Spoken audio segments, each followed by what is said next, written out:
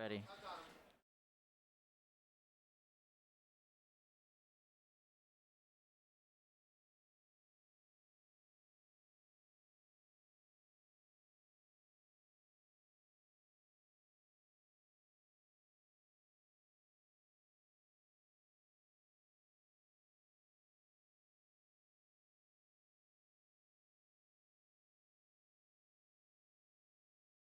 Kyle. All right. Welcome to the February 6th edition of Norwalk Havoc Robot League. We've got a great set of fights for you guys today. We've had a massive glow up here. As you can see, the new studio, we've got this awesome backdrop with all these cool TVs. Today we're going to have 3 weight classes, 4 types of competitors going. We're going to have 3-pound full combat, 12-pound sportsman, 12-pound full combat, and 30-pound combat robots in here today. Some top-notch competitors coming here today. I'm super excited about that. Luke, what was your impression of the space when you walked in today? Kyle, I was intimidated when I walked in here today. I did not know that it was going to be this big, this beautiful. This is the Norwalk Havoc Globe for sure for 2021. The production crew here has done a fantastic job. I'm very impressed with everything they've been able to pull off. I cannot wait till you guys get to see the 30-pound box. It's gorgeous.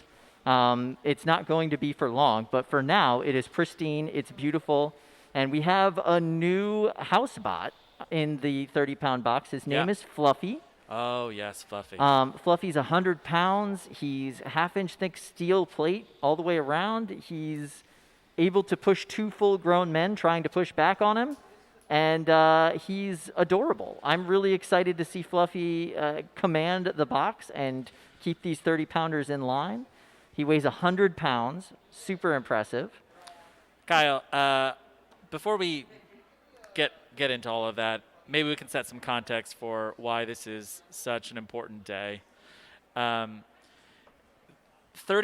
combat robots, it's been a dream to build a regular 30-pound combat robot event in America that happens on a regular basis multiple times a year. Absolutely. And it's been impossible up until this point. If you wanted to fight 30-pounders in America, where would you go? Go to Motorama. Yep. Full combat there. Yep, full combat at Motorama. Go and down you've got to Robot Ruckus. Sportsman's at Franklin Institute. Sportsman's at Franklin Institute. I heard that there was an event up in Chicago. Correct. Put on by the guys who did deadlift. But these are one time a year. Correct. Each one of those is there a one-off would be for the dozens year. of people who would fly in from all over the country to go to a 30-pound event. That's absolutely right. Norwalk Havoc. We are going to be fighting multiple 30-pound events this year. Yeah, and this is the very first one for 2021. This is the new season for Norwalk. This is the beginning where everybody's going to be qualifying for the big championship round at the end of the year in December, which is going to be super exciting. They're going to have, this is the first qualifying round. We've got a lot of 3-pounders that have shown up. We've got a fair amount of 30s and 12s that have shown up. And it's, cash prizes all the way around for winning this event, but also big cash prizes if you make it to the end of the year, if you qualify for the end of the year. Yep. So there are a total of 42 beetle weights here today. Whew. Yes. All right. Yes. Now, beetle weight 3-pound weight class, very popular for builders. It's a great entry level class for builders. We're going to start to see 3-pound combat here, and we've got probably a half dozen 12-pounders and a bunch of 30-pounders. Now, these 30-pounders are going to be from builders that fans of BattleBots have seen before. Many of them are, yes. Yeah. Yeah, We are going to see some really incredible combat robots today, and absolutely. Some of the big names that we're looking forward to seeing in the 30-pound the 30-pound competition is Megatron, which would be the 30-pound version of Saw Blaze in many ways. We're also going to see this robot is not Overhaul, which is very similar to a heavyweight robot you might have heard of called Overhaul. Yeah, Charles Guan. Noted van lover, Charles Guan. Exactly, noted van lover Charles Guan. We're also going to see, Big Ripto today, which is never competed on. There's no 250-pound version of Big Ripto, but it is well known in the 30-pound weight class. Big Ripto's a scary robot. Very scary robot. Really excited to see that. That'll be coming up in the first round of the 30-pounders today. Now, speaking of Big Ripto, we have Big Ripto builder Kyle Singer here in the Beetleweight box with his Hammerbot. Oh, this is so nice. All right, so this is Dane Hammersmith going up against Electro Hog loading into the box. Dane Hammersmith showing us quite a test. Yeah, it looks like he's got some kind of piercing hammer on the front of that robot. Kyle Singer is on Team Blacksmith with Al Kendall. I'm sure that you've seen him. And today I guess we're going to see if hammers really are the worst, Kyle, or if he can find some success here with a hammer design. You can also see in our box there, now that everybody's loaded up, we've got Brett the Brick. All right, so safety team's over here checking to make sure everybody's locked in. Kyle, I think we aren't going to be kicking out the fight until we can get the title card up. That's right. All right. So builders, are you ready? All right, we've got builders ready and waiting to go. We got control coming up. Wait, Kyle. Oh, hold on. Yep.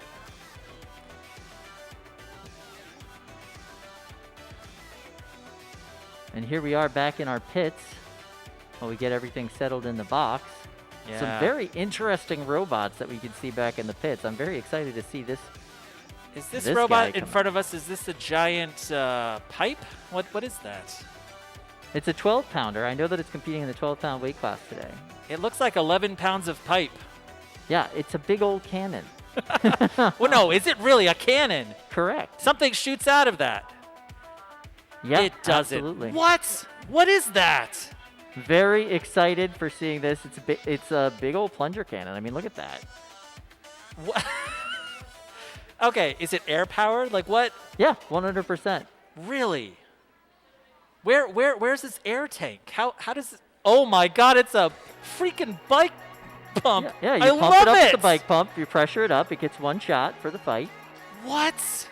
Yeah, and it's all set up on basically some remote control car tire setups. It looks like it's ready to go. I mean, this is going to so be crazy. It might just work. I love it. It's going to be a lot of fun to watch him line that thing up and try to get a shot off, and hopefully it disables the other robot in that first hit, because otherwise they're basically just a long tube hanging out in the box. All right, we are on over to Brandon Bennett Young, looking over his shoulder here. Brandon competed on BattleBots this season on the Big Dill. Came up today from Maryland to fight 3 robots. We got a chance to talk to Brandon. Oh, these robots are looking super clean. I would expect him to go deep into the competition today. Oh, it's our team from Mexico City, Kyle. Absolutely, yes. This is Drunken Peasant. We are super excited to see them compete later on today. This bot did extremely well in Motorama last time that it was here in the States. So What was we're it? Third place at Moto? Second place at Moto. Second place at That's Moto. right. Wow. So we're really excited to see them competing again today. It's so cool to get a team here from Mexico City. Yep. We got to speak to the builder earlier today. Really nice guy, and told us a whole lot about how this bot works and how he's hoping it will perform today.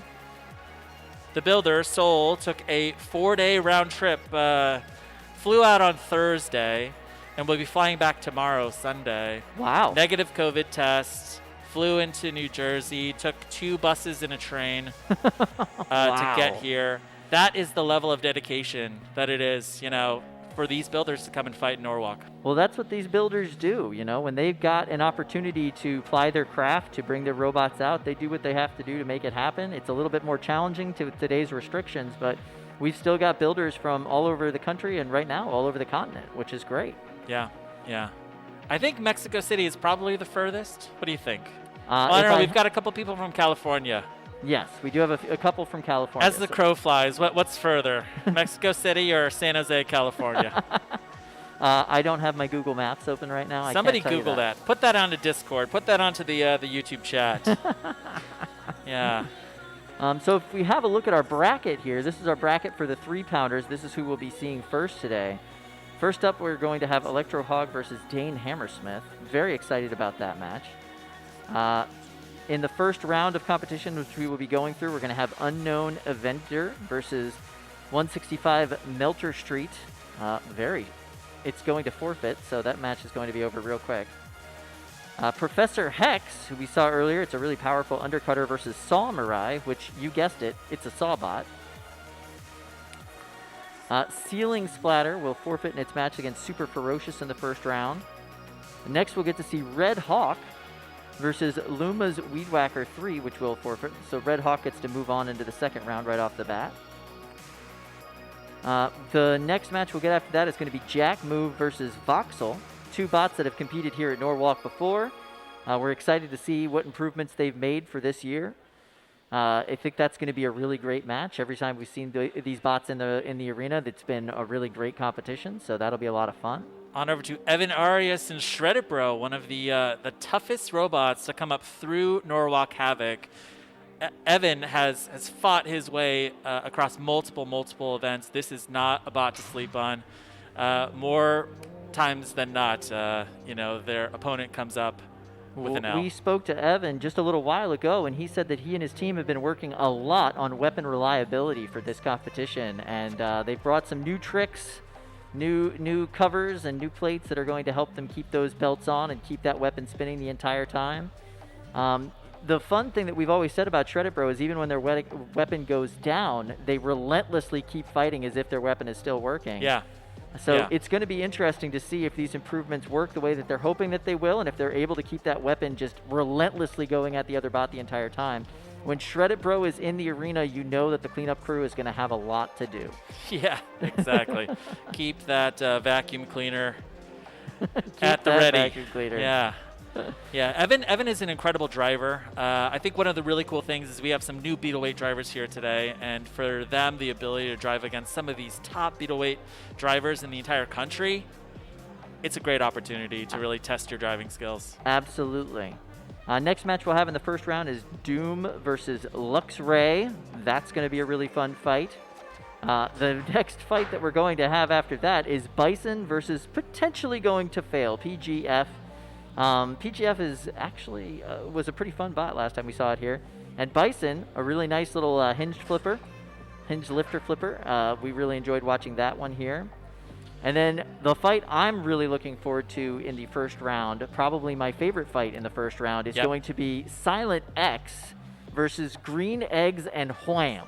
Now, Silent X, of course, is Jameson Go's experimental robot. Now, Silent Spring, it is a Combat Robot Hall of Fame inductee. Absolutely. And Silent X is where Jameson goes to try out his newest ideas. So different types of wheels, different types of motors, different main weapon, and everything that's successful gets migrated over into Silent Spring. Absolutely. But Silent Spring really is just kind of this tanky robot that just keeps going. It's won a ton of matches here on the East Coast. And last year, both Silent X and Silent Spring actually qualified for the finals at the end of the year, which is pretty impressive. Green Eggs and a Wham built by Rob Keys. We got to see this. This is going to be his first time with a Beetleweight shell spinner.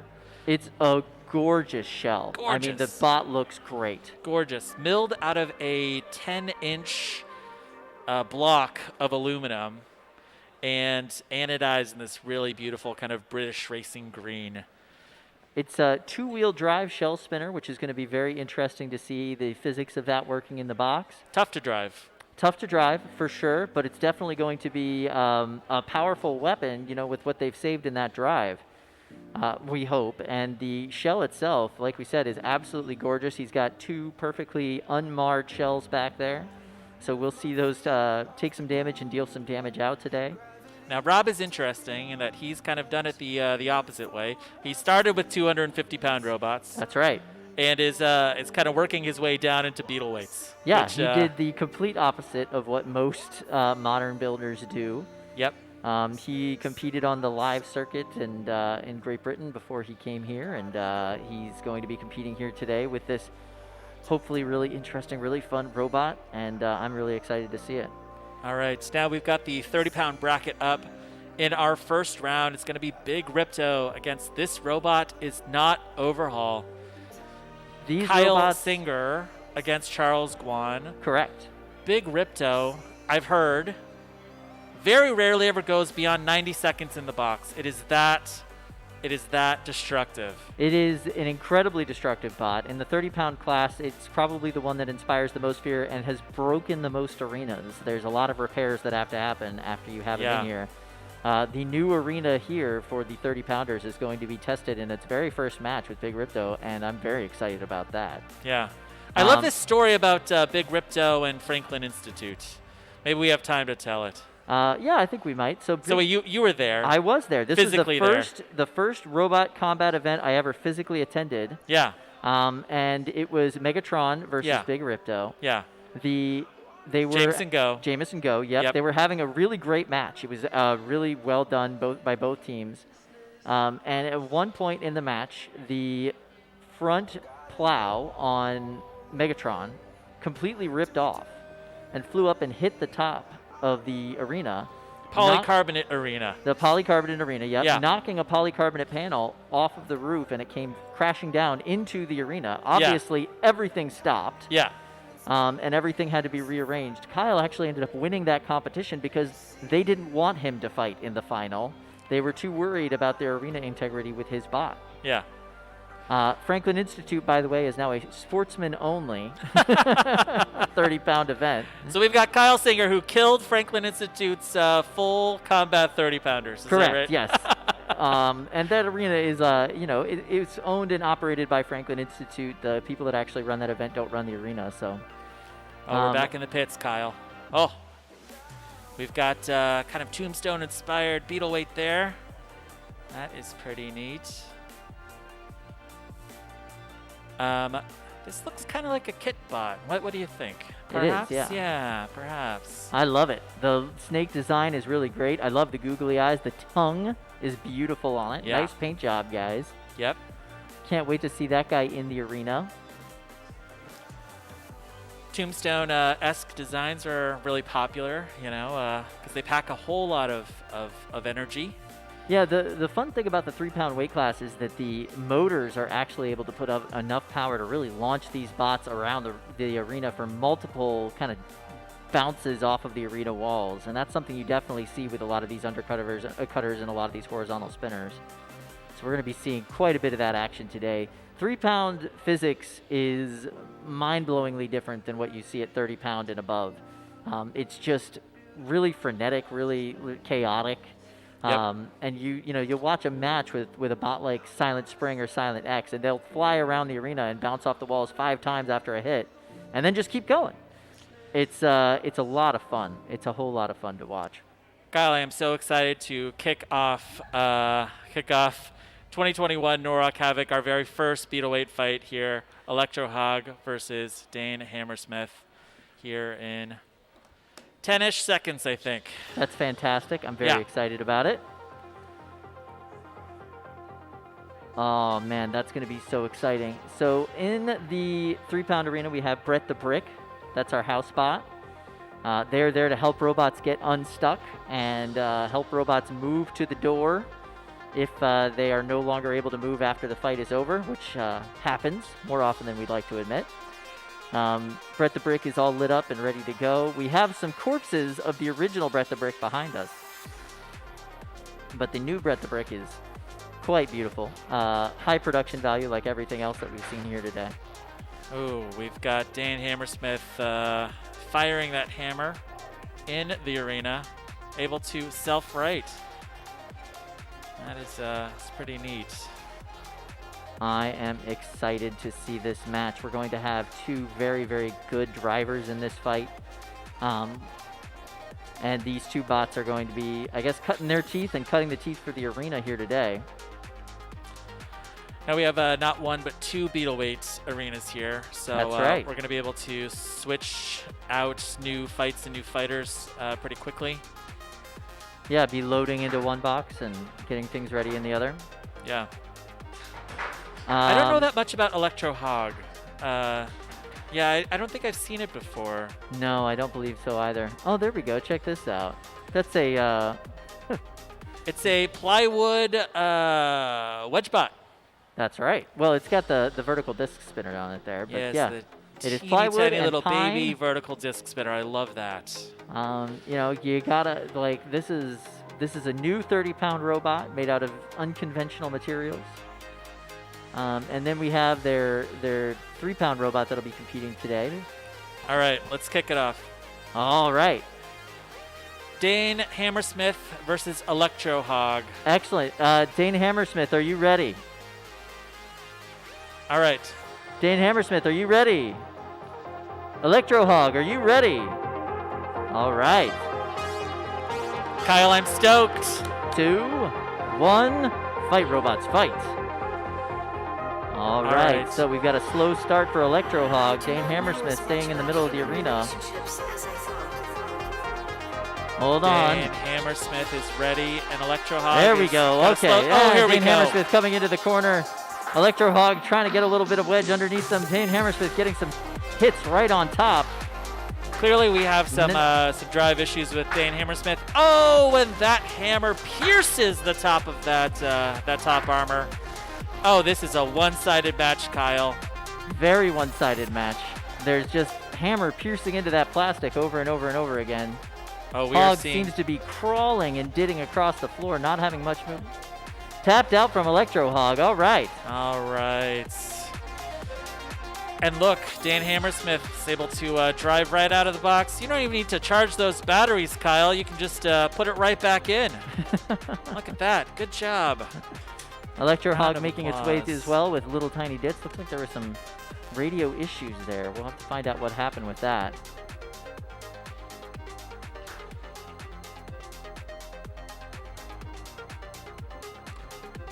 All right. Helping out with safety today is Fred Moore, right? What's that? Fred Moore from Valkyrie. Ah, yes, that is who should be next.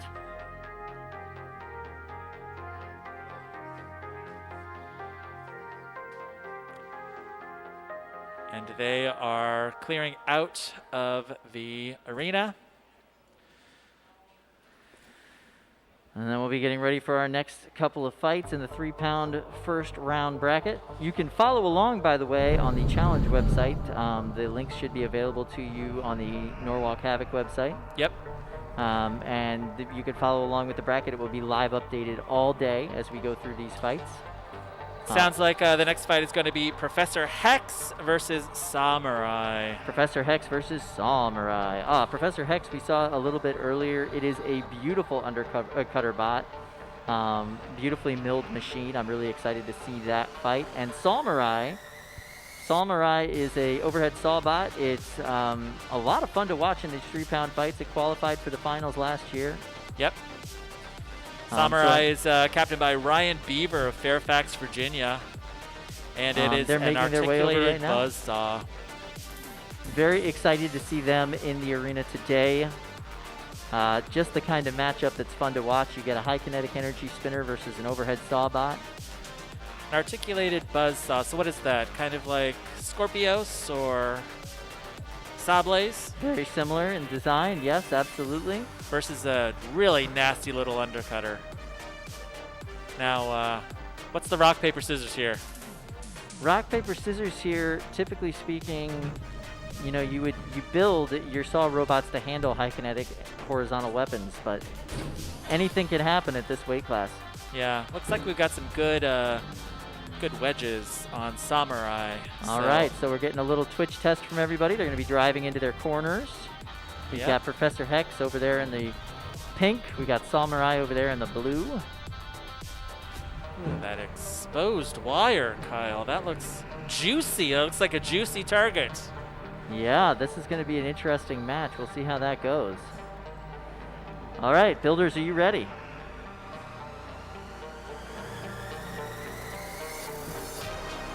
Builders are ready.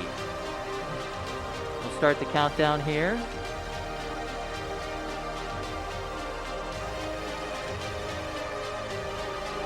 7, 6, 5, 4, 3, 2, 1. Fight, robots, fight! Samurai box rushing across, trying to stop that spin up. Not really successful. Professor Hex seems to be having a little bit of drive issue. Samurai coming down on top of them. Getting a nice hit right up against Brett the Brick in the corner. Sparks flying everywhere in this arena. Great shot of it here for our live stream. Check that out. Right on the weapon, just sawing away. Kyle, it's going through the weapon. It's absolutely going through the weapon. Samurai getting some excellent hits here on this high kinetic energy weapon. This is how you fight a horizontal spinner when you are a Sawbot. Just beautifully done. Oh, and I'm not seeing great movement at all for Professor Hex. This is a problem for that undercutter. Oh, absolutely. It's going to be hard to get a hit with that weapon when it's behaving the way that it is. Yeah, this has been a one-sided match. Look at this, Kyle. Samurai. There's no drive. There's no drive. No, absolutely not. 2 minutes left. And yet Samurai continues to attack. I love it. Very aggressive driving here. Very aggressive driving from Samurai. It seems that we've got a little stuck in the corner for Professor Hex. Professor Hex is stuck in the corner. Very stuck in the corner. All right, I think that we're... There we go. Samurai giving him a little help out of the corner, hopefully getting them moving. Nothing really happening. There we go. Oof. Now that undercut. Oh my God! It sounds like a jet engine. Oh, there we go. Boom! Knocked him right across there. Big hit. Fantastic. Little But bits of Samurai sawdust just inside of the arena. A little bit of sawdust already. That's what you love with these plywood floor arenas. Samurai hanging back a little bit. And here we go. 10, 9, 8, 7, 6, 5, 4, 3, 2, 1. That's a knockout. All right. That is a Fantastic knockout if I match, ever Kyle. saw one. Knockout from a Sawbot. I'm going to say I was not expecting that. This is a tough little robot. So yes, Samurai has put on some really great shows for us here in the past. It looks like they are here and ready to put on some great shows this time around. Very excited. Very excited for this team to see what they can do for the rest of the day today. Just absolutely fantastic first showing for them. Yeah. Great second fight of the day. Oh, absolutely. How about that shot of the saw coming down like right onto the weapon? Oh yeah, beautiful steel. Just watching the steel sparks fly across the arena. That was just I gotta gorgeous. see that weapon. I gotta see the weapon disc. Like how far did that go in? That is a great question. If we can get the builder to come over here and show us Yeah, that would be Professor fantastic. X. Yeah, come on over to the table. But yeah, I want to see this. Oh, can I see it? Can we see the blade? Is Yeah, that can we see the blade? Professor Hex, let me see the blade. Yeah, how deep did it go in? Oh my God, look at that! Wow. It almost went through. Let's see if we can get a close-up shot. Oh, sorry about that. Here, you can throw that back in there. Thank you so much. All right, Wow. so here, take a close-up shot there. What's this blade made out of? AR-500. Yeah. Very nice. Wow. Big old chunk taken right out of there. It's almost halfway through. That is incredible. That's incredible. Thank Yeah. you so much. I really appreciate that. Yeah. Yeah, that was a great fight. Great showing from Samurai. Awesome. Good Very job. nice. That was an excellent second fight of the day. Yeah. Samurai, somebody to look out for. I mean, they were able to pull off their strategy perfectly. Pinned him right in the corner. Got that saw blade coming right down. We got sparks all over the place. Sawbots are fun to watch. Yeah. Looked like that was a commercially available saw blade. Like you could go get one at Home Depot if you wanted No, to. yeah, that's absolutely an off-the-shelf Like a little what? 3-inch saw blade you can get from Home Depot, for Like sure. an angle grinder or something, or For or sure, what? yeah. Yeah. Absolutely. Made for Yeah. cutting through soft metals, yeah. I honestly think if that pin had gone 15, 20 more seconds, it would have gone straight through that blade. I think it's probably true, yeah, absolutely. Yeah. Very exciting for a second match here at Norwalk Havoc, and we're really looking forward to the next match that we should be getting into the arena. Next up in the Looks like lineup, We've got Shredded Bro and Caps Lock. Is that Shredded right? Bro and Caps Lock. Shredded Bro is definitely one of the robots to watch. incredibly aggressive driving from Evan Arias, the captain of Pain Train on BattleBots. And his egg beater is going to be in your face for the full 3 minutes if you allow it. 100%. Now, Caps Lock looks interesting. What is this, a multi-bot? Are Yeah. there 2 robots in there? They got Kyle, 2. am I seeing double? I am seeing double. There are 2 caps locks currently in. So these look like wedge bots. No? Wait, no. There's an active No, weapon. it's an What egg is beater that? on there. Yeah, is that? Oh, it's an egg beater. Yeah. Okay. Very interesting. Yeah, It had see? enough weight at 3 pounds to build a second robot. Very cool. Huh. Interesting. Interesting. This is going to be a very cool match. I'm excited to watch this. The bots are getting themselves ready to go, making sure that their radios are all functioning and working. Very cool. Yeah. Yeah, All right. shred it, bro. Shred it, bro. Absolutely. Evan Arias from Staten Island. Knowing where the camera is, and I really appreciate that. Now, the really interesting thing about Evan, I love his story. He started building robots only a year and a half ago, and he was able to get all the way onto BattleBots, which is just amazing. Absolutely impressive. Amazing. A really dedicated guy, and one of the most tenacious drivers we have ever seen in this weight class. For the last year and a half, he's been cutting his teeth here in Norwalk, And fighting beetleights. Fighting definitely Shred one of the teams to watch, one of the teams to try to beat here in Norwalk. All right. Caps Interesting Lock. movement that we're seeing from Caps Lock. Yeah, not a huge amount of speed, I would say. I mean, Maybe, yeah, not showing us a lot of speed right now, but interesting movement around the box. Oh, and this little guy's a little bit zippier. Okay. Interesting. Wow. Looks like we're getting better movement. All right, so everybody's doing their little tests right now, making sure that everything's functioning. It looks kind of like a FingerTech Viper kit. What do you think? A little bit, yeah. The yeah. little mini bot there with the attachment. I think that might be. All right, this is gonna be great. Let's kick this this fight off. All right, our builders are ready. We'll start the countdown here shortly. All right. Caps Lock, are you ready? Here we go. 8, Okay, 7, let's do it. 6, 5, 4, 3, 2, 1. Fight, robots, fight! Shredded Bro getting up to speed. Caps Lock seems to not be moving for some reason. Pay no mind to Shredded Bro. He's going to go at you anyway. Oh, nice big pop in the middle of the arena there. Got some good Caps Lock air time finally there. moving there. One half of Caps Lock anyway. Caps Lock's weapon is fully spun up. It's just having drive issues, which is exactly the place where you don't want to be with Evan Arias and Shredded Bro. Absolutely, and there's that typical rumbling sound that you hear from Shredded Bro whenever it's in the arena, just skidding across the plywood floor.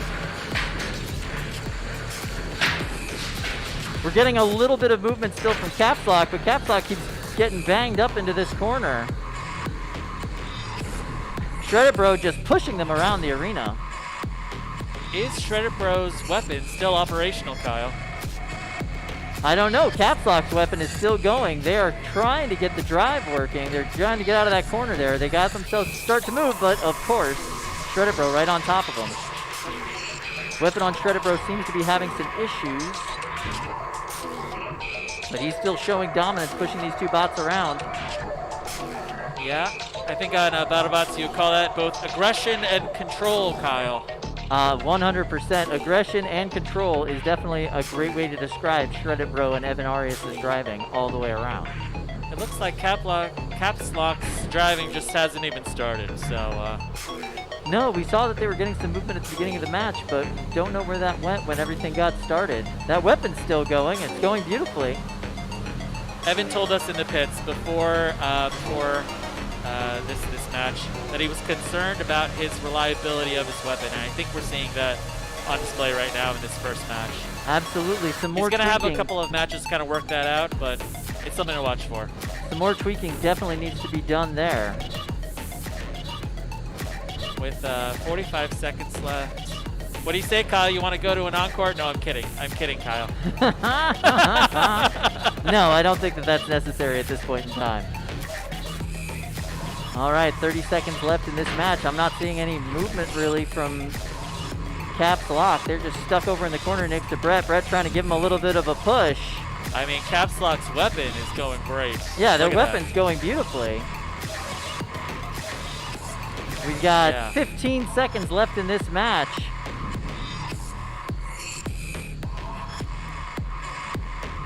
Eight, 7, 6, 5, 4, 3, 2, 1. That's the end of the fight. These robots are spinning down. It's going to go to the judges. It's definitely going to go to the judges. We've got a panel of judges that will be dialing in over Zoom, I think, hopefully. Hopefully. I guess we'll have to see. Worst case scenario, I guess we could judge it, right? Yeah. Worst case scenario.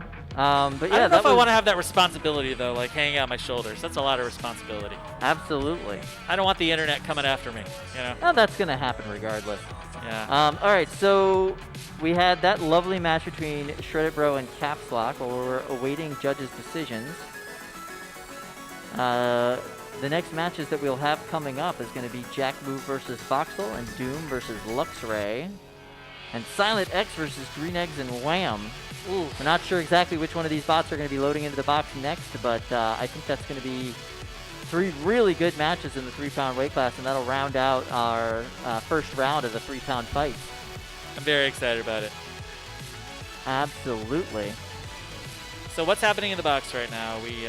So right now in the box, they're cleaning everything out. They've got the 2 bots out of the way. Everything is being removed, and they're doing a little sweepy sweep. Do we have judges? Austin, are we judging? What's going on here? Yeah, good question. Yeah.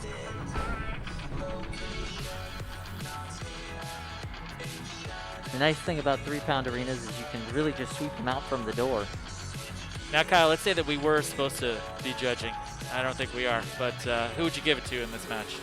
Clearly that would go to Shredded Bro. They had the damage at the beginning, and then they had the control and the aggression throughout the rest of the fight. I think the damage that happened to Shredded Bro's weapon was caused by themselves. Yeah. I think what we need to see is Caps Lock's weapon reliability with Shredded's drive reliability. Let's smash those 2 together, make an unstoppable robot. Then you got yourself a game, yeah, absolutely. I would also give it to Shredded Bro. Yeah, clearly that would go to to Shredded Bro. Has the bracket been updated? Let's see. They gave to Shredded Bro. Okay, good. Great. We fell on the right side of history this time, Kyle. I love being on the right side of history. My predictions are never that great, so it's good to know that.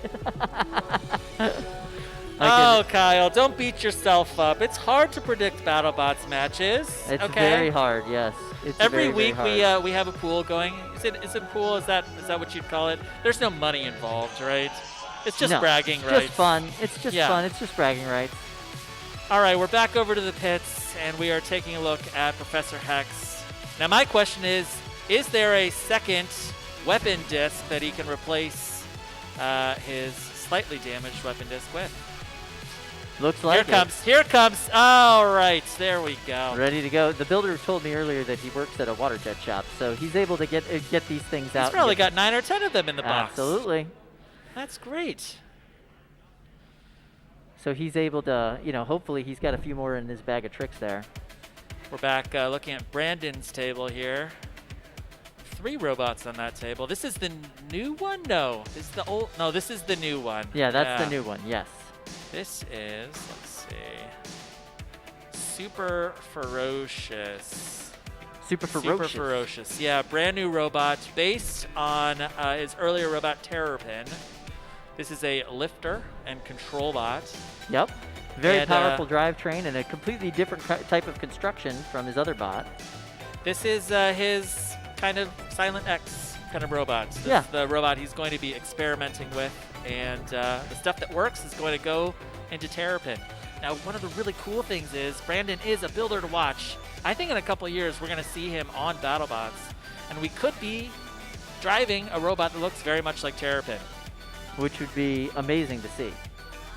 We also got to see his new 12-pound full combat bot Demigorgon. Looks sick. Brand new. Brand new. Really well-built machine. It looks nice. I cannot wait to see it get into the box. And he has a cool graphics package on it. All right, so loading into the box now. Here we go. We've got Voxel and Jack Move loaded into the box now. Very excited about this match. Both of these bots have competed here before. They've both given us fantastic showing. Voxel looking clean and slick. Check that guy out. What is that? Drum spinner versus a vertical disc? Yes, vertical disc on Jack Move, and we got the big wide drum on Voxel. Everybody's doing their tests, and they're in their corners. I'm a huge fan of builder Drew Davis and Jack Move.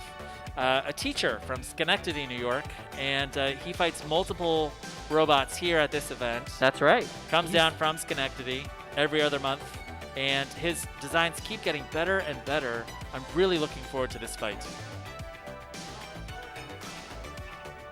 Okay. Sounds good. All right, Fred's just told us that we are responsible for counting people out, Kyle. All right. Sounds great. Let's do it. Perfect. All right, sounds good.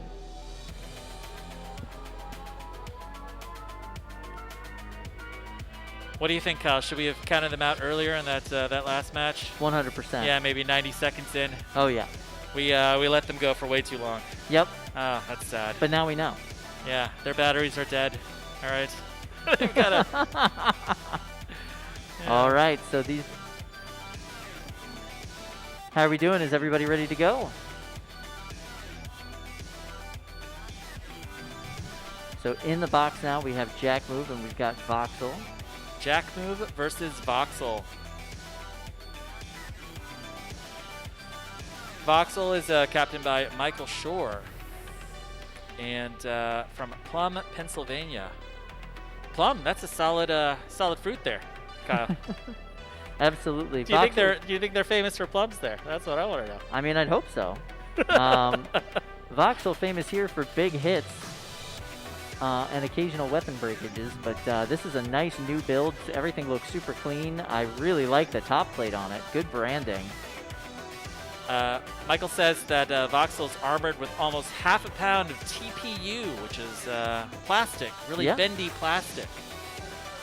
That's a lot of weight for a 3-pound robot. Absolutely. Absolutely a lot of weight for a 3-pound robot. Plastic is a very popular material at this weight class because it absorbs energy instead of popping the beetle weight all over the box. Plastic seems to be the Jack Move. The material of the time period for combat robotics in general. We're seeing it across all weight classes. TPUs, UHMWs, all sorts of acronyms for plastics running out here and trying out new things. Yep.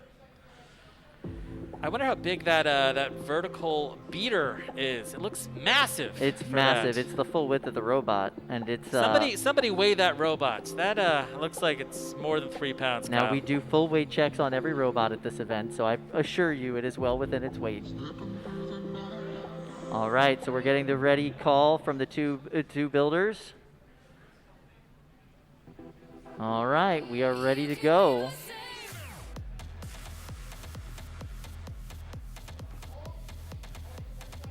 All right, holding for 10 seconds, waiting to get our title cards ready to go, I assume. This should be a very high kinetic match between these two bots.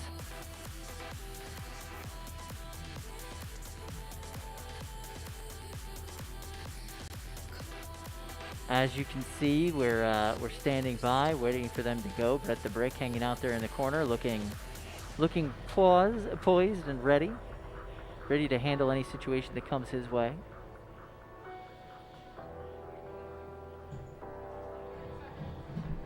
Seven, 6, 5, 4, 3, 2, 1.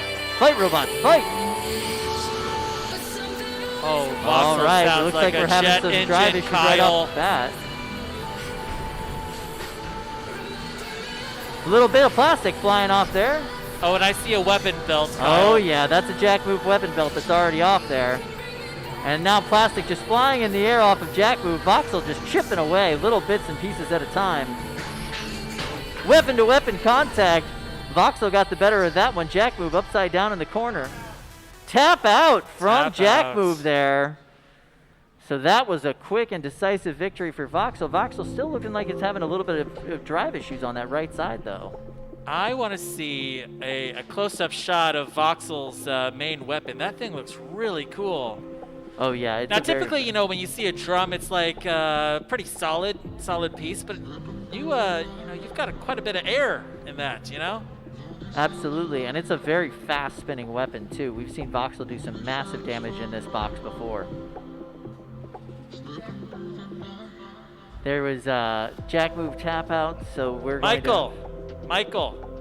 Hey Michael. Let me see that. Can we see Voxel? Yeah. Wow, that is an absolutely beautiful weapon. Here, go ahead and bring it over here. Do you mind if I? Yep. Oh, so that this is the incredible. weapon. What's this made out of? S7 tool steel. What's the weight? 14 ounces, so a little over a pound. No, a little under a pound. Yeah. How did you manufacture this? This thing looks so cool. How did you manufacture this? Here, step on here in the middle here, and wait. we'll turn you on. Is it on? Let's see. Oh yeah, it's on. Okay. Yeah, here we go.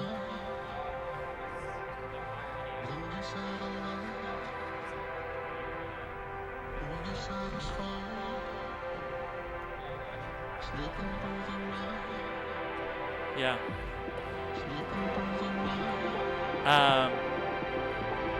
Yeah, it looks like we're having some audio issues and it's not going through the live stream, but we're gonna fix that. It does look like this is 3D printed though, right? So this is 3D printed TPU, is that right? Wow.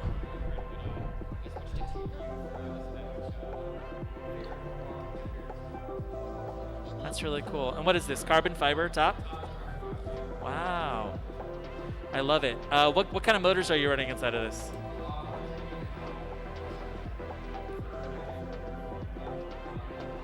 Really?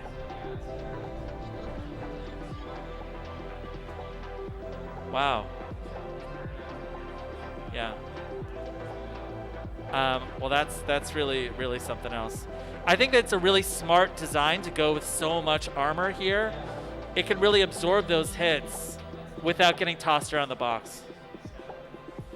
Fantastic. Now, it looked like you were having a little bit of a drive issue there. What do you think that was?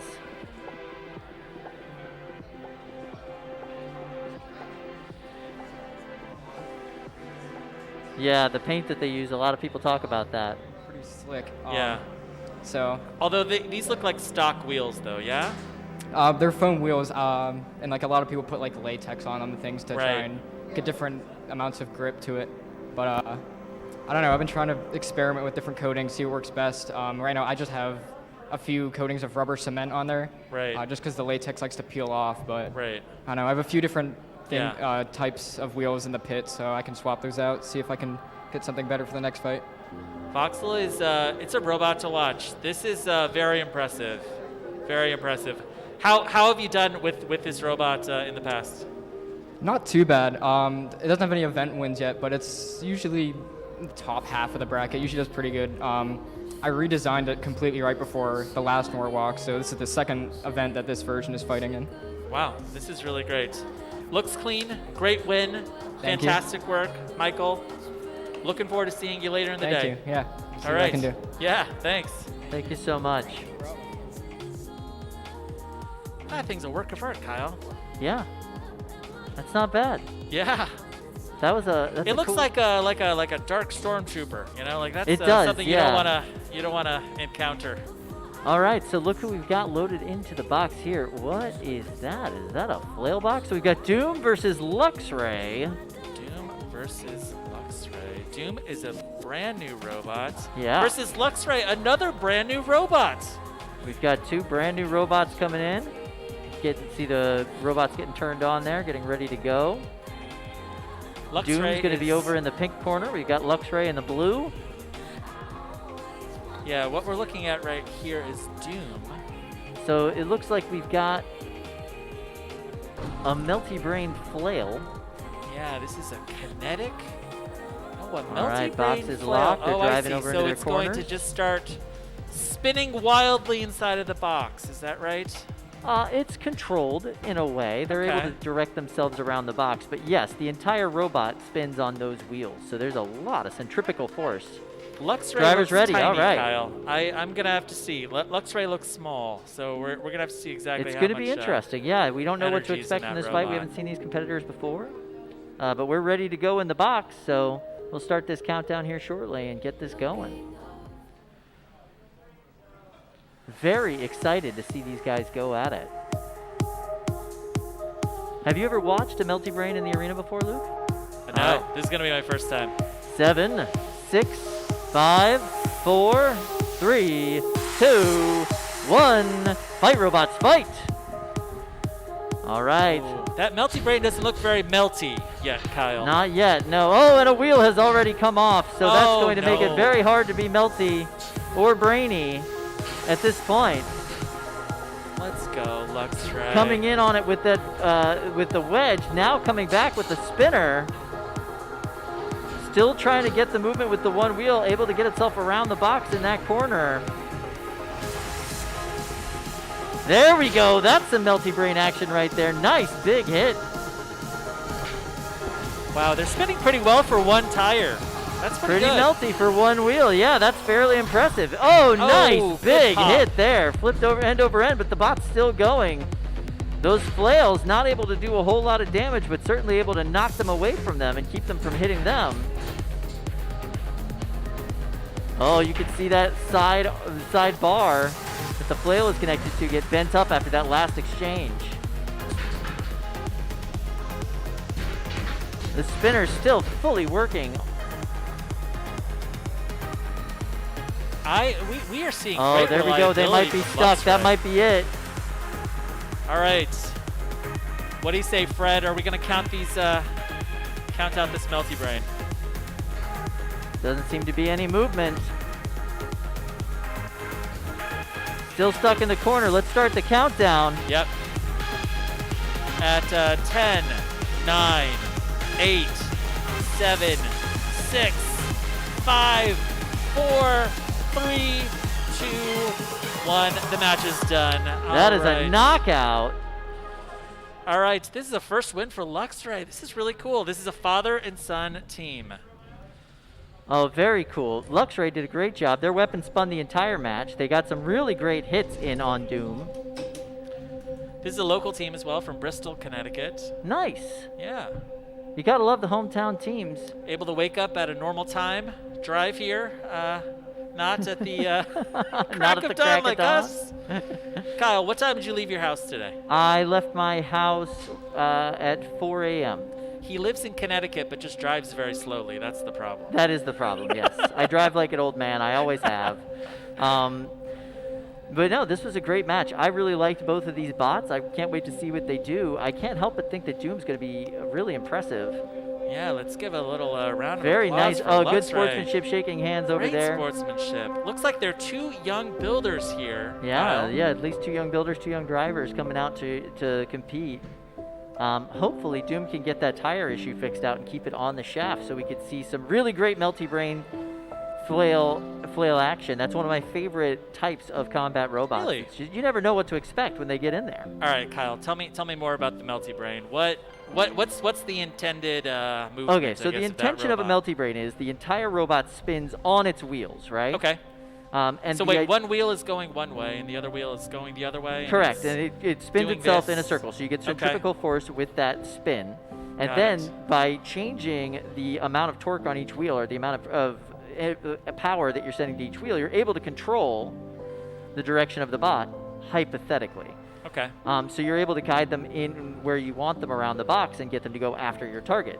They're definitely not as easy to drive as a four-wheel drive or a two-wheel drive bot. Sure, That's, sure. you know, pointing in one direction. But they're a lot of fun to watch. There's chaos in the arena, and they're very difficult to build. They're very difficult to drive. Now, Kyle, I'm confused. Now we're back in the pits. I didn't see Jonathan Schultz back there today, but I do see a tiny little huge. What is that? A tiny little huge with no weapon on it. Yeah. It's cute. Yeah. But yeah, so I really like Melty Brains. I think they're a lot of fun. I think that it's really great to bring them to these events and experiment with them and try to make them better. You know, in the heavyweight scene, Here we have we go, seen... Kyle. Here we go. This is the one we've wanted to see in round 1. Oh, is this the match that's loading in the arena Silent now? X versus Green Eggs and Wham! And Wham. Okay. Oh man, that's super exciting. I'm really excited about this match. Green Eggs and Wham was scheduled to fight at the last Norwalk event, wasn't able to compete. So we're excited to see them go. Look at that beautiful shell on Green Eggs and Wham. Gorgeous bot. These are 2 top shelf robots, Kyle. All right. Top shelf robots. I mean, the machining on Green Eggs and Wham is just gorgeous. That really nice carbon fiber plate on top, the aluminum billet is just really nice, and I think that the paint job on it looks fantastic. Fantastic. It's a really nice green. Machined out of billet aluminum, 10-inch by 10-inch, and Silent X, driven by Sable's Captain Jameson Go. Looks like JMO is running with his vertical drum. Is that right? That is correct, and it's the right move, I think, if you're going to be fighting a full-bodied shell spinner. Now, one of the big things to look for in this match is going to be driving from Green Eggs and Wham. Shell spinners notoriously difficult to drive for because you don't know which way. It's forward and back. You just got to kind of feel it. Yeah, and two-wheel drive shell spinners are difficult. All right, so both these robots are ready to go. Do we have a title card? Do we have one up yet? And looks like Brett is ready to go too. Just twitching back and forth in that arena. I'm really stoked about this. Now, I heard that JMO might give Green Eggs and Wham the opportunity to spin up fully before engaging. So that's where we're going to have to look for. Yeah, that was something they were talking about back in the pits. I know that Jameson was waiting to see what Green Eggs and Wham looked like when it spun up before making that decision. So we'll see how that goes. Sometimes with these insect weight events, you'll see 2 builders come up with an agreement, before the match. Because they want to put on a good show. Yeah. Ultimately, we're all here to see Robot Carnage. Ultimately, we're all here to have a good time. I really want to see Green Eggs and Wham just, Both these builders are ready and waiting. We're waiting for this match to start. It's a great shot of Green Eggs and Wham there. All right, 8, 7, 6, 5, 4, 3, 2, 1. Fight, robots, fight! All right, Silent X. JMO has allowed him to spin fully up, Kyle. And that's a beautiful sound of Green Eggs and Wham spinning up. Look at that robot go, hopping itself around the arena. Oh! Huge hit. Oh, and I'm seeing, what is that? Is that a wheel? That is definitely one of the wheels from Green Eggs and Wham that has completely come off there. But it doesn't appear as though Silent X is moving. What happened? Are either of these bots functional? Is this a double countout situation? There seems to be a little bit of movement from Green Eggs and Wham. All right, we're starting the countdown. 10, 9, 8, 7, 6, 5, 4, 3, 2, 1. That's a double knockout right there. Green Eggs and Wham they're missing a wheel there. They're missing 2 wheels. But he can still move it. Oh, I see. I see. So that is a knockout for Silent X. Green Eggs and Wham is able to still move just on the centrifugal force of its shell. Is it controlled movement, though, Kyle? That is the debate for sure. But this one goes to Green Eggs and Wham moving forward. Yeah. Green Eggs and Wham lost 100% of its wheels, Kyle. All right. Yeah, and honestly, this will be talked about on the internet. We'll have to figure this out. That first exchange was insane. Really shows what both of these bots can do. I would like to formally, lodge my complaint. I think that's technically a double knockout. All right. You can't lose both of your wheels and win a match. I agree. The ref disagrees. Listen. I mean, listen. Fred's a lot smarter than us. He's been doing this a lot longer as well. So I'll defer to him. Absolutely. The internet will judge you, Fred. All right. And us, and that's fine. That's what the internet's there to do. So we had a really ridiculous exchange there. I don't know if we're able to do a replay of that exchange because that was absolutely insane, and I want to see that again. Replay. Can we get a replay of this? And I cannot wait to see both of these bots, Green Eggs and Wham moving through the winner's bracket, and Silent X now moving through the loser's bracket. So sorry for everybody in the loser's bracket that you have to go up against Silent X, but here we are. All right. I wonder if we can get Rob over here so we can take a look at this brand new robot, Green Eggs and Wham. Yeah, I would love that too. Rob, if you have the opportunity. JMO, hey, great JMO, match. how's it going? Yeah, come on over. Say hi. You got the microphone for him? Do you have the microphone for him? Yeah, here we go. Perfect. Jameson. Let's. Is it on? It is. Oh, all right, cool. Jameson, what happened in that match? I got new stuff in here, and I know that he's got a powerful robot. It takes a long time to spin up, so we just talked about it before the match. I was gonna let him go as fast as he wants, and then we're just gonna hit something. I don't exactly know what happened with my robot. That's kind of an uncharacteristic insta-death, so we're gonna find out. But it looks like it's in pretty good condition, so I don't know. So Jameson, I'm curious, when you go back to the pits, what happens? You take apart the entire robot, you look for lost connections, you know, what exactly are you looking for underneath the top panel? I'll probably do a bench test just to plug it in, see if it's one of those, something's barely loose, and, you know, plug it back in, turn it back on, see if it actually comes back. That's actually the worst kind of failure because it's harder to diagnose. If it's something more obvious like, oh, hey, there's a wire loose, that's really obvious. It's something that you can clearly identify. But in this case, you know, we're just gonna have to see. Both my plugs are still in. You notice I did not use a piece of tape this time to put them in, so True. I wonder if I need my tape back. We'll have to have a look. Got to get some lucky tape. Yeah, exactly. All right, curious. So, you know, you saw both of the wheels, you know, come flying off of Green Eggs and Wham. But how does that happen? I mean, do you think that was his own force or maybe your drum spinner? No, that was him. He was talking about it beforehand. He said that one of the things about his robot is that the shell doesn't have a lot of, let's say, like stiffness in the kind of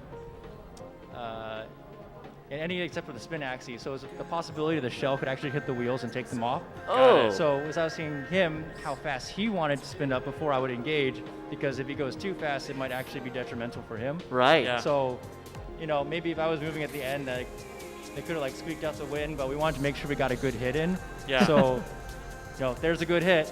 Yeah. That was a great hit. Absolutely. So we haven't seen Silent X since December, so like what, a month and a half? So what's new on Silent X for this match?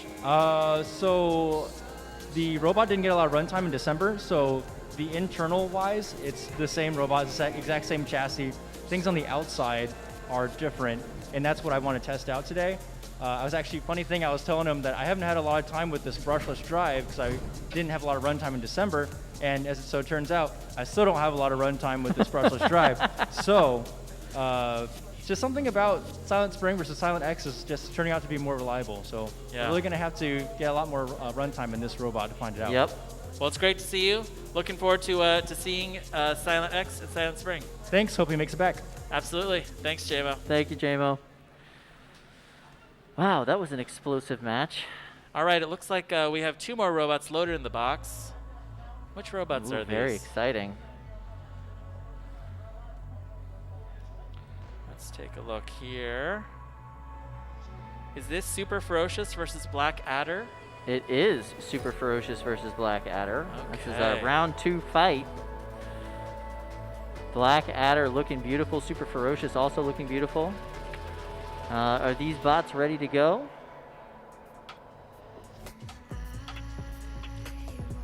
Fred, are we ready to go with these 2 bots? Good. All right. Both these builders are ready to go.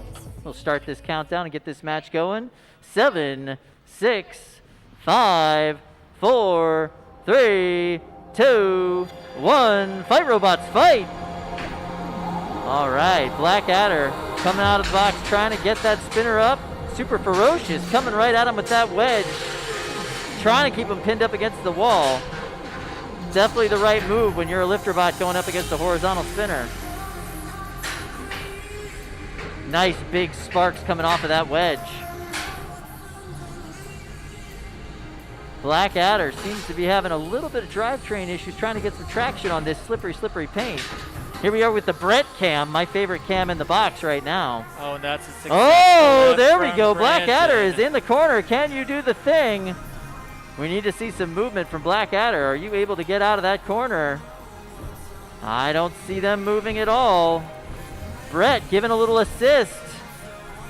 Not like that, Brett. No. There we go. Brett getting There them we over go. into the side. Nice work, Brett. Super Ferocious driving them back into another wall. Oh, there we go. Nice big hit there. We're getting lots and lots of sparks coming off of this wedge. It looks like Blackadder is dragging along the ground. Maybe something's off kilter with that robot. This is a tough matchup for Blackadder because when you have a really tough wedge, like right in the front, that has the capability to break horizontals. Absolutely, and I have to say, Super Ferocious is a very well-armored robot. It's taking these hits like it's nothing. We see the sparks coming off, but nothing's really damaging on that bot.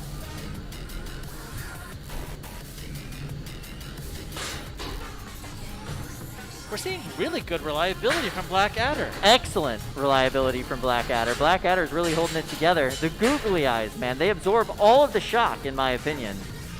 This is not scientific based at all. This is simply my opinion. But the googly eyes, they really improve every bot's performance. I think Sarah Malian from Nelly the Ellie Bot would agree with you there, Kyle. You see this wedge on Super Ferocious doing exactly what it's designed to do. Directing the force of that horizontal spinner upwards. Allowing Super Ferocious to get under and gain control of Blackadder in these exchanges. Blackadder getting big sparks off of that wedge with a lot of these hits. Nice lift. All right, so we're coming down to the last 25 seconds of this match. Whoa! Oh! We've got a Huge side hits. guard coming off the Super Ferocious. Super Ferocious has got exposed wheels, exposed parts on the side there. And Blackadder's Not where you trying wanna to be. capitalize in the last 15 seconds on that. Oh man, that's not fun at all. All right, 5, 4, 3, 2, 1. That's the end. This goes to the judges. Kyle, fantastic. Look at that damage. on Beautiful Super damage Ferocious. from Blackadder on Super Ferocious. Absolutely. That was a really nice fight. Fantastic fight. Both of these builders did a great job. All right, we've got the builders, Brandon and AJ, tapping fists, saying good match there. Fantastic match for AJ. Yeah, absolutely. Let's take a closer look at the damage on Super Ferocious. All right, it looks like one of its wheel armors, its wheel guards. Yeah, are side gone. plate came completely off. Side plate. That's the phrase. I And was it looks looking like for. the wedge is hanging off on one side. Super Ferocious, if you could come over to the table, we'd love to see your bot. Yeah. Yeah, Brandon. Let's go check this out. Absolutely. All right, who's judging this match? Is it us, Kyle? I actually don't know. Oh no. But I will say, it's a tough one to call. Yeah. Yeah. You've got one robot that's totally functional and one that's coming out in pieces. All right, Kyle. That's true. If this was a fight between people, I would definitely give that to Blackadder. 150%. Good job, AJ. Oh wait, Brandon, come here. Brandon, can we see the damage on your Yeah, bot? Is that yeah. all right? Come out of here. Let's check this out. Hello. All right, Brandon, what happened there? It So, looked like you were in control of that match for most of it, but really turned in the last 30 seconds. Yeah, so it's kind of tricky for lifters, in particular Norwalk, because we have Brett, and while Brett is awesome, it also means I can't do my pin, which generally lifters love to do. So what that meant was I had to anticipate a full 3-minute fight, and while I know this guy can handle it most of the way, it's definitely not something I want to do if I can avoid it. Yeah. Now, So- Super Ferocious, right? Yes. This is the new robot, right? This is the new kind of version of Terrapin. Yes, exactly right. So It looks the, clean. I love it. I love the look. It's not very clean right now, but it's definitely something I wanted to improve on. I've always liked lifters as an idea. They're very good for competitivity, but not something often seen due to the spinner meta. So the idea was make a very good lifter, make it reliable, and that's what this guy is. This is great. This He's got is a really great. nice crack in the front of the frame here that I'm seeing. Oh, yeah, it's definitely taking a nice bit of beating from Blackadder over there. Oh, Fantastic. Yeah, that was a Yeah. really great match. That wedge Maybe. held up nicely, and Yeah. oh yeah, there's that side panel that So came let's ripped take off. a nice shot there. Wow. Yeah, actually, one of you hold this for me real fast. One of you Yeah. hold this guy for me. Yeah. Oh, yeah. Yes. So that's actually something I wanted to show. So like, that's a 3D printed part. Yep. So like, funny enough, if you look at it, it actually took some pretty good shots, but it took it pretty well. Yeah. Yeah. So the absolutely. 3D printed part did a really great job. The whole gamble this design was that is with a water jet and 3D printed integrated idea. So the idea was that the 3D print might sort of compress to be more elastic, and then the water jet adds the stability, basically the aluminum rail right here. Wow. So it did that for a pretty nice long time. So I'm actually kind of happy with the result. The real trick though is when you got to hold the side of that servo and just ripped it real bad. Yeah, real bad. Yeah. Do we have a decision yet from the judges? I don't think the bracket's been updated yet. The bracket has not been updated yet. Gotcha. How did you feel Brandon, about that Brandon, fight? who do you think won this one? All right, come on, be Now, real. I would say it's at least a split decision. 3-2 every judge. Yep. But he might have an advantage given that I lost half my robot. Yeah. Yeah. Absolutely, and that's a lot of damage. Yeah. At the end of the So, fight, I would definitely say the guy who's the most beat up lost the fight in almost every case. Yeah. Brandon, we're huge fans of you as a builder. Looking forward to seeing this robot back in the box. Absolutely. This is a great design. Thank you. Love it. I Thank love you. it. Thank you Yeah. very much. Incredibly reliable, just tough against sometimes they just catch the right angle, Yeah. Sometimes it's just how it be. Brandon, thanks so much. We will talk to you soon. All right, we've got our other bots loading in to the arena right now. Nitro Hornet and Caldera. Caldera, I think, Kyle. Caldera. Caldera. Yeah, I think it's a volcano thing. Ah, that makes sense. Yeah, I don't know much about volcanoes, but I do know they have calderas. Yes. All right, are we ready with the builders? Okay. Excellent. All right, here we go. 7, 6, 5, 4, 3, 2, 1. Fight, robots, fight! Nitro Hornet up to speed coming across. Ooh, and Looks weird. like Caldera is having some issues with moving here. Ooh, weapon on weapon contact. Love it. Oh, that was a nice first exchange. Nitro Hornet's weapon seems to be down. Nope, back up and running. Caldera seems to have found its drive and took most of the wheel off of one side of Nitro Hornet. Nitro Hornet still able to move, but it is definitely encumbered by that lack of wheel on that side. Nice hit there in the corner. Oh, hold on, Caldera that's- loses its weapon. Kyle, this is violent. Kids, don't look at this. This is wild, Kyle. This is a very wild match. Nitro Hornet just bouncing all over the place. Still trying to fight, but it's very hard to get any kind of traction, missing most of that one wheel. This is the kind of destruction that you want to see in a Beetleweight fight. There is foam all over the box. Both of these bots are just damaged and torn and battered.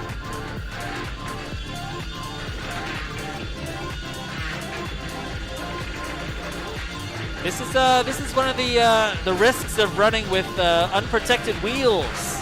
When you've got a huge disc like the one on Caldera, makes for a juicy target. So this, Caldera seems to be stuck. Nope, they're able to move again. There is foam and parts all over this box. Caldera able to drive, but not able to do much without a weapon. Nitro Hornet not really able to control its drive that well, missing most of that one wheel and losing more of it all the time. There's foam all over this box. But Nitro Hornet still able to dish out the big hits. That was a nice end-over-end attack. Boom! Nice end-over-end contact again from Nitro Hornet. The weapon on Nitro Hornet is just dishing out the punishment.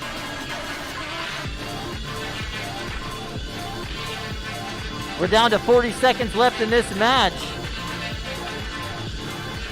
Caldera's trying to get some sort of angle where they can get movement in on there. Nitro Hornet trying to keep their weapon pointing towards them. Very difficult to do when you're missing most of that wheel. One thing I do know is that floor is getting completely destroyed in this match. The paint just getting ripped up. 15 seconds left in this match. Boom, nice big hit there from Nitro Hornet.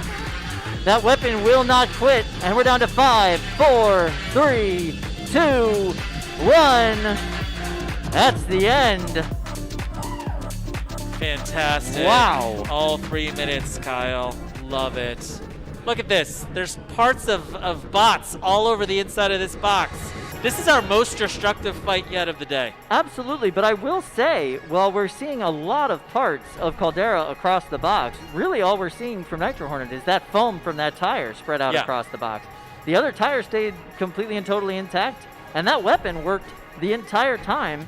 The paint ripped off of the floor of the box will attest to that. Now, clearly Nitro Hornet had control, was able to stay squared up to its opponent the entire time.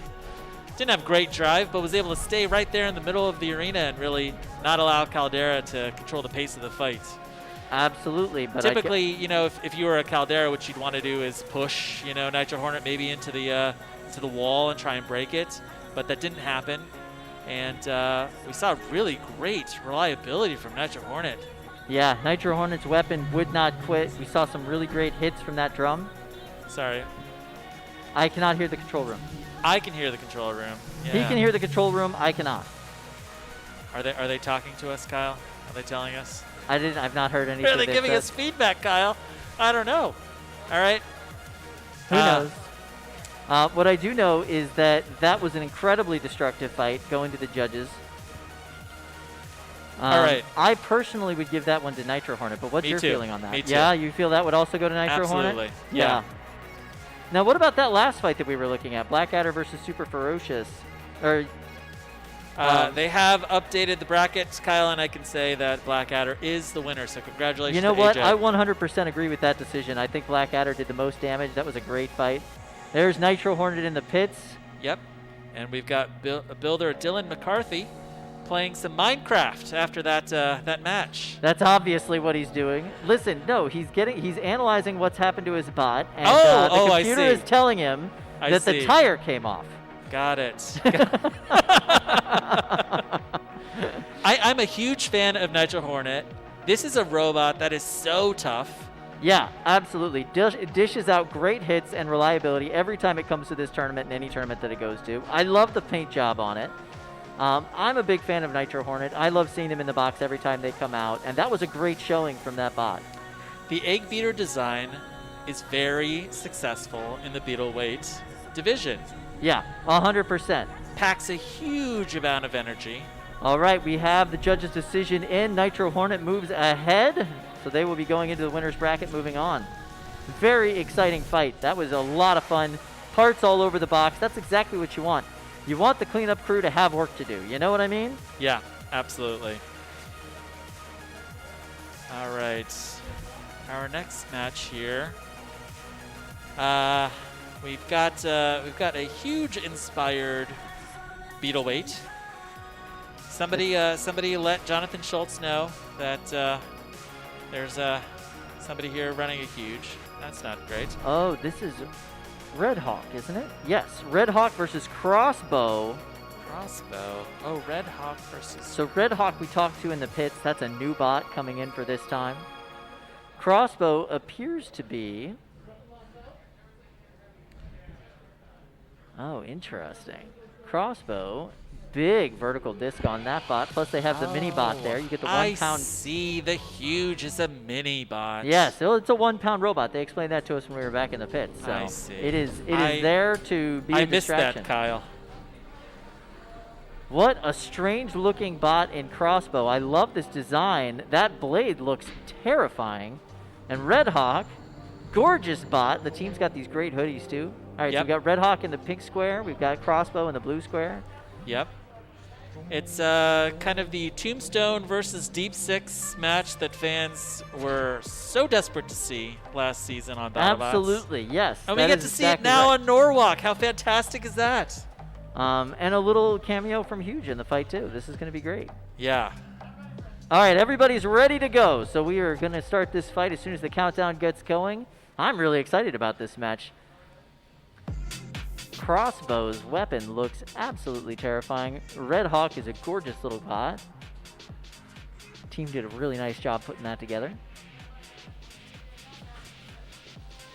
All right, 10, 9, 8, 7, 6, 5, 4, 3, 2, 1. Fight, robots, fight! All right, Red Hawk spun up and knocks the Minibot away, making their way over to Crossbow.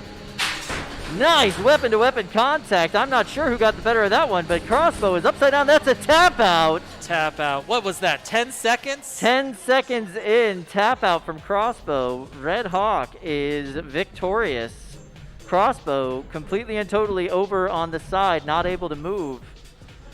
And their Minibot definitely would not be able to help them out of that position.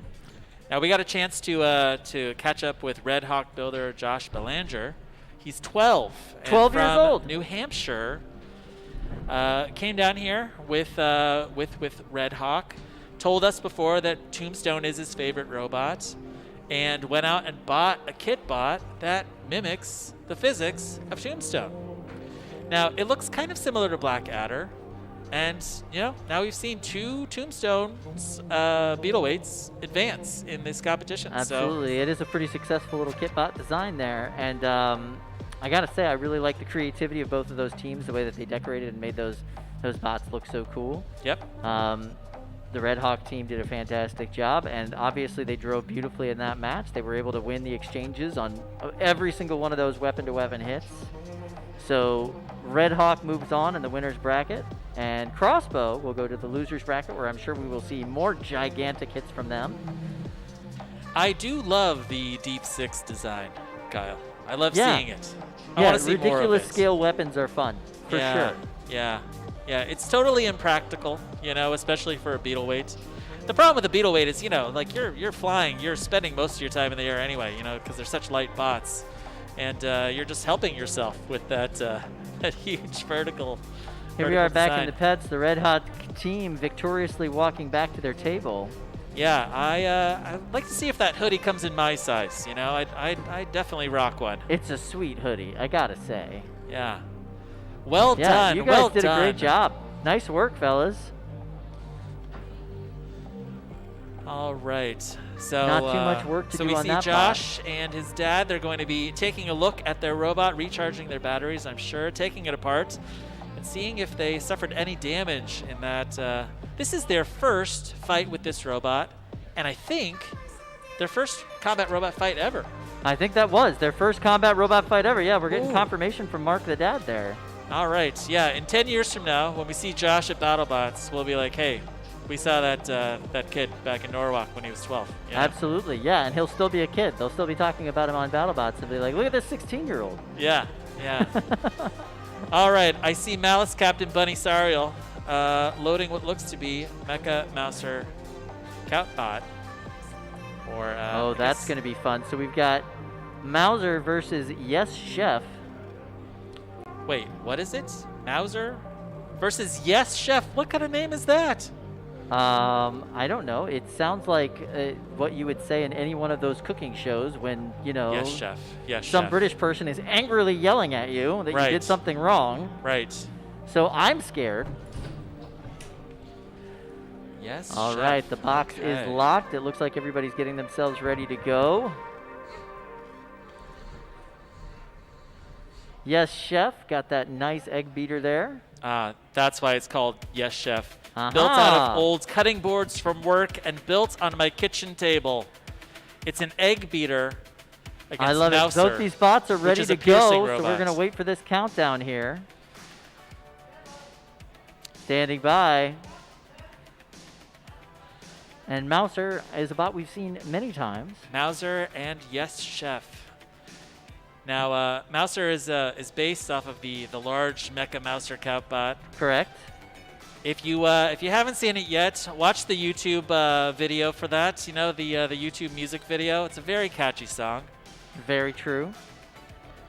And go ahead and download it. Make it your ringtone. It's a great Ray Billings' ringtone. favorite song. That's Yeah. what we're hearing. Yeah, there you go. Yeah, tag Ray Billings. All right, here we go. Yes, Chef is Evan. 6, 5, 4, 3, 2, 1. Fight, robots, fight! Oh, an attempt at a box rush there that's not successful. The weapon's all the way spun up. Mouser is not backing down, though, just shoving them back into the corner. Chef trying to regroup and get a good angle on Mouser. We'll see how that goes for them. Boom, nice big hit right there that seemed to go against Yes Chef. Mouser is really controlling the pace of this fight, Kyle. Yeah, they're really using those wedgelets, those little like claws at the front to control this fight very well. There we go. Let's get that piercing action. They've got Bunny. him held up against the wall. It's a nice pin there.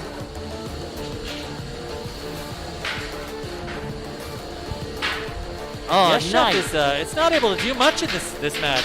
Absolutely. Mouser's just taking these hits as if they're nothing and then keeps coming back for more. Good pushing power from both robots as well, Kyle. Mouser coming down with their, what you would call the primary weapon, their big control stick at the top, the tail of their bot. Trying to get them shoved into the corner, trying to get that spinner banging up against the wall.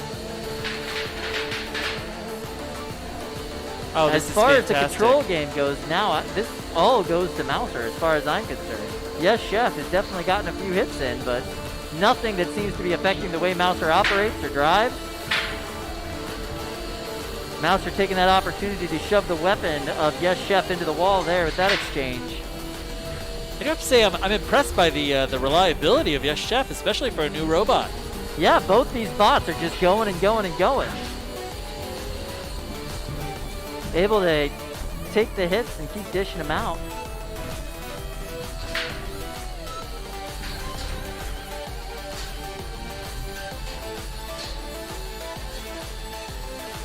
Both these bots working for an angle, doing a beautiful little robot combat dance for us. Nice move by Mouser, there we getting go, them Bunny. shoved into the wall in the corner. That was an excellent move. The judges are really going to be excited to see that kind of action. Oh, nice! And that was a clearly nice shot from Yes Chef. Well done there. Just a good shot on the side of Mouser, but one of the few that we've actually seen in this fight.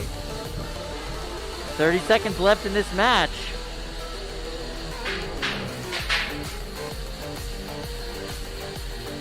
All right, down to 20 seconds left in this match. These two bots are still trying to get an angle. Nice hit from Yes Chef. Kyle! Yes Chef knocking Mouser into the corner, taking control here at the end of this fight. 9, 8, 7, 6, 5, 4, 3, 2, 1. Oh, that was a very close fight. Very well done by both teams. That was impressive. Yes, Standing Chef. ovation. Yeah, absolutely. Yeah. Yes, Chef, great little bot. That was an awesome fight. Fantastic fight. Both of these competitors are over here right now congratulating themselves on a great fight. That's one of my favorite things about Robot Combat is the sportsmanship that you see between these teams. And they're fans too. They want to see these big hits, these big fights, and that was excellent. We saw incredible driving, especially for 3-pounders. 3-pounders are difficult to drive, you know, like they're kind of squirrely. They have so much speed, especially for their weight. Bunny, can we see Mouser? Yeah, Bunny, come on over. Bunny, can we see Mouser? Yeah? That would be great. Oh, I Wow. love So, it. Bunny, what damage do you think you took during that exchange? He ended up, when he got under me, he got my servo mount a little loose, just loose. I just need to tighten it up, no problem. The actual tail's fine, but the actual servo is a little loose. When he got under Interesting. me that one time, yep. Now, this is a control bot, right? So like Yes. you're trying to really have the opponent around, break yeah. break their own weapon, right? Yeah. Push them into the walls or something like that, right? Yeah. Fantastic driving, Oh really, my in gosh, this he was match. so good. I can't believe Yeah. he's a first-time driver. He's so good. Yeah, that was fantastic. Both of you guys did a great job in that fight, and I really enjoyed those exchanges. Your little wedgelets took those hits like Oh, they were yeah. nothing. They're aluminum. They're great. I'm sorry. These are the titanium ones. I apologize. Wow. Yeah. So they're on a wiggle mount. That's what I like to call it. So it just tanks the hits, and keeps going. That's the best part of him. Excellent. So if you had to judge that fight, who would you give that to? Ooh, I don't know. I don't want to be a judge. That's why I don't judge. Bunny, that's smart. That's smart. Yeah, driving, not judging. That's good. That's good. All right. One of my favorite facts about you is that you own the heavyweight Mecha Mouser, right? Yes, I do. Mm-hmm. Yeah. The 60-pound Mouser Mecha Catbot. I love it. it. It's a very large robot. It's 36 inches in diameter. Really? Yeah. So this one used to be more round, but now it's just the round loop. And so it hangs out at home with Malice, is that right? I'm sorry, what? It hangs out at home with Malice. Yes, it does. Yep, it hangs out with Rex. And with Season 1 Rex. Season Whoa. 1 Rex.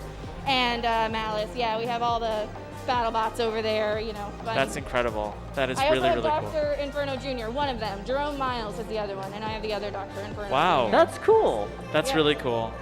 Absolutely. Well, great work in this match. Fantastic driving. Yeah. And we can't wait to see more of Mouser today. I know, me too. Yeah. Thanks, Bunny. Thank you, Bunny. Great day. That was a great match. I really enjoyed watching that. Luke, who would you give that to if you had to judge this match? That's tough. All right. You've got control and aggression from Mouser. Most definitely. For the vast majority of the match. Damage to Yes Chef. Definitely, especially at the end. They were doing a great job at the end of that. Yeah. If I had to judge this match, I would say the more control and aggression points Yeah. for sure went Yeah. to Mouser throughout the fight. Right. And then Yes Chef really caught their jam at the end. So I would give this to Mouser, but it would be a split decision as far as I'm concerned. Very close call. I would also give it to Mouser. All right. Yeah, Um, not to discount any of the work that Yes Chef did. First-time driver in the box. First-time driver. First-time driver in the box. First-time That's driver. what Bunny just told us. Not a first-time bot, but a first-time bot and a first-time driver. Just impressive showing by them. We're definitely going to see them do Ooh. some great work in the losers bracket if that's the way that this turns out. That was a fantastic fight all the way around. I really enjoyed it. But yeah, I agree with you. I think Mouser won that, and we'll see how that goes moving forward. So we've got 2 new bots loading in. Oh, this is going to be a great fight. So we've got 2, I guess you could call them classic Norwalk competitors. We've got Division and we've got Eruption. Got a Caldera, an Eruption. Yeah. I see. Yes. Yeah. Yes. Yeah. Now this is making sense. Yeah. That's, So Division, built by Seth Schaefer, who you may see YouTube from TV. star Seth Schaefer. Yep, YouTube star and Bloodsport team member this season. Absolutely. This division is running a brand new weapon. We've never seen this before in the box. He built this in the off season. It looks wicked, and the drive on Division working great. Well, drive on both of these bots looking great. Yep. Little Twitch test on the weapons there. I mean, that weapon looks so wicked. That looks like something that like a Klingon would pull out of their back pocket and go at you with. Now Eruption. All right, like so a, we're getting word that both these bots are ready to go. We can start this countdown. Got it. Very excited about this fight.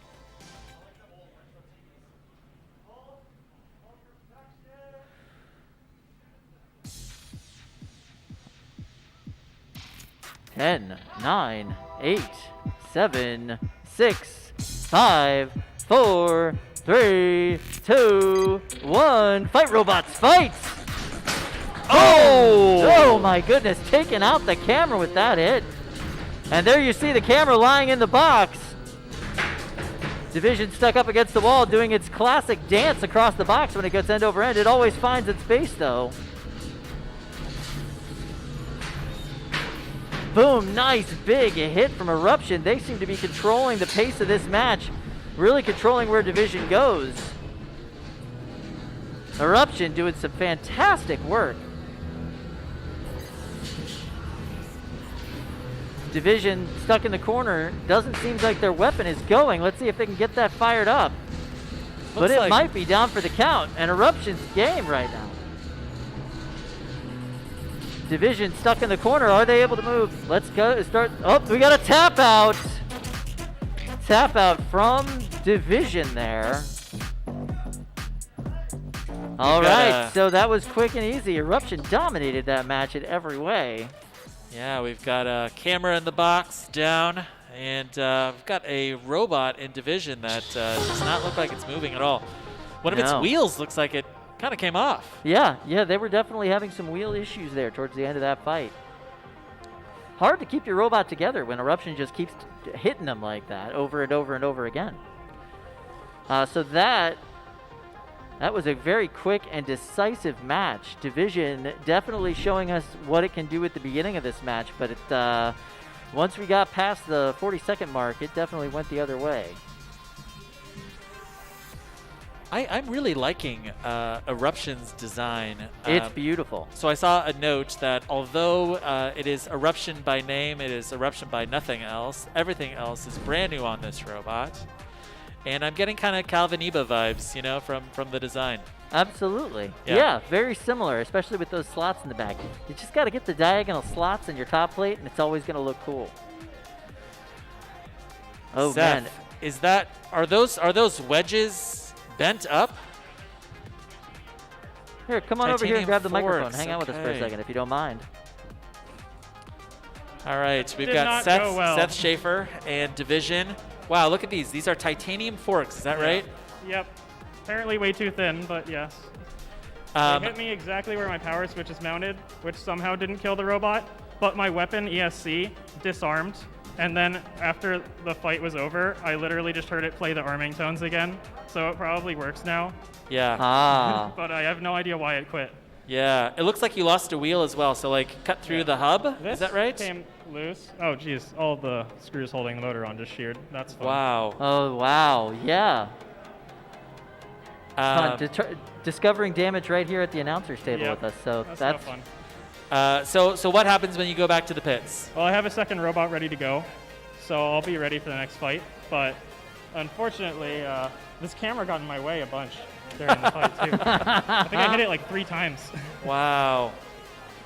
one of Do, the things Yeah. we go through cameras quite a lot here at these competitions, and this one was completely demolished by your fight there. Yeah. We'll see what I happens. do like the shape of your new weapon here. Yeah, it looks like, I mean, it took a hit on the side here and still didn't bend, so that's kind of what I was going for, is to use this against, like, really anything, but it's especially designed to go well against horizontals because the tooth recedes away, so there's nothing for them to hit except for me to hit them. Yeah. But yeah. with another weapon that's like half the diameter of mine, I'm always going to get uppercut against it, so it's really Yeah. hard to fight smaller verts. Yeah. Well, for people on YouTube who have been following along with your Division builds, I think it's very thrilling to see it actually in the box. Yeah, I was hoping it would put on a better show than this, but I'll be back. Yeah, absolutely. We love the bot and love the builder. Good luck back in the pits. Thank you. All right, thanks, Seth. All right. Well, that was fun. That fight did not go the way that he was expecting at all. Kyle, does this mean that we get to keep this camera? Is this for us? Yeah, I mean, if you want to recycle it for them, I guess you could do that. I think I can take this home and fix this. All right? I don't see that happening anytime soon. All right, so loaded into the box right now. All right. We've got Star Child. Yes, we do. Star Child versus Look What You Made Me Do. All right. It looks like we are getting a thumbs up from the builders. All right, so we're ready to go. Star Child looks like another huge inspired robot. Giant plastic wheels against Look What You Made Me Do. It's a combination spinner and thwack bot. So that Okay. spinner is mounted at the end of that arm. So they're able to thwack with it while it's up to full speed. It's a really interesting idea. Huh. Okay. Seems like it'd be difficult to prepare for because you don't know if it's coming down at you from the top or if it's coming straight at you. And Look What You Made Me Do looks fully invertible. Now that's an interesting design. I'm a little concerned about the exposed wiring there. I guess All we'll see right, if that's so a you factor. can see we've got Star Child here in the pink square. We've got Look What You Made Me Do in the blue. Both these bots are ready to go. This should be a really fun match. Star Child built by Brandon Zielinski, who's of the P1 team, P1 Yep. Evo. He's the team captain. And Look What You Made Me Do, driven by Izzy. So here we go. We're going to start this match now. Oh, hold on. 2, 1. Fight Robots, fight! Both these bots getting up to speed. Starchild actually doing a bit of a box rush. Look What You Made Me Do. Lost a wheel early on in this fight. They are crab walking their way through. Still able to get some hits over there on Starchild. Starchild trying to get themselves out of this corner and get those kind of hits right there. Big thwacking spinning hits. Starchild, such an interesting idea for a robot.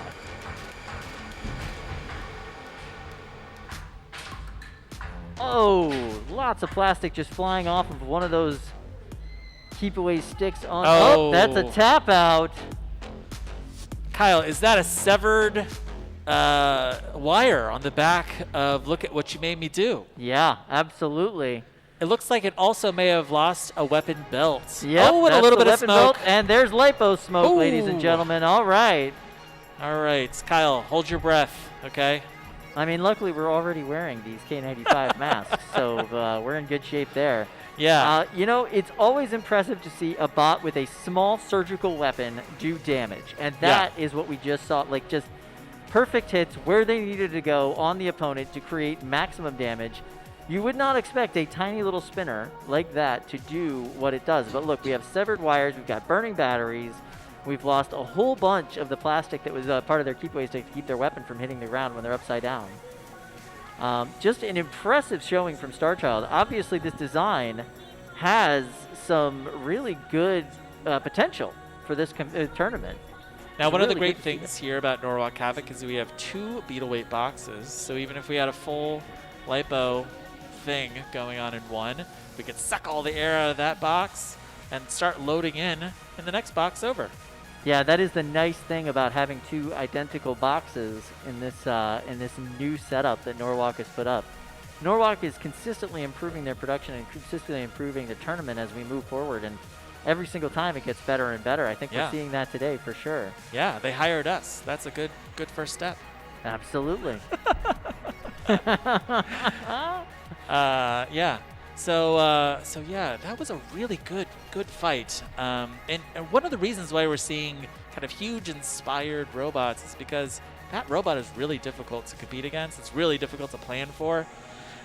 Most of the time, you're trying to win the ground game, and Huge or Starchild or whatever it was, the last one, Tiny, the little mini bot. That was Tiny, yes.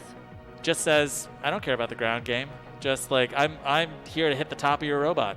And Starchild, a very interesting combination of Huge and Gabriel, really, in a lot of ways. You know, that Thwackbot inspiration coming through, that was really surgically done. Just good hits right on the top where you wanted to hit with that bot. And, there just was a lot of exposed parts that you didn't want that tiny little spinner digging into from Look What You Made Me Do. Look What You Made Me Do, probably my favorite named robot. It's good. Today, with the possible exception of Green Eggs and Wham.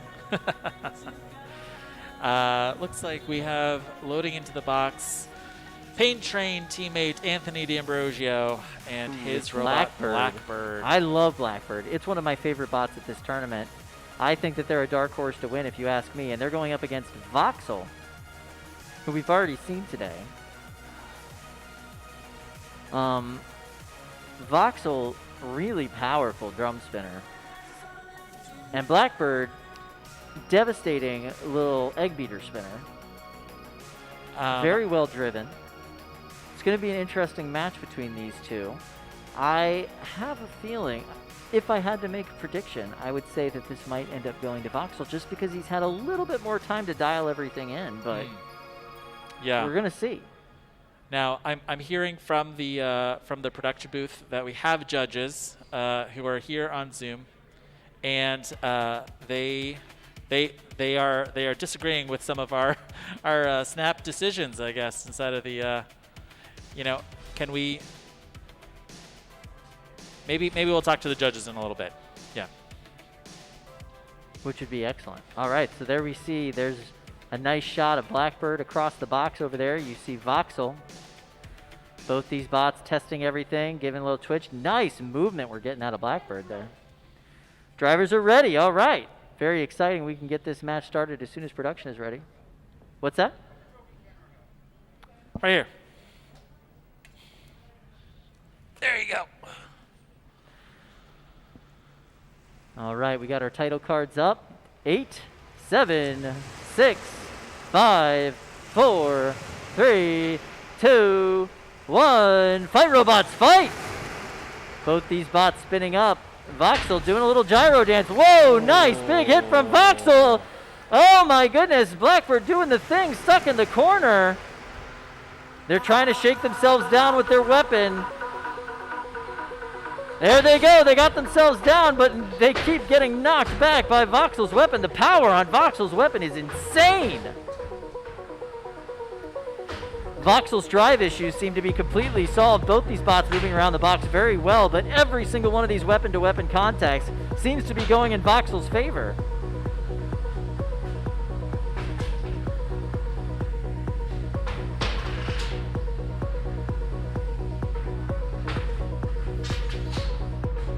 This match is completely totally one-sided towards Voxel at this point. Once again, stuck over in the corner up against the wall is Blackbird. Will they be able to get out with a little assistance from Voxel? Yes, they will, but they're going to lose big chunks of their armor while they're doing it. All right, that was a nice hit from Blackbird there, knocking Voxel end over end back behind them, but Voxel coming right back at them with another hit. Voxel is a bot to watch in this tournament. Relentless driving in this match, and these weapon-to-weapon contacts 100% going their way. Looks like, oh, that's a tap out. Oof. Tough match for Anthony. Tough match for Anthony. Tough match for Blackbird. That was absolutely dominant performance from Voxel, just from the beginning to the end. It looks like Anthony lost one of those wedgelets. Yeah, absolutely. As well as it looks like a big chunk of their wheel too. That was just caved straight in. Caved straight in, just compacted into the bot. Now we've seen two absolutely dominant performances from Voxel. This really looks like one of the early bots to watch in this competition. 100%. They have put forth two great performances for us today.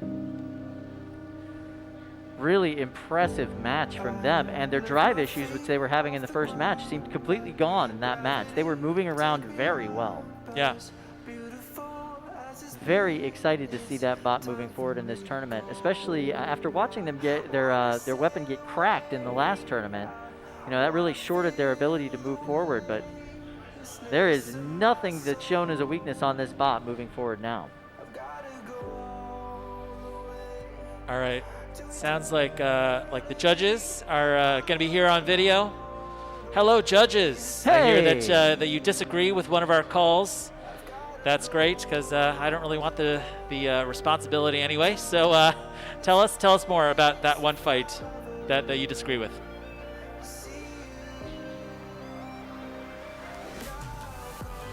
David, we can't hear you just yet, so give it 1 second.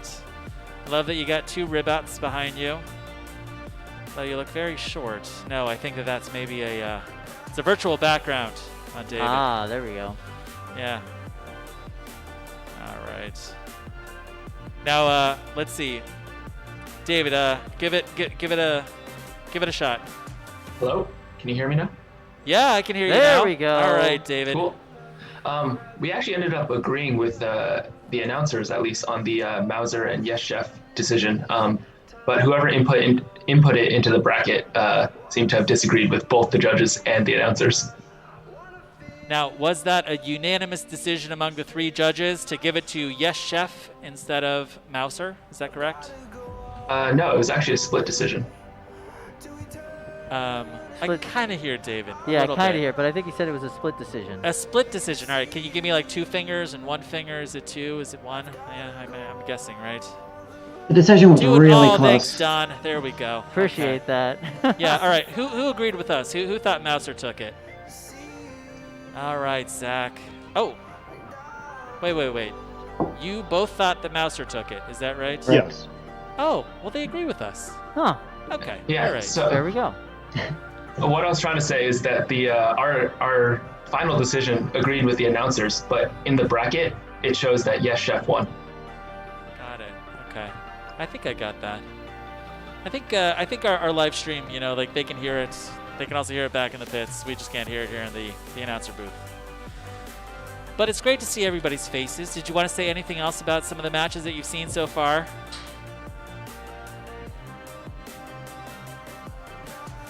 They're loving it. Look at their faces. They love it. There haven't been that many judges' Beetleweight action. decisions, which is just how we hope to see it at Norwalk. But that Yes Chef Mouser one was a nail biter, for sure. Yeah, All right. close. Yeah, Definitely I'm close. hearing muffled words, but yeah. Don, did you want to say something? Yeah, the fight was very close. Yes Chef got some good shots in, and Mouser was very aggressive and had control, which is why I thought Mouser was the victor.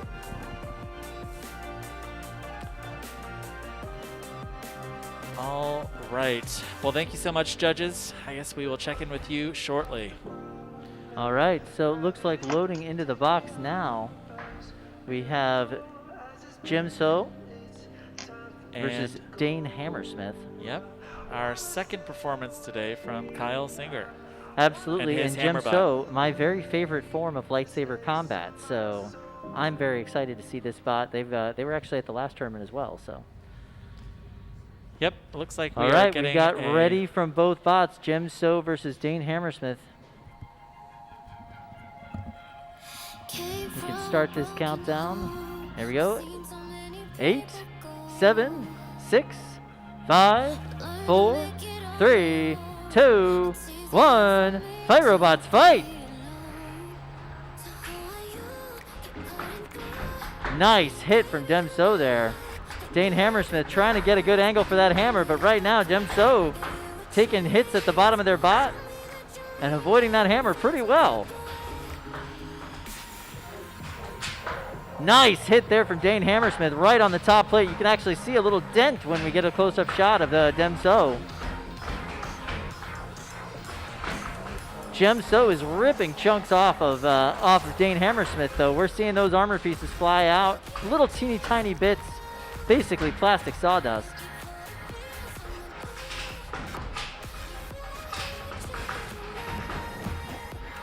The hammer on Dane Hammersmith is relentless. Keeps coming down and coming down, but right now they're in a very compromising position. Demso unable to really capitalize until this moment. Now they're underneath Dane Hammersmith, just grinding away at their bottom plate.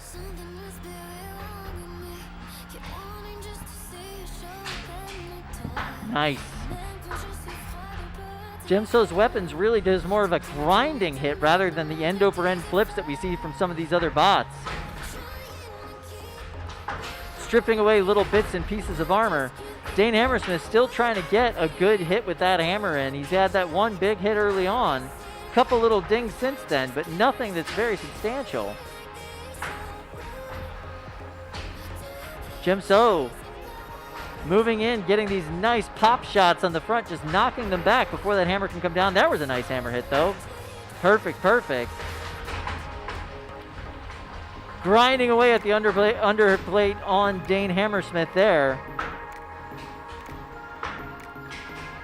Nice hit right in between the weapon from Dane Hammersmith. They got two really good shots in.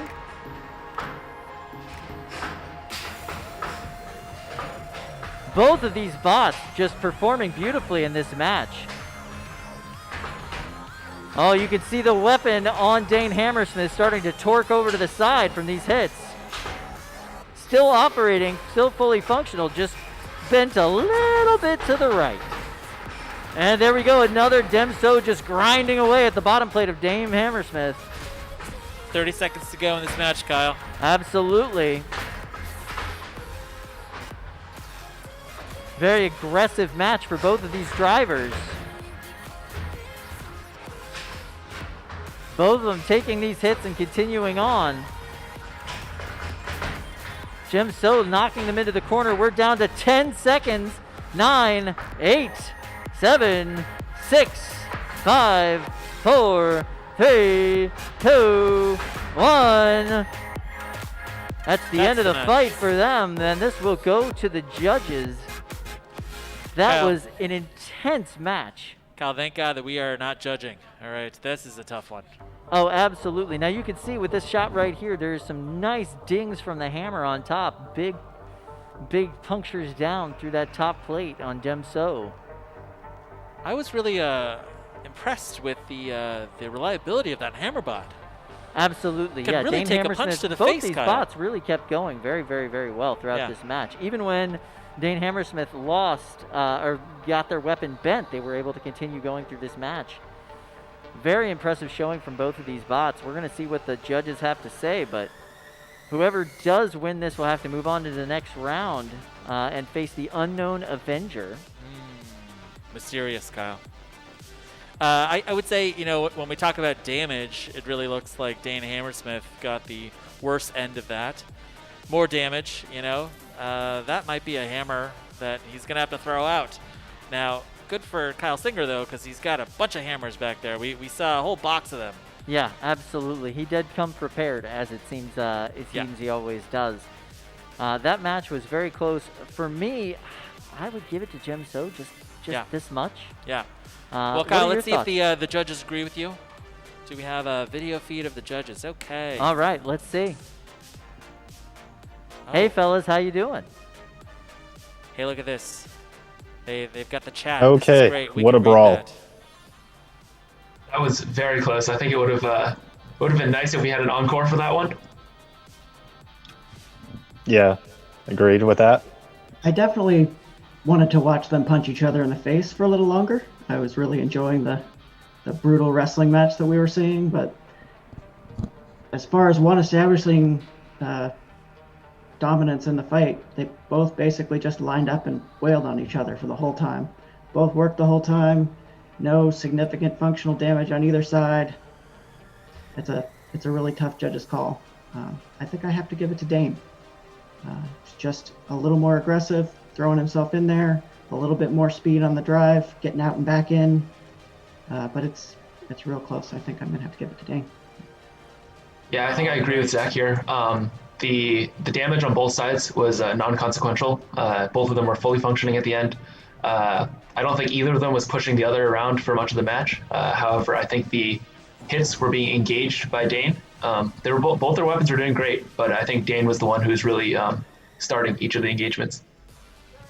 So I also go with Dane.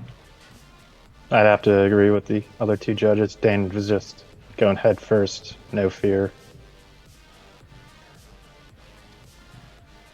So Driving it if, like he hated it, basically. so Well, if they still Definitely a close match, but Can they hear it us? sounds like it might be a unanimous decision. Can I see some fingers? 3-0. 3-0. Yeah, we are still not hearing them, but Oh, heard this- through the radio that it may have been Does this work? a unanimous decision for Dane. Okay. Okay. Well, that makes sense moving forward. Kyle's having a really good. Kyle Singer's having a really good day here. Absolutely. He usually does. He comes prepared. He puts his robots together very well, and he's definitely somebody to watch in any competition that he gets into. All right, loading into the box. Looks like we have Shredded Bro yet again. So Dane Hammersmith advances. They'll be facing the Unknown Avenger in the next round. Now this looks like Shredded Bro versus Horvik.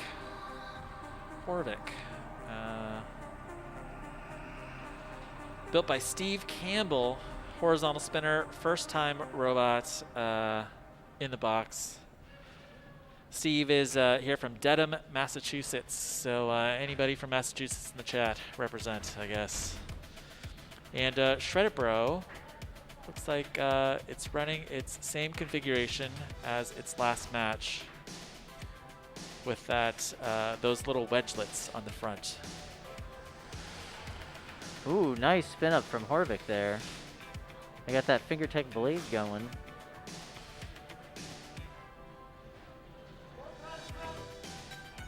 All right, both of our drivers are ready. We'll start this match shortly. Very excited to see these two teams go at it. Now, if you're thinking that you saw this before in Caps Lock, it's the same builder, Steve. 5, 4, 3, 2, 1. Fight, robots, fight! Shredded Bro taking it to the mini-bot there. Horvik seems to be stuck in the corner. No weapon, no drive. What's going on there? There we go. A little bit of drive coming from Horvik. Horvik's weapon getting up to speed, but being dominated by Shredded Bro now. Shredded Bro knocking them up against the wall, knocking them away from the wall.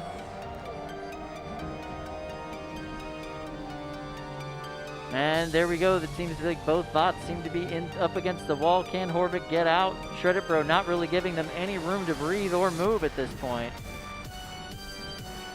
Horvik's wheels are spinning, but nothing seems to be happening. And Shredded Bro firing up the weapon again, giving them another pop. Chunks of Horvik's armor flying off. You can see Horvik's weapon belt just hanging out there. Just loosey-goosey weapon belt, and those wheels seem to be stuck up in the corner. Horvik seems to be stuck. Maybe Brett can help him get down, but I'm not sure. Maybe Shredded Bro can help him get down. Or this looks like it might be a count out. Yep. Yep, this is going to be a count out situation. So here we go. 10, 9, 8, 7, 6, 5, 4, 3, 2, 1. That's a knockout for Shredded Bro. They will advance in this tournament. Horvik had a rough go of it in this match.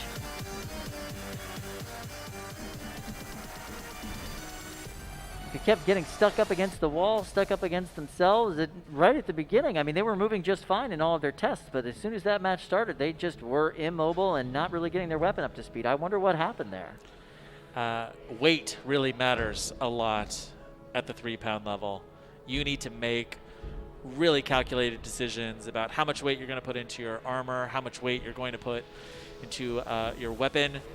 And, you know, in this case, we've got 2 underweight bots up against a pretty dialed-in beetle weight in Shredded Bro. Now, you do get the 1 pound weight bonus here at Norwalk for running a multi-bot, which is nice. Okay. It's helpful. Does Horvik look like a 3-pound bot to you, Kyle? No. No, it does not. No. No. Yeah. It does not. Put that thing in an ant weight box. Yeah. Absolutely. Yeah. Yeah, it's tough because we haven't seen great reliability so far from these robots. You know, from Steve's robots this morning. But hopefully he can get back into the pits, work on the reliability, and come back with something that's working. Yeah, absolutely. I think one of the challenges too is he's brought so many robots to this competition as well. He's brought 3 beetle weights. Yeah. And looks to be running the mini bot with in multiple all of robots. Those, yeah, absolutely. Yeah. So here we are back at the Shredded Bro pits. You can see they've got everything ready to go on the table there, like basically a whole separate Shredded Bro with a different configuration. Now, Shredded Bro will face its hardest competitor yet in Voxel. Now, these are going to be 2 kind of titans so far today going up against each other in the next match. Yeah, that's going to be a really fun fight, especially with how much reliability and power we've seen out of Voxel today. They're really showing us a great showing in this tournament. Yeah, yeah. The 3-pound winners bracket's turning out quite well. You can follow along with us, by the way, on our challenge website that shows the full bracket live as we move through it. Yep. Just Google Norwalk Havoc and follow the links. You know. Follow the links for the 3-pound bracket. All the other brackets are also listed there, and you can follow right along with us. So far, moving into round 3, we're going to have Dane Hammersmith versus the Unknown Avenger. We're going to have Samurai versus Black Adder. Very excited about that match. Yeah. Red Hawk versus Eruption. Voxel and Shredded Bro, as we mentioned. King of Battle versus this one's Mouser. going to be good. This is going to be a lot of fun. Kyle, I'm very excited about King of Battle. And then we're going to have BX11B versus Bison. And then we'll have Nitro Hornet versus the winner of Vibroid and Luxray. And Starchild versus the winner of Terrapin and Green Eggs and Wham. Whew. Very good. excited. Yeah, that's Third really good. round is shaping up to be a lot of fun in this tournament. The losers bracket is a scary place to be just because you have bots like Yes Chef in there. You have bots like Silent X in there. You know, you have these, what might be in other tournaments, winners brackets bots ready to go. Oh, here we are. All right, this looks like Vibroid versus Luxray. That's going right. to be our second look at Luxray, brand new rookie bot. And This is Vibroid, going to be a big challenge for them. So this is one of our last round 2 fights. And Vibroid, if you have not had the pleasure of seeing Vibroid in the box before, this guy hits hard. This is built by Brandon Unger, who competed on Team SME this season on BattleBots. Now, this doesn't look like SME to me. This looks like something a lot meaner. Very much so, yes. All right, robots are ready. Excellent. We are ready to start this match. No, but it's a very unconventional design, similar to SME in that regard, but in every other regard, definitely not. All right, so here we go. 7, 6, 5, 4, 3, 2, 1. Fight, robots, fight! So you can hear that rumble as Vibroid starts up. Vibroid, Kinetic Energy Walker bot, those weapons are actually what's driving the bot across the arena. Wow. Oh. And Luxray seems to be on its side doing the thing. Brett the Brick coming to help. Or maybe hurt, we're not really sure. And that's a tap out. Was that a tap out from Luxray? It looks like it. It looks Yeah, like it looks a tap like out it. from Luxray. Yeah. It does, yeah. All right, so Vibroid, what is this? Like a Droopy? Is that right? Droopy-esque, kind of? Dual yeah, weapons, similar. kind of. Dual disc, yeah. It moves off the kinetic energy provided by that spinner. Those 2 spinners, and they're able to control. And Vibrate won that match, so yes, that was a tap out by Luxray. So yes, and those weapons hit hard. It is able to move forward with the progression of those weapons and the speed of those weapons alternating. And when it hits you, it does massive damage every single time. Interesting bot, fun bot to watch. I also really like the color scheme personally. And they will be moving on to fight Nitro Hornet in the next round. Got it, yeah. This winner's bracket tournament's looking crazy.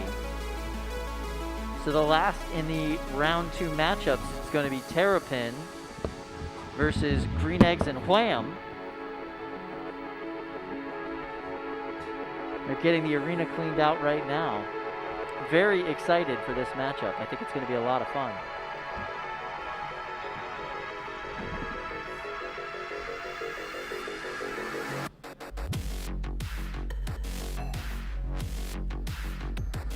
Yeah, that sounds good. Thanks. All right, you sorted? You good? Yep, I'm good. All right, Yeah. good. I love Droopy. I love the concept of Droopy. I love Vibroid. I mean, this is my first time seeing it. That bot's awesome. Very cool bot. Very powerful bot. All right, so tell me, Vibroid, its weapons are spinning, and that what kind of pulls the robot up? Is that right? Off of the Yeah, basically so gyro walking, right? Yeah. It's able to basically gyro walk side to side to side with those 2 weapons as it alternates the speed on them. All right, I know almost nothing about this weapon type. It's so intriguing. How are they able to control the direction of that robot? Is it by the speed I don't of know. the... We'll have to ask the driver. I mean, I'd imagine it'd be like a tank drive, so you're able to Okay. control the left stick and the right stick to like speed this one up, slow this one down to really kind Right. of control where you're moving the Right. bot. I don't know. I've never driven a bot like this, Right. but that's how I would imagine it would work. Amazing. All right. Really cool bot. We've seen it here before. It does some really massive hits. We definitely need to talk to Vibroid and Brandon. That's pretty cool. Yeah, we'll have to pull the builder over here to talk to him about the bot at some point today because it's a really cool piece and it does well in these tournaments. So excited to see how that goes moving forward. So in this round, we'll still have Terrapin versus Green Eggs and Wham. Terrapin got a bye in the first round. There you see Green Eggs and Wham. Now Terrapin Beautiful is shell. the earlier design. So of these two robots, Terrapin is dialed in. It's battle tested, and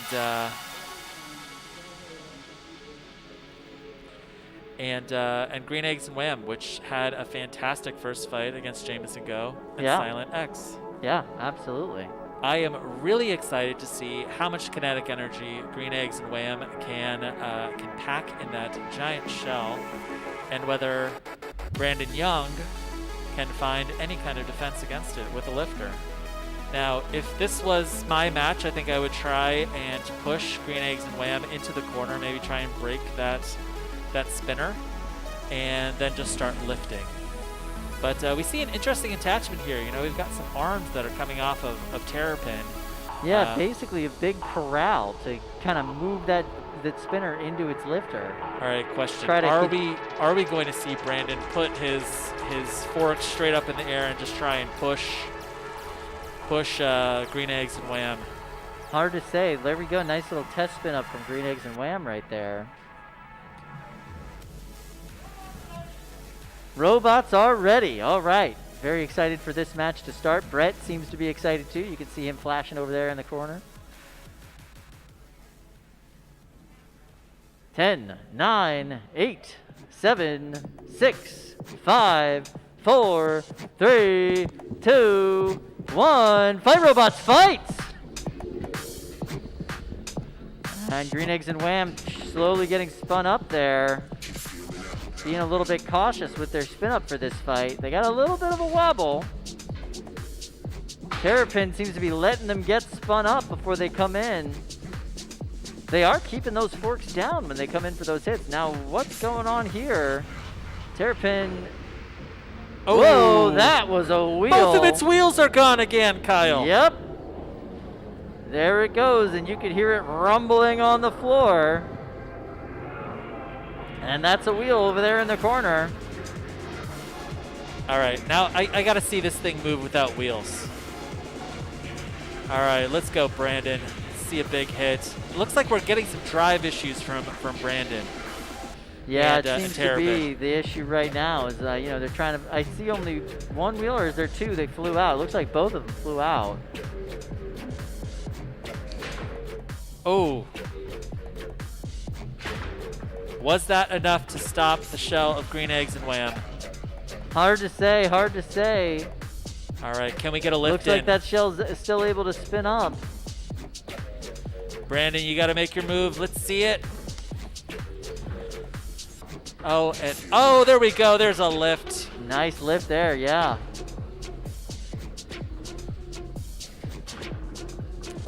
$90 seconds left in this match.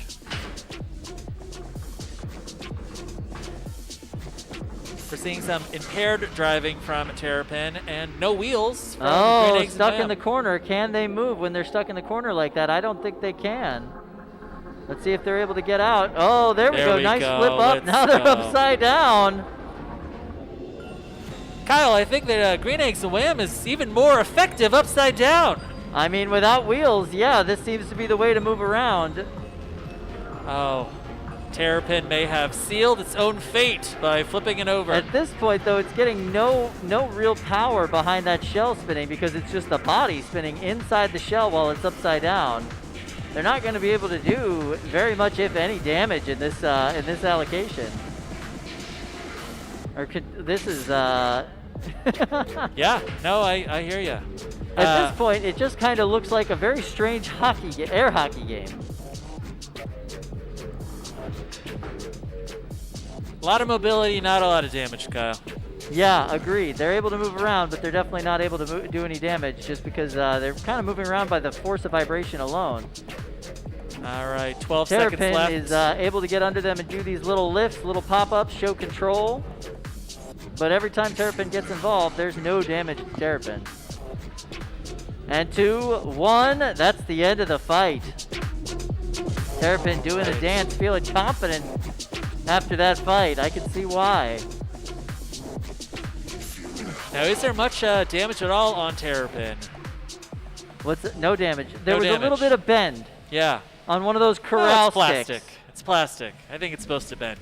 Well, yeah, but we would still count that as just because you picked a material that can bend doesn't mean that it's not damaged when it gets bent. Yeah. Looks like these wheels continue to be the weak point with Green Eggs and Wham. Yeah, we spoke to the driver a little bit about those wheels. Basically, it's just a roll of, what did he say that it was? It's yeah, rubber? It's rubber, yeah. Rubber roll that he yeah. got from McMaster, and then he puts the actual axles inside of it, and he's having to glue them in to keep them on, but they're not sticking to the axle of the robot at all. He lost them really early in that fight against Silent X, and he lost them pretty darn early in this fight too. All right, let's bring it over to the judges, see if they have made a decision yet. 3-0 for Terrapin if it goes to the judges. Oh, wait, no, that's somebody else's chat. Okay. All right. Who's going to kick it off? Don, let us know what you think. Well, I think it pretty much sealed its fate whenever the wheels on the full body spinner ejected itself. Then it couldn't really show any translational movement, and then Terrapin just handled it after it flipped and just dominated. I don't know if you can hear me, so. There we go, Don. All right, problem solver. Love it. 1-4 Terrapin.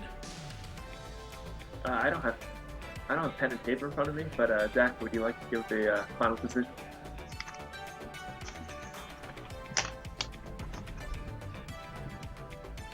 Come through pretty quiet there, David.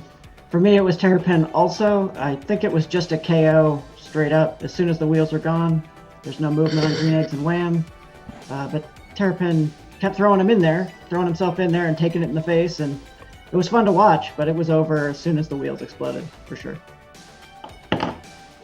Yeah, David, I also have you. Thank you. And David also Appreciate says it. Terrapin. Nice. David, find some paper. All right. Looks like we have a unanimous decision for Terrapin and Brandon Young. Yeah. Fantastic absolutely. performance today in that robot. Well, that was an interesting match. I think every match we're going to see Green Eggs and Wham in is going to be an interesting match. We're not quite sure how that's going to go. They'll move on to the losers bracket. Oh, interesting. All right. This is going to be our first shot at the big one.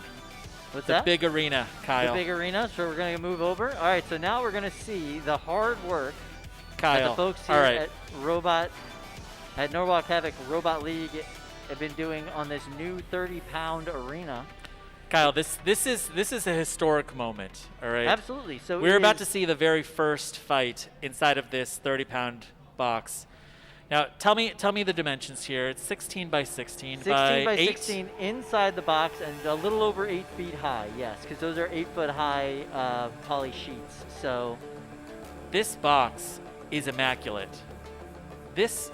Whoever built this, they did hold a your head fantastic high. job. This is a great box here. Yes, 3/8.5 inch polycarbonate, each one isolated with rubber guards, very well built. I mean, the ceiling on it is even box tube steel on top, just super solid construction on this thing.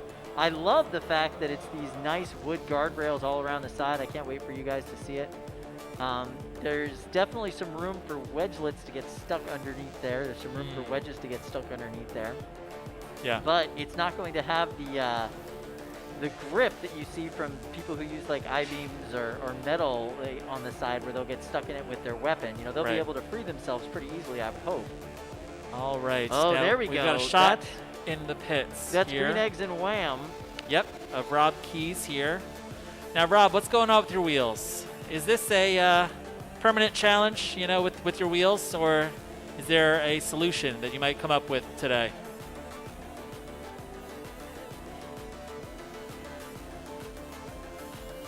Got it.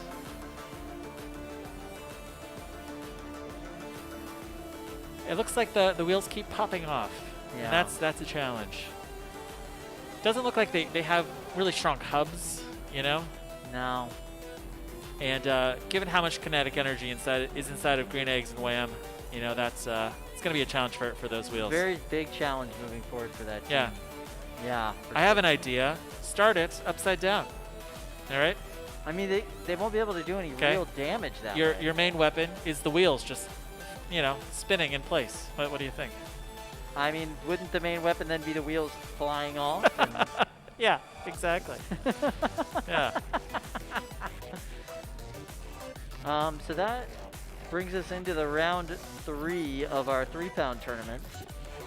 We are all done with round 2 now. You could follow along on our bracket for the 3-pound tournament. We'll all right. We are going over to 12-pound full combat next. Yes. And yes, this is something I'm so excited for.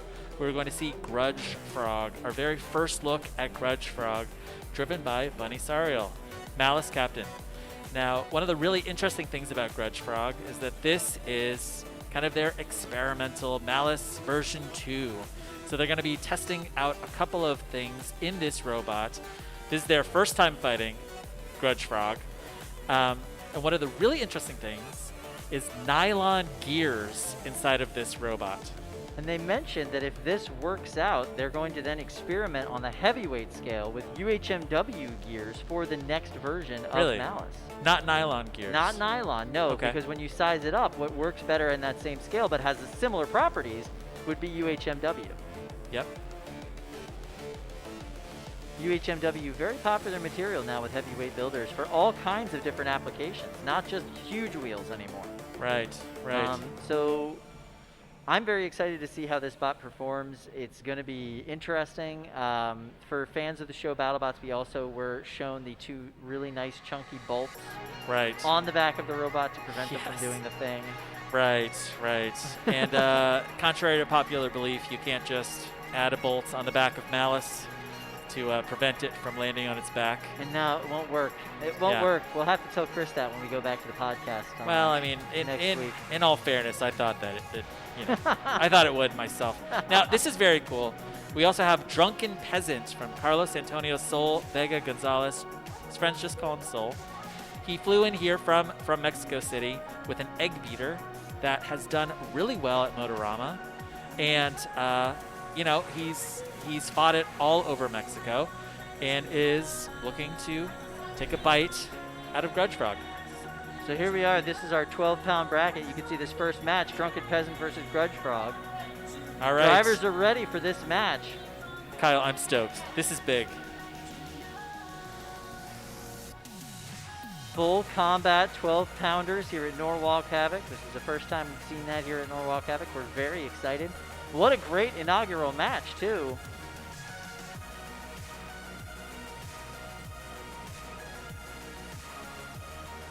Here we go. Pink corner, we've got Drunken Peasant. Blue corner, we've got Grudge Frog.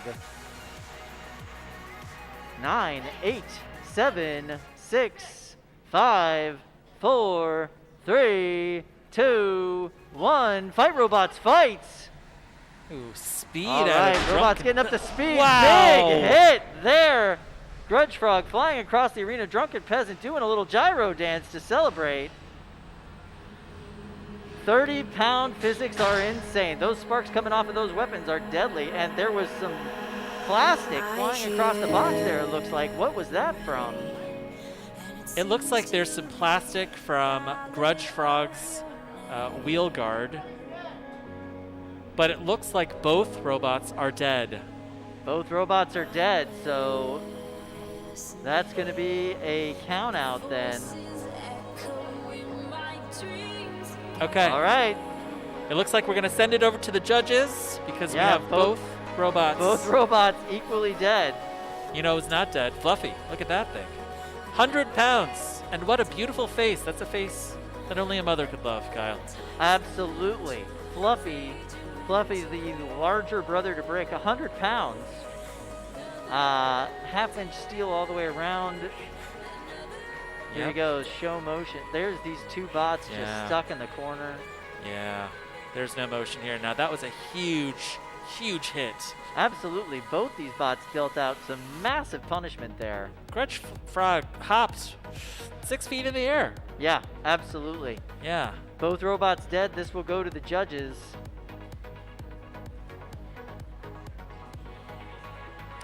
All right, let's bring up Don and David. And Zach, all right, thrilling, short match. Your thoughts?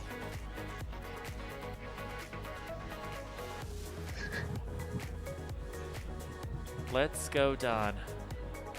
It was definitely a short one. Drunken Peasant definitely hit the frog really hard, and it went flying. And that's pretty much what happened. Pretty easy to sum that one up. One hit, both bots dead. The one doing the hitting gets the win. That was a huge hit. It was fun to watch, but it wasn't very long. So Drunken Peasant for me too. Yeah, I agree with the other two judges. Drunken Peasant was the one who engaged first, got that huge hit at the beginning. That's enough for the win. Looks like we have 2 for Drunken Peasant. David, let's see that piece of paper. Drunken Peasant. 3 votes. Fantastic. And Soul can now go back to Mexico City with his head held high. This is a really, really good first match for the 30-pound box. A little faster than I would have liked, but when you get the physics of 30-pound robots, you know, anything can happen. And these things hit like heavyweights. Yeah, Very absolutely. massive hits, and some of the scariest hits we've seen in robot combat history have been here in the 30-pound division. Super exciting to have multiple times a year event, 30-pound robots here. The arena held up very well with all that energy being dished out in it. We've got the pit crew in there sweeping everything out right now. Now, I asked Soul, and he said that there's maybe 10 builders in Mexico who are really serious about this sport, and that this robot, Drunken Peasant, is the best 12-pounder in the entire country. This 12-pounder could go deep. You know, this is its first time at Norwalk, but it has fought here in the U.S. at Motorama. Yep. And did fantastic at that event. It's a pretty classic design, you know, an egg beater. Also, you know, like this is a 2.5-pound egg beater. So there's 10 pounds of robot and 2.5 pounds of weapon. That's impressive. Yeah. And he dished out some massive hits in this one. Both bots unable to function afterwards. Definitely a lot of work for these bots to do. Interesting fun fact for everybody. Oh, there we go. What's going on back there? That's a 3D printer. I wonder what they're making. Somebody needs some spares. Luckily, the parts are right here to make them. Is that Fully prepared for almost everything you need to do as far as fabrication goes here at the Norwalk Havoc Robot League. I always find 3D printing videos very satisfying. What about you? Oh, I love them. All right, so if you haven't seen them already, they've got these really great 3D printing Instagram accounts where they just turn like an 8-hour, 9-hour print into like 10 seconds, 20 seconds. That sounds awesome. Yeah. I would watch that all day. Yeah. I like them. I like them. I can fall down a 3D printing video rabbit hole pretty easily, Kyle. Fun fact for our 30-pound and 12-pound arena.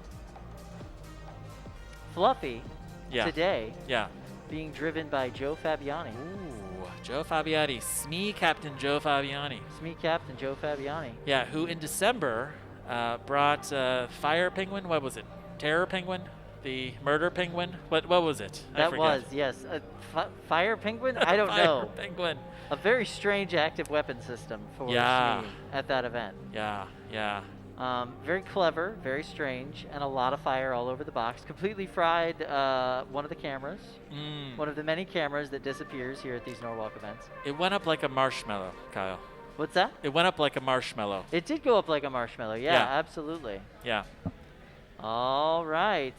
Looks like we got more 12-pounders loading into the arena over here in the 12 and 30-pound arena. This is Brandon Young with Demogorgon. Now, we just saw Brandon 2 matches ago, That's teammate right. on the Big Dill, Beltsville, Maryland.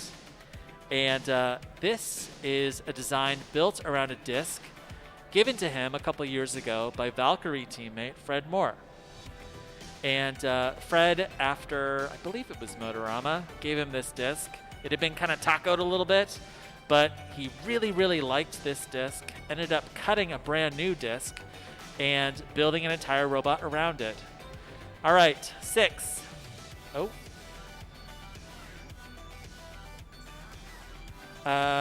Builders, let's see, the box is now closed. And builders, are you ready? Fred. Oh, I don't think Fred can hear us. Okay. It's facing off against Kitten Mittens. And this is a very interesting articulating vertical spinner / gyro walker, kind of Rex-esque. Yes, very similar to Rex. Also, love the name Kitten Mittens. All right, so we've got Kitten Mittens in the pink corner. And here we go. 8, 7, 6, 5, 4, 3, 2, 1. Looking forward to this inaugural match from Demigorgon and Kitten Mittens getting back into it. Kitten Mittens is, well, it's a kinetic walker bot if it can get its energy up and moving. And the interesting, so there we go. You see how it walks with its weapon on those 2 little tiny footlets, I guess you could call them. And as it pivots that blade around, that actually changes the moment of inertia that helps move it around the box and gives them the ability to kind of control which direction they move in. Oh! Well, that was interesting. Tap out. That was a tap out from Demigorgon. That looks like pretty much all of the insides of Demigorgon now on the outside. Wow. Which is not where you want your insides. Wow. Impressive. That top plate flew right off. Kitten Mittens, move slow, hits hard. Yeah. That was impressive. Kitten Mittens weighs 18 pounds. It was given a 50% weight bonus because it has an unconventional way of moving around inside of the box. And it's packing a 5.5 pound weapon blade. So it is a lot of weapon. Yeah, absolutely a ton of weapon.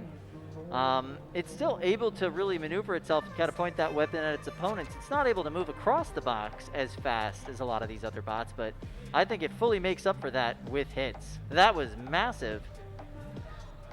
Demigorgon, presumably a very well put together bot, just completely taken apart with that one hit. 12-pound matches are fun. All right, we're going to bring it over to the judges. All right, now you saw this huge hit, and looks like both bots injured themselves. Over to the judges. Who do you think won? I definitely have to say Kidman's, since the battery popped out. I mean, it was a tap out, right? So Or it's not really up to the judges anyway, but there was only one hit. That hit was brutal, and Kitten Mittens gave it out, so it's got to be Kitten Mittens. Yeah, I agree. Because that's a tap out, I don't know why it's to the judges, but I also go with Kitten. Looks like we have 3 for Kitten Mittens, Kyle. All right. Not very surprising, Fantastic. given the tap out. So our pit bots are in there working very hard to make everything nice and clean for us after that match. Let's talk a little bit about Kitten Mittens. This is described as the gyro walker that never dies, and it was based off of Rex's ant weight. And if you know, fans of BattleBots will know Rex. One of the challenges with that robot was that back when Rex was put into BattleBots, it was not given a weight bonus.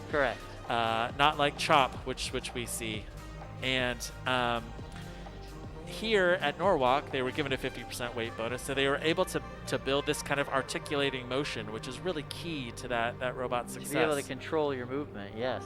One of the challenges is that Kitten Mittens is not very mobile inside of the box, so a good driver could possibly get around to the back. However, there's a lot of plastic back there and not a lot to hit.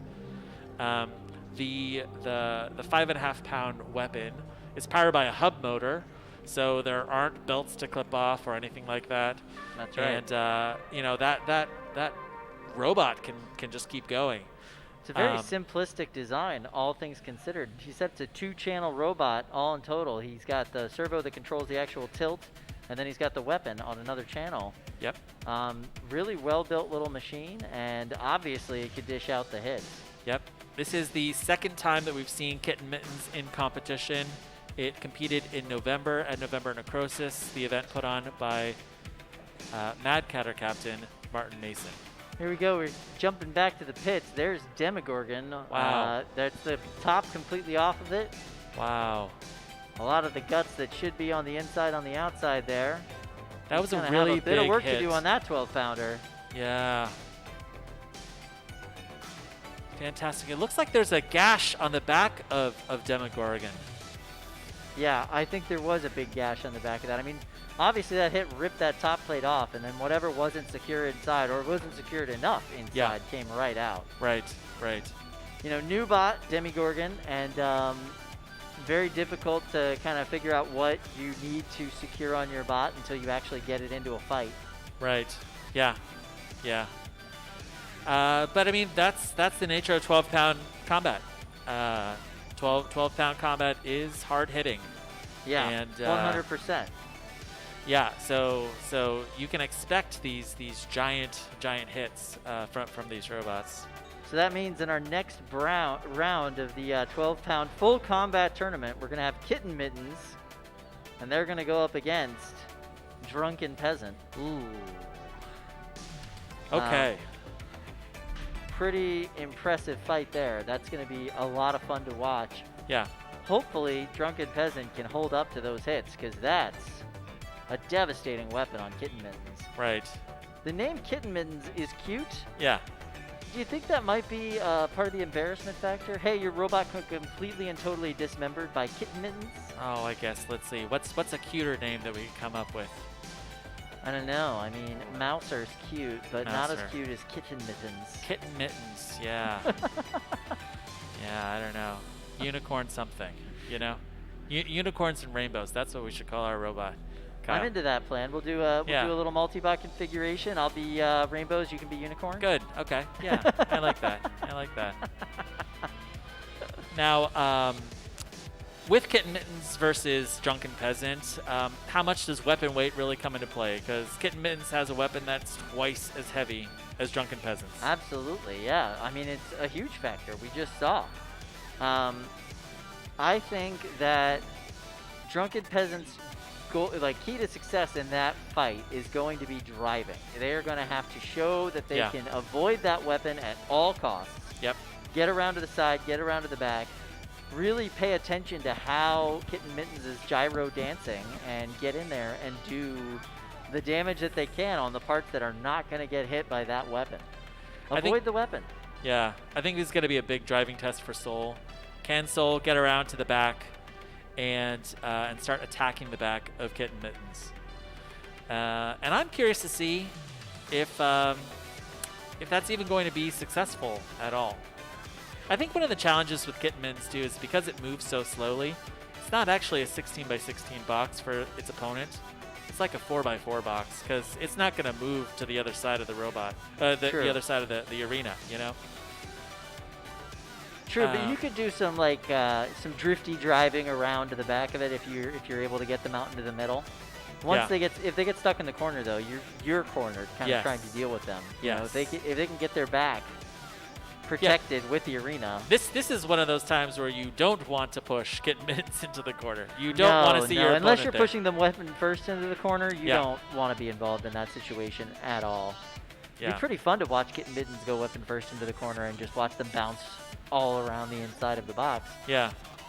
I really like Kitten Mittens as a concept. I think it's a really fun bot. Oh, here we go, back into the pits. That looks like Jack Move. Jack Move, yeah.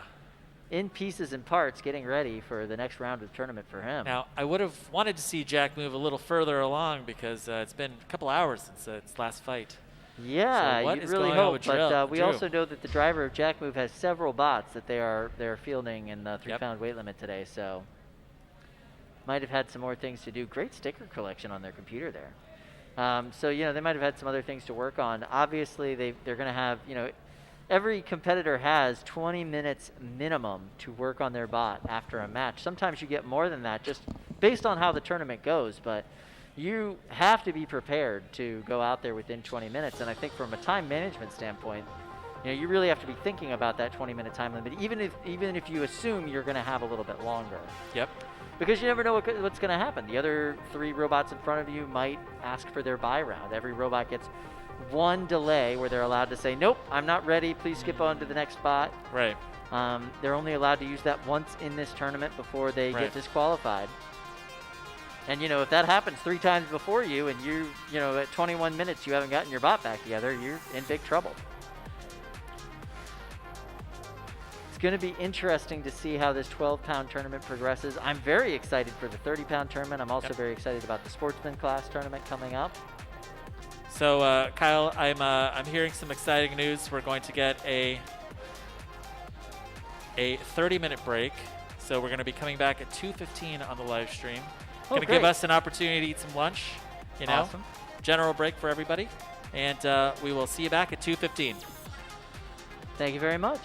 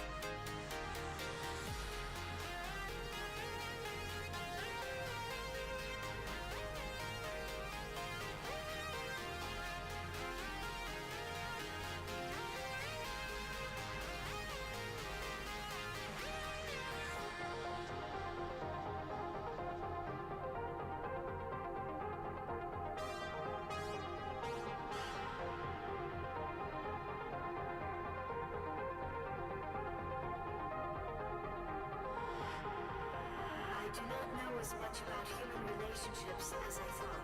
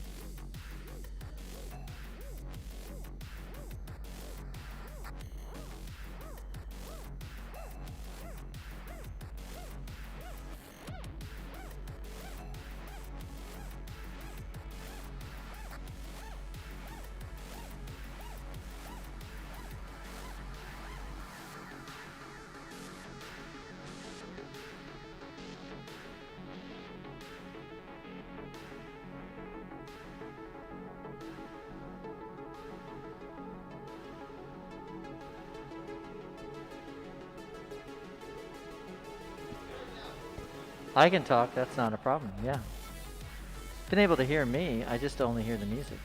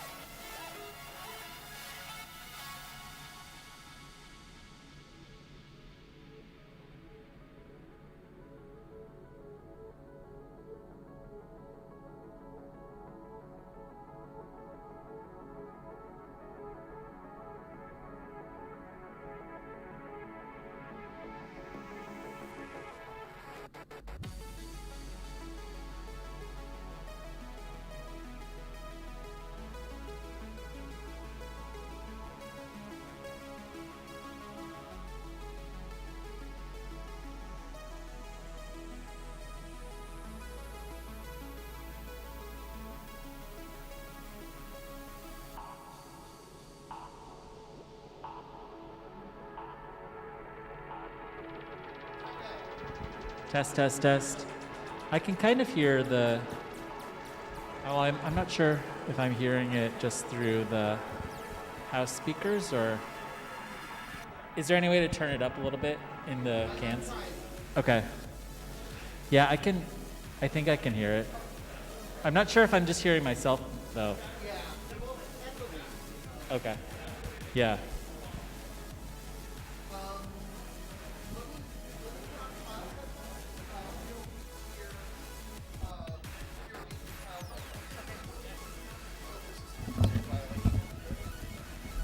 All right, testing, testing. Oh, excellent. I think so. Yeah. I don't think so. Yeah. Okay, cool. Yeah.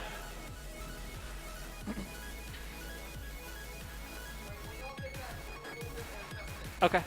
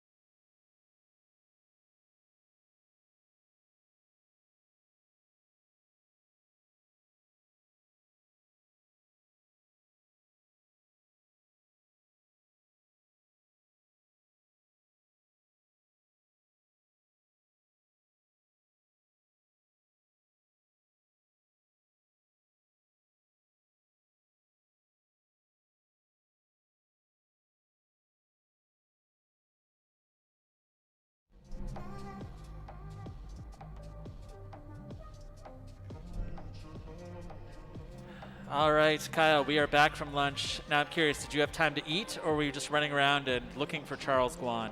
I was able to do both. Really? Yes, found Charles Guan.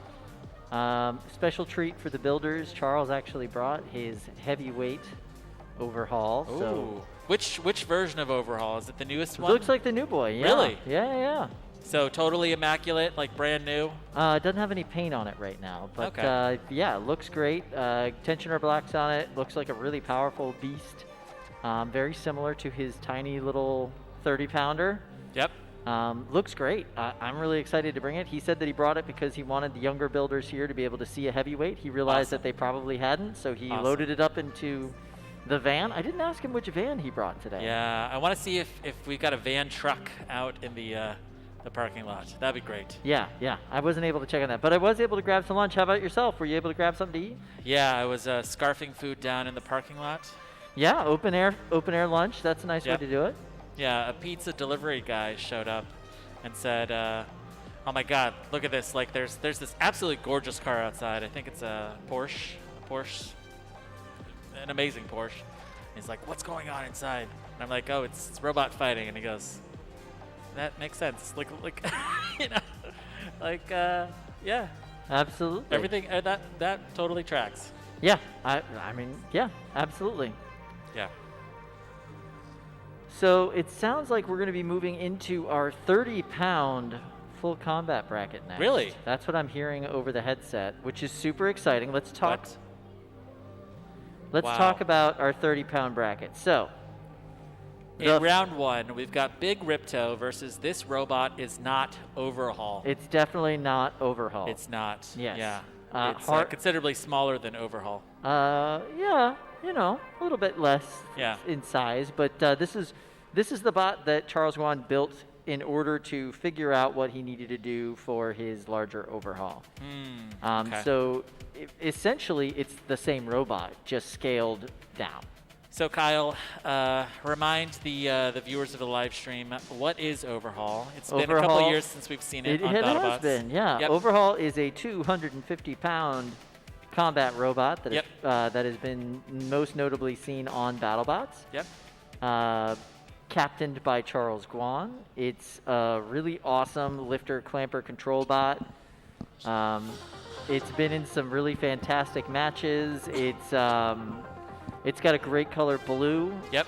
Miku blue, if you will. Miku blue. And there's a new version of it that we have not gotten to see yet, just because Charles wasn't able to make it to the competition this year, and he did not compete last year. Now, Kyle, I don't mean to make you feel bad, but I did get to see the new Overhaul early because I went to Mass Destruction last year, and Charles had brought the brand new Overhaul. Now, he had been accepted into the 2020 season of BattleBots. He was not able to make it due to COVID. A lot of other builders weren't able to make it. But I think that this means we will be seeing Overhaul probably in 2021 on BattleBots. And lots of time to dial that bot in and get it ready to go. So that's going to be awesome.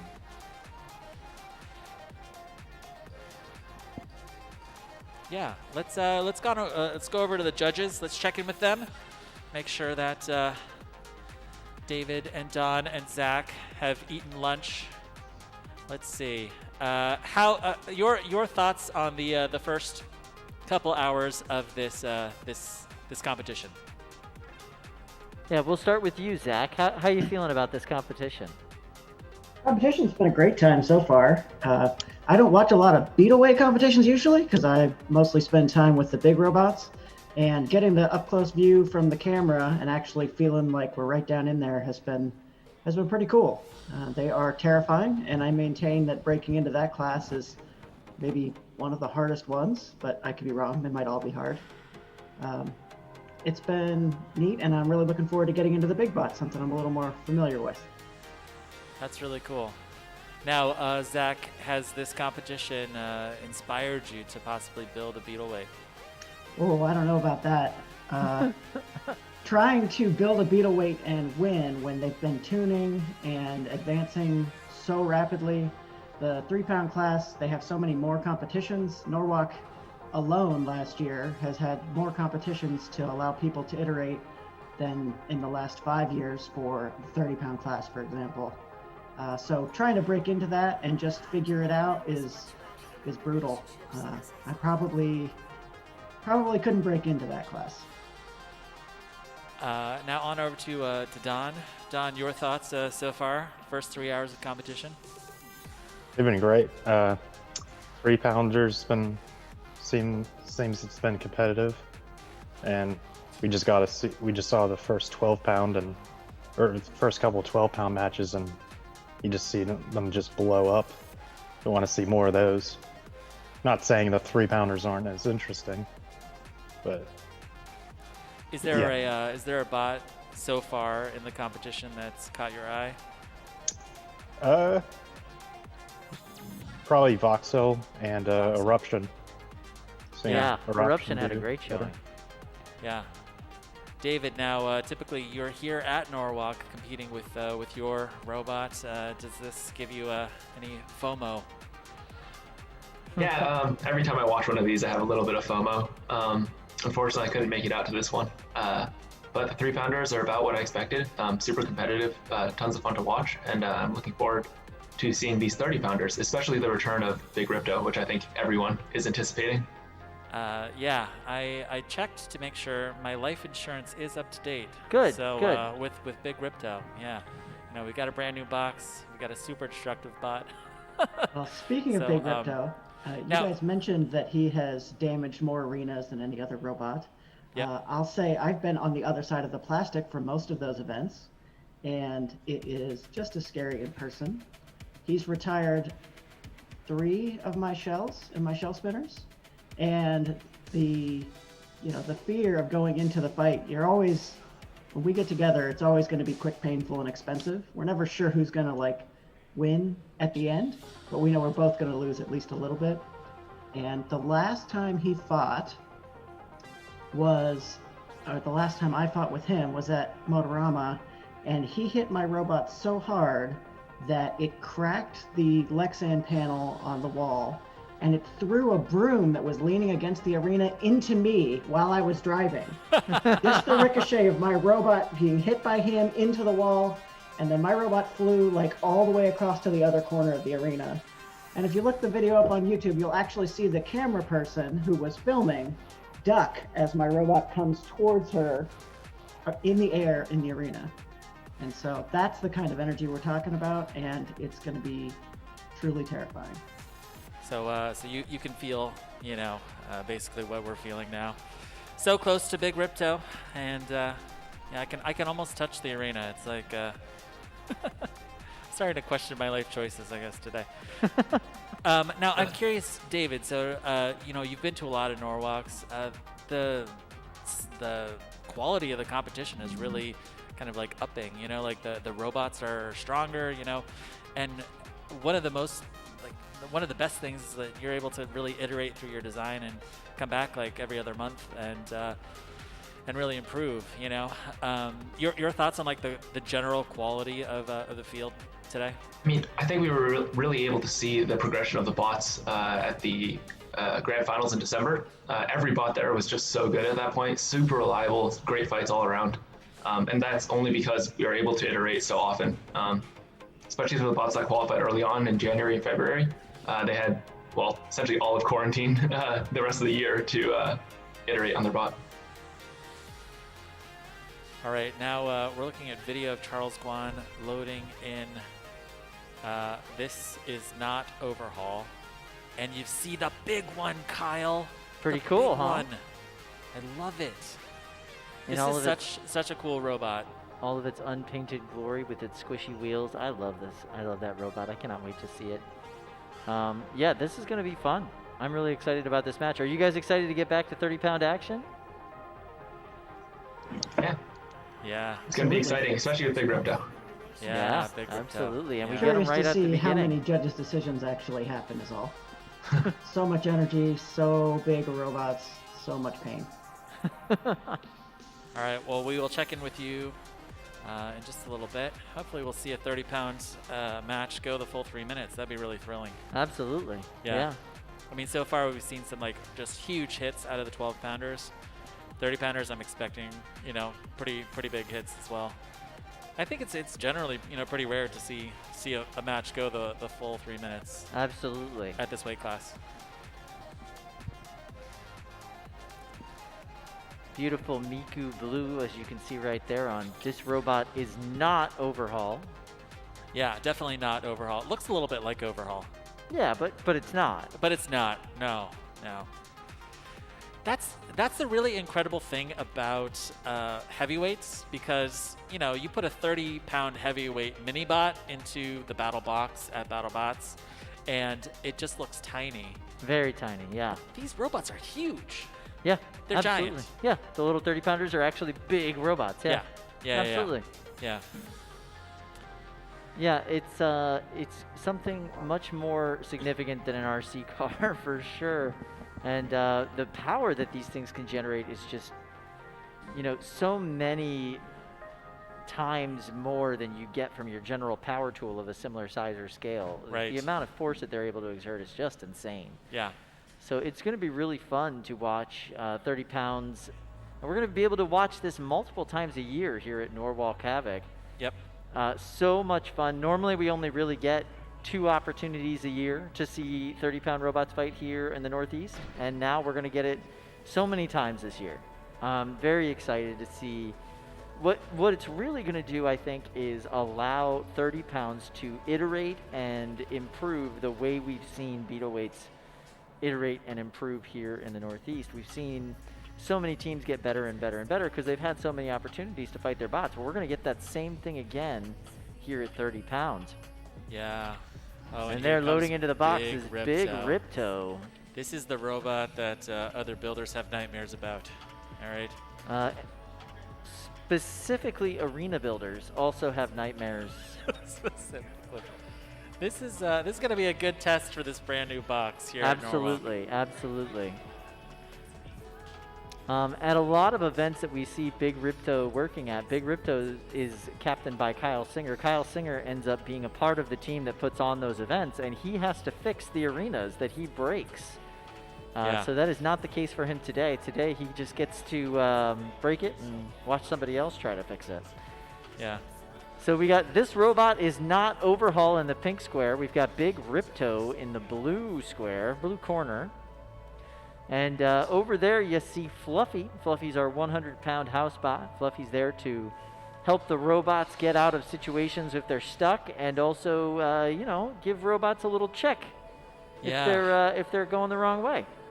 Kyle, Big Ripto is kind of giving me 2019 Cobalt vibes as it tries to get its opponent up on that wedge and just pop it straight into the air. Yeah. I think that's very similar design strategy for sure.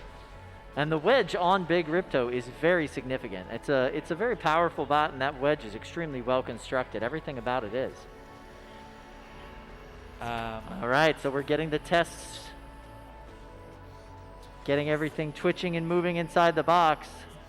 That blade on Big Ripto, it's significant. Yeah, we heard it spin up. It was not, so Kyle's unwilling to spin up this bot in the test box because he does not believe the integrity of the test box is enough to contain. Oh, it's definitely not safe. So he actually tested it in this box earlier today, and the sound reverberated through the entire pits. It was, it was quite scary. All right, robots are ready. All right. There we go. Starting the match. Here we go. 10, 9, 8, 7, 6, 5, 4, 3, 2, 1. Fight robots fight. First 30-pound fight here at Norwalk Havoc. All right, this robot is not Overhaul, wasting no time trying to get in there in Big Ripto's face. Big Ripto's spun up and launching. This is not Overhaul across. Wood is just peeling away from the arena floor.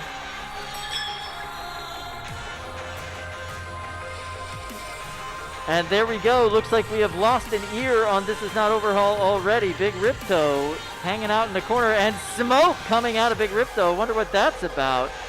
Robot still seems to be functional. There we go. This is not overhaul. Flipped himself over. Big Ripto's weapon is down. It looks like one of its belts is hanging off. Not a great place to be in this matchup. But this robot is not overhaul. Seems to be unhappy as well. Seems like the wheels are spinning, but they're not all making contact with the floor. And you can see the top plate and that back frame looks very unhappy on that robot. Definitely not the right angles that you're hoping to see in the original construction. It does look like the lifter and grappler on overhaul is working. Yeah, they're working. It's twitchy. It doesn't seem to be consistent. Oh, Ripto's just aggressively running in with no weapon, trying to get some damage there. You can see the structural integrity on this robot is not overhaul. Seems to be quite compromised. A little bit of bend and flex right there at the front of the robot where there's definitely not supposed to be any. Big Ripto trying to be a push bot, trying to be a wedgie push bot in this particular instance. Hard to get a beat on where this robot is not overhaul is going to be. 60 seconds left in this match, Kyle.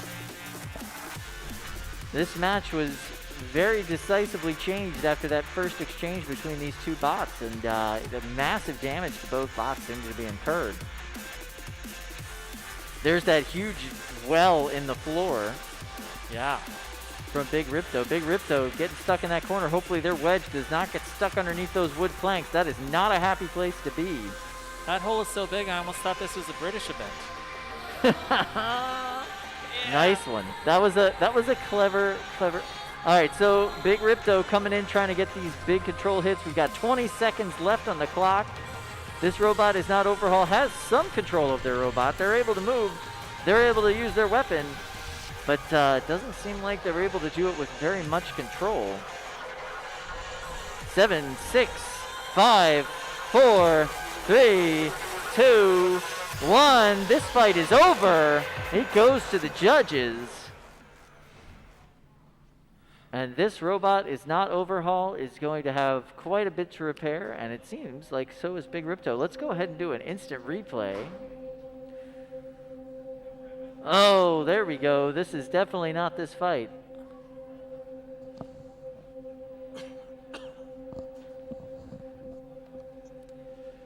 These are great replays, though.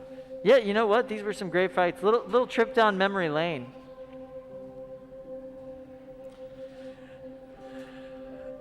Right. Let's go and check in with the judges. Now, Kyle, I said that I was hoping for a 3-minute fight. We got a 3-minute fight. Yeah, all right. We did. Who wants to kick us off? Let's say David. David, how about you start us off? Sure. Very exciting start to the fight. Unfortunately, Ripto lost its weapon early after really tearing up the floor. But I have to give it to Big Ripto. I think overall he definitely did more damage. He was the more aggressive and maintained control throughout the fight. All right, we have one judge saying Big Ripto. Over to Don. Don, your thoughts on this match? I'm gonna have to say Big Ripto, just because while Ripto had its weapon, it seemed to damage Overhaul's drive, which made a crab walk for the rest of the match, and which really killed Overhaul's chance of maintaining control after their weapon went. So. Big Ripto. Big Ripto. All right, Zach, what are your thoughts? Just to get your opinions weighed in here. Yep. Also got to go with Ripto. All the damage was his. That was a truly massive hit, and the floor, that beautiful, pristine floor with the giant crater in it. I do wish we could have seen a camera angle zoomed a little further out, get the airtime shot there, but. Yeah, he controlled the fight too. Even after the weapon went out, his wedge was under because Overhaul's frame was completely pretzeled, and he was pretty much just having his way. So, gotta go to Ripto, and we'll see if he can get it fixed back up, and see if Charles can get Overhaul fixed up too. I'm sorry, not Overhaul. All right. All right. So we have a winner in Big Ripto, and Kyle Singer advances. Fantastic. Now that robot really did some damage in there. Yeah, Arena Builders should be afraid of Big Ripto. I mean, that floor is way more than you can do with Bondo at this point. Yeah. Do you think this event can afford a new sheet of plywood? I mean, we could definitely afford a new sheet of plywood, but can we afford the time to put in a new sheet of plywood? Right, That's the thing. I think we just got a hole in the arena for a while. I mean, that's the thing. You can plan your tournament as well as you want, but putting a robot that's known for destroying arenas in the first match, yeah, could be a little bit scary. So the pit crew's in there desperately working to clean up all of the sawdust. Big Ripto, obviously it can double as a sawbot in this particular case. Yeah. During the week, it's actual. It goes and works at a wood shop and yes, yeah. We'll actually rip down plywood and take care of all that for you. Yeah, its cuts are not very clean, but they're very efficient. Right. I would love to know the dimensions of that gash in the floor, and whether that's going to be a hindrance for future competitors who are going to be starting in that square. It's definitely big enough to get a wheel stuck in, for sure. I mean, I think most of these bots have enough torque in their drive system to be able to get out of that situation, but that was a very impressive amount of damage to the arena floor. And obviously, Big Ripto, the robot, did not like doing that task as the weapon stopped working after that exchange. Yeah. This is a great way to start out 30-pounder events. I can't really argue with that. Like, if you're going to have your very first 30-pound event, very first 30-pound fight in the Norwalk Havoc Arena, that's what you want. Yeah. Big destructive hits. Yep. Control bot action afterwards. You got to see these two bots try to out-wedge each other and out-control each other. You guys saw a full 3-minute match with lots of destruction. It had everything. An ear just ripped off and thrown across the arena. Absolutely, Tossed yes. out of the box unceremoniously. Unceremoniously, yes. Yeah. Shades of Iron Mike Tyson in that fight right there. Right. Thank God we're wearing these masks. There's There's metal in the air. Kyle. Oh yeah, most assuredly, yeah. Wearing masks to robot fighting events was a good idea before COVID-19 for sure. Yeah. So this is going to be interesting. I'm very excited to see what we end up having to do for the next 30-pound event. Yeah. Next up, we're going to have. Let's see. Asanada Thwacker, the other robot versus Rumham. Okay. And then Asanada Thwacker versus Plyohazard. Plyohazard. We met Plyohazard back in the back. That's a very interesting robot. I feel like if I was going to build a 30-pounder, I'd build a wooden robot, Kyle. Would you? Yeah. Why is that? Wood, easy to source, easy to work with. Yeah. Okay. I wouldn't say I own a lot of tools, but I definitely have a handsaw. Sure. I think that's what I need, right? Yeah. Start putting it together. It makes sense. Yeah. You could do it with a handsaw. And then maybe like a wedge, like on the front. Yeah. 4 wheels, very long, and a teeny tiny little spinner right on the front. What do you think? Just teeny tiny? Tiny, like the smallest spinner you can imagine. Will you have a wedge? Yeah. I got a wedge, but what are you gonna make it out of? Just the smallest spinner you've ever seen. Spinner, a little 3-pound. Yeah, like a little 3-pound beetle weight spinner. Nice. Yeah. What do you think? I think that's a recipe for some really great robot action in the box. Got it. All right, so loading into the box right now, Asanada Thwacker and Plyohazard. As you can see, Plyohazard, pine, mild steel, plywood. Andrew took my entire idea. Look at this. He took your entire idea. Wooden bot, 4 wheels, teeny tiny little spinner. Teeny tiny little spinner. It's an interesting design. Yeah. I'm not sure how the armor is going to hold up. You don't often see wooden armor in a robot combat event, but what you do see is wooden floors. Yeah. And it's a good thing that those wooden floors hold up so well. Yeah. As we saw in the last match. Now the door's closing. Now it's locked. Going to get a little test action. Asanada Thwacker's little lifter is working.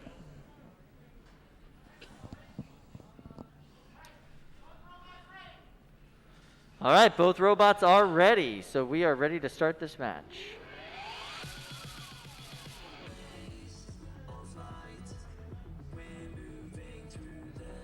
Both robots ready to go. We've got 9, 8, 7, 6, 5, 4, 3, 2, 1. Fight, robots, fight! Oh, nice hit from Plyohazard right there. It's got Astronaut Thwacker flipped over, but Astronaut Thwacker is able to fix themselves. That might have been it for the weapon on Plyohazard, though. Astronaut Thwacker's weapon is also itself righter, so we know that's still functioning. Oh, they weren't able to get a lift on them that time. There you can see the giant gouge from the last match. Plyohazard seems to be trying to wedge Astronaut Thwacker into the corner, but Astronaut Thwacker working itself around, trying to get a good angle to get a lift on Plyohazard. Plyohazard's weapon has not worked since that first exchange. And you can see but Plyohazard does seem to have enough pushing power to keep Astronaut Thwacker in the corner. Nope, Astronaut Thwacker turns it around. All right, let's see that lift, Izzy. Can we get a lift? Can we get a lift? No, you're just lifting the back of your own bot up. Not a good angle, not a good place to get a lift. Let's see how that works out for them. Oh, what happened there? Here we go, Kyle, it's happening. Did Plyohazard get stuck? Not enough torque in that lifter, Kyle. Not enough. Fluffy gave a little bit of an assist there, so this Plyohazard could keep going. We're about halfway through this match now. Astronaut Thwacker's trying to get another lift in, but the hinged wedges on Plyohazard seem to be doing a very good job. Luke, you spoke to this builder earlier today. What kind of hinges did they use on this particular robot? Do you remember? They're like door hinges. 100% from Home Depot door hinges. And they're doing a great job. They're really doing a great job keeping those little wedges down and below Astronaut Thwacker's ability to get underneath them. I love a Home Depot bot. This is 100%. Yes, absolutely. The body, the shell, the front armor is all a Home Depot bot. Yeah. After this match, you can take it right back to the store and return it. All right. You know what? Home Depot's return policy is fantastic. Astronaut Thwacker is trying to get a lift, but honestly, I think what's happening is they're trying to get a lift on the long side. There's not a lot of leverage there to be able to get the lift up. It's tough. This is a tough. long boy. It's a long boy. Might be able to do a little bit better. Was that a tap out? That was a tap out. Tap out. Tap out with only 22 seconds in the arena. That was an interesting match. Yeah, that's a good word for it. Interesting. Yeah, interesting. Now, Kyle, one of the things to really note here with 30-pound competition is that if you advance far enough today, you get a invitation to the finals later this year. Correct. Where you can compete for how much money? I believe I'm asking because I genuinely don't know. How much money I believe is it's it? $15,000. $15,000? Correct. Kyle, we got to build a robot. A 30-pound robot. Yeah. From Home Depot. And return the parts afterwards. Yes, we'll make a deal. Yes. Yeah, exactly. All right. Okay, let's imagine what a good 30-pound Home Depot robot would be. Truly. I'm thinking like maybe a hammer. You know? Yeah. We could make a good drum spinner maybe from like the a plumbing roofing section, hammer. I think. Okay. A drum spinner. Yeah, from the plumbing section. You know, we'd have to get some pipes. Okay. You know, weld on some nails. Yeah. You know, maybe put some sandpaper on it. I've heard we that already idea. saw that pipe bot earlier. I want to see that bot in the box. Oh yeah, that is an interesting bot. Yes, Yeah. I can't wait to see that. That's a 12-pound sportsman competitor. Yeah. Yeah, that's going to be really interesting. We'll see how Yeah. that goes. So that match was interesting. Astronaut Thwacker moves on. Plyohazard did tap out. Yep. So Astronaut Thwacker will be fighting either the other robot or Rumham. Alex Horn is the designer and driver for the other robot. Yep. And actually changed the name of his robot today, apparently in an attempt to make us look silly. The other robots. Because we'll now be calling it the other robot throughout the entire match, as if we don't know what it's called. Yeah. And I think it was originally called Supreme Disappointment, so he's got high hopes for this robot. He's got a glow up on the name, for sure. Yeah. For sure. Yeah. The other robots, interesting fact, Alex started designing it last Sunday, so 6 days ago. 6 days ago, yeah, not Yeah. even a full week. Yeah. Yeah. Really quick turnaround. It's a fast turnaround. And I guess Shades we're of going Jeff to see. Waters as far as design and implementation turnaround. So Yeah. that's impressive. It does have a pretty beefy drum on the front of it, and bicycle tires. Yeah, well, bicycle tread Bicycle tread. on UHMW tires. Right, right. Yeah, which is going to be an interesting idea. It's Yeah. actually epoxied and screwed onto those UHMW wheels, so we'll see how well that holds up. Yep. I do believe that the UHMW is going to take hits very well. I just wonder how much that tread's going to actually stick to the wheels. Let's talk a little bit about Rumham Triple X. Absolutely. This is built by Luke Quintal. Now, we saw Luke's earlier creation, Kitten Mittens. Kitten Mittens. Yep, in the big box. Luke is a team member on Copperhead, so if That's you're right. a big fan of Zach Goff's Egg Beater on BattleBots, Luke helped bring that bot to life. What we're looking at here is a horizontal undercutter in Rumham, and this is a 10.5-pound blade, so this thing is chonky. Yeah, over a third of the bot is blade. Yeah. That's impressive. Yeah, this blade is thick. So these robots are going to be moving into their respective corners, I suppose. These are two pretty offense-heavy robots with heavy weapons. And So there we go. We got a nice weapon test there from Rumham. And Alex told me that he'll be really happy if the robot works today. Yeah. With the quick build and turnaround. So we're going to be looking forward to that now. Door is reopened now that the weapon is spun down on Rumham. Okay. Alex has put in his safety and he's working on the bot. We'll see what goes on there. You know, when you build a new bot, you're always going to have those first match gremlins, those first match issues that you gotta shake out. More so when you build a bot in 6 days. Right. Well, really, built the bot in what, like 5 days? He designed it on the 6th and built the bot for 5 days after that. Right. Started building on Monday and took parts from around his shop. Yeah, 100% parts from around the shop, parts from old robots, and was able to put this bot together. It looks cool. I'll say that. All right, so the safety is back in. Have you ever eaten Rumham, just out of curiosity? Is that a food? I don't think so. Humans eat that? I don't think so. All right, let's see. I really don't know. I could be wrong. You take. I like rum and I like ham. Oh, I see. So is this like kind of a brined in rum? That's kind what of I'm ham? wondering, yeah. Yeah. Maybe cooked low and slow. Oh, the box is closed and locked. Let's see what goes on. Okay. Oh, there we go. Some movement. Getting some from movement. the other robot.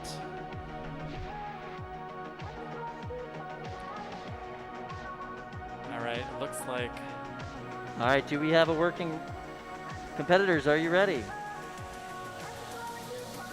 Robots are ready. All right.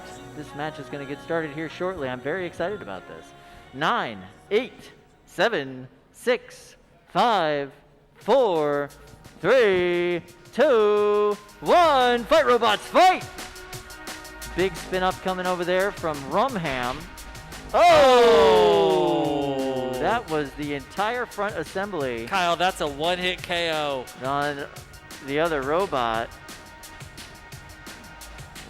Yeah, maybe can we do a show motion and could Fluffy push him off of his pile there? Time to get moving. Can we see any movement? Fluffy giving you a little push. Can you give any move? There we go. We got a little movement now. All right. So the bot's moving. It's not super controlled, but it does seem to be able to get where it wants to go. Oh! That was a massive hit. Kyle, there are parts of the other robot all over the box. Parts of the yes, absolutely. And the other robot has lost both of their little keepaways to keep their weapon front from end is gone. the Kyle. whole front end. Everything they were using to keep that weapon off the ground is gone. Rumham a little stuck, but they're trying to get that weapon spun up. Oh, big sparks coming off of the impact there onto the drum. Rumham might not be moving. They might just be stuck in the corner there. Rumham, are you able to get out? Look at this. It seems as though the other robot is trying to get Rumham away from the wall, but the other robot's having control issues of its own. It does look like Rumham is not moving. Not at all. Maybe Fluffy's going to give Rumham a little bit of an assist. Oh, got to tap out. Got to tap out. I believe that was a tap out from Rumham. That was indeed a tap out from Rumham. That means the other robot advances in this tournament. Wow. Wow. Rumham. The other robot's going to need a totally new face, Kyle. 100% All right, new let's face. see if this instant replay works this time. Oh, here we go. There it is. This is the first exchange that we're going to see. This is big hit. Big hit. Lost almost the entire bottom front end. Yep. On the other robot. Now, we never saw the other robot's weapon really do much in this match. No. Well, it just basically sat there and got punched in the face, Kyle. Well, I mean, you don't want to run that weapon while it's dragging across the floor. No. It's not great for your motors. And there you see Fluffy doing the assist, getting the other robot off of its pile of plastic that it was sitting on, that it was high centered on. All right. And they're able to move, kind of. The second big exchange where we are just going to see this entire plastic wedge assembly gone here. Boom. Boom. And look everything at that, flies Kyle. off. That was just gorgeous. I mean, you All can't right. ask for a 30-pound hit better than that one. That was just beautiful. Let's get that video clip, put that on Facebook. That is fantastic. Oh yeah, this needs to go everywhere. This is highlight reel material for the rest of Norwalk Havoc's existence. That was fantastic hit. That was good.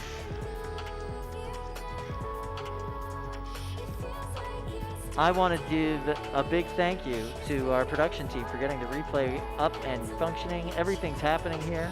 We're having a really good time getting all the kinks worked out, getting this this whole event up and working.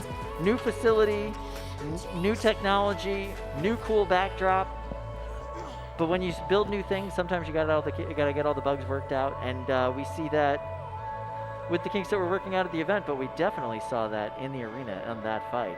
Now, I saw something interesting at the end of this match. Rumham Triple X. It has a maximum tip speed of 270 miles an hour. However, if Luke runs it at 270 miles an hour, he knows that he's going to only have about 90 seconds of battery.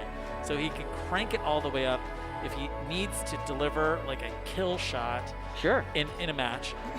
And we saw that at the very end. We could hear it just sitting right here next to the arena. Absolutely. That blade went up to full speed and really hoping to make contact. Unfortunately, it didn't happen in this match. Yeah. And it came down to toughness and reliability, which really is the name of the game when it comes to combat robots. Especially when you're talking about two high kinetic energy weapons like we just saw in that fight. And Rumham was just able to get those big hits in, but not really able to last. Yeah. So, they're going into the losers bracket. They're going to face this robot is not overhaul next. Got it.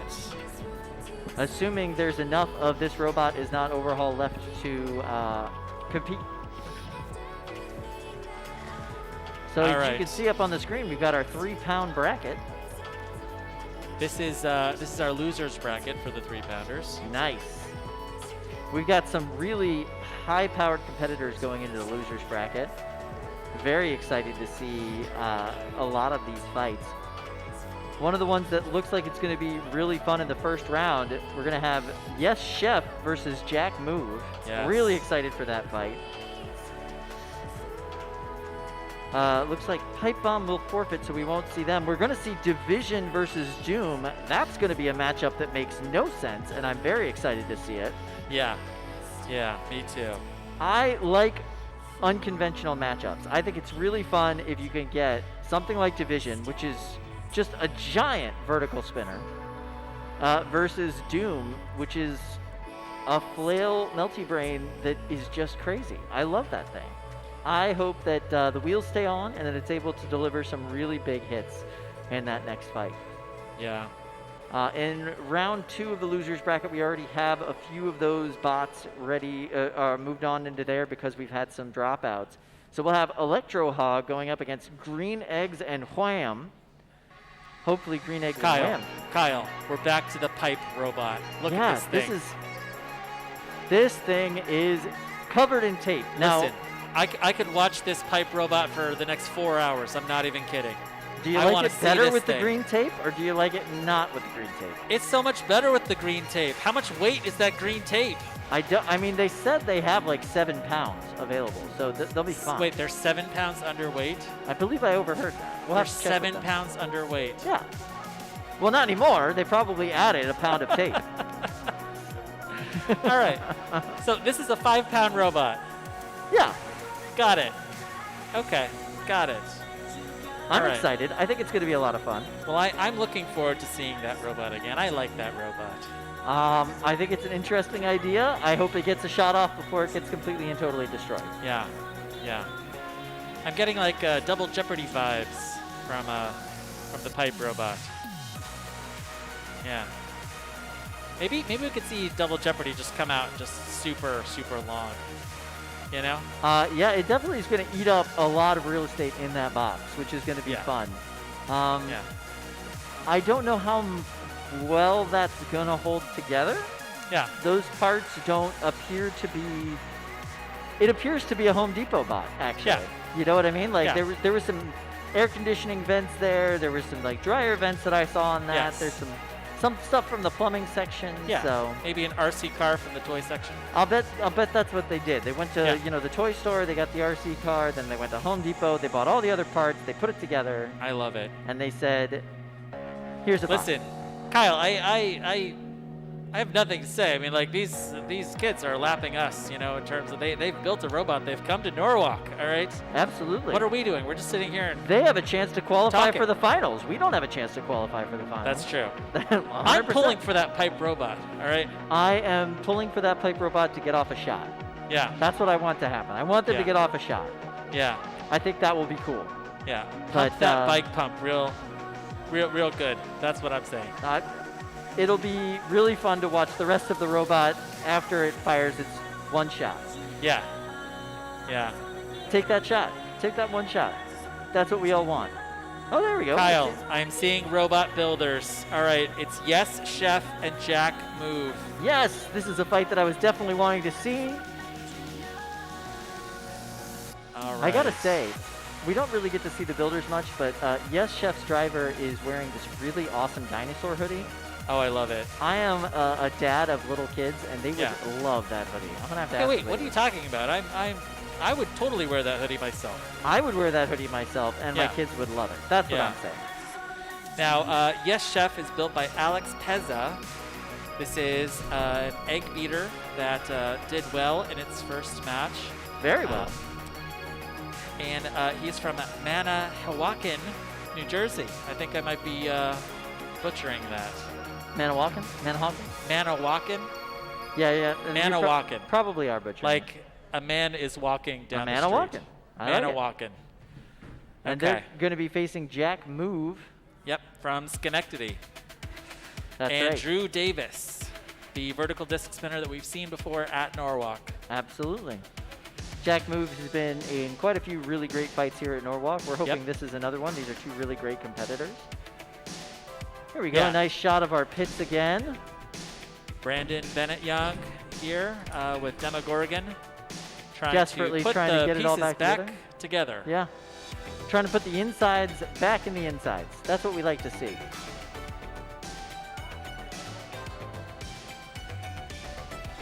All right, both of our bots are loaded into the arena now. Looks like they're doing their tests. Looks like everything is functioning.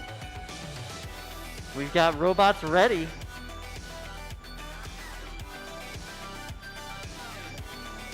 Ready to start this countdown and get this match going. 9, 8, 7, 6, 5, 4, 3, 2, 1. Fight, robots, fight! Right off the bat, these bots coming right at each other with fully spun up weapons. Oh, and Jack Move gets the advantage in that first exchange, able to get behind Yes Chef. Oh, but Jack Move is now on its head. Not a great place to be if you're Jack Move. That egg beater spinner's got a lot of power on it from Yes Chef. Look at these end over end flips. And Jack Move's still able to do a little bit better job of driving, get behind them in that exchange. That's what Jack Move is going to need to do if they're going to win this fight. They're going to need to keep getting to the side and get behind. Hopefully, take chunks out of those unprotected wheels, those big juicy wheels on Yes Chef. Talk about a delicacy. Delectable course right there.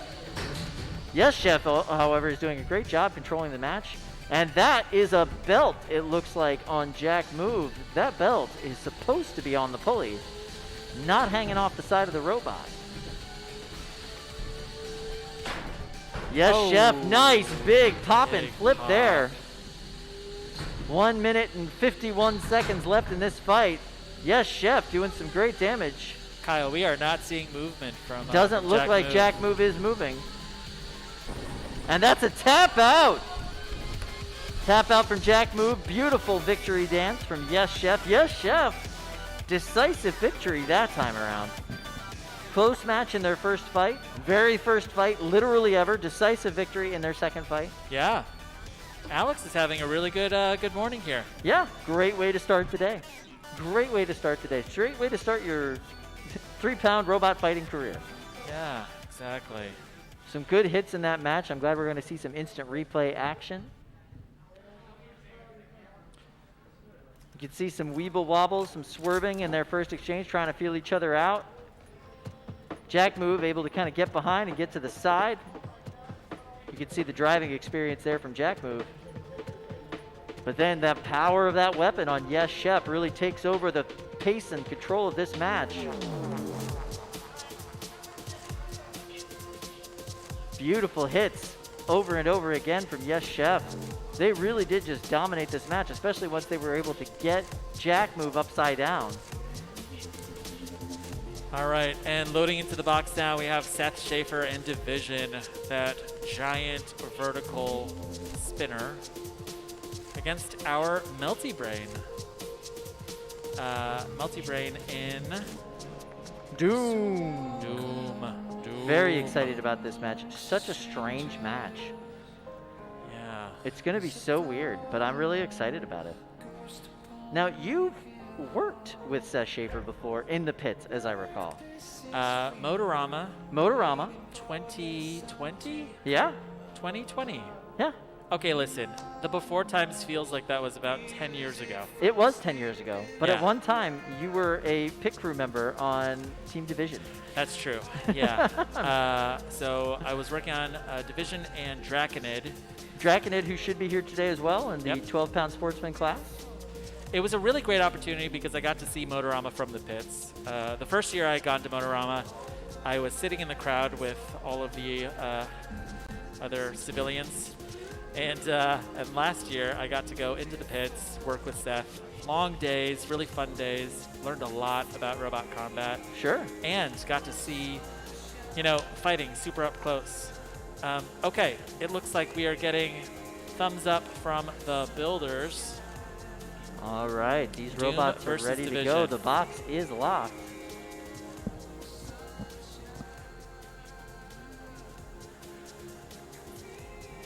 All right, so that was a good check. So I'm really excited to see this. We're going to see if the wheels can stay on Doom. We're going to see if the weapon can keep spinning. And we're also starting seeing a this match now. different weapon on Different Division. weapon, that's right. 5, 4, 3, 2, 1. Fight, robots, fight! Division getting spun up, and there we go. We see Doom trying to get the flail moving. Division, oh my. It appears as though the frame from Doom has compacted underneath the robot. They are not able to use their wheels because they're high centered on their frame that holds those flails. Division trying to be helpful, but also doing quite a bit of plastic damage, riding into the back of them. Doom, we're going to need to see some kind of movement. Show motion has been put up. We're coming down to the end of the bar. 3, 2, 1. Oh, there we go. There we go. It's moving. It's moving. We've got movement before the end of that bar, which is fantastic. And there we go. The flail's going. Oh, and there goes one of the wheels.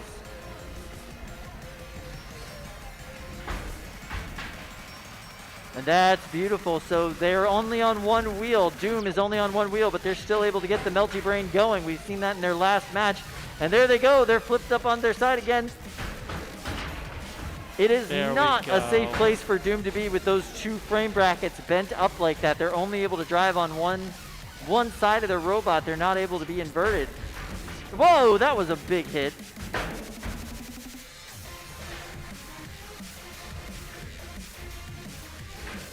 The flail on Doom actually able to get some hits in on Division, but Division's blade is just too powerful. Division giving itself a little damage over there in the corner of the box. 1 minute left in this fight. Doom trying to get some emotion, but it's very hard to direct your Melty Brain when you've only got one wheel. Division trying to pick its shot, trying to find a right way to get in. Seems like they might be having some trouble on one side of their drive. Nice hit from Division. Oh, it looks like Doom's doing the thing. Is Doom able to get over? Yes, Doom's able to get over. Doom, are you able to show us some movement? All right, it's time to get moving. We got the show motion bar coming onto the screen. Oh, we're coming down to halfway on that show motion bar. Here we go. 3, 2, 1. That's it. That is a knockout. A little assist there from Brett the Brick, but a little bit too late. Yep. And Doom was knocked out in that fight. Seeing some good gyro dancing from Division. Division does some of the best gyro dancing in this tournament, quite frankly. That was a great showing by Division. They did an excellent job in that match. I think that that went very, very well for them. Chef Schaefer did a fantastic job driving. Doom's frames got bent up real early on, and that made it very difficult for them to control the bot. And then once they lost the wheel, I think it was all over from there. Now, the good thing is that this Melty Brain is really, it's working in this second match. I mean, that thing got some serious speed. It did get some serious speed, and it got some good hits in on Division, which was impressive to see. It's always good to see these flail bots do well. I'm a fan of unconventional bots of any type, so if you can get a flail Melty Brain on a 3-pound scale to do well, I'm here for it. Now, typically with a Melty Brain, are you seeing a flail, or is it more like super solid shell and like that's the weapon? A lot of different versions that you can go with. Most often what we've seen here at this tournament is a super solid shell. We don't see a lot of flail Melty Brains here at this tournament. This is obviously doing quite well though as far as a new robot and a new build. So some of the Melty Brains that we have seen do well at this tournament in the past, one of them was even supposed to be here in the first fight and got a bye, was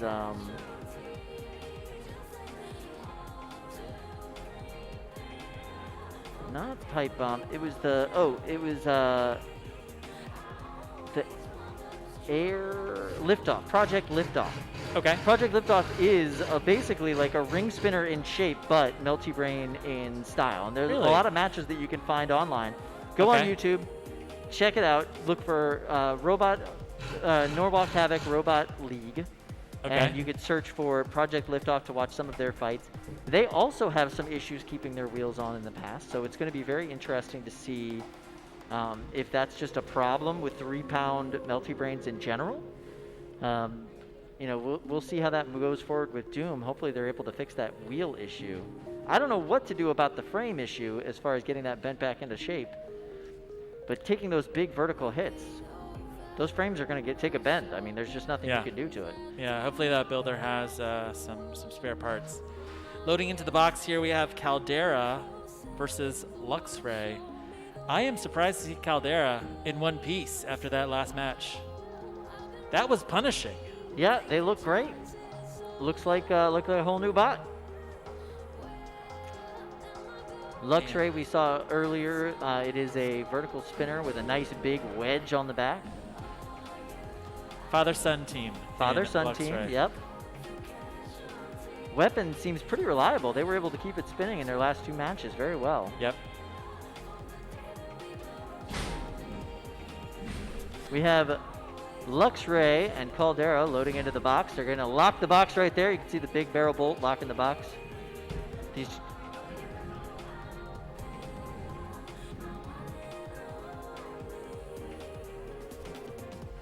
All right, these 2 bots are doing their weapon tests in their corners now that the box is safely locked. I think if Caldera can keep its weapon stuck to its bot, we're going to see a really good match here. I think so too. I think this is going to be a lot of fun. All right, so these 2 bots look like they're loaded in. Are we ready to go, builders? We're waiting for confirmation from the builders that they're ready to go.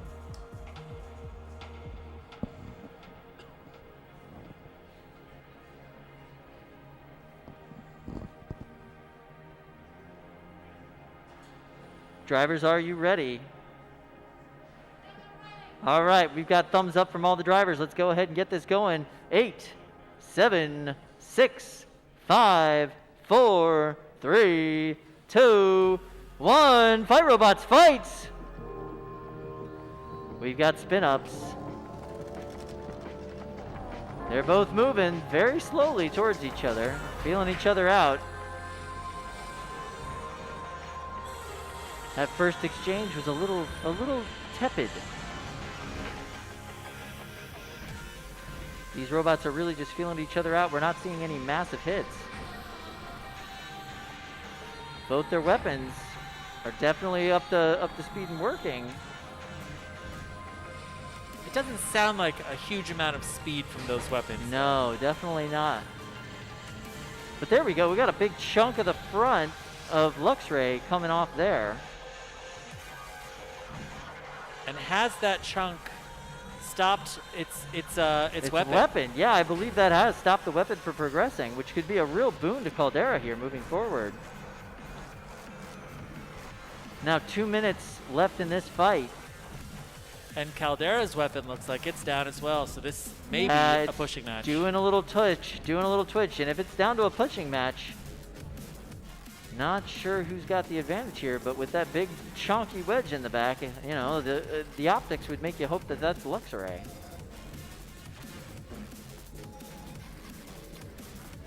Will the driver of Luxray be able to switch, you know, their directional thinking and start driving it backwards rather than forwards?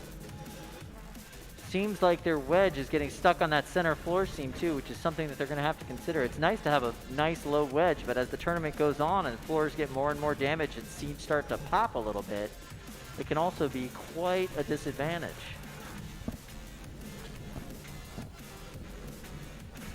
Coming up on the 60-second mark here, and we have a pushing match on our hands. Really a war of attrition at this point.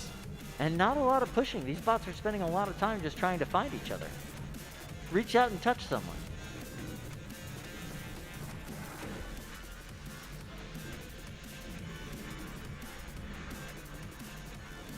Luxray trying to get an angle with its back wedge. Seems to be having a little bit of drive confusion on that right side of the bot. Well, left side of the bot if we're talking about what was the front before they lost their weapon. Down to 30 seconds left in this match.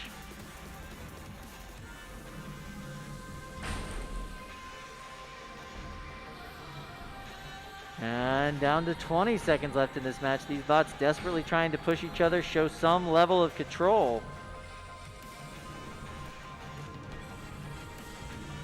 10, 9, 8, 7, 6, 5, 4, 3, 2, 1. That's the end of this match. This one goes to the judges. All right, let's pull up the judges. Yeah, we're going to have to talk to the judges about that one. I have no idea who I would call on that. That's just a very difficult match to call. You have no idea, Kyle. No idea. None whatsoever. Not even a lick. Caldera, 100%. Really? Yeah. Yeah. Well, let's find out what the judges say. All right. Do you guys agree with me? Let's start with you, Zach. Yep, I have to say that I think Caldera won that. Both weapons got knocked out. They did a little more damage to the front of Luxray, especially the two front bumpers on either side of the blade, one of which disabled the weapon on Luxray. And then they spent the rest of the match just charging in there and chasing him. Neither robot had a weapon left, so, butting heads isn't doing too much, but they were definitely on the offensive almost the whole rest of the match, so I gotta go for Caldera.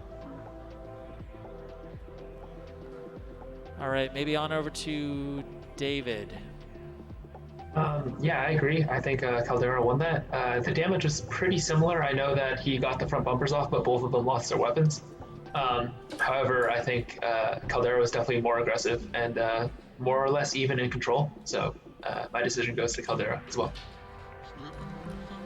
Makes sense to me. And Don, you're looking like a floor right now. Yeah, it looks like I've been replaced, but I think I'm gonna go for Caldera. At the beginning, whenever both weapons went out, it was pretty even at that point, but I feel like Caldera was a little more aggressive in pursuing Luxray at that point, which is my main. All right, looks like factor we in decision. we've have a decision here for Caldera. That's right, Caldera. Unanimous judges' decision. Well, 2 judges and a floor. Yeah. Listen, I don't know where Don is broadcasting from, but it looks like he might be inside of an arena. I think he's under the arena. Oh, yeah. Good vantage point there. Good vantage point. You can really see the match as well from underneath, So that was Caldera. That was Caldera, so they'll be moving forward. Good for them. Versus Luxray. So their next match. Oh, interesting. So they're basically moving into a bye round in their next match, which is great. And then next up, I see Anthony D'Ambrosio and Blackbird, and so I would infer from that he will be facing Horvath. Ooh, this should be interesting. Yeah. We haven't seen great performance from Horvath so far, and I am really hoping that we could see something special in this match. Would be nice. Sometimes it takes, a couple of matches to work out the kinks. Absolutely. And maybe we can see a much better performance this time from Horvath. And Blackbird definitely had a rough time in their first match. Hopefully they'll have a better showing this time around. But, being seated against Voxel is just not fun for anybody right now. Voxel's just a vicious machine. That's a tough matchup. It's a tough matchup. So, we're going to see probably a little bit more of what Blackbird is capable of. It is a very aggressive, very well-driven bot, and that weapon's got some good juice behind it. Yep.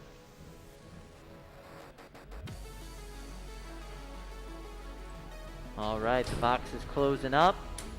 These bots are moving into their respective corners, doing a little weapons test.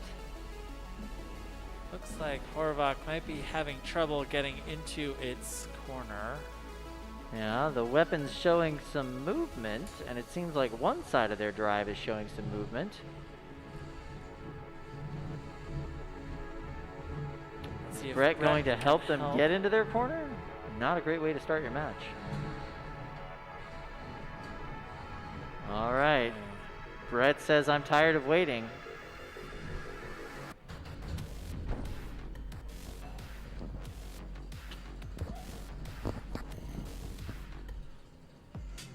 Well, this does not bode well for Horvath. They're in the box. Their weapon wants to move.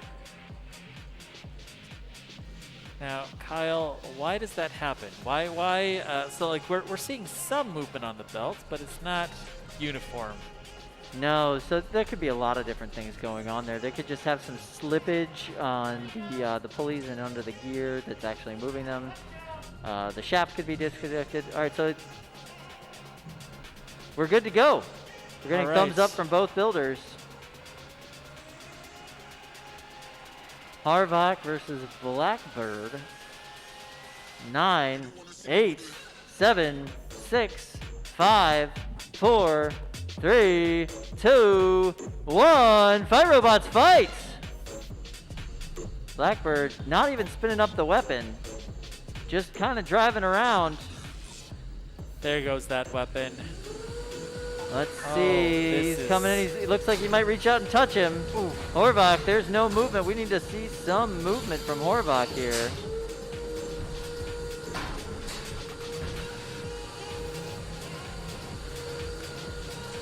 Oh, Horvath's weapon finally up to speed. Seems like that Blackbird just shook something loose. And a little bit of Horvath's drive is working there too. Blackbird gave him the assist with a little love tap. Anthony, you genius, you got that robot working again. It's pretty impressive when you can get your 3-pound robot to get the other 3-pound robot working in the arena. Yeah, it's with your weapon fully spun. With your weapon fully spun. Masterful engineering there. 2 minutes left in this fight.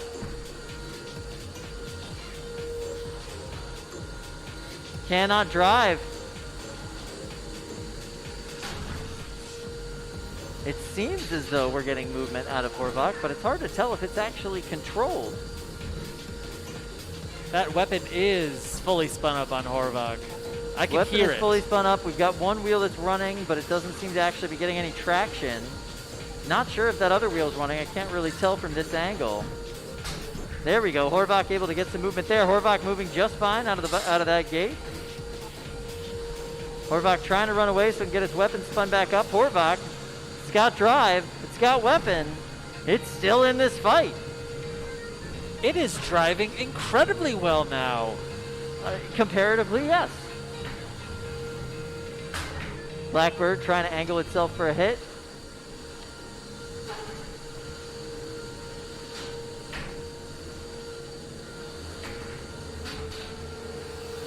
Horvath trying to get an angle with that weapon, but it doesn't seem to be making much contact with Blackbird. 50 seconds left in this fight.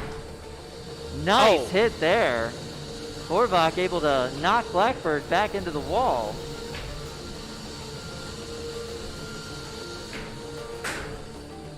Oh, that is some good weapon-on-weapon action right there. Horvath trying to get itself spun around.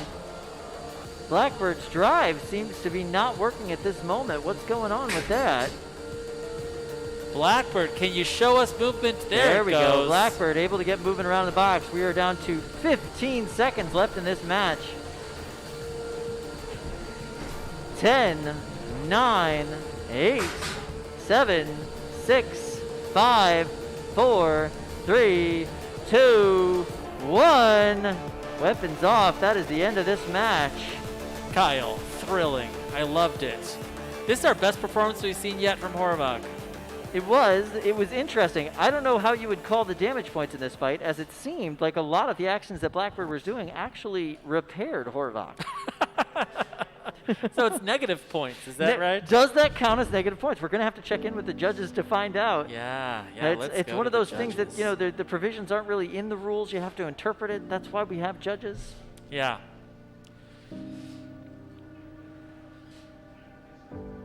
But that was interesting. All right, so here we go. Hey, Dom is not a 4 anymore. Good to see you, buddy. How's it going? You know, just trying out a new look. So Dom, can you give us your thoughts on that match? As far as damage, there wasn't much. Each robot was able to drive perfectly well and had their weapon. I do think Blackbird was the aggressor for the majority of the match and remained control. And for that reason, I've given it to Blackbird. All right. Zach, why don't you go ahead and tell us your thoughts?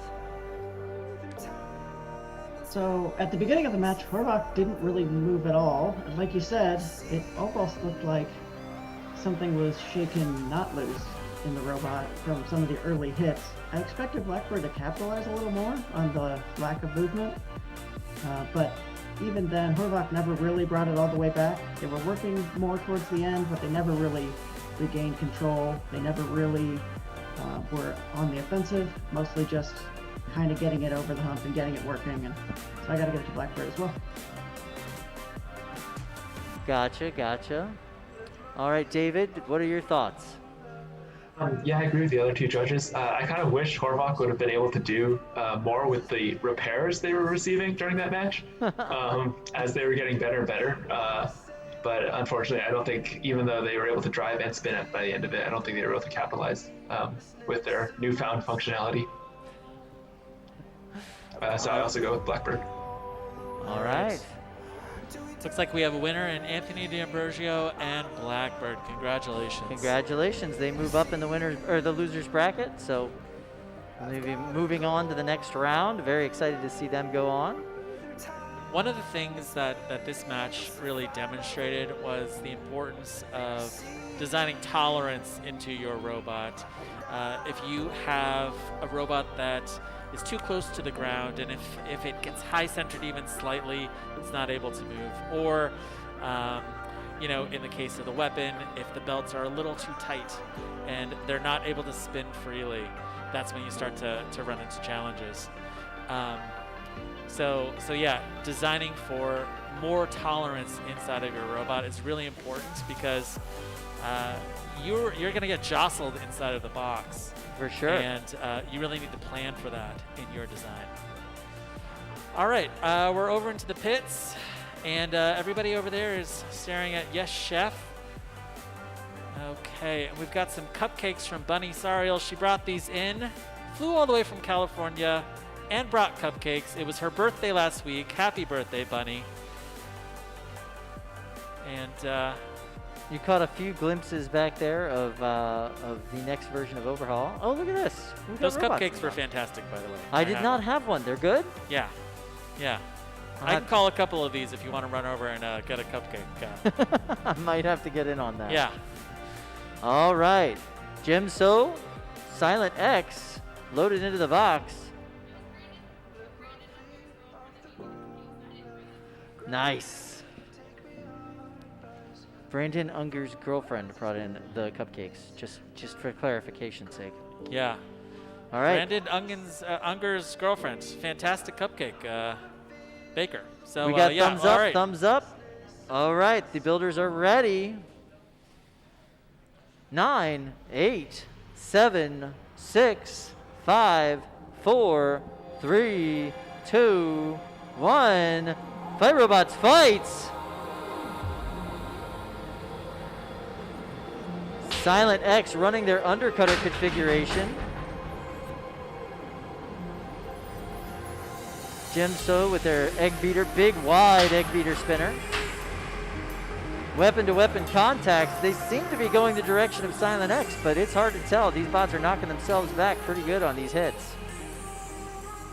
And that is a tap out. Tap out from Jim So. All right. This is the kind of performance that you expect from Silent X and Jameson Go. This is definitely the type of performance you want to see from Silent X. Jim So tapped out after a couple of those hits. Winner, Silent X. Yep. Beautiful match. Now, when I think of Silent X, I think of an undercutter. I feel like I've seen Silent X in its undercutter configuration more often than its drum configuration. And it's a very tough robot. Jameson Go has built a really incredible beetle weight. It's absolutely an incredible beetle weight. Its record is not quite as good as its original namesake, but it's quite good for an experimental robot for sure. Yeah. All right. So we can see these weapons getting spun up. Silent X doing its typical spin around to make sure that it's able to get spun up without being box rushed. And there you see in that first exchange, Silent X gets flung around, but they're still fully functional. Jim So seems to be missing part of its drive after that hit.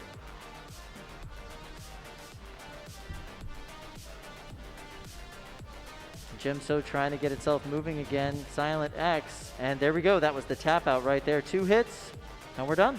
Yep. Big, powerful weapons. And at the end of the day, it was the more durable robot that held out and kept moving. And driver Jim So decided to save the robot rather than try to continue the match.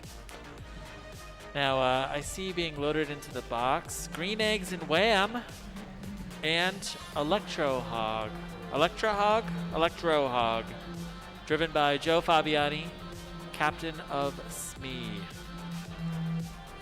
Now, we've seen some really good fights today from Green Eggs and Wham and Rob Keys, but some challenges keeping the wheels on the robot. Absolutely.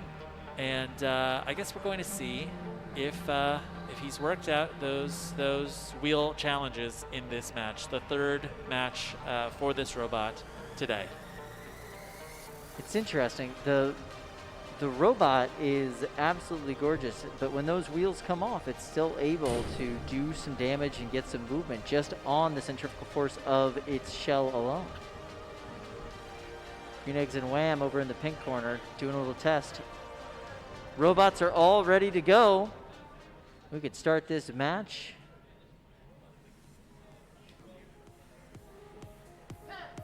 Nine, 8, 7, 6, 5, 4, 3, 2, 1. Fight, robots, fight! Green Eggs and Wham getting spun up over in the corner there. Electro Hog trying to do the box rush, stop them from getting spun up to full speed. Seem to be pretty effective at that to this point. Oh, there we go. Nice suplex there from Electro Hog. Excellent move, and then slamming them into the wall.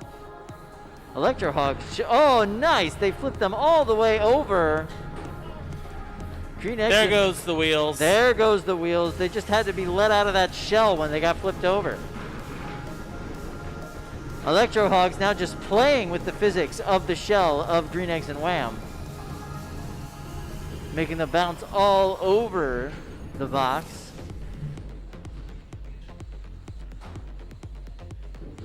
Now stuck in that corner. Electro Hog acting like a grappler bot for just a second and trying to get another flip on Green Eggs and Wham.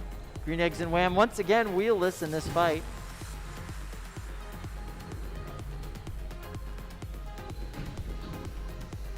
Electro Hog able to get to let go. Now we need to see some motion from Green Eggs and Wham.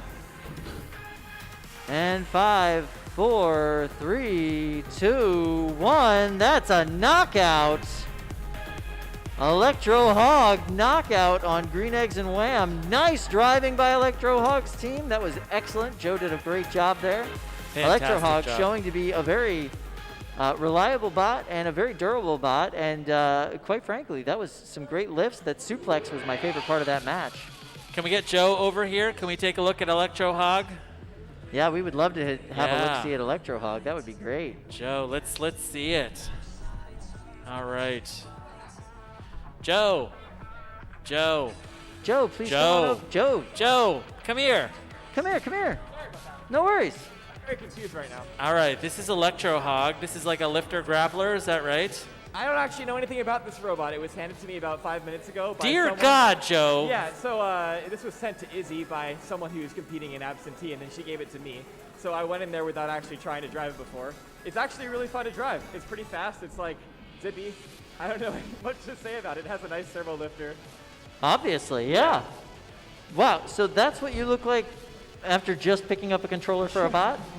Yeah, it's my first time moving the robot. It was fun. Wow. Yeah. All right. Fantastic work, Joe.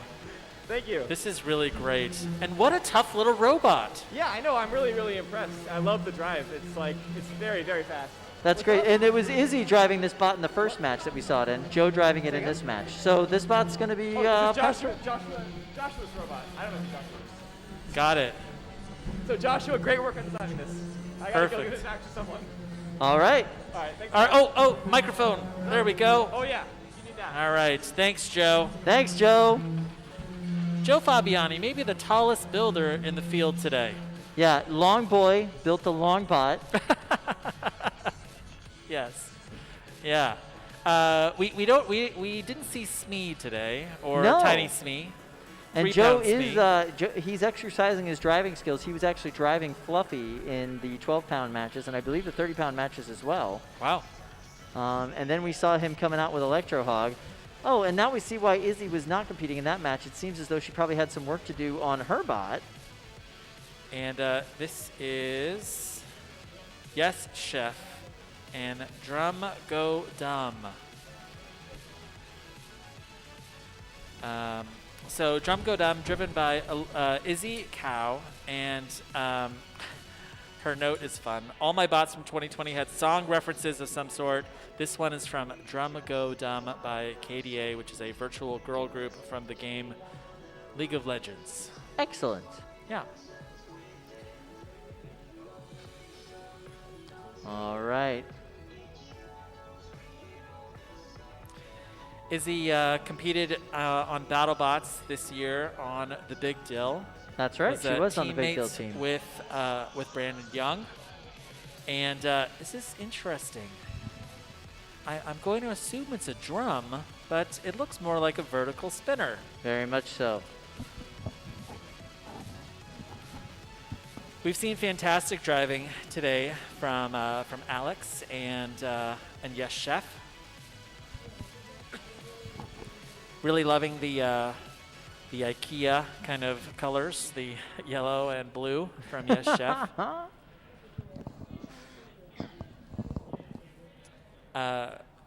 Kyle, and I mean, when you see that design, it looks very similar to Shredded Bro, right? Very, yes. This is a kit bot. Yes. would Well, assume. actually, I don't know. I would But I assume. know that those are off-the-shelf wheels. Yeah. And I know that that's definitely an off-the-shelf spinner.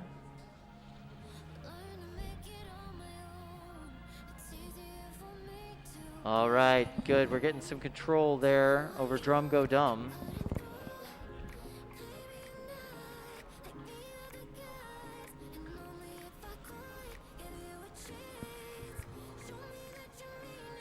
Okay, so we got the weapon locks coming off the bots. They're going into their respective corners.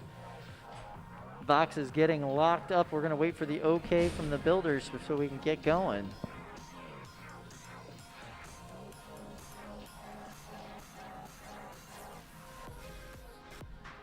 All right. Thumbs up from the drivers. Are you ready? Not quite yet.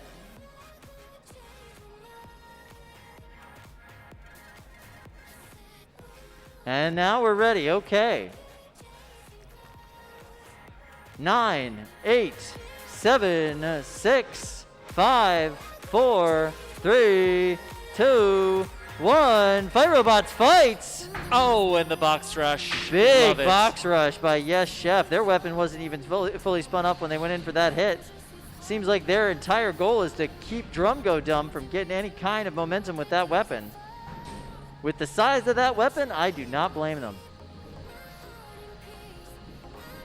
Drum Go Dumb seems to be a little bit stuck in the corner. Yes Chef definitely not giving them any room to move. There we go. Drum Go Dumb able to get themselves back on their wheels. Can we see Drum Go Dumb's weapon?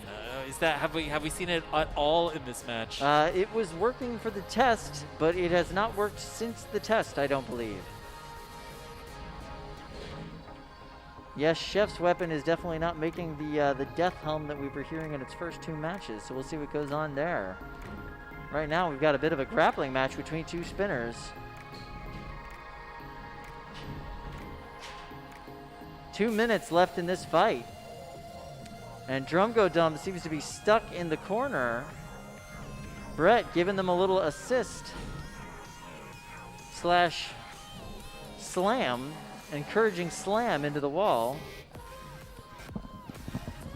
Oh, there we go. We need to see some motion. There's no movement going on here. That's it. You're getting the bar. The bar is coming down.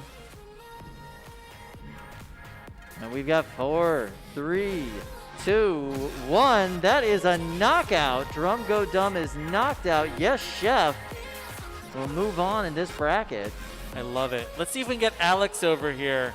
Alex, your time has come. Alex, we would love to talk to you about your robot if you've got a moment to hang out with us. Yeah, let's. Also, if you could send me the link for your hoodie, I would really appreciate that too. Yeah, that's fantastic. Me too. Alex, come on over here.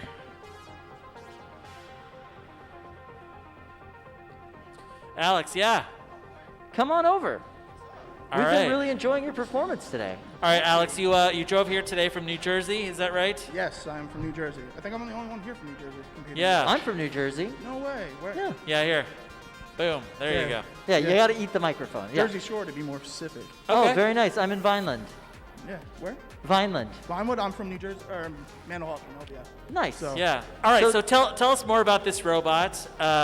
Now I saw in your notes that you cut it out of. It's made out of cutting board for my job. Cutting boards. Yes. Really? Well, the back and the middle and the back are made out of UHMW. Okay. But the sides are HDPE. Now, literally, it's the yellow cutting board you'd use to cut chicken. That's amazing.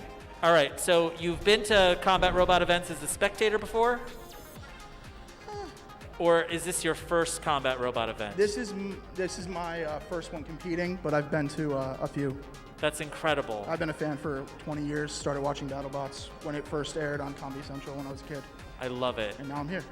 All right. How did you design this robot? How did you figure out like which weapon to go with? You know, kind of like. I just started buying stuff from all the different websites over the last couple of years. Yeah. I started working on it pre-pandemic. Yeah. And then everything got shut down.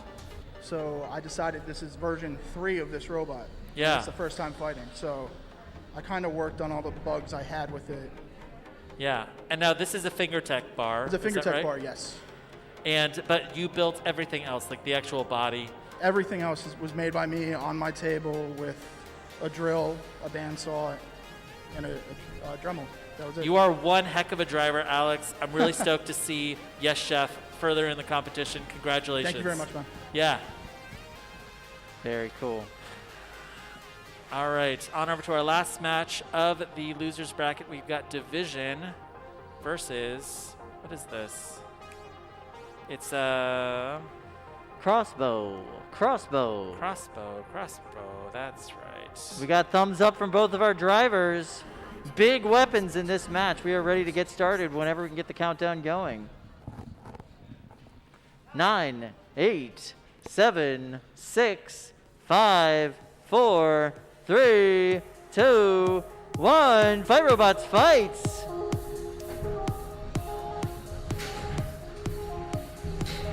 Crossbow hanging out in the corner, but one of those weapons made contact. Crossbow was the one that was not happy about it. They seem to have landed directly on their weapon. Are they able to move? Division seems to be trying to give them a little aggressive assist.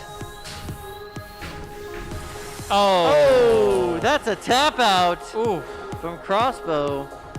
And there we get to see the full destructive capability of Division, just ripping the entire drive side off of Crossbow. Yeah, Crossbow. Wow. Taking that bot home in a bag. That is a big hit.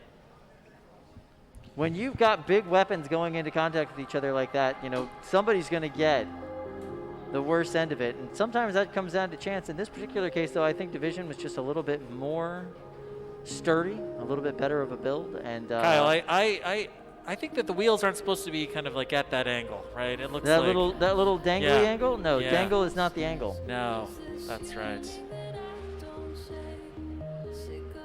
Wow. Very excited. So look at this.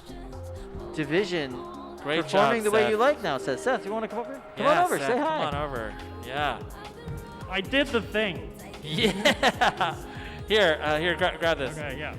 All right, Yeah. so in my last fight, I got hit on these 2 screws right here, which are the ones that mount the switch. So Okay. my switch literally split in half, and somehow the robot stayed on. Wow. All 4 of the screws holding the weapon motor on ripped out.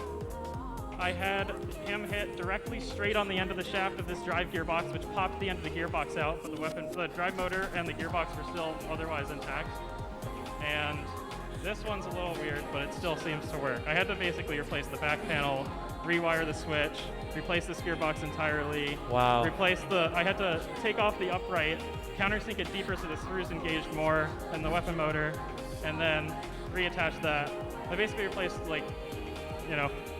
3 out of the 8 panels that hold this whole thing together. Now, what's the strategy when you've got this big vertical spinner going up against another vertical spinner like Crossbow? So basically, I saw at the start he was spinning up super slow, so I just wanted to get over there and knock him around and make sure that he wasn't hitting me straight on, because I mean he could easily hit the pulley here and just cut my belt and that would be it. So I basically just wanted to get him on the back foot, and then I just kept going at him because I knew he wasn't going to be able to move otherwise, and that would be a really lame end to the fight. Yeah. A lot of destruction in that fight. Yeah.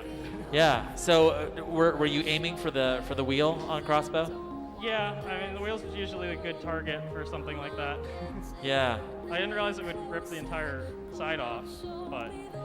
Now, people who've been watching your journey through YouTube know that every single time that you come out and fight Division, it's getting better and better and better. What's new with this Division? So, these two weapon uprights are brand new. I switched from a 2836 motor to a different brand's 2814, which is actually like, instead of a 30 millimeter diameter can, it's a 35 millimeter diameter can. And it has about twice as much torque as it did before. I'm running on 4S instead of 3S, so the drive is just unbelievably, uncontrollably fast, which is why I have it tuned down to like 70%. And this weapon motor is an 1850 kV instead of the 3000 kV I was going before. So the weapon actually spins slower than it did before, but it has like twice as much torque, so self-riding is like not a problem at all as long as the motor stays, you know, attached to the frame. All right, we're gonna go ahead and move on to our next match, Seth. Thank you, Seth. So much. All right, we're gonna get this match going. 9, 8, 7, 6, 5, 4, 3, 2, 1. Fight Robots, fight! All right, Unknown Avenger. Grabby Grappler Control Bot versus a Hammer Bot.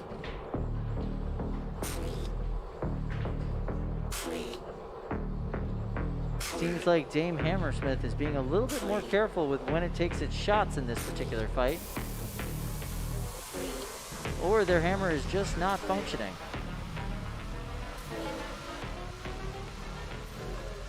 Unknown Avenger trying to get some good grapples on the side. They're definitely getting the control points in this match thus far. Nice lift from Unknown Avenger there, and they've got Dane Hammersmith up. They're dragging him around the box and slamming him into the wall. Nice moves. Excellent driving. And Unknown Avenger. Excuse us, Brett. You're a little in the way there. And yeah, at this point, I have to say, it seems that Dane Hammersmith's hammer is just not working. It's going to make it hard for them to get any sort of aggression or damage points. They've got them in the corner. This would be a great time to do some hammer hits, but unfortunately, we're just not seeing it.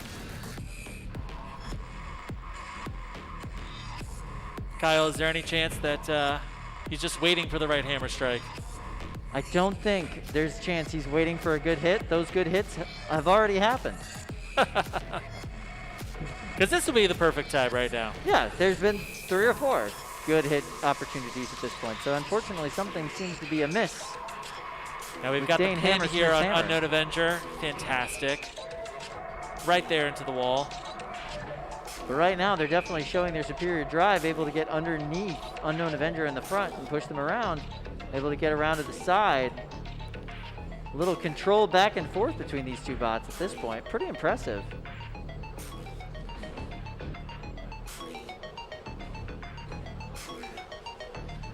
Now with less than 60 seconds to go, this is Unknown true Avenger. Driving match. True driving match. Unknown Avenger able to get Dane Hammersmith back up against the wall in that last exchange. Dane Hammersmith underneath, or Unknown Avenger underneath Dane Hammersmith in that exchange, able to get them up against the wall. As far as the control goes for this last half of the match, it is all Unknown Avenger. Nice move there from Unknown Avenger with the last 23 seconds left in this match. They've got Dane Hammersmith up, and they're just moving them around the box, slamming them into the wall. They've left them up in the corner there. Is Dane Hammersmith able to self-right without their weapon? 10, 9, 8, 7, 6, 5, 4, 3, 2, 1. That's the end of this match. This will go to the judges. Kyle, now if you were a judge, how would you go in this this match? I think it would be, I mean, it's 100% Unknown Avenger. They did everything right in that match. They had like one period where they were not in control, but the rest of the match was all theirs. But these are the fellas whose opinions matter, so let's check in with them. All right, let's start with David. David Jin, your thoughts on this match? So I think the damage in this match was pretty even at nothing. I don't think either was able to damage their opponent. I think the Dane came in with a broken hammer. But however, I think control and aggression definitely have to go down to an Avenger. So they're my pick. All right. Okay. All right, on over to Zach. I agree. I think Dane came in, that looks like a stripped pulley or something like that, because we saw it move kind of not very much during the test at the beginning and then never really again. I don't think that was caused during the fight, it's just leftover damage. As far as control goes, definitely Unknown Avenger was doing most of the work up front, and then Dane actually had a bit of time in the middle there where he was getting the upper hand, but it didn't hold. And then ending up in the corner, kind of on his back at the end, it's definitely got to go Unknown Avenger. All right, and on over to Don. Also going with Unknown Avenger. There was a moment in time when Dane controlled part of the match, but that was only very brief, and Mecha Mauser was able to take care of the last part of the match and then getting it immobilized on the side of the arena, basically. So yeah, Mecha Mauser. Unknown Avenger? Yes, that. All right. Thank you so much, judges. Looks like Unknown Avenger will be advancing in this competition. Yeah, Kyle. moving on to round 4. They'll face the winner of the match between Samurai and Black Adder. And that match seems to be loaded into the arena right now. Samurai, we've seen do some impressive work already in this tournament. Black Adder, we've also seen get some good hits in, good wins. Now we're over into round 3 of the winner's bracket now. Absolutely, yes. We saw some impressive cutting from Samurai in the first match.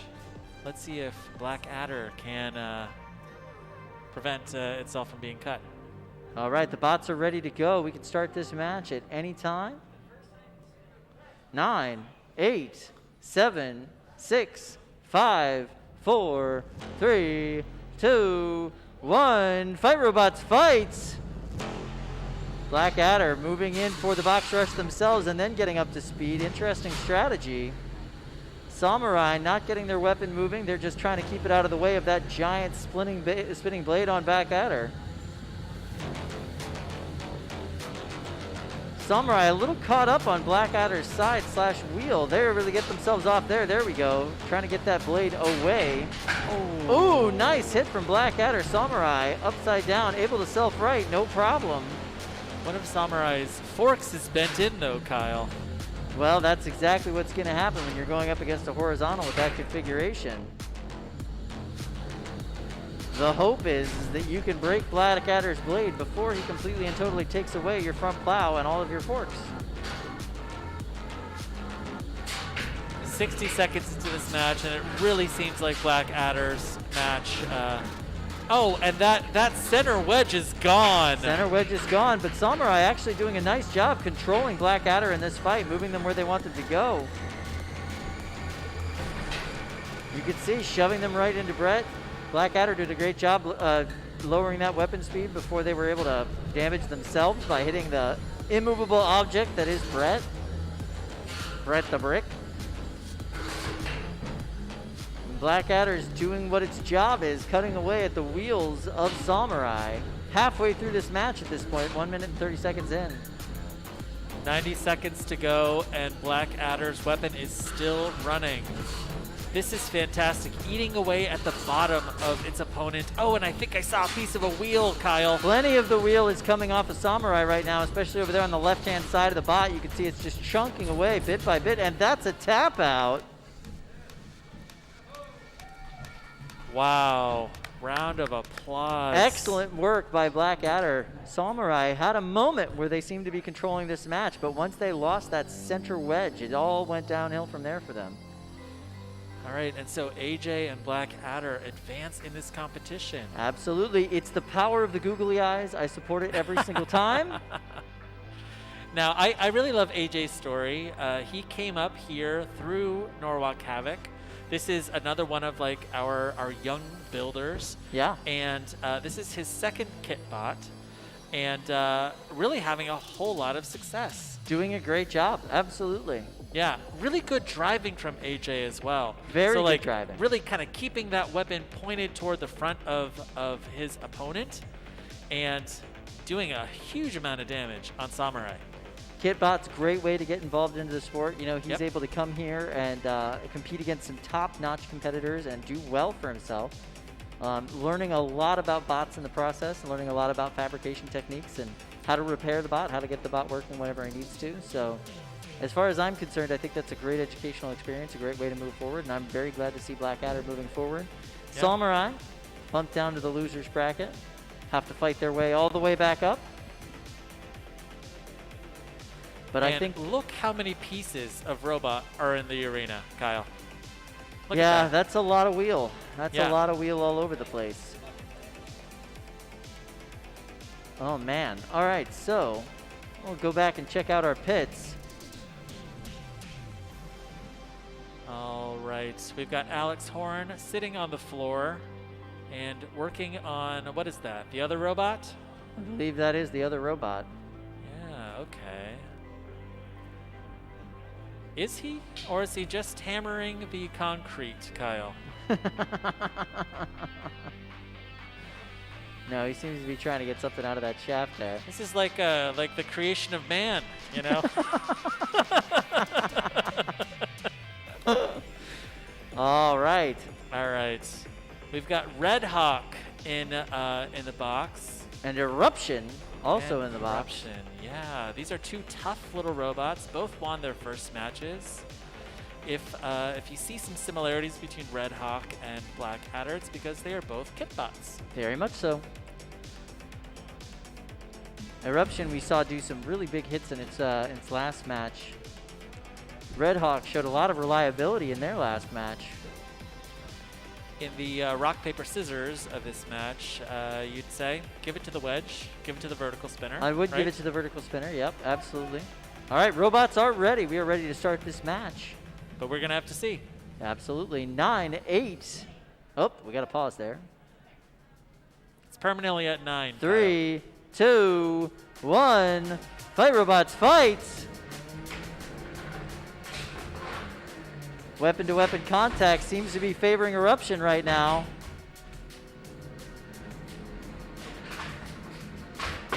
Oh. Eruption just launching Red Hawk around the box right now. Nice hits from Eruption. Red Hawk trying to get that weapon back up to speed, trying to get out of the corner. Struggling because Eruption just will not give them any space to breathe.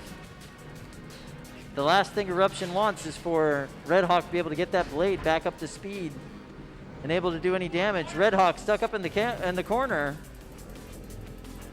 And there we go. That is a tap out. Red Hawk tapped out in that match. Wow. The driver of Eruption actually asked Red Hawk, "Do you want more?" when he Yep. was stuck in that corner. Yep. You know, do you want to keep this fight going? Do you want to have to repair your bot more? And Red Hawk said no. No, Good thank sportsmanship there. you. Good sportsmanship. Yeah, absolutely. Yeah. Now, what we saw in that match was the whole back of Red Hawk just get torn away. Absolutely, yeah. Red Hawk really did get a lot of damage to the back of their frame there. Really shows the power of Eruption's main Yeah, weapon. Eruption's weapon is definitely working at full speed now. It's definitely doing some better hits than it was in its first two fights. Not that it was anything to scoff at in its first two fights. Wow. Boom, that popped all the way across the box there. That was a nice hit. Yep. Saw a little piece of red come flying out. Pretty hard not to with that kind of damage. And then there you Here go. we go, See here he we popped go, him out of Kyle. the way, and then Boom. boom.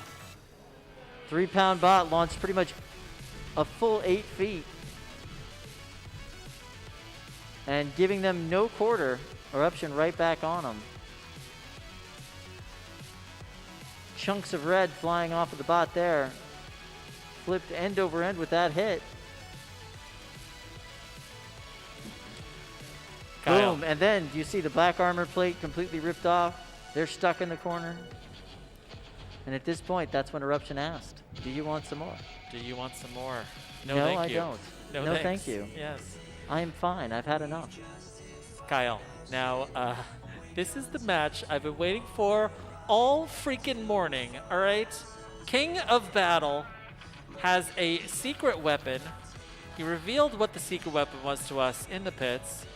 Does Bunny know what the secret weapon is? That's what I want to know. He said he was going to try to keep this a secret from the other builders in the pits. We did our part by not telling anybody what this robot is capable of. No, I'm gonna keep the secret. But this is one that I'm very interested in. Absolutely. It's going to be weird.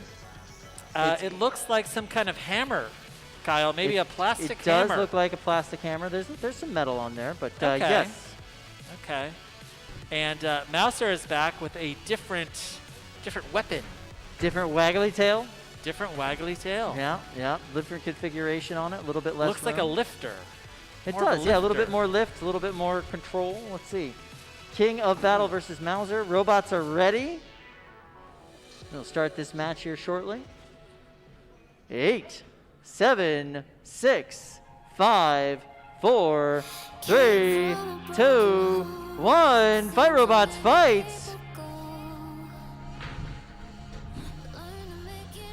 Trying to get in. Let's see if he can get that movement. Trying to get around. These two bots trying to gain control of each other. Doing a little dance. Here it comes. Oh! Yes! And that, if you have not guessed, was a model rocket engine. Yes! Oh, there is a ton of smoke inside of the box, and King of Battle is on its head. It seemed as though Mouser was able to get away before that rocket actually went off. Fantastic reflexes from Bunny. Yeah, I mean, you see a small explosion happening on top of your bot, you're probably going to try to run away. Now, that rocket is a one-shot rocket. One-shot rocket, yes. There is no more rocket available, so now they are upside down. It is essentially a pushing match, but they're only on 2 of their wheels.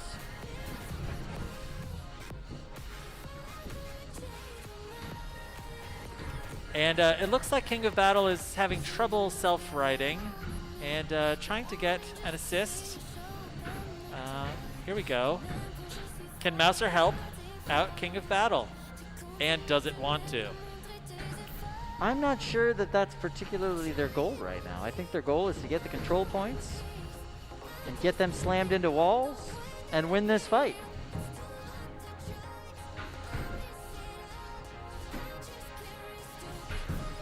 Looks like both King of Battle and its minibot are on their heads. That is not where you want to be. Definitely in this not match. where you want to be up against a control bot like Mouser. That match could have gone a very different way if it wasn't for Bunny's quick reflexes. We're down to the last 60 seconds of this match. King of Battle's back on its its bottom. Back where it wants to be. Will it be capable of doing any damage with that spent rocket shell? Doesn't appear as though it can. It's more of a grab than a hammer. So they're trying to get the control over Mouser, but Mouser's just a little bit better of a control bot.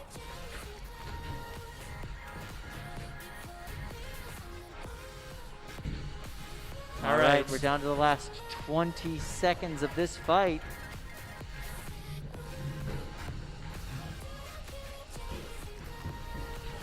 Mouser got a little bit of a lift there. 10, 9, 8, 7, 6, 5, 4, 3, 2, 1. That's the end of this fight. All right. We finally got to see it, the Estes rocket in action.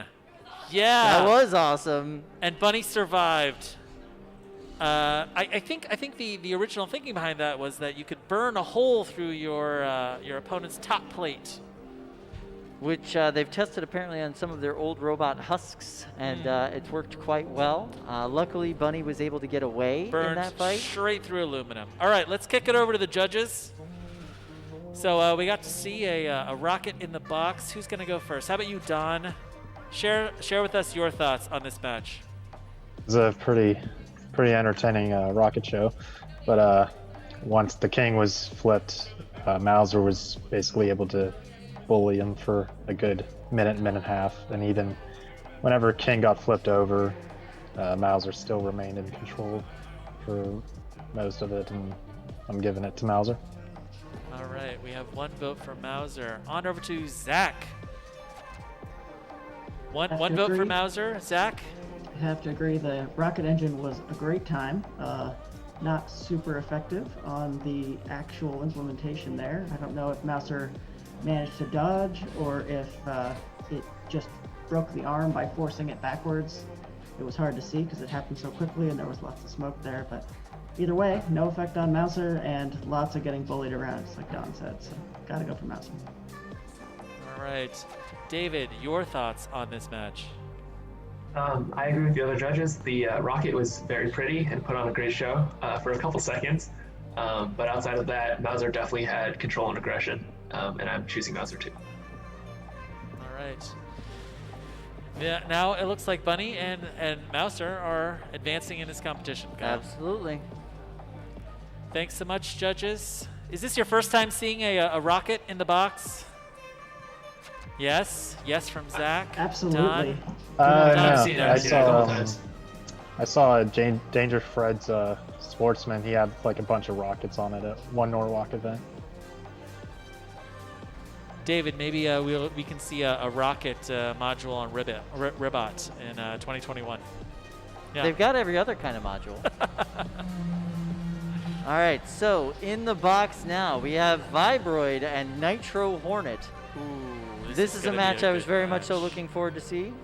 Yeah, this is going to be a good one. Vibroid, a kinetic walker. Nitro Hornet, a beefy and very reliable little drum spinner. Kinetic walkers historically have done very well at Norwalk. Very in true. December, we saw a kinetic walker take home the entire thing. That's very true. This is, especially at this weight class, you have so much weight in those weapons. It's tough to compete against. 100%. All right, it looks like the box is locked. Drivers, Fred? are you ready? Ooh, we got one thumbs up. We got the thumbs up. Drivers are ready. Okay. We're ready to start this match. 9, 8, 7, 6, 5, 4, 3, 2, 1. Fight Robots fights. Vibroid up to speed, moving its way across. Nitro Hornet testing the waters. Nice hit from Nitro Hornet, able to pop Vibroid up. Vibroid stuck up against the wall. Nitro Hornet trying to get underneath Vibroid. Vibroid able to get itself away from the wall. Very difficult thing to do when you've got a kinetic walker bot like Vibroid. Once they kind of go forward into a wall, it's very hard to get them going in another direction, but this is pretty good control from the Vibroid driver here.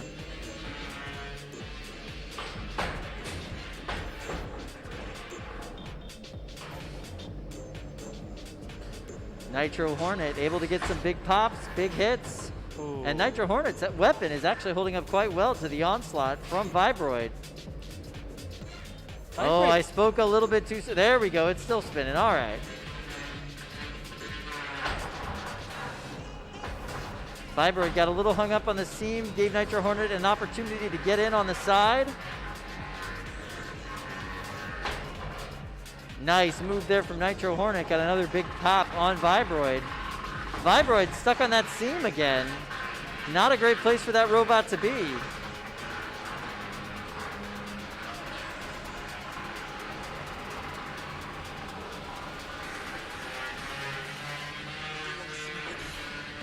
Nitro Hornet trying to get an angle on the side of Vibroid. Trying to get another one of those big hits. Show the judges that it really is doing the most damage in this fight.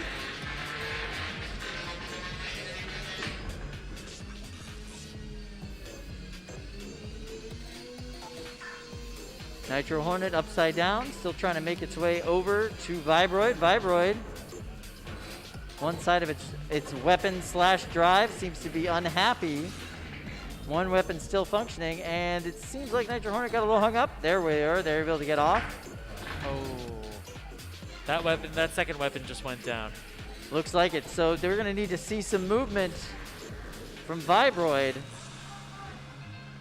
Got to show us some motion there, Vibroid. Are you able to get any motion? And that is a tap out. Tap out from Vibroid. And Nitro Hornet advances. Nitro Hornet advances. Vibroid lost its weapon, therefore lost its drive. I suppose that would be a downside to this weapon design. When you lose your weapon, you also lose your ability to drive. You cannot turn into a push bot. You cannot turn into a wedge bot. You just are what you are. Yeah. A brick. A giant piece of plastic. Nice little piece of wall art. So Kyle. Nitro Hornet moves on. They'll be facing Mouser in the next round. Yep. That's going to be a fun fight. Will it? Yeah. I'm kidding, Kyle. All right. I mean, there is so much energy in Nitro Hornet's weapon. Absolutely, yeah. It's tough for a control bot. Absolutely tough for a I'm control looking forward bot. to seeing it. I mean, if there's a driver who can do it, it's Bunny. So. Well, it's not like she hasn't fought against some drums in the past. I think That's it'll true. be, she's got the experience factor. It should be all right. That's true. Yeah. All right, so we've got our bots loading into the box right now. It appears as though we have... Is this BX11B? No, it's not. No, this is Shredded Bro. That's definitely Shredded Bro. Yes. Shredded Bro. And Voxel. Voxel. They'll Voxel. be fighting to see Holy who can take on smokes, Red Kyle. Hawk. It's happening. It is happening. Robots are ready. We are ready to start this fight. I mean, we're ready in the box. I don't know if I'm emotionally prepared. No, me neither. 9, 8, 7, 6, 5, 4, 3, 2, 1. Fight, robots, fight! Oh! Shredded Bro says, your weapon's powerful. I don't care. I'm not going to let you use it. And there's that's a tap out. Wow. We were expecting to see a powerful weapon against an aggressive driver, and what we saw was an aggressive driver stop a powerful weapon. And we lost another camera. How many cameras is that? That's 2 for this tournament. What is the camera budget for this event? They have a lot. It's a lot. It's a lot. They have a lot. Wow. So that was 100% Shredded Bro taking that victory all the way home. We talk about Evan Arias having relentless driving. Yeah. Relentless driving. And that's exactly what we saw there. His strategy was obviously, that weapon's really powerful. Yeah. I'm not going to let it spin up. He has a lot of faith as well in his main weapon, that egg beater, to say, this is Voxel, one of the most feared robots in this competition, and I have no problem driving straight into that weapon. Absolutely. It was a really beautiful move. You saw that little kind of like side swipe that he did and then straight in. Perfect move. You can't discount Evan's driving in any situation. He's just so good. Yeah. So Voxel will move into the loser's bracket. Oh, we're going to see an instant replay of this. Good. This instant replay had better be in slow motion or else we're going to miss the whole thing. Here we go. There is that. Nice little spin there, like little skid to the right, and boom. And that weapon on Voxel looked like it was maybe a quarter of the way up to speed before that hit happened. Took out the camera immediately. Oh, and there we go. That's there we where go. that's where all the guts came right out of Voxel on that one. What you really don't want to be with Shredder Bro is tumbling in the air, because that egg beater is going to catch a part of your robot while you're tumbling. 100%, and he's not going to stop coming towards you. Yep. Yep. Yeah, he's a fast-moving horror movie villain. You know how the horror movie villains are always really persistent, but they move very slow? Yeah. That is not Shredded Bro. No. Horror movie villain, but it's actually fast. Yeah. Fast horror movie. Yeah. All right, so we've got into the box right now. We've got Bison Bison. Yes, this is what I thought. And BX11B. This is our first time seeing BX11B. Yeah, in they this got a competition. bye in the first round. And Bison looks like it's a lifter, Kyle. Yeah, it's a hinged lifter. We've seen them in the last tournament here in November before the finals. Great bot, well-driven bot, durable bot, more durable than you'd think by looking at it. And it's, you know, it's a well-made little machine, and I really like the big horns on it. I think that it's a really cool addition. Gives them a lot of options once they get a bot up onto that wedge. Wow, I love it. All right, now the doors are closing here, and we're gonna see if this is the third bot's the charm for Steve Campbell. Yep, BX11B, and already we're seeing more nimble driving in the box. All Drivers are ready. Okay, we're ready to start this match.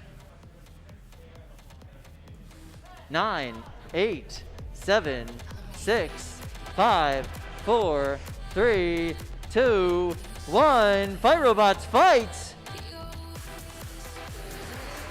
BX11B waiting to spin up their weapon there. Bison getting a little bit of control on the side, pushing them around, not letting that weapon touch their front wedge. Bison is doing a great job picking their shots, and it seems like BX11B is having some drivetrain issues, giving Bison the opportunity. Oh, Bison got stuck under the sidewall. BX11B taking advantage, full advantage of that. Bison rallies and recovers quickly.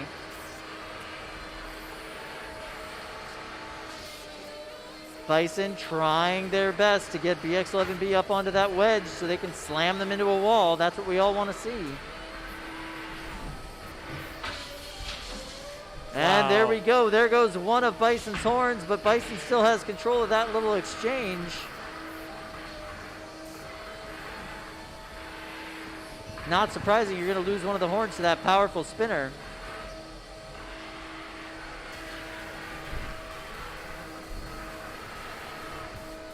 BX11B showing us what happens when you put all of your points into your weapon and none of them into your agility and dexterity.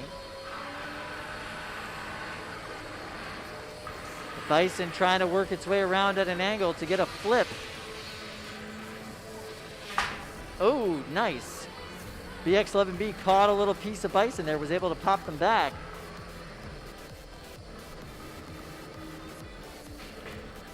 We're at 1 minute and 15 seconds left in this fight. Bison still trying to get themselves into a good position underneath BX11B. BX11B's actually done the most damage so far in this fight, even though they have not had a really reliable drive throughout this entire thing.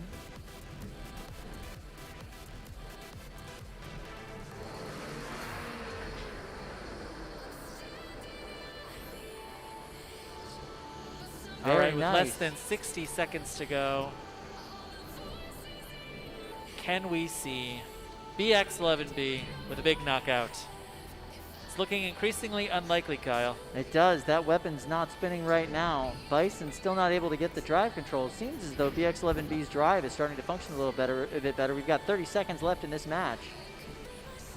And we're essentially down to a pushing match. It seems like BX11B's weapon's trying to move, but not having much success in that particular department. 20 seconds left in this match. And there we go. BX11B's weapon goes, and they were able to get a hit on Bison. Bison is now up on that wall.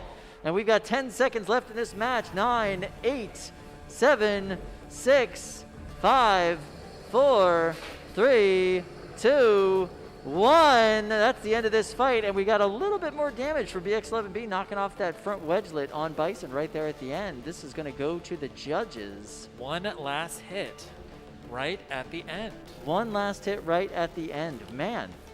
So judges, this was an interesting match. Do you want to go ahead and start with Don on this one? I think we started with Don last time. Oh, How okay. about David? Let's go with David. Sure. So the match was really even for a little bit. BX11B wasn't really able to get any purchase on Bison, and Bison was doing a good job controlling the match. That being said, I think damage points definitely have to go to BX11B, especially at the end. He got that really nice hit. As well as aggression was pretty even between them. Both of them stayed on each other. I would have loved to see Bison use its active weapon a little bit more. So because of that, I'm going to go with BX11B. Okay, BX11B. All right, let's go on over to Don. Don, your thoughts on this fight? During this match, we see BX11B basically tear off little bits and pieces during the entire match. Bison was doing a good job pinning it and trying to control it the best it could. Could never really capitalize with its flipper because he could never ride up there far enough, which definitely, I would say, hurt him. But yeah, and then BX11B was able to get a couple good pops on the last 30 seconds. So based on that, I'm giving it to BX11B. All right. Zach, take us home. What do you think about this fight?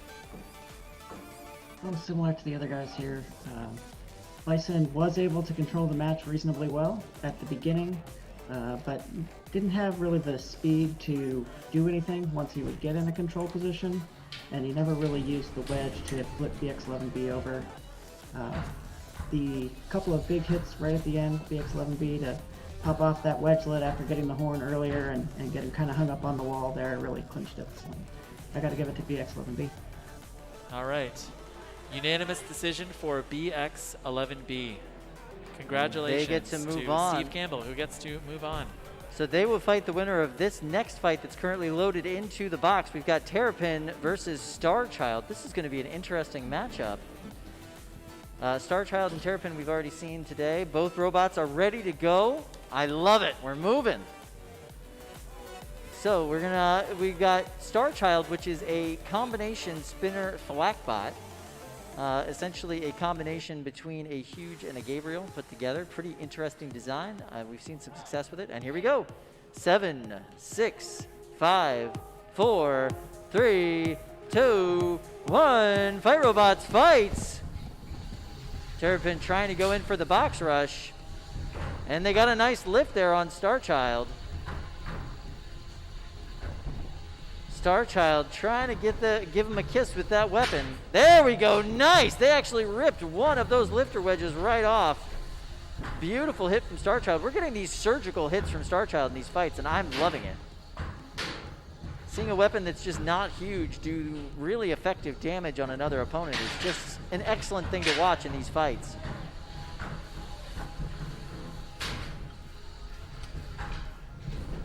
Nice move from Starchild. They're getting their weapon back up to speed behind them there. Keeping it away from Terrapin. Terrapin keeping their lifter up in the air, but it seems as though the frame of their lifter is bending there on the left side of the bot.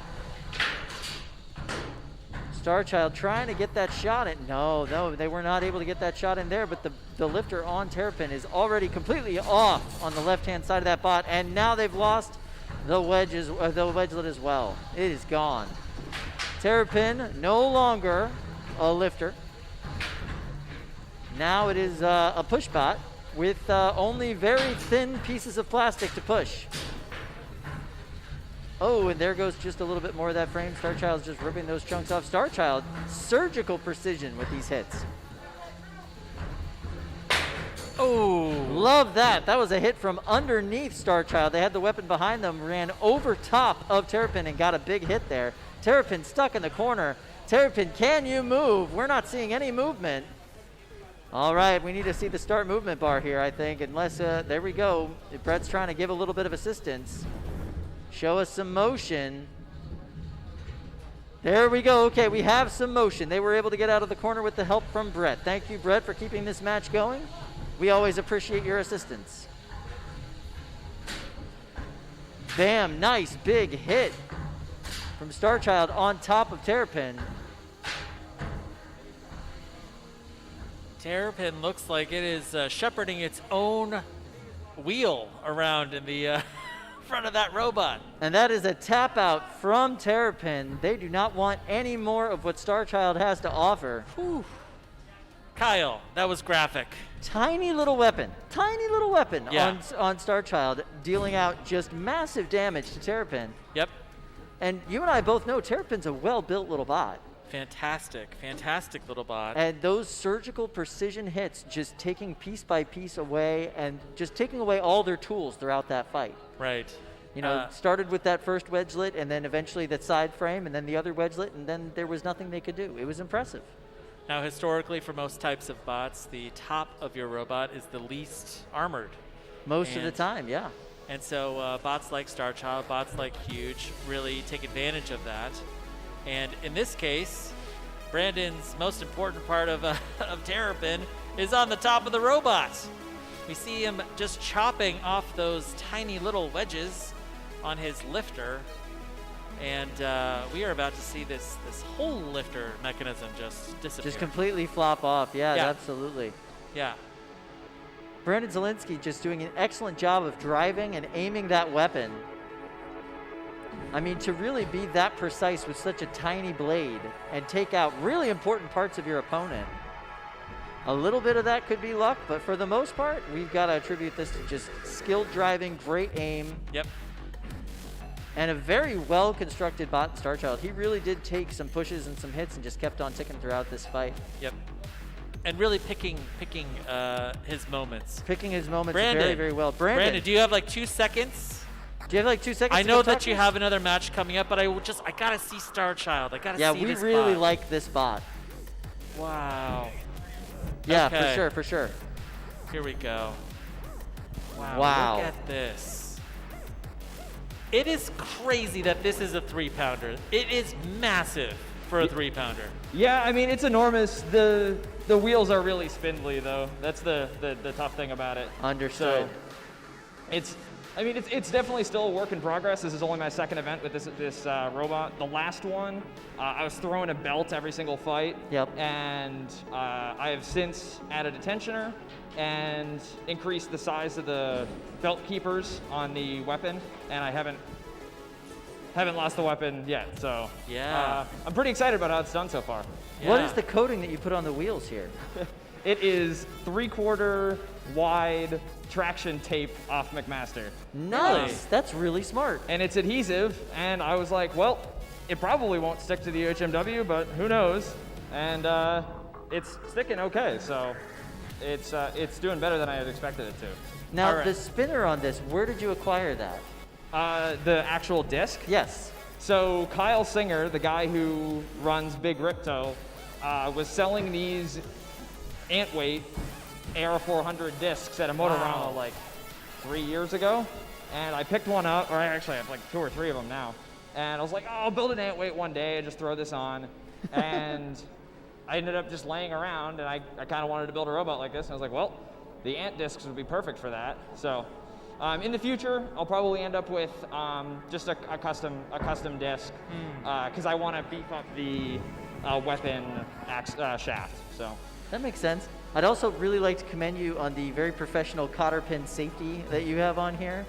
You know, we see a lot of improvised safeties. Yours actually looks super intentional, so I really appreciate that. I figure if I'm going to be as much of a narc about safety as I am, I might as well actually put some effort into it. You are operating as safety officer for this event, right? Yep. Between me, Frederick Moore over here, Spocky, Sarah Pohorecki is back in the pits. It's been a challenge. This is the first time we've done this. All these safety checks with a full Norwalk event. Yeah. We're through everybody, and it was a pretty smooth morning. As Norwalk progresses forward, we need talented people like you to help out with these things. So we really appreciate your help and all of your efforts on this particular event. And congratulations on your win. This is an awesome robot. We're really excited to see where it goes. Thank you. Brandon, thanks. This is fantastic. I am loving this robot. Yeah, it's just cool. It's a neat idea. It's a neat concept. And Brandon did a great job with the execution. I love the fact that that's an Antweight weapon. Yeah. Antweights are 1-pound robots. Yeah. Yeah. So weapon. So that is less than 1 pound.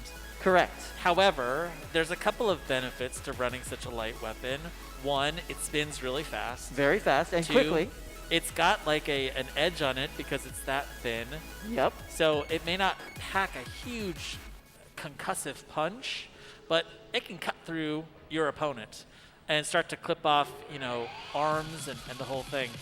All right, now we're taking a look at Brandon and the aftermath of this fight. The bot right in front of us is Terrapin, and doesn't look like there's any lifting arms on that robot. No, the top plate's off. He's trying to figure out what all happened to it. I mean, we just saw a tiny little weapon do massive damage to this 3-pound bot. Yeah. Really impressive stuff. I mean, such a neat idea to use that 1-pound weapon. And that weapon is supposed to be for a 1-pound robot to fight a 1-pound robot. The fact that he's able to successfully use it in the 3-pound weight class and really do massive damage with it, I am absolutely blown away. I'm very impressed with this design. And as a KISS fan, I like the name of the robot, so I think that our sound guy agrees with me. A sound guy likes KISS. Who knew? Yeah, who knew? Yeah, that's unlikely. Unconventional. Wasn't expecting that. Yeah, very unconventional. Okay, question. Is this maybe some design inspiration for Jonathan Schultz and Huge, the heavyweight? Could we see a giant kind of thwack bot? They have the thwack module already. Yep. We've seen it used in events like Orlando Maker Faire, yep. Robot Ruckus, and I suppose that could be a modification that they do to it. It'd be so interesting to see how that would work at a heavyweight scale. Right. You know, like you kind of would have a huge saw bot essentially at that scale. You know, it would operate in a very similar way to those impact saws that you see on saw blades or Scorpios. Exactly. Right. That would be super interesting. I would like to see that actually. Jonathan is not at this event, but his influence is all over it. Yeah. Very innovative thinking, that started with Huge. And Huge is what started off in the smaller weight classes. That's right. 30 pounds was the first version of Huge, and that would have been at a Motorama event. Would have been the first place that we saw them. Motorama we brought up a couple of times. They're a one-time-a-year event that's very similar to what we have here as far as the weight classes that are available to fight. It's very cool. I love watching the events at Motorama, and I've often wished that they'd have more events in a year. They also have their Franklin event, which is very good. Yeah. So it's cool to see more opportunities for bots to cut their teeth and figure out their processes. And what that means is we're going to see better events here in the Northeast and all over the country going forward, just because there's more opportunity for these bots to work. Having a venue like this where you can have innovation at 30 pounds means that heavyweight combat is going to get even faster and better, Absolutely. The iteration cycles. The last thing you want to do is to build a 250-pound robot in your garage and fight it for the first time on TV, right? 100%. You want to build a 30-pounder first. The physics are very similar to a heavyweight. And try out your crazy idea for a couple $1,000s. And if it works, start to scale it up. Which we've seen with bots like Huge. We've seen that now with Overhaul. Or, sorry, this robot is absolutely not Overhaul. But yeah, this is a really great opportunity for that. And you're right. I do think this event will eventually have implications in the heavyweight division. And who knows? We might be seeing, eventually down the road, a heavyweight arena here too. Why not? Norwalk Havoc is on an upward trend. They're growing. They're adding more events and more venues. So might be something fun to see into the future. Yeah, let's start Indiegogo for that. Yeah, I think we need about $1 million. $1.5 million just to build the box. Yeah. I think that's the dream. I mean, I think the dream is that every region of the country has a heavyweight box. Every region of the country has a 30-pound box. Absolutely. And this is the kind of event that really, shows what's possible out there. Absolutely, 100%. I think that what Norwalk Havoc is doing is really impressive. I used to look forward to tuning into all of the live streams when they would come on, and now I'm very happy to be here to be a part of this event moving forward. Yeah, this is huge. So, how do we know each other? Kyle? Yeah. You and me? Yeah. Is this our self-promotion part? I think so. We need a little bit of time here, so yeah, why not? Let's see. My name is Luke, and this is Kyle. Hello. And we run a BattleBots podcast called Behind the Bots. Every week we talk to builders who build heavyweight robots and compete on the TV show. Absolutely. This coming Monday, we are going to be interviewing BattleBots co-creator Greg Munson. We've had him on the show 3 other times at this point. Yep. We like talking to Greg. Greg seems to like talking to us. Yep. He always gives us some interesting information, some fun little scoops. So Yep. I'm really looking forward to hearing what he has to say about the season now that we're almost to the round of 32 in the BattleBots competition. Yep. But yeah, we talk about robot combat events that happen all over the country, when they happen all over the country. COVID has really limited those events, but that's something that we've been able to do here at Norwalk Havoc is have those events in a reasonably safe way, so that's been really nice. Yeah. Greg was able to pull off his event very successfully and have the full tournament for BattleBots, which is already done filming. We just are waiting for the episodes to come out. And yeah, so we've actually spoken to a lot of the builders that we've met here. Right. Yeah. Let's see. Who have we interviewed on the show before? Jameson Go from Sawblaze. Definitely. Bunny Sariel from Malice. Absolutely. Let's see. Joe Fabiani from SME. Charles Guan. Charles was such a fantastic interview. I We've really want to interview Charles. Charles was one of again. those guests that we were like, oh wow, this is great. He's really fun to talk to.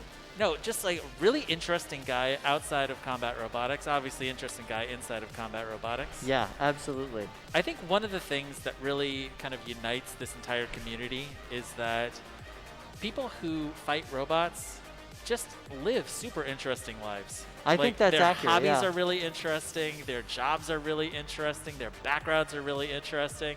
They're all super smart, and there's a fun, twisted sense of humor that seems to like flow through the community as well. Yeah, absolutely. Yeah. The whole concept of robot combat is kind of ridiculous. I'm going to spend thousands of dollars, build something that is as destructive as possible, and I'm going to go out and really try and fight my heart out for three minutes, which is really something else. I want to point your attention to what's in the 30-pound box right now. Dear God, the pipe is back, Kyle. Oh, 100%. Yes. So this is 12-pound. This is... these kids are building this robot at this competition. Oh, 100%. It looks totally different than it did like an hour ago. Yeah, it's got these demon horns now. I kind of like it. I love it. So this is the 12-pound sportsman class. So we're seeing Draconid, who's a bot that you are very familiar with. I am familiar. I've worked on this robot You've worked on this. You've been under the hood on this robot. I have. And we're also seeing Top Hatinator, which is this cannon bot, cannon pipe bot.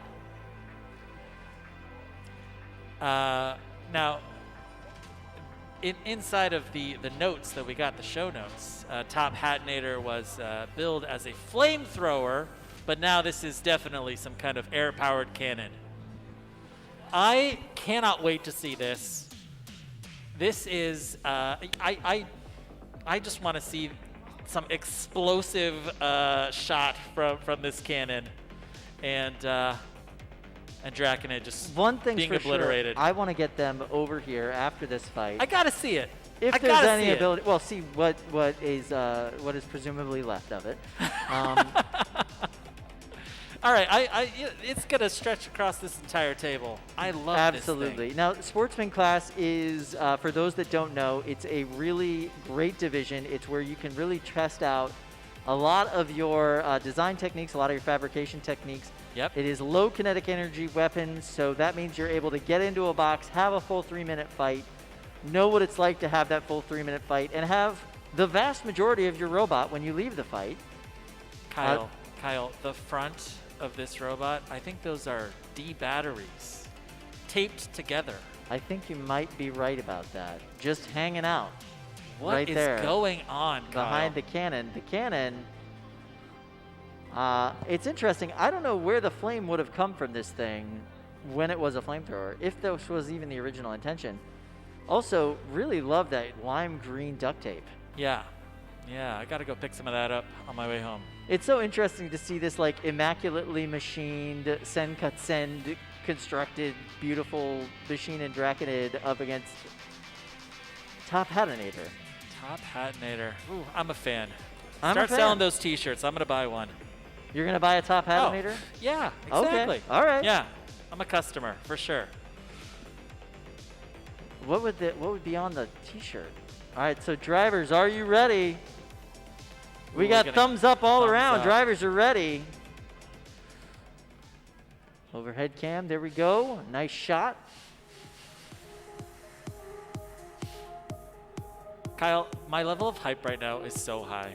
I can't even tell you. 7, 6, 5, 4, 3, 2, 1. Fight robots, fight. Yeah! There goes the cannon. It seems to have slightly missed its target. And now the saw on Draconid taking apart one of those wheels.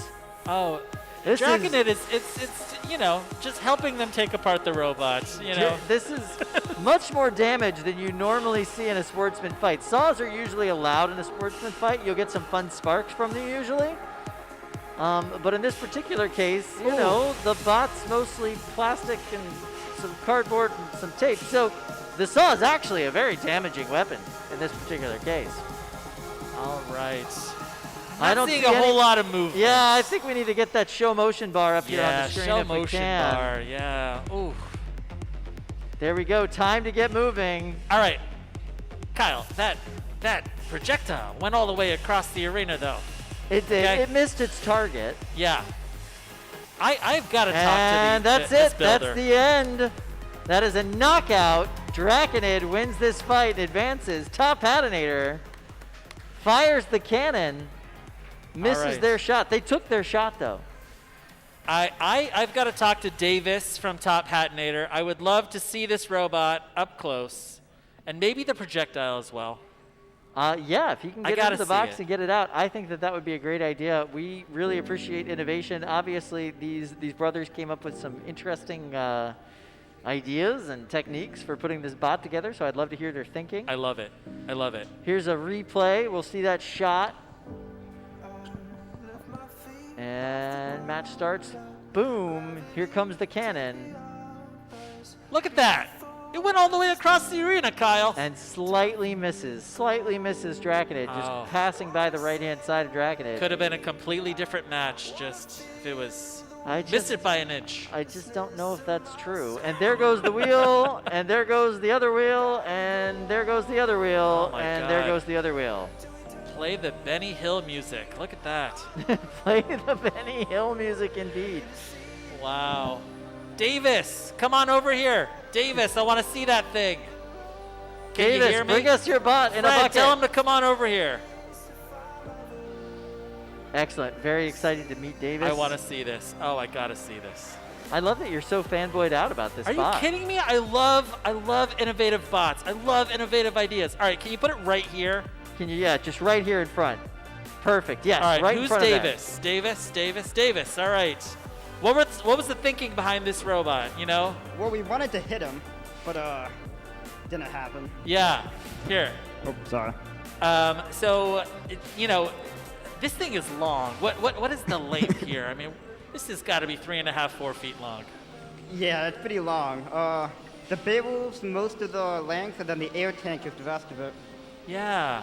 Now I saw a bike pump back there in We the pumped up pits. to 80 psi, the main tank. I love it. All right, and let's see the projectile. Wow, this thing is really heavy.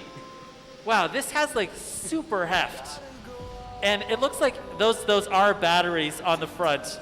Look at that. I love it. Got a little bit of fletching on the back too. Kyle, So check what was this out. the idea of the warhead being 9-volt batteries? What's the idea there? They were dead, so we wanted more weight. And then, That's perfect. That's about it. Yeah. So I'm curious, are you fans of like Double Jeopardy on BattleBots? I mean, they're the other kind of cannon robot out there. Oh yeah, I saw Double Jeopardy in the main show. Yeah. That is incredible. This thing is so cool. I love it. I love innovative thinking. And hopefully you can get this fixed, you know? Yeah. And love to see it again here in Norwalk. You're already at the top of the losers bracket, so good luck to you putting this bot back together, and we'll see you in the next round, I guess. Yeah. Thank you guys. All right, Davis, best of luck. All right. Yeah, look yeah, at this go ahead, thing. take Here it, we take go. it away. Wow, look at that. They're gonna need a lot of tape to get that bot back together. Dude, I love that. I love that. Absolutely. I think that was a very fun match. We definitely got to see what Draconid could do. Yeah. Yep. And the saw was very effective against RC car wheels. Yeah, that's true. Yeah. RC car wheels actually get pretty good traction in this box. Yeah. I'm curious, if you were to take apart an RC car and bring it here to Norwalk, how would you improve the car to make it a bit more tough? There's a bunch of different methodologies you can use for that. Yeah.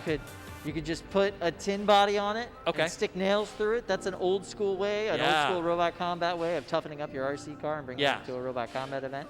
You can put a big old spear on the front of it. That's one way to do it. Put a big old spear. Big old spear on the front like of it. a pneumatic spear. No. And do That's like a far farm, too advanced. Like a farm theme or No, something. literally just like some plumber strap. Okay. And a piece of like just pipe. Okay. And you cut the end at an angle. Okay. And then you just drive it into the other robot. Like a spear. Yeah, really an injection needle at that point. That's really what it would more Do you look have like. the speed to pierce No, aluminum? not at all. Okay. Yeah, maybe UHMW. you would be able to pierce the air tank Got of Top it. Hatinator. Got it. If we were doing that. I love that Top Hatinator was able to pump that up to 80 psi. 80 psi. That's enough to drive a nail through a board. So Yeah. Yeah. But from point blank, I don't know about from 16 feet across the box. Yeah. Maybe the shot was a little early, perhaps. That's possible. That is possible. All right. So in the arena now. I see Demo Gorgon from Brandon Young. And Grudge Frog. Oh, Grudge Frog, yes. So AKA it's Malice 2.0. But tiny. Yeah, tiny. All right, so these are two undercutter spinners. Yep. Drivers, are you ready? We got thumbs up and nods all the way around. Okay, we're good to go. We can start this match at any point.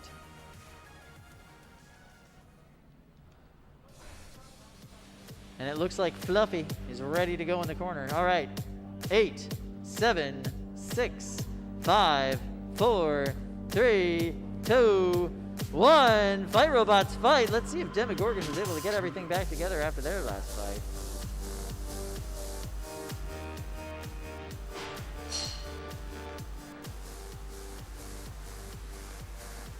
Coming in. Oh, nice hit there. Demogorgon having a little bit of drive issues. Oh, that's the top of the bot. And it looks like we have a tap out. Oh, and I see a battery just laying there in the arena. I Grudge think that's supposed to Frog. be inside of the robot. Yeah, Kyle. all those parts are supposed to be inside of the robot. Oh. This is a nice little view, exploded view, if Yep. you will, of the inside of Demogorgon. Exploded view. Yes. Yes. Grudge Frog wins. moves on in this tournament. Demogorgon, once again, you got to keep those parts on the inside of the robot. That's where they work the best. Yeah. A little hard for them to function outside of the robot. It's like the blue smoke, the magic smoke. Yep. You got to keep that inside the robot. But Yeah, similarly, the smoke speed powers the controller, robot. the batteries, and the motors, they should Yeah. also all stay inside the It's robot. the magic. The smoke is the magic. It is the magic. It keeps the robot going. working. That's how electronics work. Yeah. Yeah. All right, here's the instant replay of these two powerful undercutters going at it.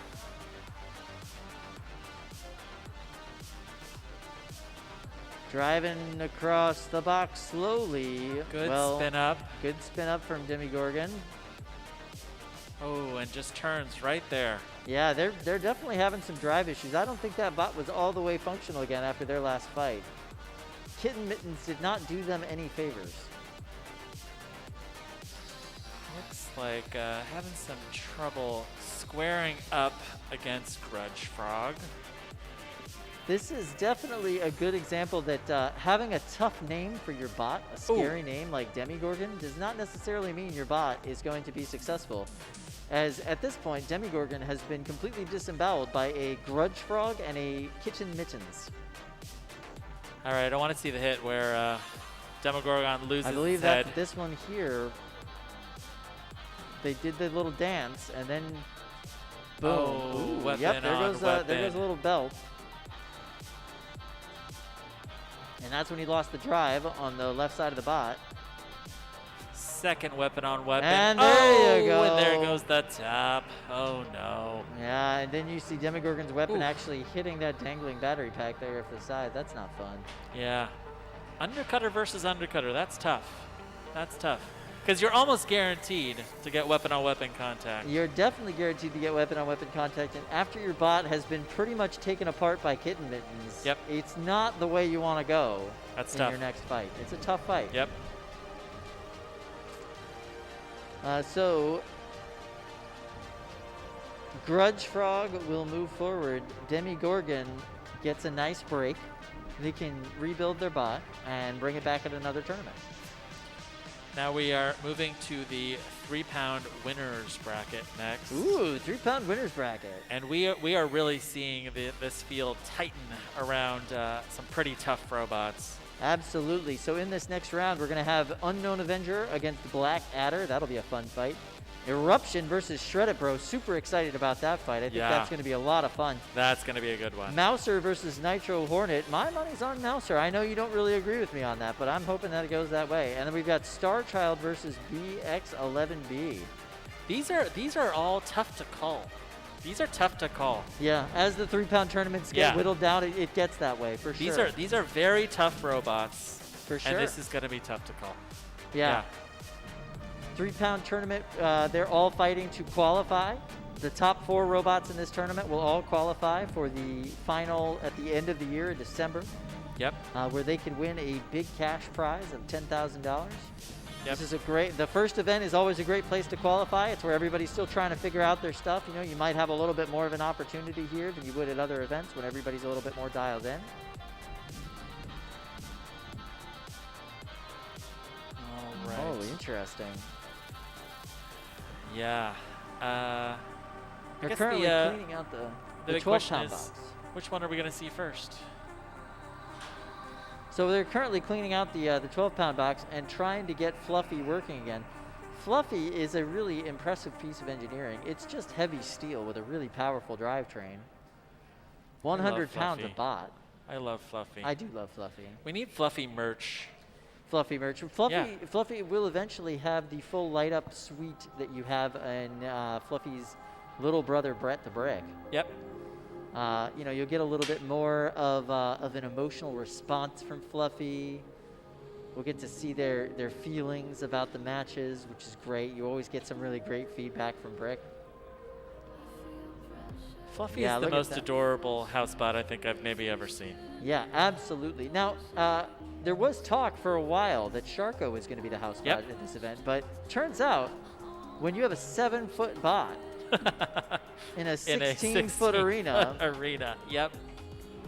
There's no room for other bots to do anything. So Fluffy was created and brought in for this particular purpose. Look at that big Bondo patch up in the corner. Wow. That's that is where we saw Big Ripto do a little facelift on the floor. That looks like a pothole from my hometown, Kyle. But they fixed it, unlike your hometown. Yeah, so like this is a pretty tight shot, but if we were to zoom out, you'd see Sharko's head up there. Oh yeah, that's true. We do have Sharko's head. Yeah, it's hanging out on the top shelf there. There we go. There's a nice shot of Sharko's head. There we go. Look at that. These top shelves will be essentially trophy shelves moving forward, and you can see the first trophy right up there, a nice mounted shark's head. Oh, nice. Nice. You like that? Yeah. I was thinking maybe we could put more TVs up there. I don't see any reason why not. We just got to get more TVs. Yeah. Have you been behind the wall to see the hookup for all these TVs? No. All these TVs You've been behind the wall. Yeah, that's where I hung my jacket. What? Yeah. I just threw my jacket into the the stands over here. Oh yeah, I hung my jacket up back there. Wow. Okay. Yeah. All right. It's really cool. Okay. It's all these like coax cables into fiber units, so we're connecting all these TVs. These TVs are from like a bunch of different eras in history. These are ancient televisions. Ancient televisions, yeah. like older than us televisions, and we're not spring chickens. You really think they're older than us? I was don't told know. they're older We're than pretty us. old, Kyle. No, I was told they were older than us. Most of these are from the 70s and late 60s. All right, we're seeing Soul. here in the box with Drunken Peasant. And who is Drunken Peasant facing for this? Kitten Mittens, I believe. Kitten Mittens? Yeah, Kitten Mittens. Oh, no. There's Kitten Mittens. Oh, no. Kitten Mittens. Oh, I am worried for Drunken Peasant. We were talking about this before. This is going to have to be a driving match for Drunken Peasant to even have a chance in this fight. We saw that weapon in Kitten Mittens completely and totally destroy Demigorgon, and Demigorgon was not the same afterwards. They were not able to win their next fight, I think largely because of that damage. I wasn't emotionally the same after seeing that match. No, that was quite a disturbing match, absolutely. Seeing something as adorable as a Kitten Mittens do so much damage, it really does play on your emotions in a terrible way. Yeah, this is a kinetic, not a walker necessarily. It's it's a kinetic walker. That's what you would call this. It's a shuffler? It shuffles, but it walks. It does the big walkie walk. Okay, all right. Now, one of the things that we learned about Kitten Mittens is it does not actually have a switch. You open up that side panel, you plug the bot in, and then it's on. It's direct drive. Direct power, direct drive. Yep. A very simple machine. It's only 2 channels, and we're going to see this match here pretty soon. This is going to be Soul's biggest driving test of the day. For sure, absolutely. And I am really looking forward to seeing if he can get around to the back of Kitten Mittens. There we go, Kitten Mittens testing that weapon, that very scary, powerful weapon. It's a risk even to go at the side of Kitten Mittens. All right, drivers, are you ready? Drunken Peasant drunkenly running into a wall. All right, so Drunken Peasant ran into a wall, perhaps living up to its name just a little bit too much. Yeah, it looks like Soul is going to get in there and see if he can work on Drunken Peasant's weapon. Ah, that's something you definitely want to have if you got to face a bot like Kitten Mittens. The weapon on Kitten Mittens looks like it should be on a 30-pound bot. Yeah, absolutely. What is that, a 5.5-pound disc? That's what he told us, yeah. This is a 18-pound robot going up against a 12-pound robot. That's right. They got a walker weight bonus for having an unconventional form of movement. If you can come to this competition without wheels on your bot and some other way to make your bot move, you get a weight bonus. We're seeing Soul working with the top plate. He noted in his notes that this is a robot now with a top plate, so maybe in the past. And it used to not be.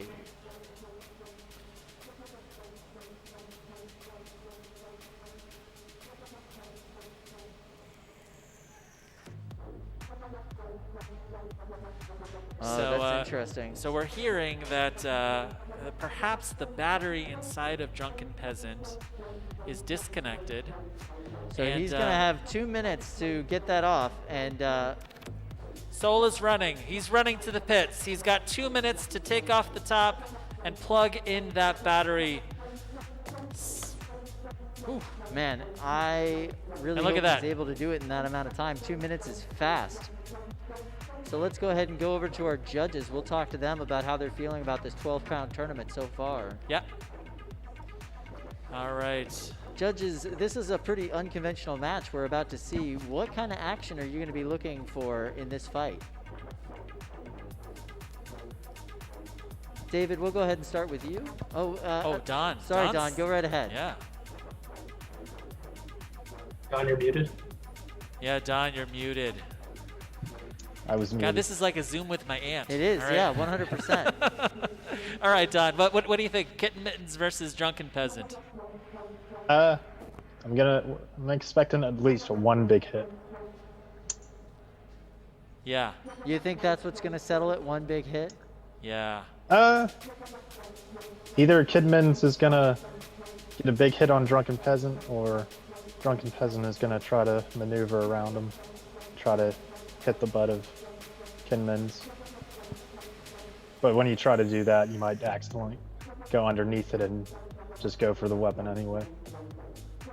We might actually get to see a Drunken Peasant get launched across the box if that happens. That would be pretty cool. David, what are you looking for in this fight? I think this is going to come down to whether or not Drunken Peasant is able to outmaneuver Kitten Mittens.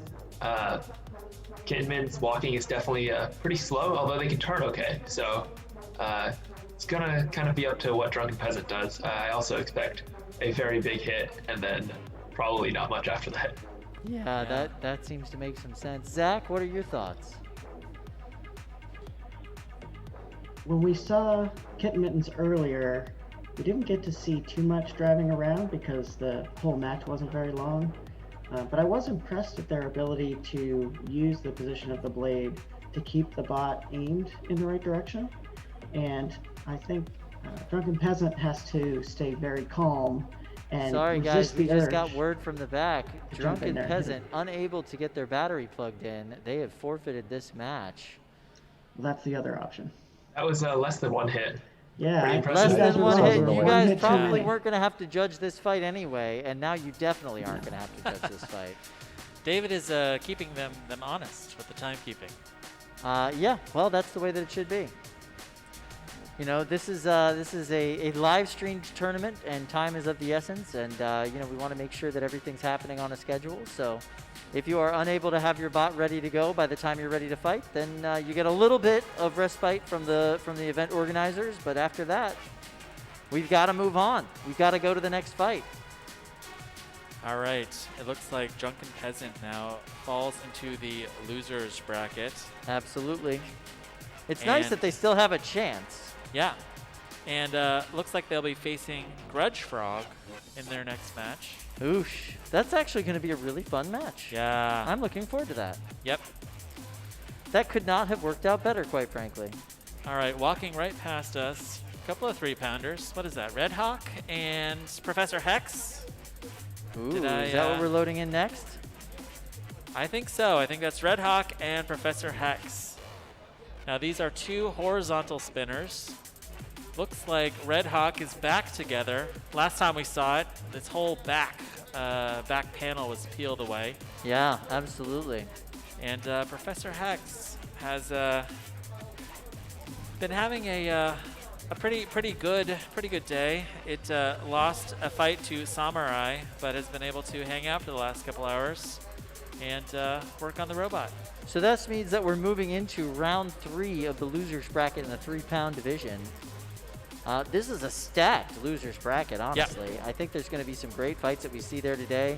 Voxel versus Electro Hog is one that I'm very much so looking forward to. Yeah. Samurai versus Caldera, I think that's going to be a great fight. Dane Hammersmith versus Yes Chef is probably my favorite match that's coming up in this round. Yeah, that is a spicy meatball. It is a spicy meatball, absolutely. But, you know, a close second to that I think might end up being King of Battle versus Silent X. I want to see what the next rocket is going to be from King of Battle. It's going to be interesting. All right, drivers, are you ready? Looks like the box is locked.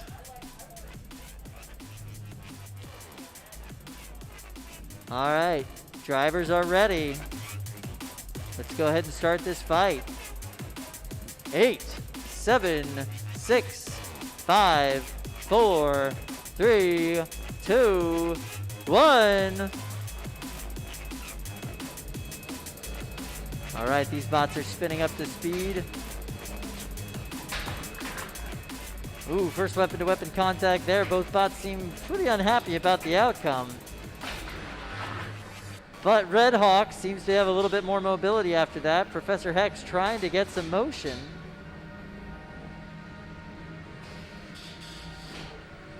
Red Hawk grinding away at the side plate of Professor Hex. Oh, that was a nice weapon-to-weapon contact, flinging both bots across the box. Professor Hex trying to get themselves turned around. Oh, that side panel, side armor on Red Hawk peeled away again. Ooh. Hasn't affected their drive or their weapon at this point, but that is not a good look. Can Professor Hex capitalize on this moment? Doesn't look like there's great mobility in the box from Professor Hex. No, Professor Hex is definitely having some traction issues. Their drive's definitely moving. They're just not able to get a whole lot of power out of it. And Red Hawk is really not afraid to go weapon on weapon in this match. Absolutely not. They will throw that bar against that disc this entire match, and they have no problem with it. Ooh.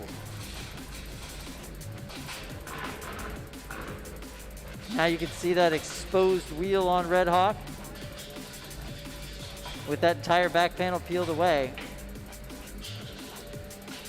They have got to keep that wheel out of danger. Now you can see them grinding away bit by bit onto the side panels of Professor Hex. Professor Hex still having those drive issues, but now they're heading towards the wall, not the place you want to be. Here comes Brett. Brett looking to come in Brett. to help. Oh, no. Brett, that's not how you Stop help. helping. Oh, my goodness. All right, seems like... Are they able to move at all? Is this a Brett KO? Nope, there's a weapon coming. All right, there we go. But I still have not seen...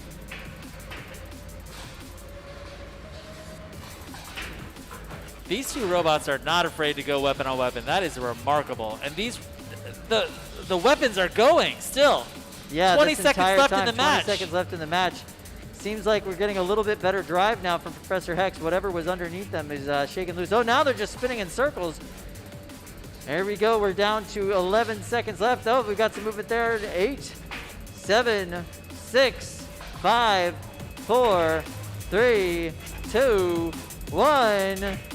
That's the fight. Weapons off. Drive back to the door, please. This goes to the judges. Is this going to be a tough one to call, Kyle? I don't think so. You don't think so? No, I think this is going to be pretty easy. Let's see what these fellas say. All right, let's start with Zach this time. Your thoughts on this match, Zach? Well, I think that it was pretty much Red Hawk the whole way. He was definitely the aggressor on the hits. He was the only one that had a clearly working drive system the whole time. There was a little time there with Professor Hex kind of crab walking, but mostly he never picked a heading and charged. He just sort of tried to keep the blade pointed and got hit a whole bunch. So I definitely have to give this one to Red Hawk. All right, Red Hawk. All right, David, your thoughts? So I think Professor Hex got a really good hit in there that peeled away the side armor and a bit of the back armor off of Red Hawk, but that's pretty much all he did the whole match. Red Hawk was clearly in control, was definitely the aggressor, so I also go with Red Hawk. All right, Red Hawk. And Don, your thoughts? I agree with the other judges. After the first or second hit, Professor Hex mostly lost all its drive power and therefore losing on aggression, any type of control it could do. So, yeah, I choose Red Hawk. Red Hawk. Okay. All right, unanimous decision for Red Hawk. Decision. Yeah. They will move on to face the winner of Voxel and Electro Hog, which is a match I'm very much so looking forward to. I love the Red Hawk story. This is a 12-year-old kid who drove here today with his dad from New Hampshire with a kit bot, big Tombstone fan, went out and bought the Tombstone Beetleweight kit, and is having great success. Absolutely.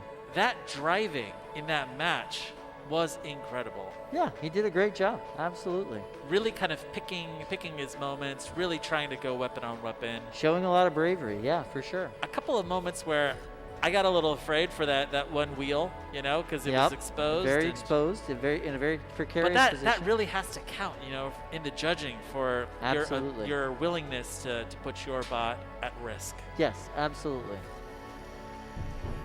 What do we have? Let's see. These two robots here. I actually can't get a good yeah, read on I can't get a is. good look at the two robots that are in the box right now. I know we're gonna stay in the 3-pound losers bracket. Yep.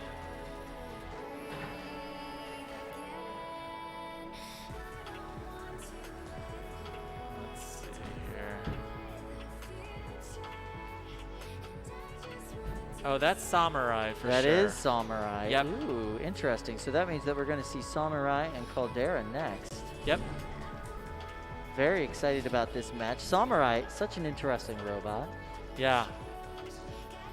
It looks like Samurai's middle wedge is back. It's been replaced. It's a little flat plate now. Yeah, it's like a spatula. Exactly, yeah.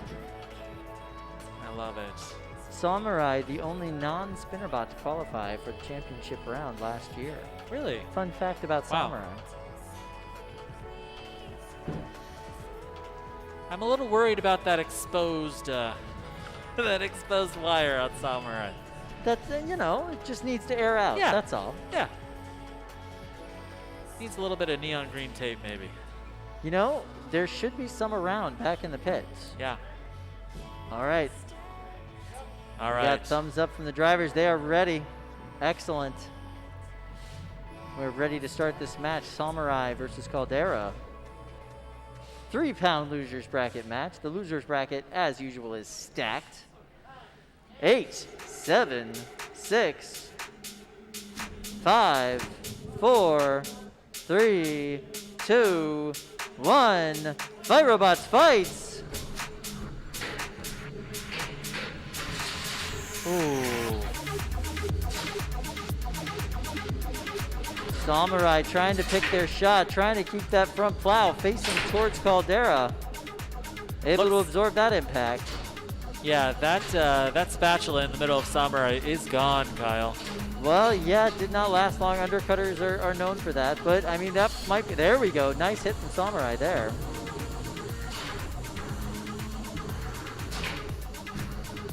So part of what Samurai's strategy is going to be during this is to feed that front plow into Caldera, trying to break that weapon, as well as stop that weapon long enough so they can get some saw hits without possibly damaging their weapon system. In doing so, you are going to do some damage to the front of your bot. That's just the choice you make with this particular design. So far, they're sticking to their strategy. The effectiveness of the strategy is in question. Seems like Caldera is able to keep on spinning and knocking out those hits. And we've got a big hunks of wheel missing from Samurai all over the box. Big old mess. Ooh, upside down with that blade coming at you. It's not where you want to be, Samurai. Nice move getting yourself back over. Very quick, decisive driving.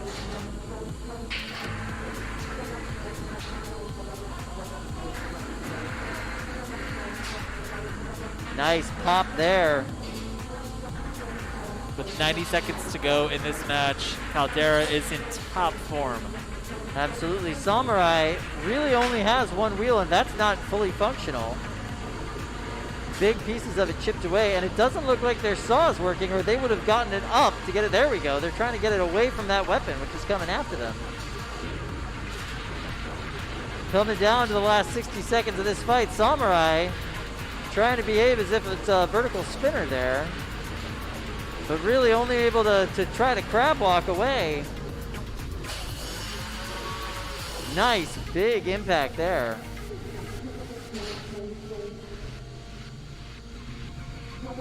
Samurai trying to get away, but Caldera relentlessly coming after them. Samurai. Oh, we might have lost movement from Samurai. Samurai, can you show us some movement? Ooh, I'm not seeing any movement from them. We're getting the show motion bar coming up on the screen. Oh, we're almost out of time here. 4, 3, 2, 1. That's a knockout. 13 seconds left on the clock. Caldera takes this one home.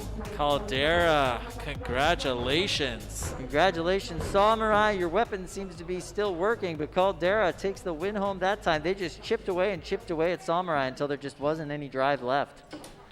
There is so much debris inside of the arena right now.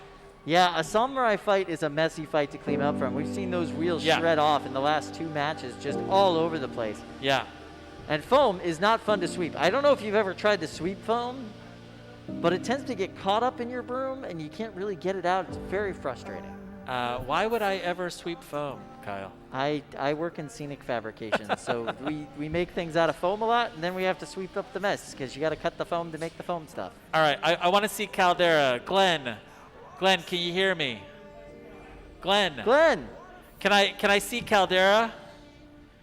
Wow.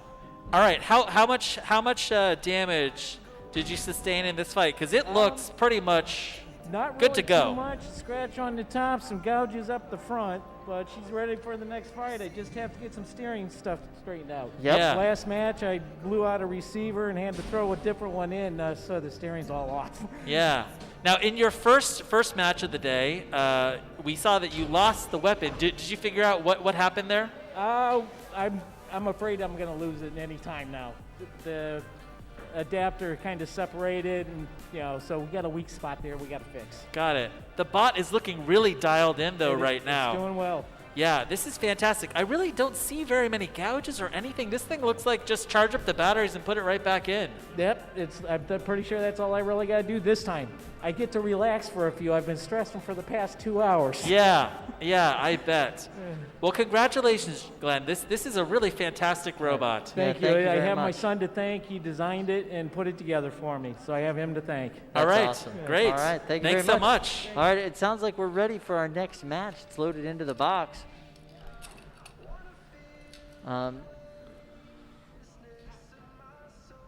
All right, so we have Yes Chef Dane Hammersmith. I'm actually very much so looking forward to this match. Ooh.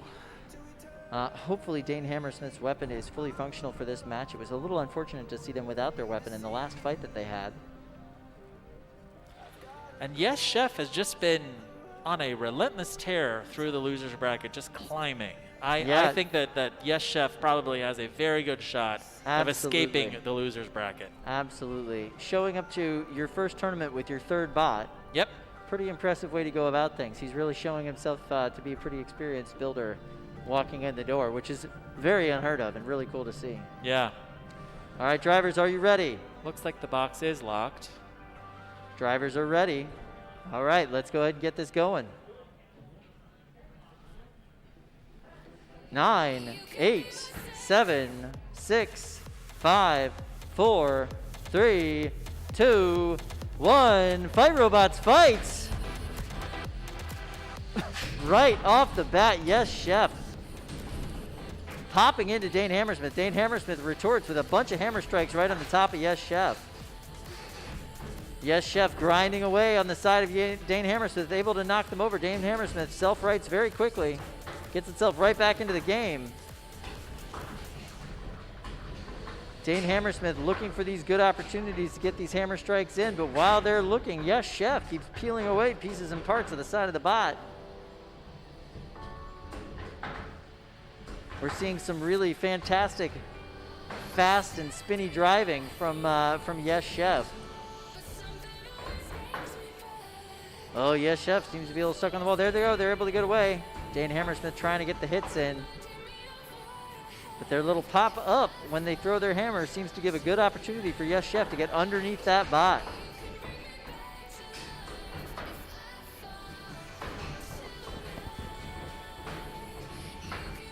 Dane Hammersmith able to make some contact with a few of those hits there. While Yes Chef was underneath them. They seem to be stuck in the corner. Hammersmith, can you move? All right, we need to show some motion here. That was a tap out. Tap out from Dane Hammersmith. That means Yes Chef moves on into the loser's bracket. Can anybody stop Yes Chef? It's a hard one to say at this point. The thing I really liked about this fight was how often Yes Chef was able to get under Dane Hammersmith. That's Absolutely. Tough. That's tough, especially without a big wedge on the front. Really just Dane kind of Hammersmith really pops up pretty high when it throws that hammer. It gave just enough room for Yes Chef to capitalize and get underneath and grind away on that bottom plate. Obviously, that did some damage to the drive. We weren't seeing any motion from Dane Hammersmith at the end of that fight there. Great robot, very good build, and really excellent driving out of Yes Chef. I mean, it's pretty impressive that this is their first event literally ever. Yeah, absolutely. Loading into the box now, we've got Joe Fabiani, captain of SME, driving Electro Hog. Apparently the second time he's ever driven this robot, ever. And facing Voxel. All right. This is tough. I mean, this is a high kinetic energy robot versus a lifter. Let's see how well Voxel was able to put itself back together after its last loss. There was some massive damage to that robot. Yep. Robots are ready. All right. We're ready to start this match. We've got Voxel, big wide drum spinner versus Electro Hog. It's fast and it lifts. And apparently you can just totally dominate with it the first time you drive it. Yeah, I mean that's a good sign for very good sign for the build. All right, it looks like both of our drivers are ready. Yeah, we're totally ready. So we're just waiting on production, I think, and then we'll get this fight going. I'm very excited to see it. Electro Hog's a fast, zippy little bot.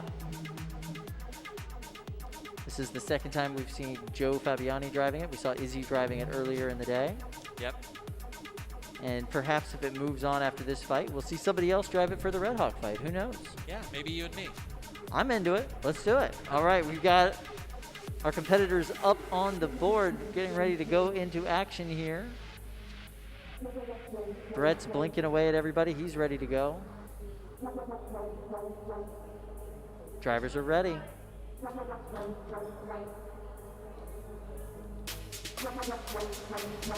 8, 7, 6, 5, 4, 3, 2, 1. Fight, robots, fight! Electro Hog stuck on a seam in the floor, stops their box rush. That could actually affect the entire match going forward, because Voxel's able to get that deadly weapon up to speed. Ooh, nice end over end hit from Voxel. That was some good air, Kyle. Oh, wow. And there we go. Can Brett get Electro Hog down? Did Electro Hog land and go straight into the wood? That's what I want to know. It seems like they did. They bent that fork pretty bad right there in the front, probably from landing into the wood and sticking in a little bit. Voxel spun up to speed again, end over end flip on Electro Hog, attacking the back of Electro Hog, attacking the side of Electro Hog. Voxel just coming in, taking these nice shots, taking its time, picking its opportunities well. Oh! Oh, there's guts. There's guts, Kyle. And that's a tap out. Oh, look away, look away. That was graphic. Electro Hog gutted right before our eyes. Anybody want some bacon?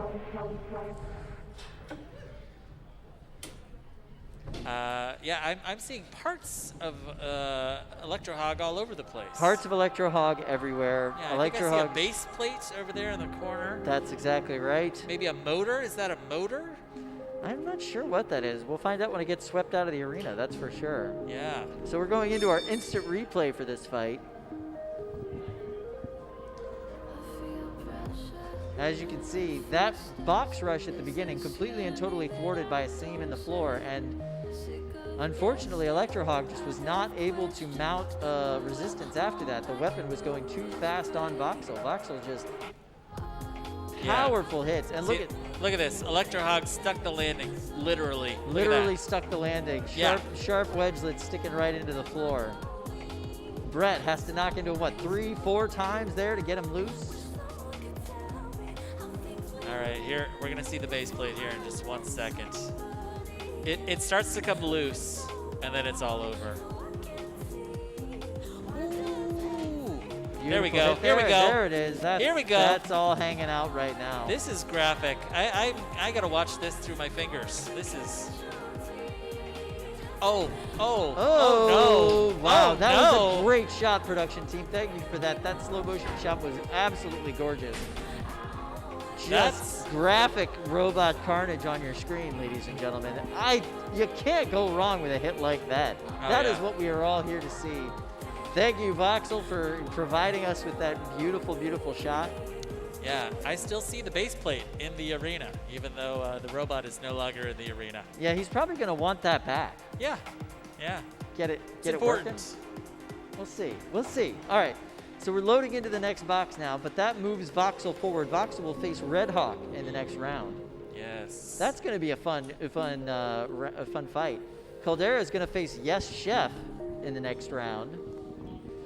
Now, loading into the box now is King of Battle, which we saw earlier. Yes. With its Estes rocket in an attempt to burn through the top of Mouser. but Bunny's quick reflexes were Saved able the to day. save And that now the robot. surprise is the cat's out of the bag, if you will. Yeah. So Jameson should be prepared for this particular activity. We'll see how this goes. Which configuration is Silent X running with in this I match? thought I saw the undercutter. The undercutter. Yeah, give themselves a little bit more reach, hopefully keep themselves away from that weapon, which makes sense to me. JMO's been having success with its undercutter so All far right. today. Drivers, are you ready? All right, drivers are ready. We can get this match started whenever we would like. There we go. 8, 7, 6, 5, 4, 3, 2, 1. Fight, robots, fight!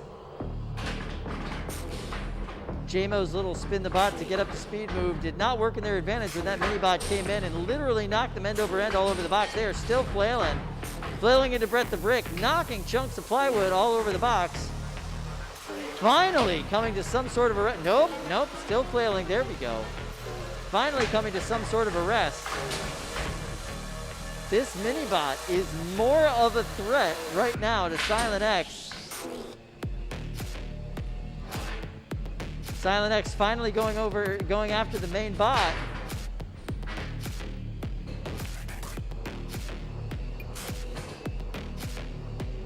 That mini-bot's now upside down, much less of a threat to Silent X in this configuration. Silent X not really caring though, wanting to rip the wheels off of it so he doesn't have to deal with it anymore. And now he can focus his attention on King of Battle. The key here is not being underneath that rocket when it goes off. Kyle, it looks like twin rockets. Oh my God! I noticed that too. Silent X is going to be hard to get a hold of if he's just bouncing all over the box like this. Is Silent X's weapon still operational? Oh! There we go. 2 rockets firing off right in your face. Smoke What's screen. going on in the box? No one can see. All right, double the rockets, double the smoke. Kyle. That's a tap. Tap out. Wow. Brett the Brick trying to put out the fire in the bottom of the box. Wow. So who tapped out in that exchange? I just heard the tap out, but who actually did the tapping? All right, King of Battle tapped out. Silent X moves on in the losers bracket. King of Battle still showing a little bit of flame over there in the corner, as you can see. That is a crispy weapon on that bot. Yeah, if they don't put that out, it's gonna keep burning, Kyle. Yeah, that's definitely hot enough to burn the plastic, and it's going to keep going up that weapon arm as this proceeds on.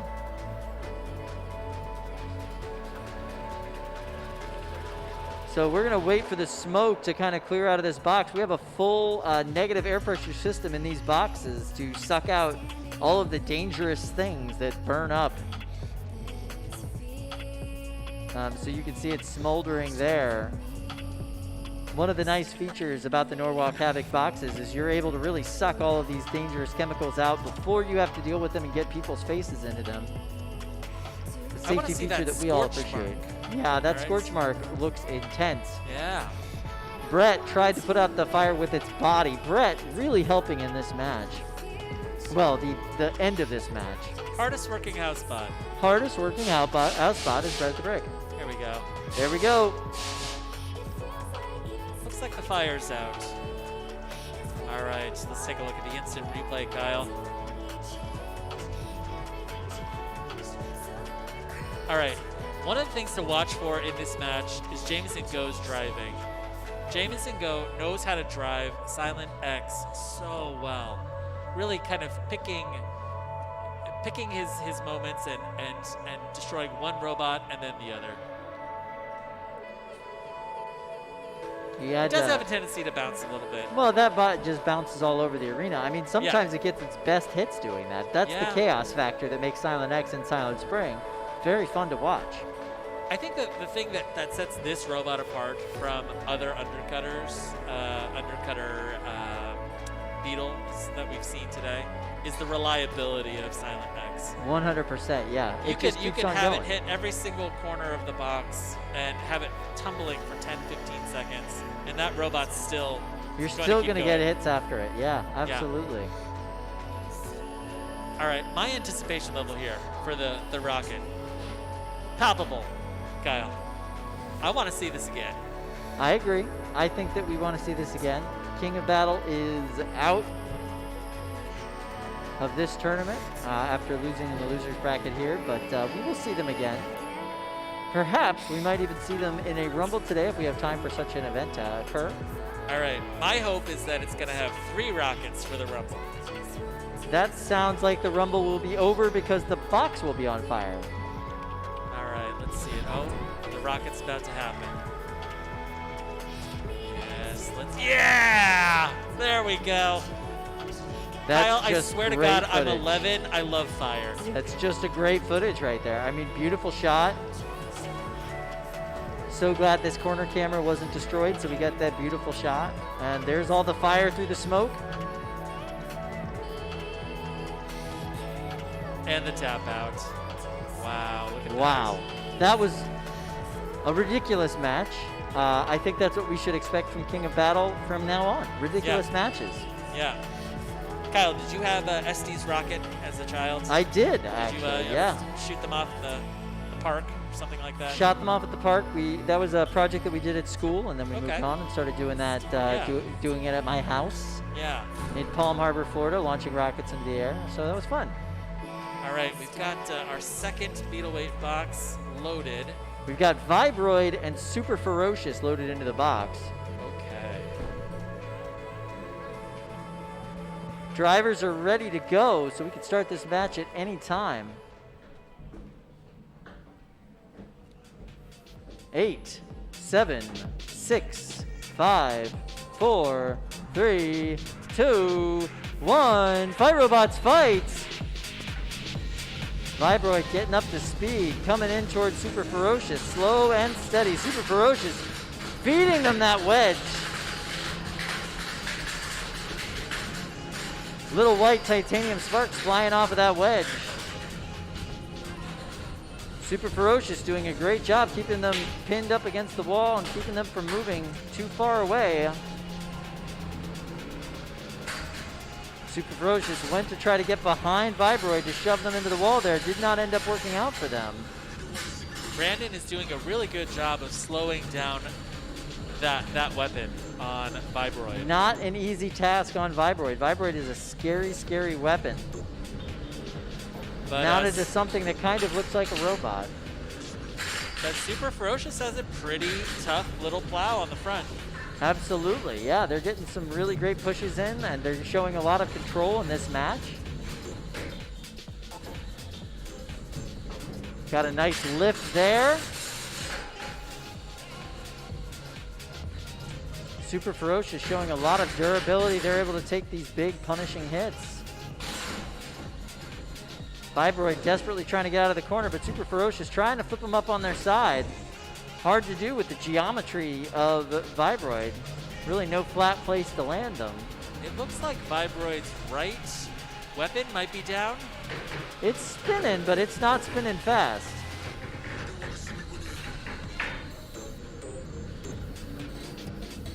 Yeah, both weapons up to speed now. We've got a minute and 12 seconds left in this match. At this point, we've just seen a lot of control from Super Ferocious and a few attempts at good hits from Vibroid, but nothing significant. Oh, there we go.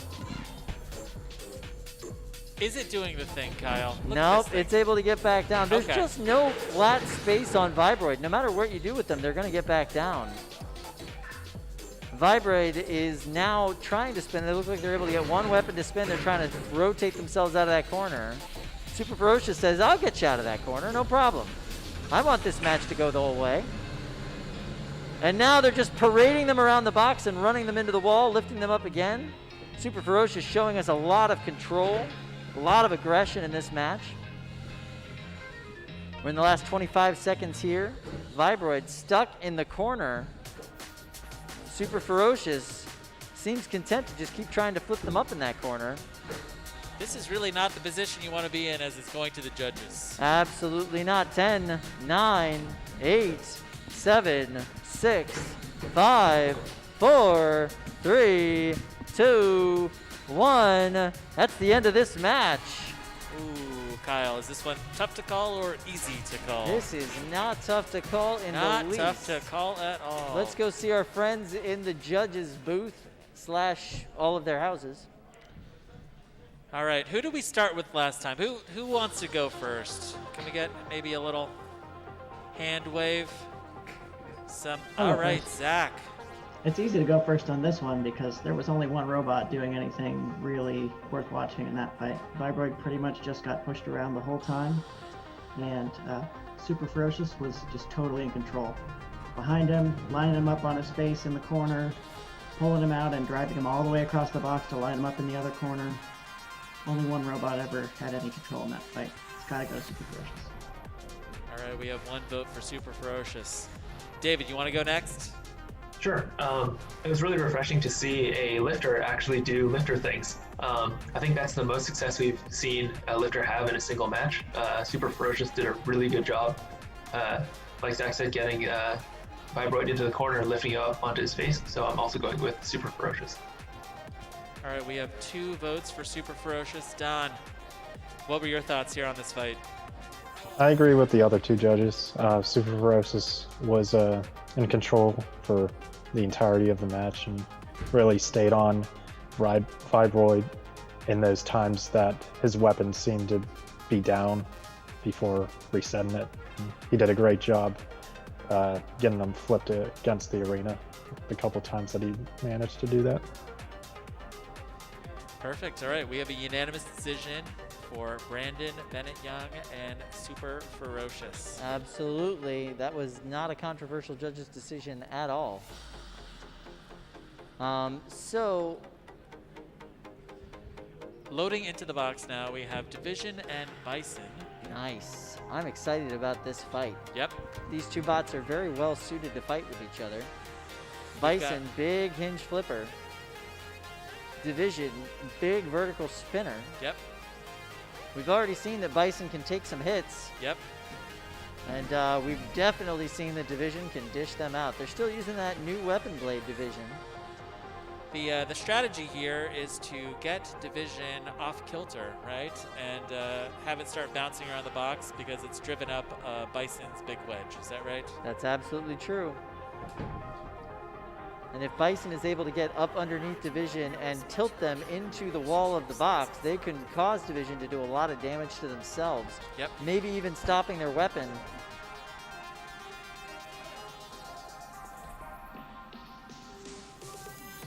Really excited to see how this goes. All right, Seth Schaefer and Drew Davis here in the box. Big kinetic energy weapon against a control bot, lifter bot, wedge Hinge bot. flipper, yeah. Hinge flipper. Front hinge flipper. Front hinge flipper, right. To be specific, all flippers have hinges, so. Yeah, I mean, Division really doesn't want to be tipped, you know? Every single time it gets tipped, it's gotta wait for like 15 seconds while it bounces around. Looks like Division has busted out its mini bot, Mini Mulcher. Here we go. Mini Mulcher is adorable. So we've got the sing-songy startup of Division going on back there. The box is closing up, as you can see. And these bots are going to drive into their corners, do a little test, do a little twitch now that everything's locked up, making sure everything works. Allegedly.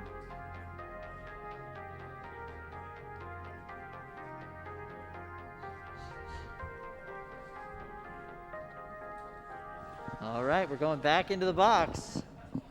Seems to be some mini mulcher issues.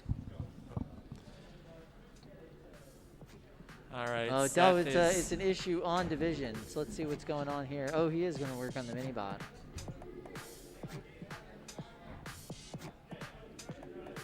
Is the Minibot coming out of the box, or is it being fixed inside of the box, Kyle? Not entirely sure. Seems like he's working on it. I wonder what's going on. Man, Mini Mulcher's cool. Yeah. What a neat little bot.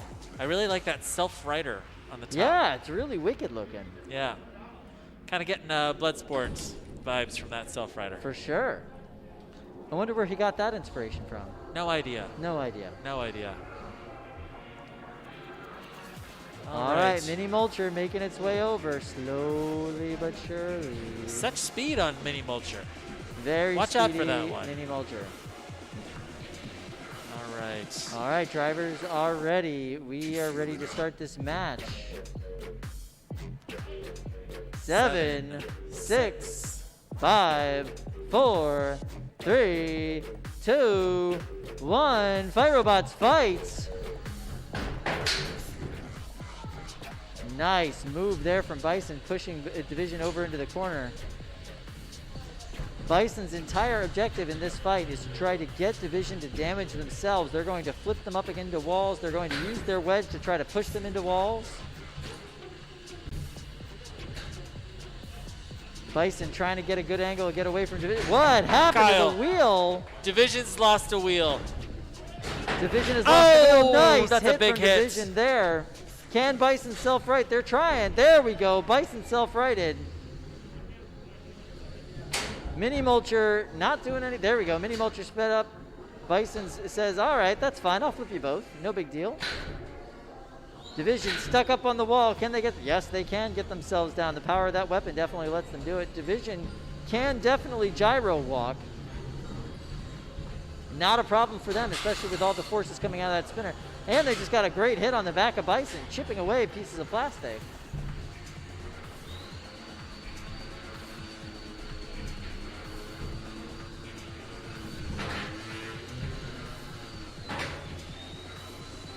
Division trying to get itself into a good angle. Very difficult when it's only on one wheel. Basically trying to gyro dance itself into a good position. And now it's stuck on the wall. Oh. Oh, that was not good. Mini Mulcher was a casualty of that exchange there. Bison kind of stuck underneath the side. Looks like he's going to get a little help from Brett, or maybe a little bit more stuck from Brett. Not really sure how that's going to work. There we go. Bison's out. Their wedge got caught underneath the side of the box, and now they're moving around. Division attempting to spin around, so the front of their weapon is facing towards Bison. Bison saying, I don't want that. Bison's definitely got the wedge game here. He's able to get underneath Division, underneath those little wedgelets. That was a cool move from Bison there, but Division actually bounced off the wall, bounced into Bison's horns, and then bounced back into the wall. 40 seconds left in this match, Kyle. And Bison is really getting low here. And there he goes. Bison just lost one of its horns. 30 seconds left in this match. Division doing a beautiful gyro dance around the box, trying to get forward facing on Bison, having not very much luck. Trying to go backwards into Bison, not having a lot of luck there. He's getting flipped by Bison, and there goes another wheel. Division wheel is 10, 9, 8, 7, 6, 5, 4, 3, 2, 1. That's the fight. This will go to the judge's decision, but at the end of that fight, Division was wheelless. Bison lost a little bit of plastic and lost a horn.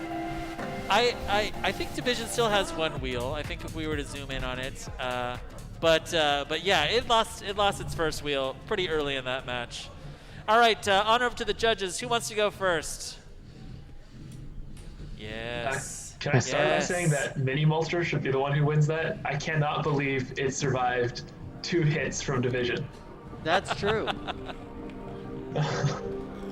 All right. I guess I'll continue with the actual decision. So I think at the beginning, Division definitely was on top. However, after he lost that wheel, I have to give the control and aggression to Bison. Bison stayed on him the whole time, successfully pushed him around, even flipped Division back onto its own weapon a couple times. So I'm going to go with Bison, although in reality, Mini Mulcher won that. If only Minibots could win. Yeah, if only Minibots could win. All right, on over to Don. How about you, Don? Your thoughts on this fight?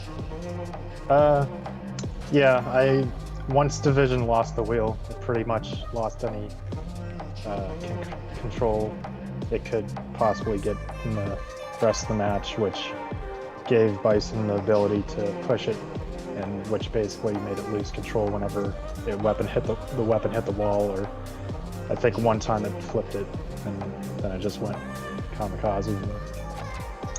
So I'm giving it to Bison. All right, that's 2 judges' votes for Bison. Zach, will you make it unanimous, or will this be a split decision? I have to give it to Bison too. I think he even kind of has the edge on damage for feeding Mini Mulcher into Division, kind of like friendly fire style.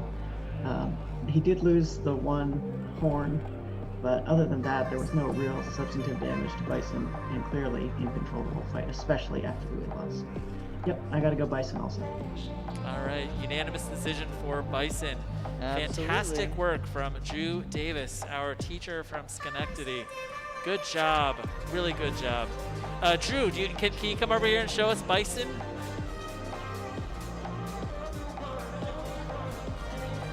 I love it. Thank you, thank you. All right, so this is a front hinge flipper. Yep. Can you tell us some of your design thinking behind this? You know, like how did you come up with this design concept? I wanted something for my son, Cam, to drive along with his brother, Jules.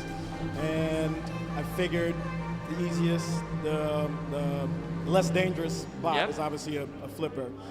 So I developed this. Yeah. Got some inspiration from online, and this is the kind of design that you can drive around on your living room and we not definitely destroy spent any some time, furniture. Yeah, spent some time in the dining room driving. Yep. There's no grip. I have 0 grip, so I'm not able to like push and slam like it was last time. Right. So I got to figure that out. Bigger tires, different wheels, something. Yeah. But it's not getting under the way it should. But it survived the scary division. Yeah. It's mini bot. I love it. Yeah. All right. Congratulations, well, Drew. Thank you so much. Fantastic work. Hey, appreciate it. I got it. All right. Oh yeah, you should probably take that transmitter with you. All right. Loading into the box right now is Blackbird and Terrapin. This is going to be a fun match. Okay. These are 2 BattleBots competitors. Yep. Anthony D'Ambrosio on Pain Train and Brandon Bennett Young from the Big Dill. The Big Dill. All right, robots, are you ready? Robots are ready. Okay.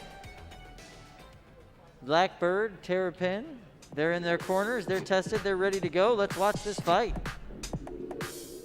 9, 8, 7, 6, 5, 4, 3, 2, 1. Fire robots fights.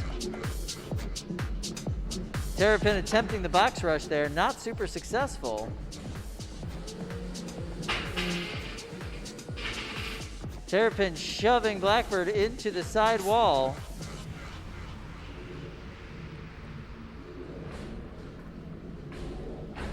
Blackbird struggling to get itself out of that corner. Seems like they're having a little bit of trouble with the left side of their drive. That was a nice hit from Blackbird though, end over end, and then we just, lost a little bit off of there.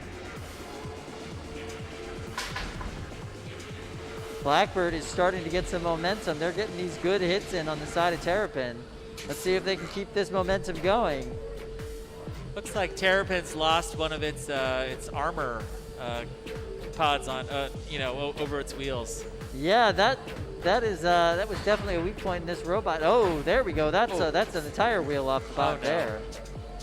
Terrapin, can you get yourself over? Nice little assistance from Brett the Brick there. Tap out. Tap out. Terrapin taps out. Blackbird advances in the loser's bracket. That was some nice driving in the latter part of that match from Blackbird. They were able to get some really good hits in on Terrapin. So that means Blackbird will move on to face Bison in the next round. Next round is shaping up to be a lot of fun. We're going to have Super Ferocious versus Silent X, Blackbird versus Bison, Caldera versus Yes Chef, and Voxel versus Red Hawk. Very excited about these matches. The 3-pound losers bracket always ends up being just as exciting, if not more exciting, than the winners bracket at these tournaments, and that is definitely how this is shaping up. Speaking of the winners bracket, looks like we're going over to round 4 of the winners bracket with Unknown Avenger and Black Adder being loaded into the box right now. Wow. All right. Now, we've seen great performance from Black Adder today. Has gone undefeated up until this point, and will face a pretty big test in the control bot of Unknown Avenger. Absolutely. Now, Kyle, is it just me, or does it look like Unknown Avenger and Mouser share some similarities design-wise? There might be some design similarities there. Yep. Might have something to do with the fact that they are both from Team Malice. Oh, okay. Yep. Both traveled to this this competition together, and really are big fans of this design, which I like. Absolutely. Yeah. Absolutely. All right, let's close up the box. The box is locked. All right. Robots are testing, making sure everything works. Kyle, it looks like maybe Blackadder is starting upside down. Robots are ready. Blackadder is starting upside down. As an undercutter for this match. Smart decision. Looking forward to seeing this one. This is going to be interesting. All right, both these bots are ready. We are ready to start this fight. We'll get the fight cards up on the screen. This will be Unknown Avenger versus Blackadder. Unknown Avenger was successful in its last fight against Dane Hammersmith. Blackadder was able to defeat Samurai in a very messy match. Yeah, that's a tough bot. Yeah, very tough bot.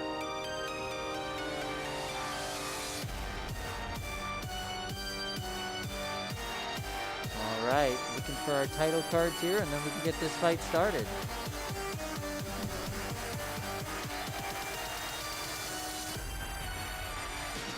Oh, I was wrong. It's right side up. Ah. Blackadder. Yep. You can tell because of the googly eyes. The googly eyes, yeah. I saw it from an angle. It was like tough to see from an angle. That's my bad. All right, there's our title cards. We're going to have Unknown Avenger over in the pink corner, Blackadder in the blue.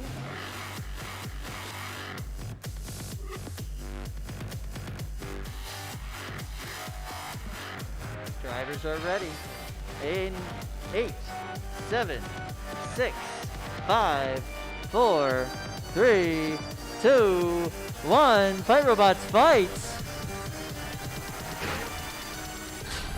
Unknown Avenger coming in for the box rush. They were able to get behind Blackadder in that first exchange, try to get some control. Blackadder spinning around on them, trying to get some hits on the side of the bot and on the wedge.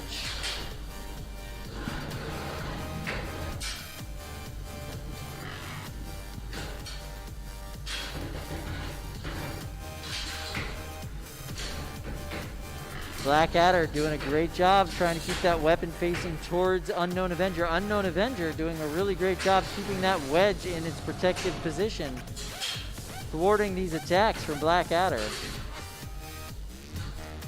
And there we go, Unknown Avenger grabbing some control, guiding Blackadder into the wall. Nice driving there.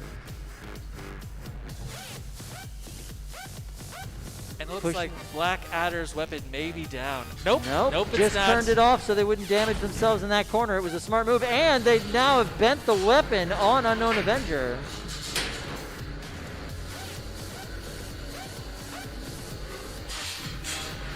Unknown Avenger's weapon is still able to go up and down, but it is definitely bent the wrong way. Unknown Avenger is essentially a wedge bot now with the ability to kind of hold their opponent in place a little bit. Can they self-right from this position? Let's see. Kyle, are we about to see the kill shot? Here we go. It seems as though Blackadder is content to try to peel away at that weapon. Blackadder is not on its Unknown Avenger is not on its wheels. It's not able to get any kind of motion right now. There we go. They're on a wheel now. Kyle, it's become a melty brain. That's incredible. It has become a melty brain. Yes, I think that is one way of looking at it. All right, we're going to need to see some motion from Unknown Avenger. Brett coming over to try to help. The show motion bar has come up on the screen. It's ticking away fast. Brett trying to be helpful. Let's see. Oh, we still have some movement coming out of the Unknown Avenger. They're able to move themselves around, but Blackadder coming in, taking pot shots at them. Ooh. That was a nice, massive hit there with only 20 seconds left in this fight. Will Unknown Avenger be able to get themselves back over? That weapon is completely and totally bent underneath their wedge. 10, 9, 8, 7, 6, 5, 4, 3, 2, 1. That's the end of this fight. Ooh, Kyle. What do you think? I think easy one to call, hard one to call. I think that's a pretty easy one to call. Blackadder did the vast majority of the damage in that fight once you got into the second half of it. Even taking out the weapon / self-rider on Unknown Avenger. Yeah. We are waiting for the judges to weigh in, but I would say that it's a pretty clear call, so we're going to hear from them right now. Let's do it fast. All right, if you thought it was Blackadder, maybe just raise your hand, all right?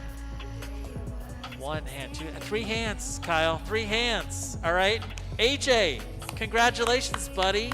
Nice that was a work, fantastic AJ. Fight. Great fight.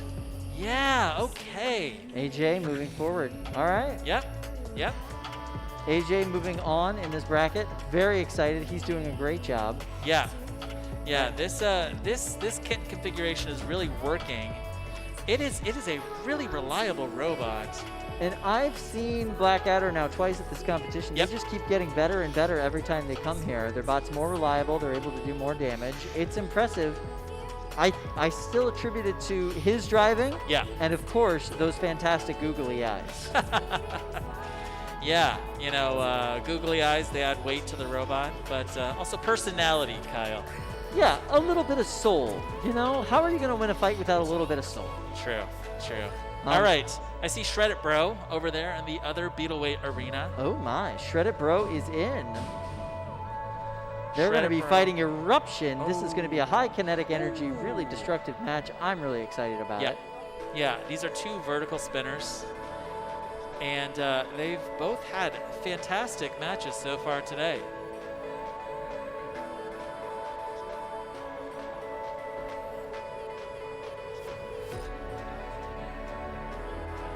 All right, drivers are ready. That means we're going to have this high kinetic match very soon.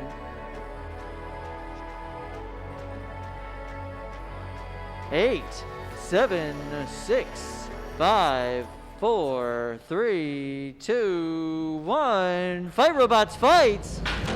Oh, wow. Shredder Bro is just shredding the front of Eruption. Both those wedgelets completely gone on Eruption. Eruption's just straight weapon at the front of that bot now. No way to get under Shredder Bro. Not that they necessarily need to. But early going with the box rush, Shredder Bro's got the advantage. But now that Eruption's up to speed, they're taking the advantage on these direct weapon-to-weapon hits.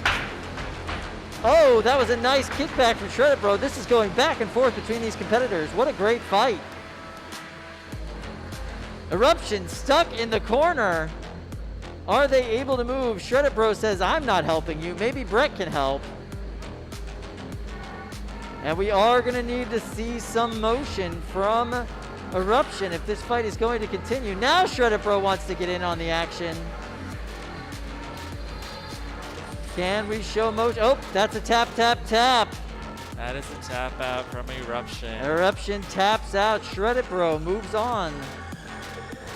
Eruption drops down to the loser's bracket. I feel sorry for whoever has to face them in the loser's bracket, though. They did a fantastic job in this match. Yes, yes.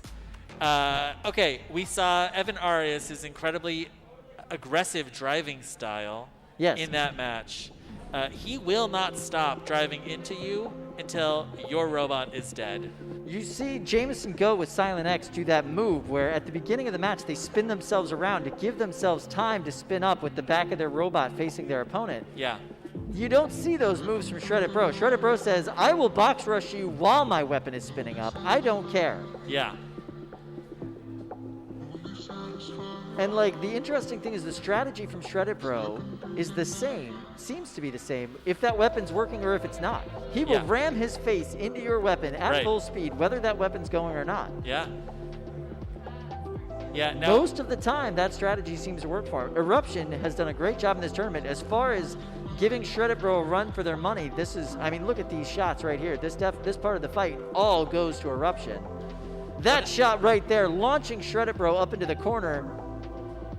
And I gotta say, with older versions of Shredded Bro, that might have been the end of their weapon. But because they're so much more reliable this tournament, we get more action, and eventually we get this, where Eruption does the thing up against the wall. They are on their weapon, and they are unable to move. Brett tries to help. Even Shredded Bro tries to help.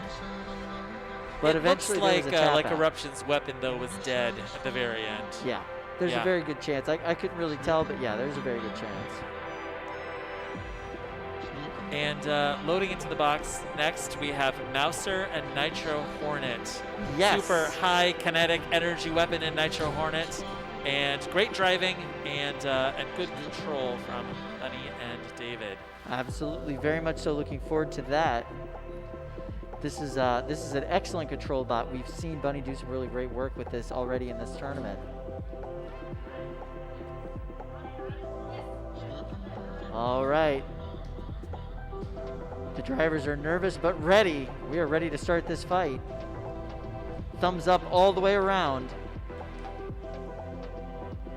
9, 8, 7, 6, 5, 4, 3, 2, 1. Fight robots, fight!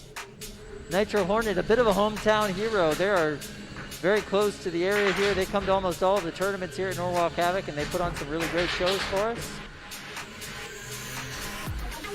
Mouser, West Coast bot.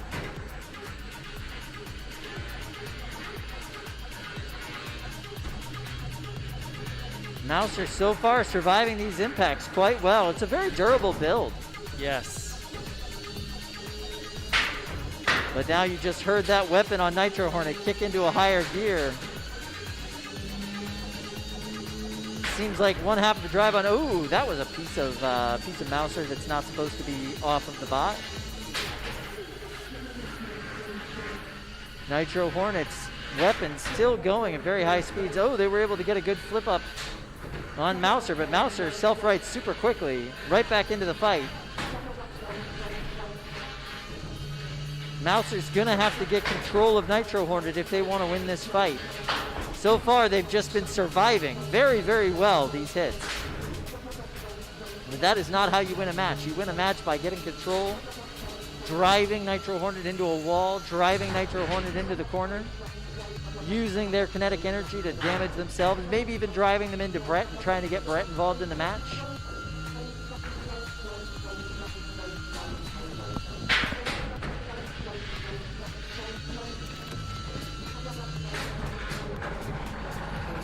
Nitro Hornet's weapon dragging on the floor there. Something shook loose in that last fight. They are now their weapon is now hitting the floor as they move forward. And Mouser taking advantage. Trying to get to the side, get underneath of Nitro Hornet. We're in the last 60 seconds of this fight. It sounds like Nitro Hornet is slowing down. Is that weapon operational? I think the weapon might be operational, but I think they could be saving it for a time period to utilize it. Now that it's dragging on the floor, that's a lot of wasted energy going into the floor that should be going into another bot. Ooh, this grip that Mouser has seems to be stopping the weapon belt on Nitro Hornet. Nitro Hornet's weapon might very well, there it goes. It's trying to spin back up there. 30 seconds left in this fight. And now we're seeing that control from Mouser that we've been wanting to see. Lots of driving them into the corner, driving them around, taking full advantage of that weapon bouncing all over the floor. 15 seconds left in this fight. Seems like this fight's going to go to the judges, and it's going to be a fun one for them to try to figure out how to call. 8, 7, 6, 5, 4, 3, 2, 1. Turn those weapons off. Come on, back to the door. This fight is over. Wow, that was a slugfest, Kyle. That really was. That was everything that I was hoping it would be. This is one of those times where I'm so glad that I'm not on the other side of the judging. 100%. That was fantastic. This is going to be controversial. Just going to let you know. Yeah, right off the bat. Sorry, guys. Either way you go. So let's see. Who wants to go first? Who has the strongest opinion out of the three of you? Nobody wants to be the first. They're all like, no way, man. You walk off that plank. Yeah, I don't know if I've got the strongest opinion. I would say that was a lot of back and forth, and it was definitely Nitro Hornet early. Like the announcer said, the Mouser was pretty much just surviving, getting pounded on and not quite dying.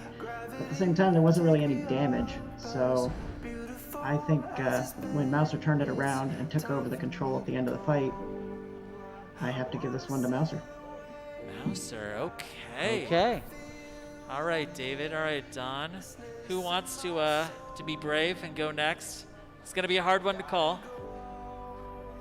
I think Zach's logic was pretty spot on. At the beginning of the match, I was definitely leaning towards Nitro Hornet. I don't think Mouser was quite getting as much control as Control needs to really be scoring points. But then once that drum started having issues, when it started dragging on the ground and they had to slow it down, Mouser fully utilized that opportunity, was able to push Nitro Hornet around, got a couple good clamps on him too. And I think I have to go with Mouser as well. Oh, okay. All right, Wow. Don. Let's see if it's going to be unanimous or a split decision. Yeah, I agree with the other judges. Nitro Hornet definitely had the first minute and a half of the match. Then Mouser was able to get some good control points and aggression whenever the screw or something in the weapon made it hard for it to spin up, which gave it which was a turning point for Mouser. And they even jammed their little finger in between the drum to stop it from turning. So I'm gonna also say Mouser. Fantastic. We've got a unanimous decision for Bunny Sariel and Mouser, which advances in this competition. And once again, whoever has to face Nitro Hornet back in the loser's bracket, I am very sorry for you. That was a great fight. I was not expecting the judges to be unanimous in that decision. Yeah. These are not BattleBots rules. It doesn't all come down to damage. With the primary weapon here, it comes down to a lot of different factors. So with that in mind, we'll move on to the next fight. Loaded into the box is Starchild versus BX11B. BX11B having a little bit of drive issues in their last fight. Let's hope that they've gotten that resolved. Yep. They're going to need it in this fight. And Starchild looking bulletproof. Starchild looking bulletproof. This is a tough matchup for them, though. Yep. Robots, are you ready? We got thumbs up all the way around from the robots. Let's get the titles up for these two bots. We've got Starchild and BX11B. 9, 8, 7, 6, 5, 4, 3, 2, 1. Fight robots, fights! All right, BX11's drive doesn't seem to be problematic now. I might have spoken too soon. Oh, that top plate already shredded by Starchild. Smoke already seems to be coming out of BX11B. Starchild still fully functional. Oh, the side armor is even off of BX11B. How can this tiny little weapon be so damaging?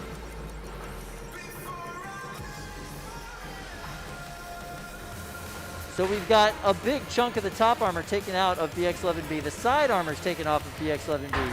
Kyle, we are about to see BX11B lose that egg beater entirely. It does not look like it's long for this world, that is for sure. It's not attached. It's not attached. It's just spinning on the one side. It seems like belts and tension are the only thing holding it in place at this point.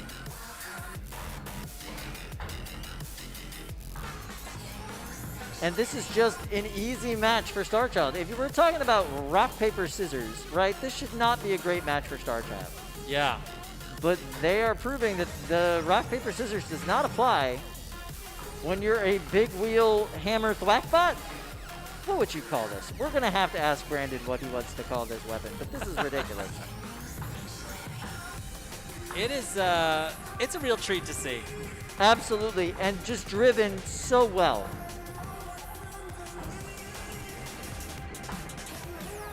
So we've got movements from BX11B, but no weapon.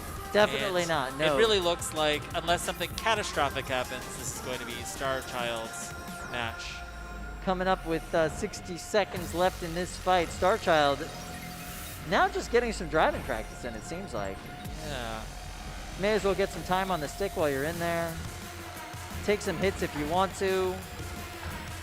Take huge chunks out of the top of their armor for funsies, why not? Looks like Starchild's weapon is down. I don't know if Brandon's lost the weapon or if he's just turned it off, knowing that he's basically won this match. Yeah, this is a really, it's basically a squash match. It's going to go the full 30 minutes, or the full 3 minutes, but there was no point where BX11B was in the lead here. We're down to 15 seconds left in this match. As we said, it's not really a match so much as it's now target practice for Starchild. 8, 7, 6, 5, 4, 3, 2, 1. Victory dance from Starchild at the end of that fight. This goes to the judges. But I think we could just go ahead and get away with another hand-raising, pull the room situation here. All right, let's head on over to the judges. Let's check in with them. I do want to ask you guys, what are your thoughts on Starchild as a robot? Yeah. Oh, wait, no, first, hands. Let's see, hands. Starchild. Oh, my God. I almost thought Zach wasn't going to go for it. Yeah, okay. Zach was going to be like, no. All right, your thoughts on Starchild. Oh, wait, I want to hear from Don. All right, Yeah, we got to start with Don.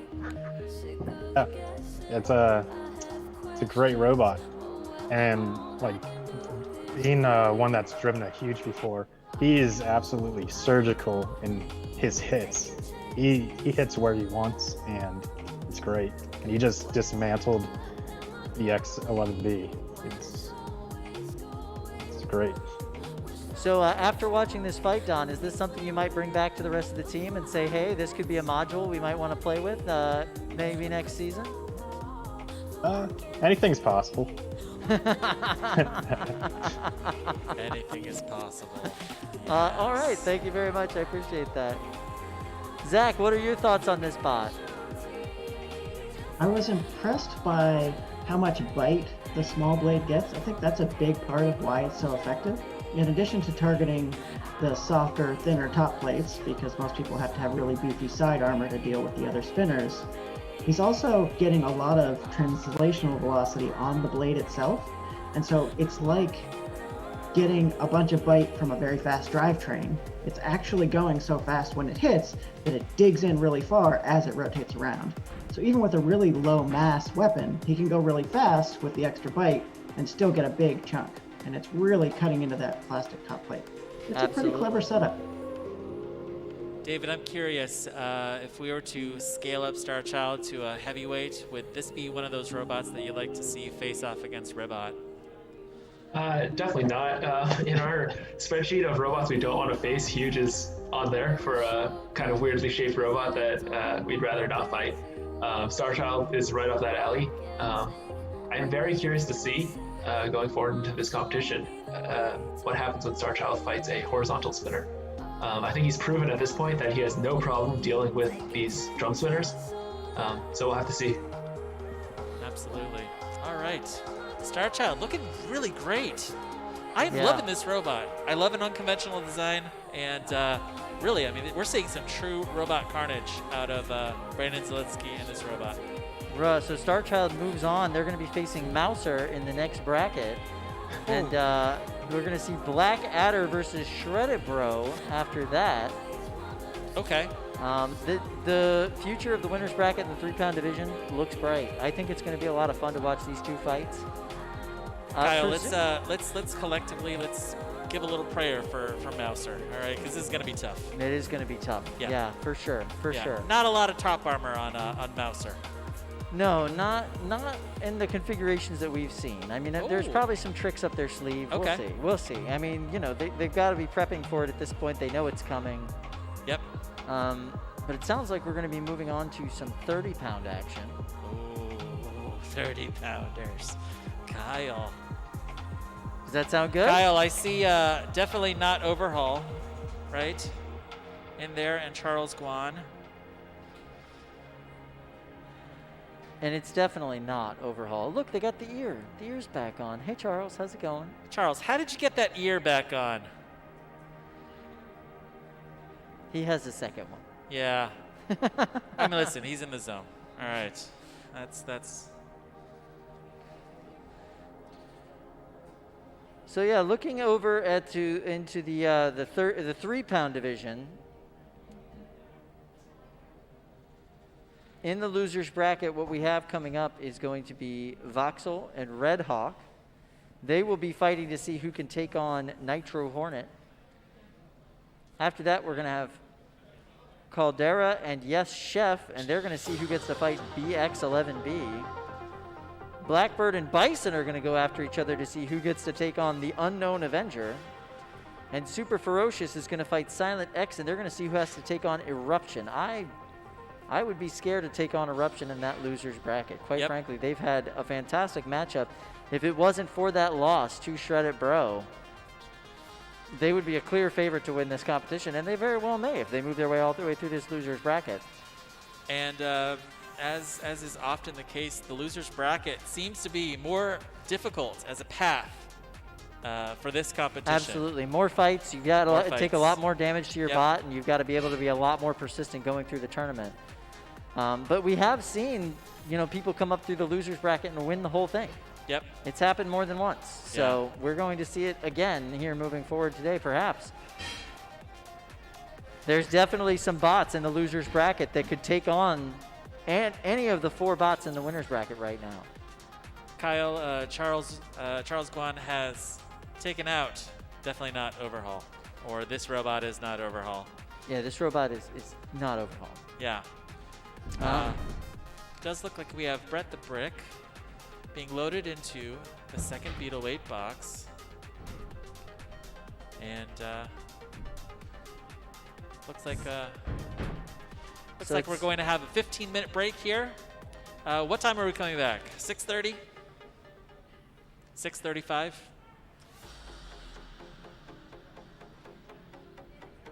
6:35. All right, we're going to take a quick break, and we'll be back with more Robot Combat here, live in Norwalk, Connecticut, very soon. Looking forward to it.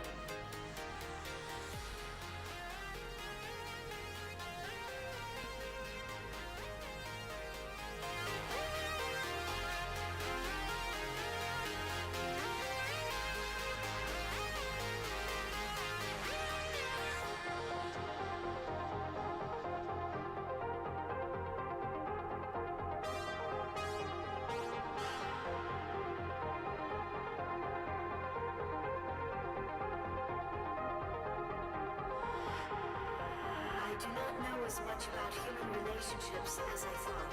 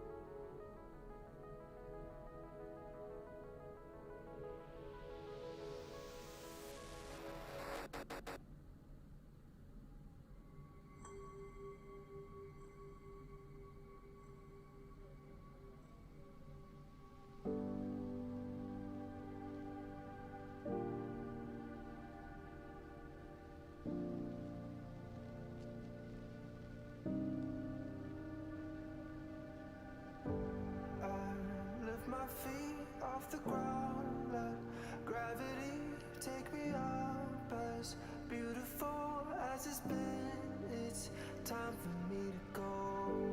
I wanna sail away. I wanna feel the weightlessness of my soul. I've gotta go all the way to eternity. I will run all the way to see you.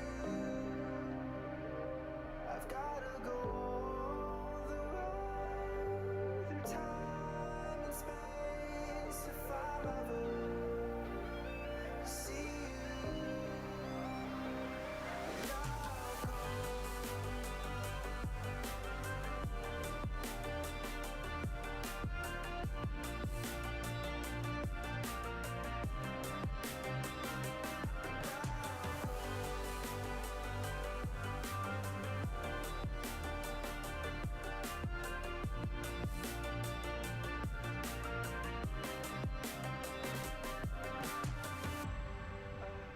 Lift my feet off the ground, let gravity take me up.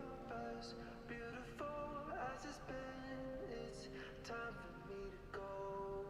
I wanna sail away, I wanna feel the weightlessness of my soul. I've gotta go all the way to eternity. I will run all the way to see you. I've gotta go all the way through time and space if I'm ever to see you. And I'll go.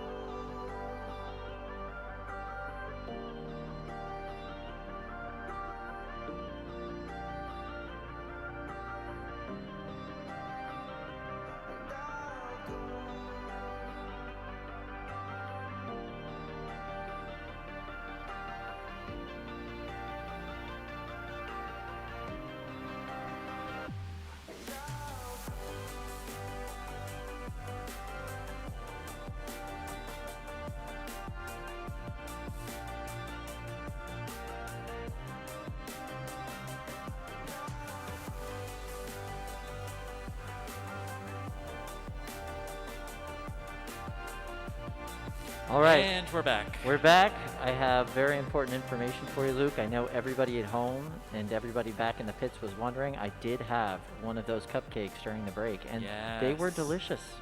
Right? Yeah. Well done. It's a good cupcake. It's a solid cupcake. All right, so the cupcake has white frosting on Yep, the top. very much so. And a chocolate robot. Or bunny. Or bunny. Yeah, there's chocolate bunnies and chocolate robots. I chose the chocolate bunny. Really? Yeah. Okay, I had a chocolate robot. How was the chocolate bunny? Chocolate bunny was delicious. Okay. It was a very thick cupcake. Like, it felt very dense. Yeah, it was a substantial cupcake. I That's don't a mind meal. that, though. I like that. That's a meal. Yeah, for sure. Yeah, you don't like an airy cupcake, you know? No, I'm not A really into that. boxed No, like cupcake? I'm into like the red velvet, you know, like make it nice and dark, make it nice and Got it. rich. Yeah. That's what I like in my cupcakes. You like one of those cupcakes that just sits in you for like 3 days. Yeah, because otherwise, you know, if you want it light and airy, you should have a piece of cake. Okay, all right, that's you know, fair. like cupcake is a single serving, so you may as well make it like as impactful as you can. You're making a good case for the dense cupcake. I like that. You know, I try.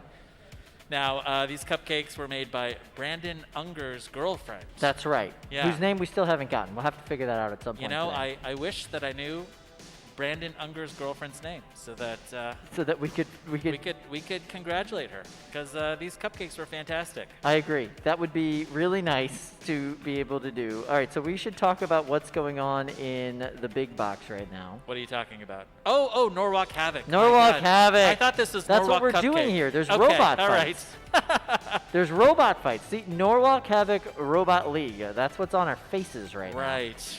So loading into the box, we have this robot is not Overhaul. Currently, we're looking at Rumham Triple X. That's true. Yep. Rumham, I've been told on the break by our co-host on the Behind the Bots podcast, Lindsay, is a reference to It's Always Sunny in Philadelphia. I love that show. It's a pretty silly show. All right, so the bots are in. They're both testing their weapons. We've got a little bit of a spin, a little bit of a twitch test happening. So robots are ready. We just got word over the headset. So we are ready to start this match. 30-pound robot fighting action here at Norwalk Havoc Robot League.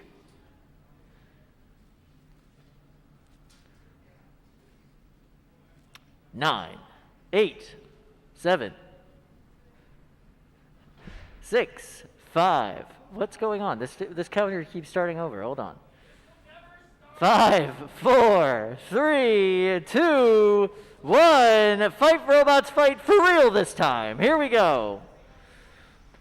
So as you can see, this robot is not Overhaul, or we'll just call them not Overhaul.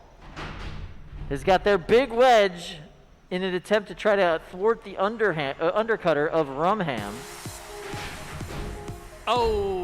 Rumham doing a lot of damage to itself and to the box, but Rumham so is now far flipped, Kyle, and it is it is now an overcutter, not an undercutter. And Overhaul's taking a bite. A big old pinch from Overhaul. They've got him picked up. Let's and look go, at that. Charles! Let's go, Suplex! Charles! Beautiful suplex from Charles Guan and not Overhaul. Great moves there. That was fantastic. Now Overhaul trying to get itself back onto its wheels, and it successfully self-rights. Those squishy wheels, very, very happy right there. He's only running one set of those squishy wheels instead of the two, I suppose because he needs the extra weight for that big old wedge at the front of the bot. Oh, Rumham hits a piece of the floor, launches himself into the air and chunks up a huge bit of that plywood. And not Overhaul taking full advantage. They're running in, trying to grab a bite. Rumham trying to get that weapon up to speed. They're a little bit cautious about getting it up to speed at this point. Is it spinning at all, or was that just momentum? Either way, not Overhaul is going to take full advantage of that. Oh, not Overhaul. Coming in, trying to take a bite. What are they waiting on? Oh, that weapon's up to full speed. Boom! Big, solid hit. Knocking Overhaul over into the corner. Not Overhaul over into the corner. Hopefully not Overhaul can get out of this predicament. It seems like they've lost traction on one side of their drive. Perhaps they got a little bend in that front wedge that's preventing their wheels from touching the ground. Rumham's definitely not having the best mobility situation over in the corner either. We're in the last 45 seconds of this match. It's been a great back and forth so far. Neither bot doing very well right now, but Rumham's getting up to speed. They're coming in. Boom! Nice big hit. Overhaul loses an entire weapon, but it seems to help with their drive. They're moving a lot better now after that hit. 30 seconds left in this match. Oh. Rumham gets up to almost full speed again for another big hit, knocking themselves into the wall, not Overhaul back across the box. 15 seconds left in this fight. And we are now at 10, 9, 8, 7, 6, 5, 4, 3, 2, 1. That fight is over. Power down your weapons and please drive back to the door. This fight goes to the judges. Kyle, before we go to the judges, look at the divots in the floor here. Yeah, we had the giant gouge from Big Ripto before, but now Rumham has just decimated huge sections of the floor. If you don't like the smell of Bondo, you're not going to want to be in this box after they get the chance to clean it up today, because they're going to have to do a lot of work. And not Overhaul's needing some help, it looks like, from Fluffy to get back over to the door. That's not a good sign. All right, so judges, how you doing? It's also Could be better. Could be better. So I think at the beginning of that, Overhaul took those hits really well and had that very beautiful suplex that I think we were all really happy to see. However, after that, he was kind of on his heels for the rest of the match, and Rumham definitely took over, getting all the damage points and pretty much all the aggression points too. So I have to go with Rumham. Yeah. All right, so Don, what do you think? Yeah, I think overall it had the first part of the match. It was able to deflect the weapon hits from Rumham and capitalize on the suplex, but sometime after that, the Rumham's weapon was able to tweak the wedge or something, which made it able for Rumham to get behind Overhaul and take a wheel out. And for that, I'm gonna say Rumham. All right, Zach, what are your thoughts? Purely from an arena damage perspective, certainly Rumham was trying to give Big Ripto a run for his money there. But beyond taking out the arena, he also did a really good job of taking out pieces of Overhaul, getting past the wedge, getting back into the back corners. Although I was surprised, after some of the damage started to cripple the drivetrain on not Overhaul, Rumham seemed to turn the weapon down to avoid causing another floor explosion, and didn't really go in and capitalize on the crab walking as much. He spent a lot of time kind of running around the box and not charging in, but at the same time, not Overhaul couldn't charge either. So the few contacts that were made, seems like, other than the one suplex, Rumham really came out ahead there, and all the damage points, of course, too. So I have to go for Rumham also. All right, judges, I 100% agree with your call, but I have to disagree with you. This robot is not Overhaul. I know you guys were referring to it as such in several points there, but it says it right there above all of your heads. This robot is not Overhaul. Ah, you got me. That was a great match. What a fight. That was super fun to watch. Rumham, the driver of Rumham was telling us before the tournament started today that he has a lot of reliability issues with Rumham. And we did not see any of them in that fight. He was able to get that weapon spinning after every single encounter, even after hitting that wedge super hard. He was able to come back. That was a really impressive showing. It bodes very well for them in this tournament going forward, I think. I want to tell you a little bit more about Rumham Triple X's big undercutter. So this is a 10.5-pound S7 tool steel, 3/4 inch thick blade. Ooh. So this is not a slicing blade. This is a concussive blade. This is really a blade that's designed to hit you across the arena, and we saw that, you know, when it starts to get off kilter, it can also damage the arena floor. For sure. I will say that the walls here on this new arena have been performing admirably. I, feel totally safe here. Yeah, it's interesting. A lot of times when you're in these robot combat arenas, you feel the concussive force when robots hit the side of the box, and it's greatly diminished here. They did a wonderful job building this. It's absolutely bomb-proof, and I'm very impressed. They did really good work. The arena floor has been cleaned up, but those giant gouges are still cut all over there. There's going to have to be some Bondo spread around in that at some point during the break today. 30-pound robot fights can be very hard on an arena. Nice thing about plywood is you can just put them in and change it out. Kyle, exciting news. Yes, I saw. So there's something that's been happening in the chat. Yep. Occasionally in the chat, somebody pipes in and says, hey, where is Megatron? Where is Megatron? Where is Megatron? Megatron, super famous 30-pound bot, built by Jameson Go. Looks a little bit like Sawblaze. Very similar in a lot of ways to Sawblaze, yes. Megatron is in the box now, looking fantastic. Oh, look at that. For fans of Sawblaze, this is the match that you want to see. Big fans of this robot, big fans of this builder. One of our favorite people to talk to on our podcast whenever we have the pleasure of having him on. Yeah.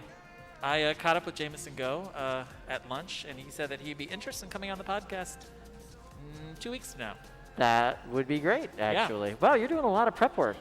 Yeah, I'm on top of it, Kyle. That's awesome. I really appreciate that.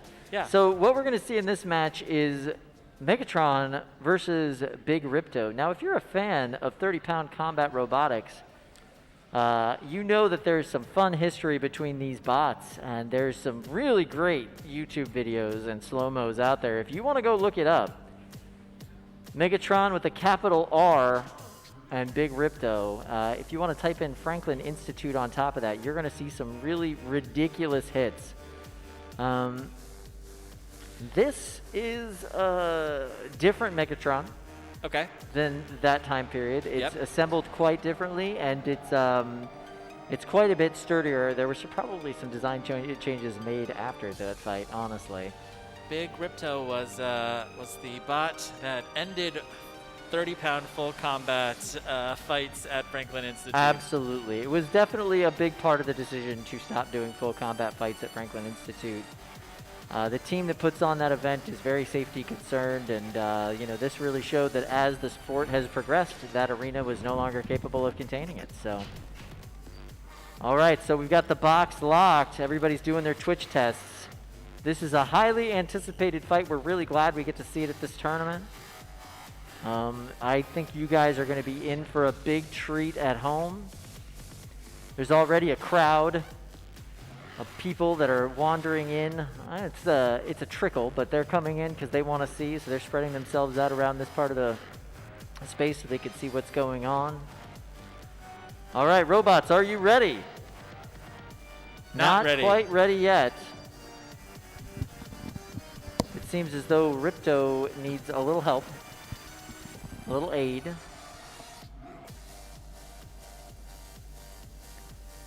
So Kyle's jumping in there to work on that. Fred's giving him a little bit of assistance, holding the door open and keeping things out of his way. We want these 30-pound machines to be in top form for this fight. So we're giving them a bit of time so they can get everything sorted and operating perfectly. Jameson Go looks dialed in. He's ready to go. I like the shape of the blade on Megatron for this match. Yeah, the really cool dragon head blade. It's pretty sweet. It's Yep. pretty sweet. Yeah, it's a nice shape. The blade on Megatron almost looks as big as the blade, if not a little bit bigger than the blade on Big Ripto, which is super interesting just because they're, it's a different type of weapon. You're really combining that articulating arm with the saw, the impact saw.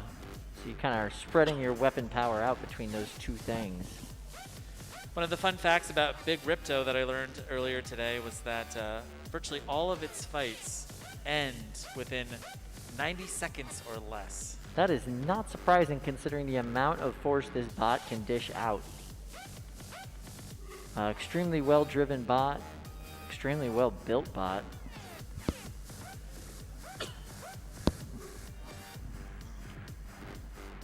When it comes to robot builders here on the East Coast, we've got two of the absolute best in this arena right now.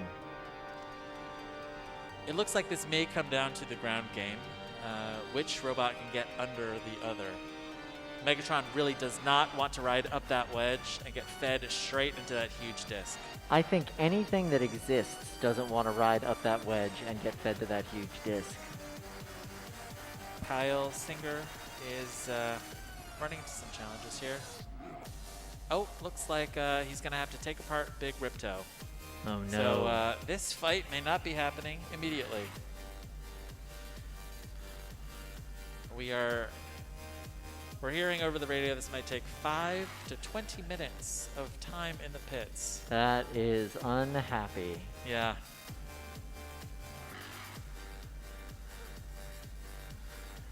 Looks like Big Ripto's weapon is not spinning. All right. Well, there we go. So it seems like we're not going to get this fight right now. So we're going to get ourselves lined up for see what can come into the box next. That's disappointing, but these things happen. Folks trying to get things working, and it's not like you can test your giant scary spinner back in the pits. Yep. Maybe we can have Megatron just start beating up on Fluffy. What do you think? I don't think that would work out well for Megatron. We found out in the break that Fluffy is not a 100-pound bot. Most likely, it's in the 200-pound, 220-pound range? Yeah. They have not had a chance to weigh Fluffy. Yeah. So Fluffy may be a bit more substantial than is currently reported on the website and that we were reporting earlier in this broadcast. I think later in this match, I'm going to get into the 30-pound box to see if I can pick it up. I don't think that would be a great idea. I think Yeah. your fiance would like you to be able to stand up when you go home. Yeah, that's true. So don't do that. Okay. Not All right. not recommended. That's good advice. I appreciate it, Kyle. No worries. I'm here for you. Well, with Megatron and Big Ripto, you know, On pause for just a bit. out of the box at this moment. Looks like we are going to be loading in the next match. So the next match in this bracket, you have Asanata Thwacker and the other robot.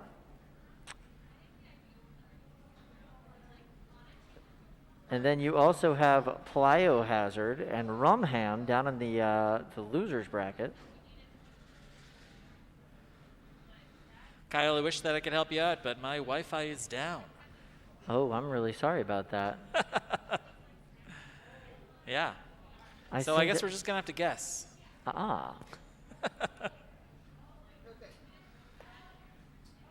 I seem to have signal, so I'm not too All right, terribly worried wait, about Kyle, it. I'm sorry. We got cut off earlier. I got to talk a little bit more about these cupcakes. All right? About what? About these cupcakes. Oh, that's fair. Yeah.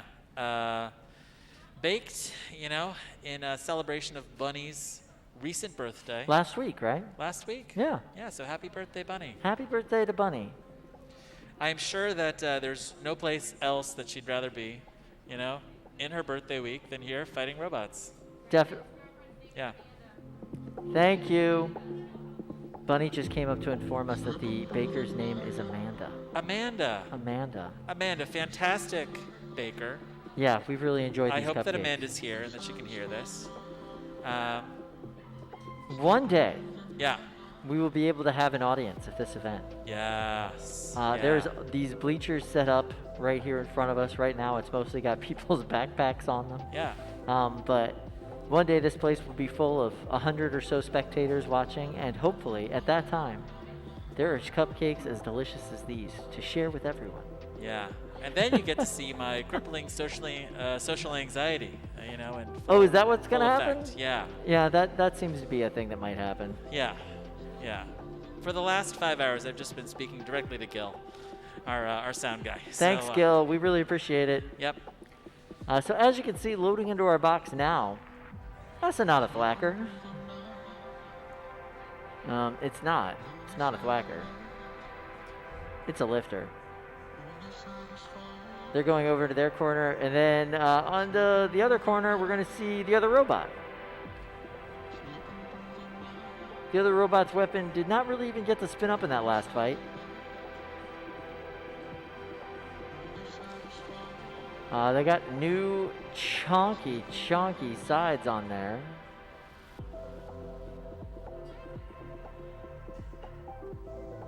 The other robot built in 6 days. Designed and built in 6 days, I should say. Asanata Thwacker.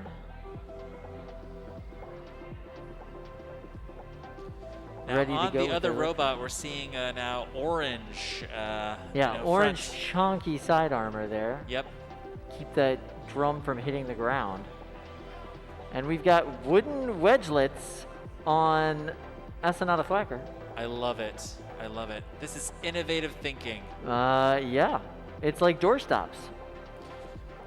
All right, robots, are you ready? We got ready robots.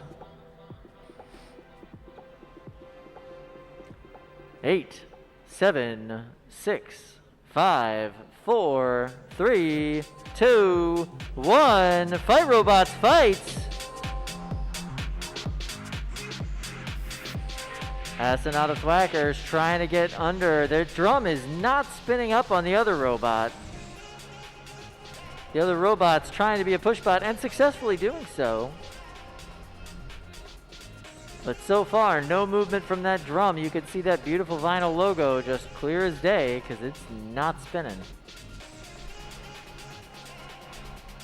Looks like pretty good pushing power though from Yeah, this very good robot. pushing power. You'd expect the four-wheel drive bot, the lifter bot. Whoa, what's that? Kyle, was that another Estes rocket? It appears as though Asanada Thwacker had hit an Estes rocket on the front of their bot. I love it. And they just launched it directly into the face of the other robot. The other robot seems unfazed, but that was the most direct hit with a rocket we have seen so far in this tournament. It looks like it burned some of that that logo off of the front of the drum. Yeah, that's some there's some chars on that aluminum there for sure.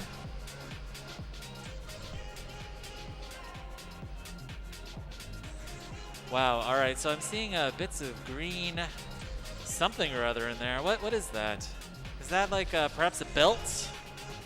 Oh yeah, that we might be. We may have lost. It's definitely not supposed to be on the floor, whatever it is. Asanada Thwacker looks like it's getting a little bit of a lift there on the other robot. Yeah, but that robot needs to go to the gym. It can't lift much. Can't lift much. No, absolutely not. And I gotta say, those wooden wedges, the wedgelets, they're actually holding up a little bit better than I thought. They've got a little bit of char on them, probably from an Estes rocket firing off right next to them. Surprisingly tough. Surprisingly tough. Now we got some smoke coming out from one of the wheels over there. Asanada Thwacker getting a little bit of a lift on the other robot. Not much, but a little bit. And Fluffy's like, hey guys, break it up. Break it up. Come on, come on, come on. Disengage. Let's see what happens. Asanada Thwacker getting another little bitty lift on the other robot. Just a little bit. All right, here comes Fluffy. They're breaking it up.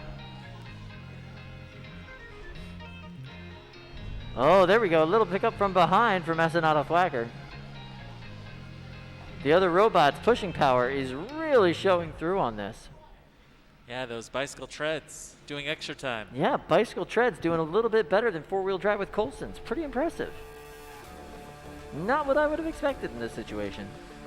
5, 4, 3, 2, 1, and this one will go to the judges. All right, I'm really excited to see what the judges think of this match. Yeah, what do you think? Tough one to call? Easy one to call? Who know. feels most strongly? Maybe raise your hand. What do you think? Zach's not feeling strongly. Look at their faces. They don't feel strongly about No. this. David, you feel strongly about this. He's got opinions. We can tell. David, All right, what's your kick it opinions? off for us, David. I mean, I have opinions, but that doesn't mean they're good ones. I don't think we want to hear them, David. I don't think this was the fight we were expecting. I really wish that we got to see the other robot spin up. However, given that it did spin up, I also wouldn't really describe that lifter as particularly effective.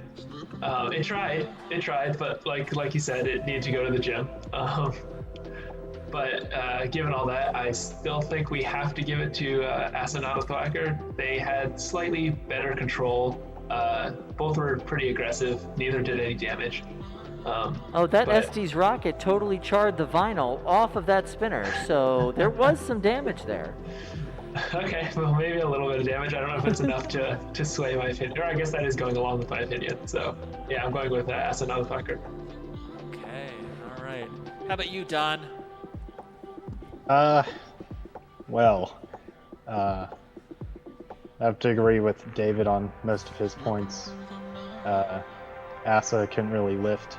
Though in like 2 of the lifts, they were able to lift it, but like an inch off the ground. But that also made it so that Asa couldn't move either. And the other robot went in without a weapon, which killed any possible damage points it could get.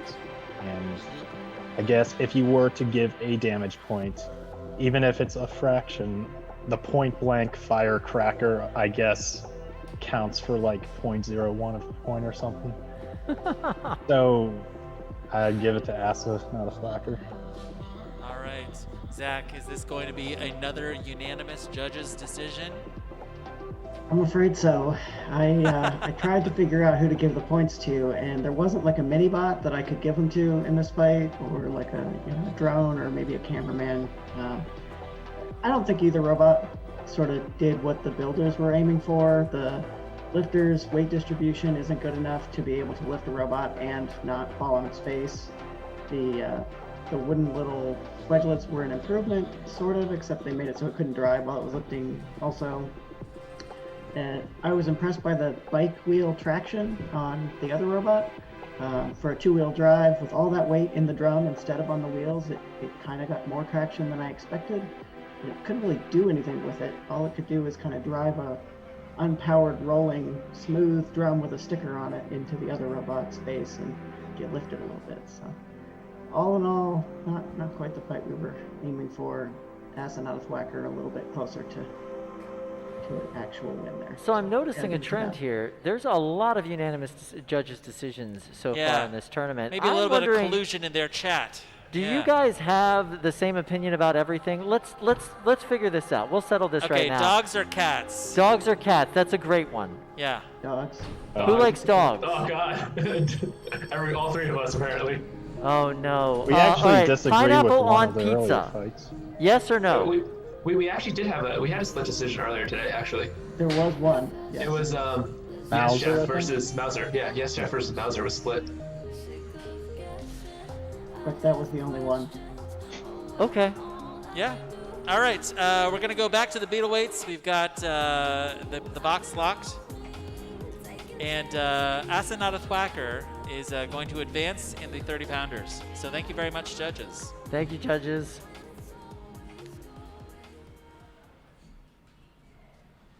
All right. In this match, this is going to be round 4 of the losers bracket for beetle weights. Voxel versus Red Hawk. This is going to be a fun fight. 2 high kinetic energy weapons. We've got a drum spinner and a horizontal spinner. That's right. Voxel has faced robots very similar to this before in the past. One of the big things I'm going to be looking for in this match is whether that back panel on Red Hawk can stay on. Absolutely. Because, They've lost it peeled both away the in the last matches. 2 matches. Robots, are you ready? We got thumbs up all the way around. Robots are ready. 8, 7, 6, 5, 4, 3, 2, 1. Fight, robots, fight!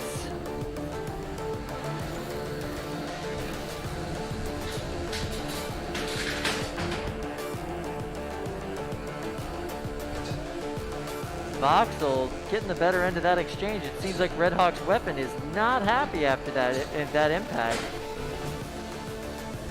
Voxel knocking Red Hawk over.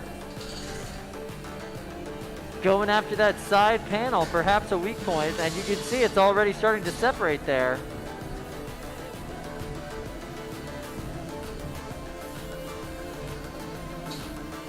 With 2 minutes and 20 seconds left to go in this match, it does not look like Red Hawk is going to have a weapon for the rest of this. No, it seems like that's gone. Is Red Hawk able to move? Red Hawk, can you show us some movement? Show us some motion. There we go. A little bit of motion from Red Hawk. Time to get moving. They were able to get moving. Whatever was caught up under their wheels, they were able to clear. And you can just hear that grinding as Voxel just takes into the top armor. Tap out. Gotta tap out here. Red Hawk says, no thank you. I do not want any more of that spinner. You can keep it, sir. Voxel will move on in this bracket. That was a fun fight. Yeah, super fun fight. It definitely got to the point where there was just not much Red Hawk could do without that weapon. Yep. And Voxel, once again, looking scary. This is one of the challenges that you face as a builder going deep into a tournament. You really need to bring all of the spare parts that you need to basically rebuild a robot in the pits. 20 minutes, 30 minutes, 10 minutes sometimes. Here in Norwalk, you better have it done in 20 minutes. Yep. That's the game. That's the rules. Yeah. Now, we saw that back panel kind of continue to get peeled away match after match. Now check this out. This is the beautiful thing about having 2 identical boxes. We can get one box being cleared out while the other box is being loaded in. That really makes things go faster. The only thing we got to do is pick up Brett. Yeah. And Gotta move build him over. a second Brett, I think. What do you think? I mean, it's not like we're gonna run 2 fights at the same time. Yeah. All right, that's fair. Yeah, loading into the box now. You know what we see Plus, is you Yes have Chef the- and Caldera. That's right. And plus, you have the special switch on Brett, which you might not have identical switches on 2 different Brett. You know the rules with the switch on Brett, right? What's that? If you are able to turn off Brett, you win literally the entire tournament by hitting that switch. Really? Yeah, all the way to the end of the year, you're done. What? So if today somebody just knocked that switch on Brett and turned Brett off, Yeah. we wouldn't even need to hold the rest of the year's tournaments. It would be done. This changes the strategy entirely. Just start attacking Brett. I mean, you got to hit that switch. Yeah. Now, this is a rumor. This is not confirmed by anybody in this tournament. Oh, I see. All right, now Kyle, question. It looks like Yes Chef has a second robot sitting next to it. What are we looking at? Oh, interesting. Is this No Chef? I have no idea. It looks like a full beetle weight. It does, actually. That's interesting. All right, so Brett is ready to go. I have got to see what's going on with this second robot. That's not Oh, a it's robot. not. Oh my That's the God. transmitter. You Okay. silly goose. Listen. That transmitter looked like a It's robot. yeah, 100%. All right, I'm gonna be driving home tonight, and I'm just gonna get beat red thinking about myself Making that mistake, yeah. That's right. Yeah. I made it with you, buddy. We're right there. It's fine. Okay. All right. I'm. It's gonna just that we're crawl old. We underneath need this to get table, glasses. Kyle. That's really what it is. That's right. Yeah. All right, so these bots are moving into their corners. They're doing their tests, doing their twitches. We've seen both these bots perform beautifully today. The fact that they're both in the loser's bracket is insane. The winner of this fight will go on to fight BX11B in the next round. All right. We've seen really good matches from both of these bots. Oh yeah, and I'm really excited about this one. Both robots are ready. We can get this match started whenever we'd like. Let's go ahead and get that countdown going. 8, 7, 6, 5, 4, 3, 2, 1. Fight, robots, fight! Quick spin up from both bots. Caldera is being a little bit cautious back in the corner, doing a little dance, and there we finally get some weapon-to-weapon contact. Oh, I see some black plastic though. That's not good. Absolutely, but both bots still seem to be fully driving, both weapons fully working. This is the kind of back and forth you want to see this late in the tournament. That means that these builders have done their jobs, and that camera almost took it right there. Nice hit there from Yes Chef. But it looks like Caldera's weapon is down, Kyle. Might be. They could just be waiting to spin it up because they were out of control. Oh, that's a tap. We have a tap out from Caldera. Yes, Chef will move on. Wow. Okay. Wow. So Yes Chef moves on to face another Egg Beater. It does, yes. Egg Beater versus Egg Beater. Not great. That's not your ideal match. Right? No. I think reliability and drive is definitely going to go to Yes Chef as far as what we've seen today, right? Yep. BX11B has definitely had some issues with their drive throughout the day. They've been able to dish out some great hits. We've also seen Yes Chef dish out some amazing hits throughout the day. Yep. All in all, excited to see that match. Let's see if we can figure out what happened here on this replay. Yes, Chef just gliding over across the box. They do this beautiful little dance, and finally they make contact. Little pieces of plastic flying off of Caldera there. Both these weapons spinning the entire time in this first part of the exchange in these first 20 seconds. Nobody stops, full YOLO mode.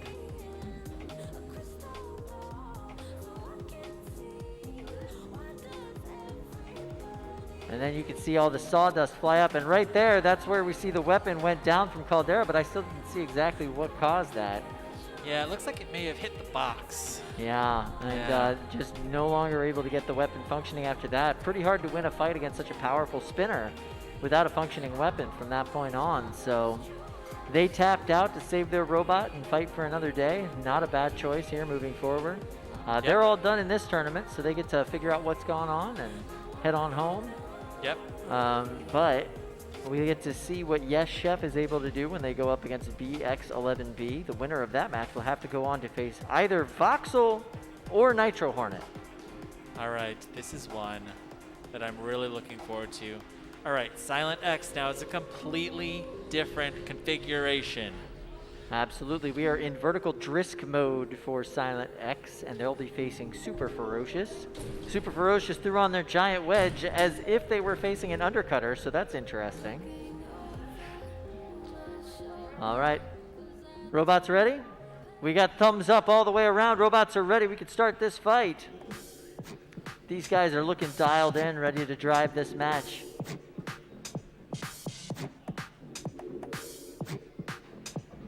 Eight. Oh, here we go. 8, 7, 6, 5, 4, 3, 2, 1. Fight, robots, fight! Weapon getting up to speed on Silent X, chunking away at that wedge. Silent X trying to use their pushing power to dig into that wedge on Super Ferocious. Super Ferocious not even thinking about lifting that wedge until they get a good angle on Silent X. Silent X, knowing that those side panels on Super Ferocious have been known to come off today, probably focusing some of their energy and attention into that spot on the bot, hoping that they can exploit a weakness. Oh, Super Ferocious trying to give Silent X a target, saying, hey, come on in here, buddy. I'm opening it up for you. Silent X did not fall for it. Silent X aiming, lining up its shot. Coming in, grinding away at those side panels. Super Ferocious trying to figure out where to go from here, and boom, flip them right over. Super Ferocious seems to be stuck up against the wall, not able to self-right. They're walking across the box, trying to get a little bit of help from Brett the Brick. Fantastic sportsmanship, though, from Jameson Go right here. I think any other builder would just start attacking the top of this robot right now. Oh, there we go. Like that? There we go. That's what we like to see. Okay. We're all here for the robot carnage. And really, the good sportsmanship would be to flip him over. Let's see if he can do that. All right, so wait a minute. We're not seeing any movement over there in the corner. Oh, come on. Can you get it flipped over? Let's go, JMO. Oh! And there goes. More of that armor is gone. More of that armor is gone. We see exposed sides. All right, we're not seeing any movement at all from Super Ferocious. Let's see, we got the bar coming up. Show motion. The bar is counting down. We're now down to the halfway point. 4, 3, 2, 1. That's a knockout. All right. Can you feel me now? Super damaging fight with Silent X. We've seen 3 Silent X's come out today. 3 different configurations. We've seen a drum, we've seen the undercutter, and now we've seen this Drisk. Yeah, and they did a fantastic job. This was a really nice fight. The really thing I like about the modular design of Jameson Go's Silent X is that he can really pick the weapon based on his opponent. Absolutely, and he definitely picked one that but the other fun thing that he likes to do is hide exactly which configuration he's going to use. Yeah. When he brings it out, which is why you get situations like this giant wedge. Yeah. When perhaps he might have tried to go for something that could get under Silent X a little better had he known he was going with a vertical weapon. Right. Maybe if it was an undercutter, Super Ferocious would have and that's exactly what Super Ferocious was prepared for, the undercutter configuration, but that's not what they got in this fight. They got a deadly Drisk setup.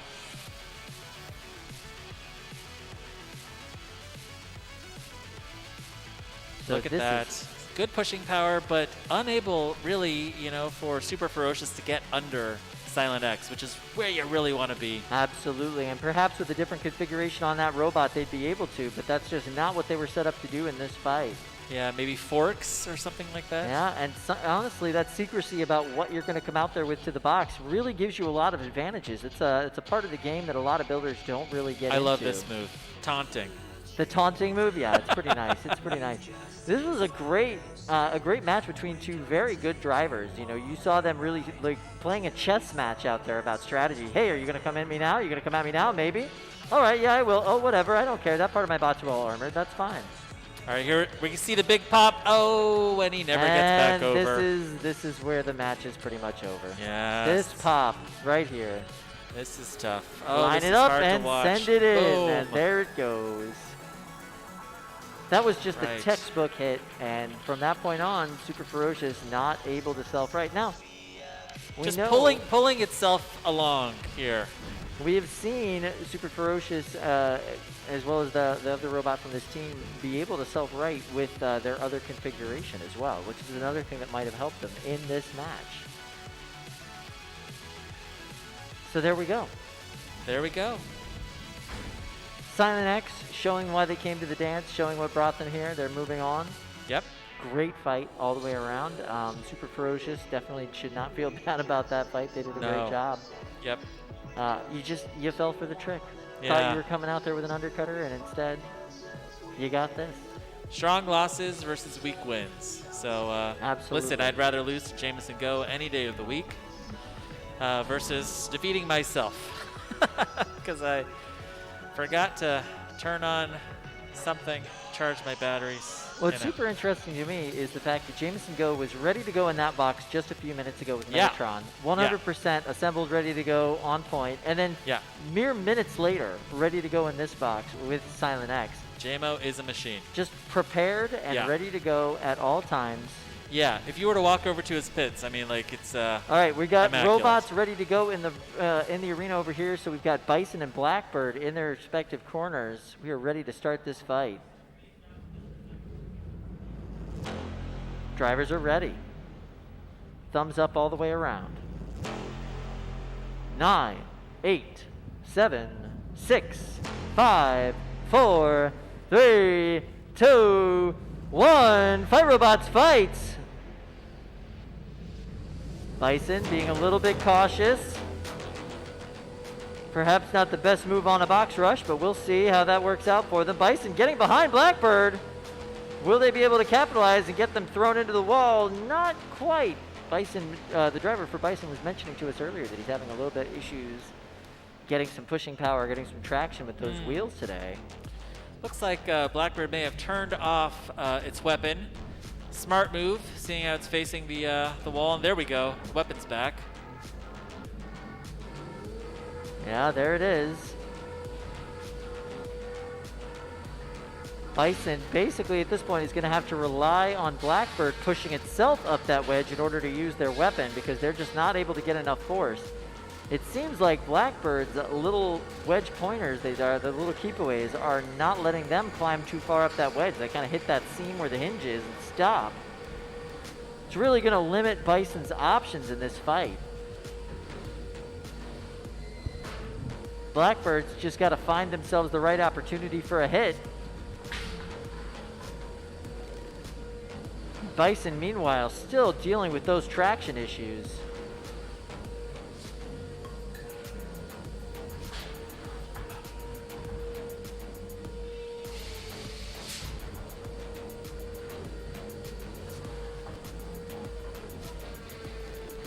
Oh, there you go, Blackbird, right to the side of Bison. That is exactly the spot where you don't want to be. No, absolutely not. Just grinding away at that side panel. That panel's going to be smooth by the time this match is over. Yeah, we're coming into the last minute of this fight.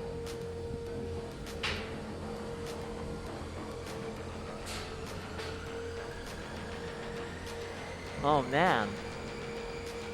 Bison just not able to get any traction here. Blackbird not doing too much damage, but definitely enough. They're grinding away. They're taking sparks out of that wedge.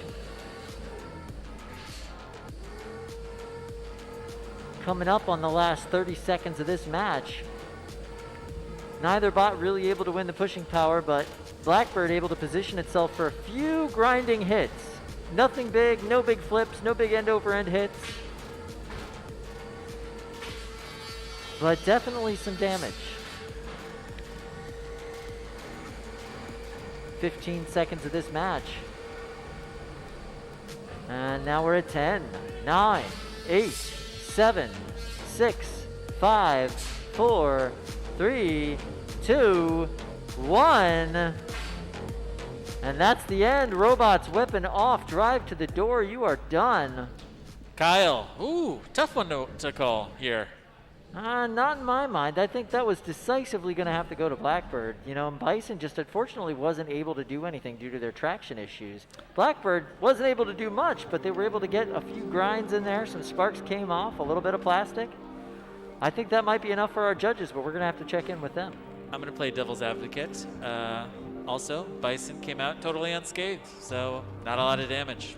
They did not lose either of their horns, but yeah, let's go ahead and take it to the judges. We're going to get their opinion on this. Let's see if this is going to be the 87th unanimous decision of the day. Who feels strongly about this? Who wants to start us off? I'll go off. All right, let's go, Don. Your thoughts on this fight? So it was a bunch of Bison was able to get a pretty good, got one pin off and didn't really necessarily utilize their flipper as much. But with Blackbird, they were able to, they also got a pin and grinded a bunch. But I feel like Bison remained aggressive during the fight a little more, even though it didn't use its weapon, and both bots didn't really sustain much of any damage. So I feel like Bison might have been had more control and aggressive. So I will choose Bison. Okay, all right. What do you say, David? Are we going to have a split decision? Is this going to be unanimous? I think we're going to have a split decision on this one. I think the primary focus of a design like Bison's is to really control a match. And whether it be because of his traction issues or if he had a drive side potentially down, I wasn't sure if he was crab walking for part of it in there. He definitely wasn't controlling the match the way a control bot should. I don't think he was able to really successfully get very many pins, and although the beater didn't really do anything either, it was spinning the whole time, it was directed at his opponent, it just wasn't getting any bite. I think it was really close. Both of them were aggressive, but I would go with Blackbird on this one. All right, All Zach, right. now it falls on you to dash a builder's dreams and send him home.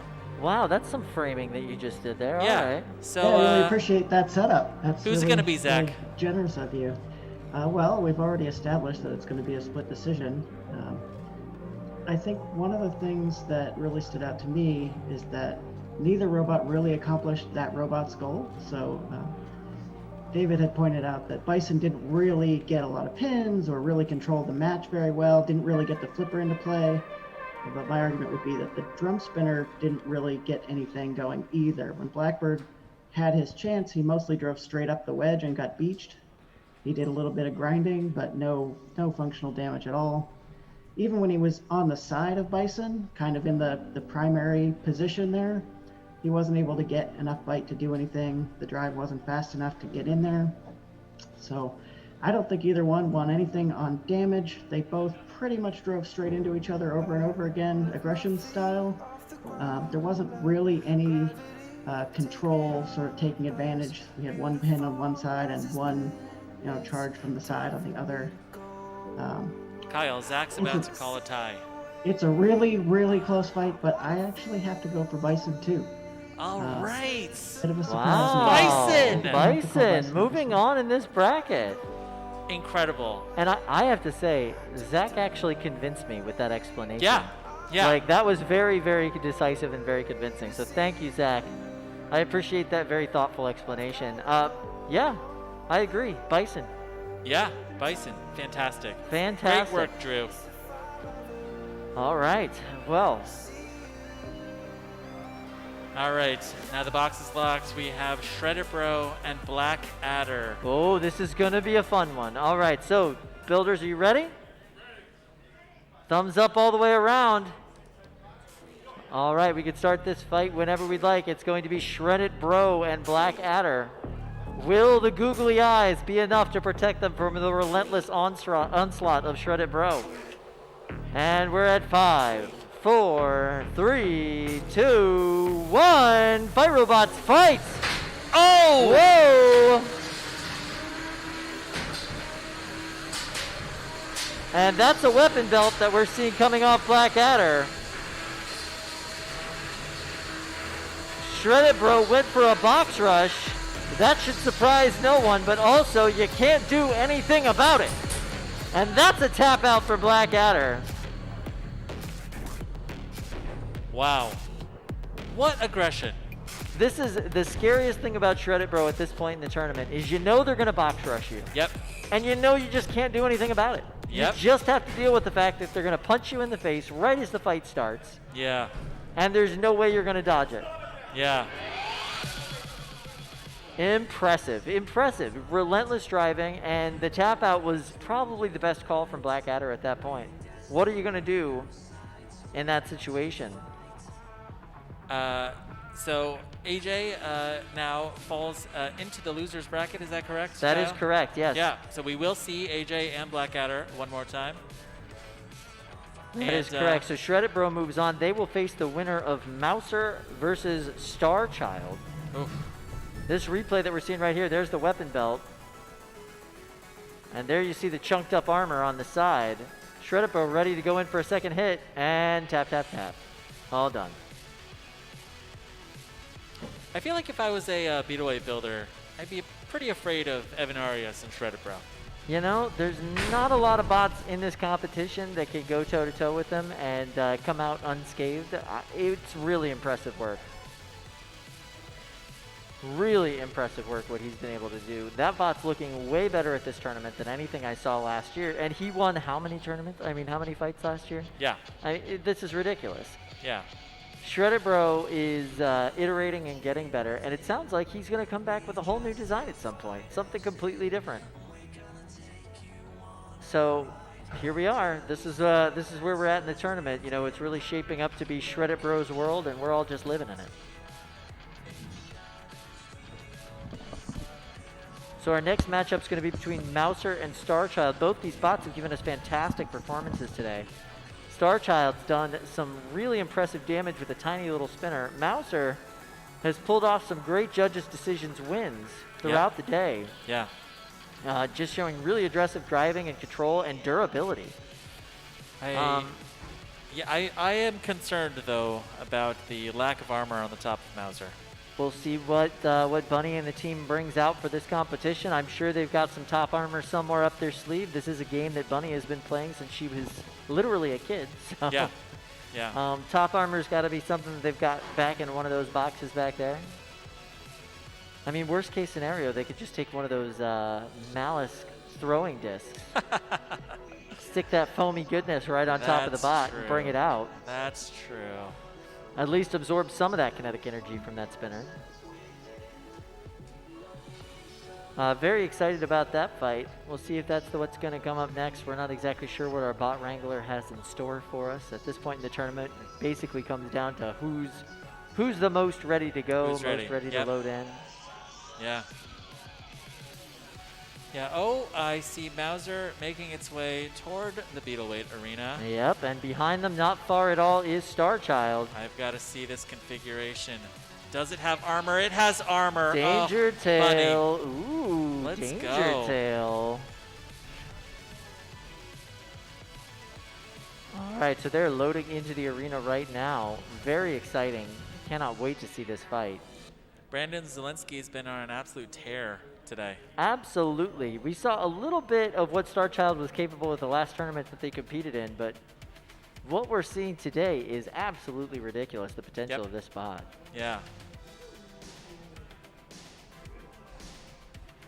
I would say in general, tough to control a robot that's shaped like huge. And it's going to be a tall tall order, I think. You know, tough road to climb to control this match. Absolutely. But I cannot wait to see it. Two incredibly talented David Leah, and we are about to see if they can pull off the upset of the day.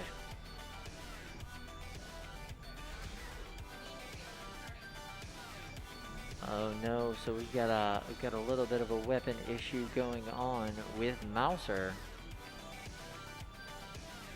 Hopefully we'll get that resolved quickly. Also had to do a little bit of a camera clean on Brett the Brick. Some of the best footage we get from inside the box is from Brett the Brick. He's probably the best cameraman we have here today. No offense to all the human cameramen, but Brett is able to get some really amazing footage just by being pretty much impervious and in the middle of the action.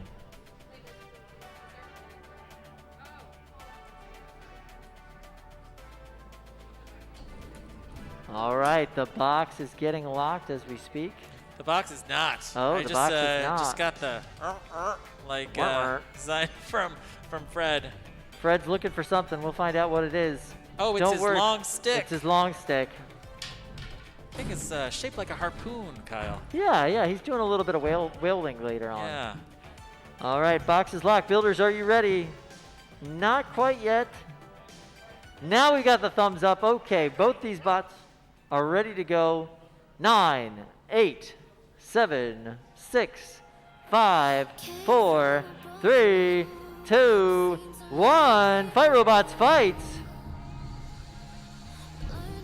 So we've got Mouser with the Danger Tail. Very similar in style. Danger Tail appears to be a hub-mounted motor weapon. Starchild trying to find a good angle on Mouser, not really able to. Oh, there we go, getting some good hits there. That spinner on Starchild still going full bore back there. It looks like the Danger Tail on Mouser is not currently operational. Oh no, they are entangled. There we go, they were able to free themselves. Mouser's hanging in there. Now, of course Mouser's hanging in there. Mouser's got a nice tall control implement. They're able to push around Starchild.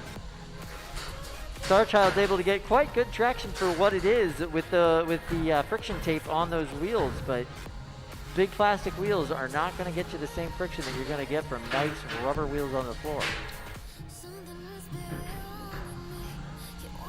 Now I'm starting to see more and more of Mouser's insides. That's concerning. Yeah, Kyle. that's absolutely true. Starchild's taking chunk out of chunk out of chunk out of the top of Mouser. Eventually, this is just not sustainable for Mouser. They're going to lose everything. All right, we got to tap out. There we go. We got to tap out. Starchild victory dancing in the corner. Tap out from Mouser. Super tough robot, Mouser. That is fantastic. Yeah, that strategy was really working for the first half of that fight. I can't help but think that if the Danger Tail was actually working for longer during that fight, that we might have seen a little bit more damage on Starchild, something we really haven't seen much of at all today. Yeah. You've got to figure out a way to kind of reach up and touch that the body of Starchild. Mouser's definitely the right shape bot to do it. Here we go with our instant replay. This is a great match. Just an awesome back and forth between two good drivers, two really cool bots. You saw the Danger Tail get a little chunk right there out of Starchild, but then right after that hit there, Danger Tail is no longer functional for the rest of the match. But you see what I mean? That first hit that they were able to get in there with that thing was pretty effective. Yeah. And from this point on, we see Mouser doing a great job trying to control Starchild. Really nice driving from that team, just excellent driving. But Starchild's relentless and very well aimed attacks at the top of Mouser eventually just put up too much of a toll. Look at that. Mouser's tail like through one of the spokes. What a shot. Yeah, more than once. That's really like a great go-to move for them. It's able to get a good control on Starchild. Unfortunately, Starchild's still able to get hits while that's happening. And here we go. This is the end game. Starting to see more and more of those wires on Mouser. Yeah, not what you want to see on the top of your bot. Exposed wires when you've got a top-down weapon coming down on top of you. It's just not great. And it's just relentless. Starchild, you know, it's like every third hit misses from them. Yeah. There we go. Slow-mo, slow-mo. Boom! Boom! Nice hit there. You see all those chunks coming off? Yep. Oh, there's a ton of wires. Ton there of on the wires, floor. ton of exposed parts, and yep, that's a tap out. Too much of my bot is exposed, and I don't want to lose all those parts and pieces, so no thank you. Man, Starchild. That was a great fight. That was the hardest fight I think Starchild has had all day. Yeah. Which is crazy. Yeah. But Mouser did a great job. Yeah. So yeah, really hung in there. Hung on there. More and than really 90 seconds. Did some great control. I mean, I think if they hadn't lost that weapon, we'd be having a different conversation right now. Yeah. Now and loading into the big box. Oh, Got yeah. a do-over. Megatron and Big Ripto. Hopefully Big Ripto's weapon has worked out the issues in its weapon. And Jameson's been ready for this fight since last year. Oh yeah, last year, Yep. well before COVID ever became a thing.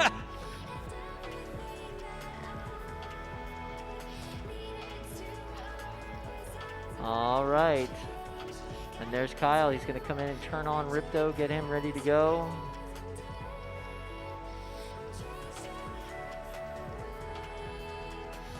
This is the match that I'm slightly worried about.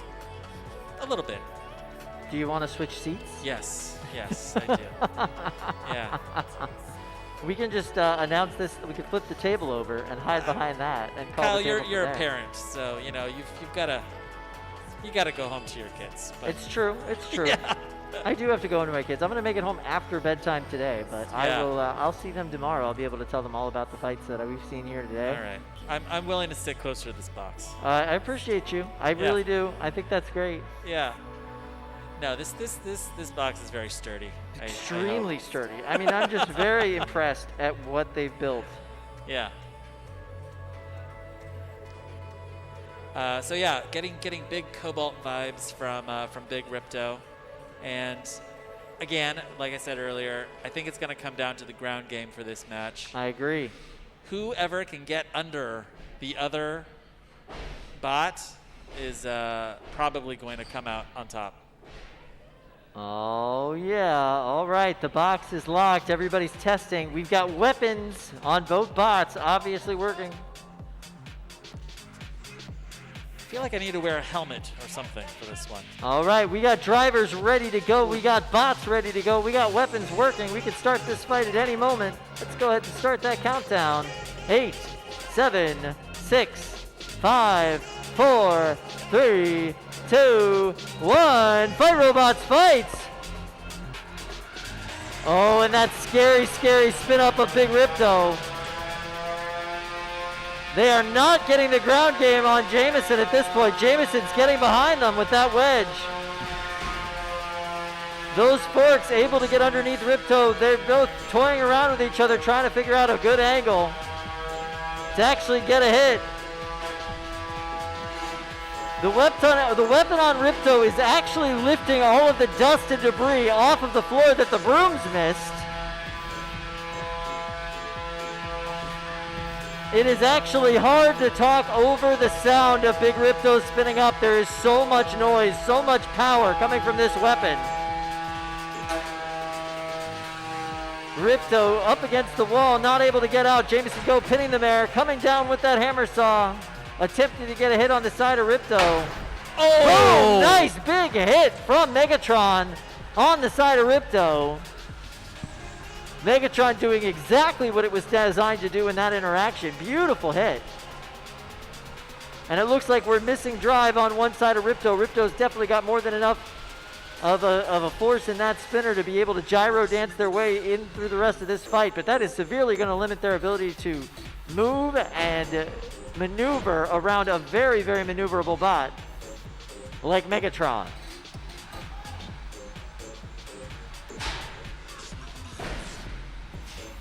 Megatron coming in backwards, basically acting like a vertical spinner in this particular part of the match. Attempted to get a hit. Chipping away on that same side that they came down and did the impact on them. Tap out. Tap out! Gotta tap out. That was a fantastic match. Megatron drove surgically and won that fight. Chipping away at the same part on Megatron until finally Megatron tapped out. That was just textbook and surgical all the way around. This is redemption for Jameson Go. In a big way, yeah, it was. And that was a really awesome strategic fight. You were expecting some power in that, some big hits, but we did not see big hits. We saw surgical hits, surgical strikes that took out specific parts of the bot. Jameson did exactly what he came to do for this fight, and it was really impressive. I don't know if Jameson's, if Megatron's articulating arm was working at the end of that fight, but he adapted and was able to still get hits by backing into Ripto. Absolutely impressive. Kyle, this is incredible here. The patience of Jameson Go. Oh yeah, absolutely. Waited for 60 plus seconds before landing his first big hit. Really, just waiting to see Big Ripto's weapon go down first. And look, you see that front plow on Megatron just taking these little hits. Those forks doing exactly what they were designed to do, keeping Big Ripto away, stopping the full engagement of that weapon before it can get in there and actually knock This is him where up. I felt nervous, Kyle. Here, absolutely. I'm sure match. Jameson felt nervous at this point too, but he was able to pin him up against the wall. You could even hear Ripto's weapon going up against the wall there, and then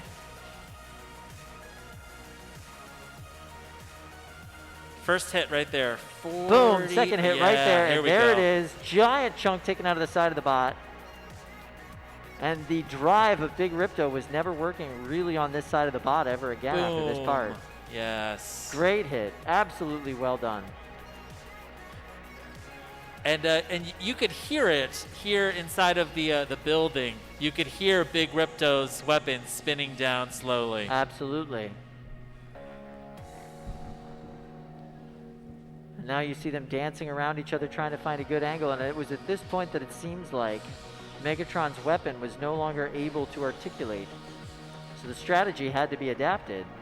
You see he's trying to bump it up against the wall there, probably trying to shake something loose so it'll keep functioning. But once he realized that was not an option, just adapted the strategy, kept coming in for that same side on Big Ripto over and over and over again, where the armor had already been compromised.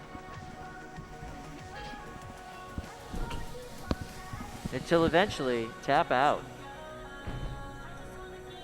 And victory dance.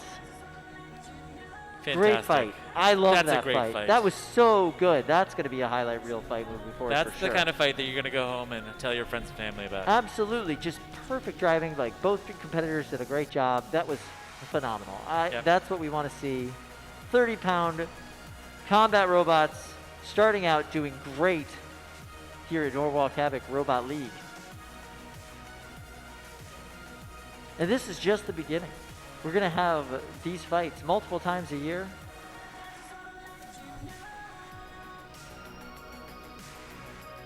All right, so we're going to go back to the 3-pound division. This looks to be Nitro Hornet versus Voxel. 2 drums. Big old drums. Big wide drums. That have had really good matches so far. Yeah, big kinetic absolutely. energy, big hits. And see if Fred can secure Voxel. Looks like the builder is taking a closer look at his bot. Really hoping we get the full match between these two. I think a lot of people are wondering which one of these drums is able to dish out the most power.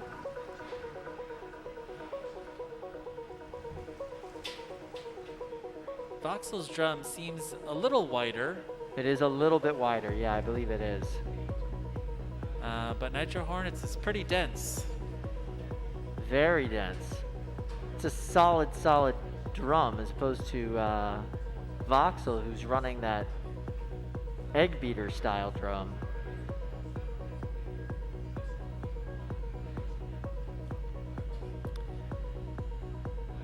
looks like it may be an issue with drive on Voxel. I think so. Trying to turn that robot on.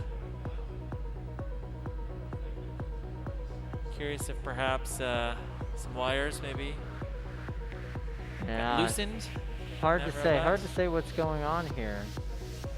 All right, they're gonna go ahead and close the door. Try and spin it up. Hopefully they got it working. See Let's if see. Voxel's working. Voxel's Okay, driving. Yep, no problems there. Working. Let's see if the weapon works. They're as ready as they're gonna be. Okay. As ready as they're gonna be. Here we go. This is not necessarily the fight you want. It is the fight you get. All right, 9, 8, 7, 6, 5, 4, 3, 2, 1. Fight robots, fight! Oh, they're both up. Kyle, I love it. It's happening. Weapon on weapon contact, and Voxel gets popped in the air. They're both thrown to opposite sides of the arena. And they are, each one is trying to break the other's main weapon. Very difficult to do. Both of these very dense, very powerful weapons.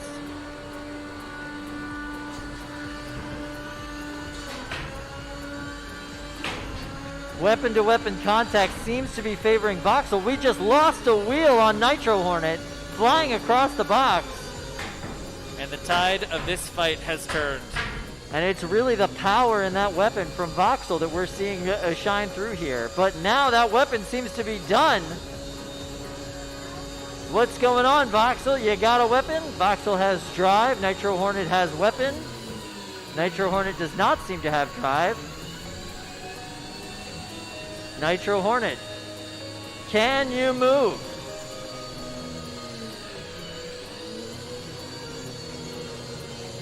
Nitro Hornet did a little bit of a spin move there. Nothing that we would call controlled. Let's see if they're able to get us a gyro walk. We're starting to lose the show motion counter. 2, 1, and that's a knockout. Nitro Hornet has been knocked out. Voxel will continue on in this tournament. Unfortunately, we were not able to see any sort of translational movement there from Nitro Hornet. It's a real shame. They were doing a great job in this fight. Yep. Yeah, and if they were able to hold on to their wheel a little bit longer, I think that we may have seen a different outcome here. I think so too, absolutely, especially when that main weapon went down on Voxel. That was just a really hard collision. And it turns out Nitro Hornet did not get the better of it. Yeah. All right. Well, wheels gone. You need wheels on a robot, Kyle. No, you don't. You gotta keep the wheels on. I guess if you have wheels, if you have wheels, you gotta keep the wheels. Right. Yeah. Unless you can momentum slide across the box.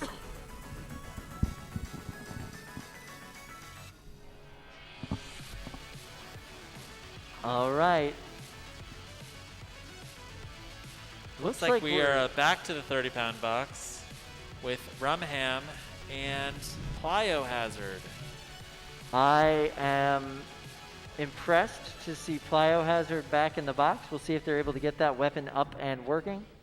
Plyohazard is a very fast build. It is pine and plywood and mild steel with a beetle weights weapon on it. Yeah. Powered by hopes and dreams, I think. Hopes, dreams, some good motors, but you know, some questionable belt decisions. We talked to the driver about that earlier, and he was questioning his belt decisions going into his first fight. So, you know, I can't imagine that he's not still questioning those decisions. Now, the winner of this fight. Oh, looks like we're getting a little bit of duct tape. Yeah, you got to put on the duct tape armor. Extremely important. That's the most important part of the entire robot. Yeah, I mean, obviously you can see the pine on the back there for the top plate starting to chunk off. Maybe they need to add another piece of the duct tape armor onto that to reinforce it. Now, the winner of this match will go on to face Big Ripto in the loser's bracket for the 30 I'm really sorry that has to happen. Yeah, that is, it's tough. I don't think anybody wants to face Big Ripto in this competition. I think Jameson might have wanted to just so he could test out that strategy, and you know what? It worked. Really nice graphic application there on the front of Runham. Mad Catter-esque. Yeah. I like it. And with that weapon guard, that does kind of look like a tongue coming off of it too, so that's kind of cool. All right, this box is getting closed up. Let's see if these bots are both functioning.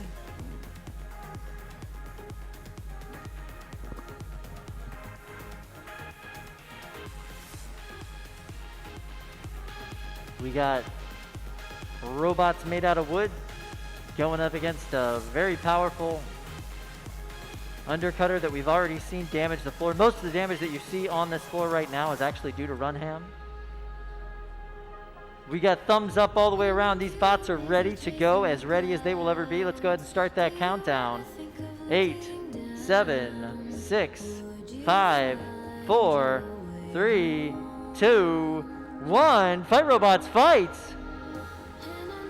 Plyohazard trying to do the box rush. Not quite getting there, and Rumham just flipped themselves over. Dear God, Kyle. Is Rumham's weapon operational in this fight? I honestly don't know. There seems to be something bound up within the robot. And I'm not seeing much movement from Plyohazard's weapon either. No, Plyohazard's weapon spun up once, but maybe he turned it off to save it. But either way, I'm not seeing any movement at all from Rumham. Show us some motion, Rumham. All right, the counter has started. Oh! Whoa! Hey, Fluffy, don't Fluffy. do it like that! 2, 1, and that's a knockout. And that Rumham is cooked. That Rumham is cooked, and Fluffy was helping. Yeah. Helping with air quotations. Yeah. In the end there. I think we might give the knockout to Fluffy. The bot wasn't moving before Fluffy did that, but whatever repairs that Rumham has to do after this match. Yeah. And now we see in the box, Rumham's actually able to drive around. They're moving. It's an unfortunate situation.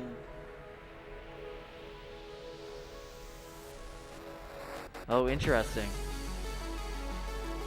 All right, we are hearing over the radio.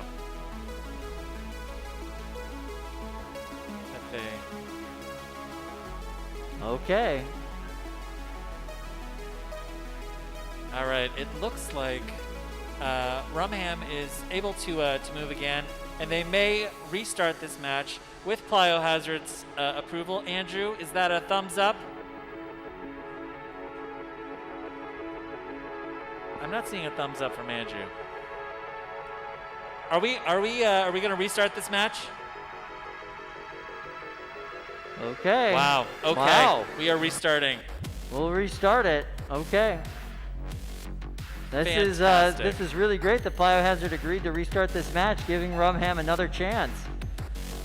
Both robots are ready to go, yes? All right. 8, 7, 6, 5, 4, 3, 2, 1. Fight, robots, fight! And there we go, Rumham's weapon spun up. Deadly sounding weapon there.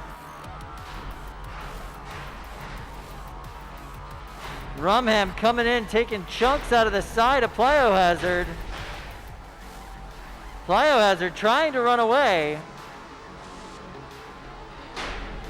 Rumham coming in saying, hey, don't run from me, I got you here.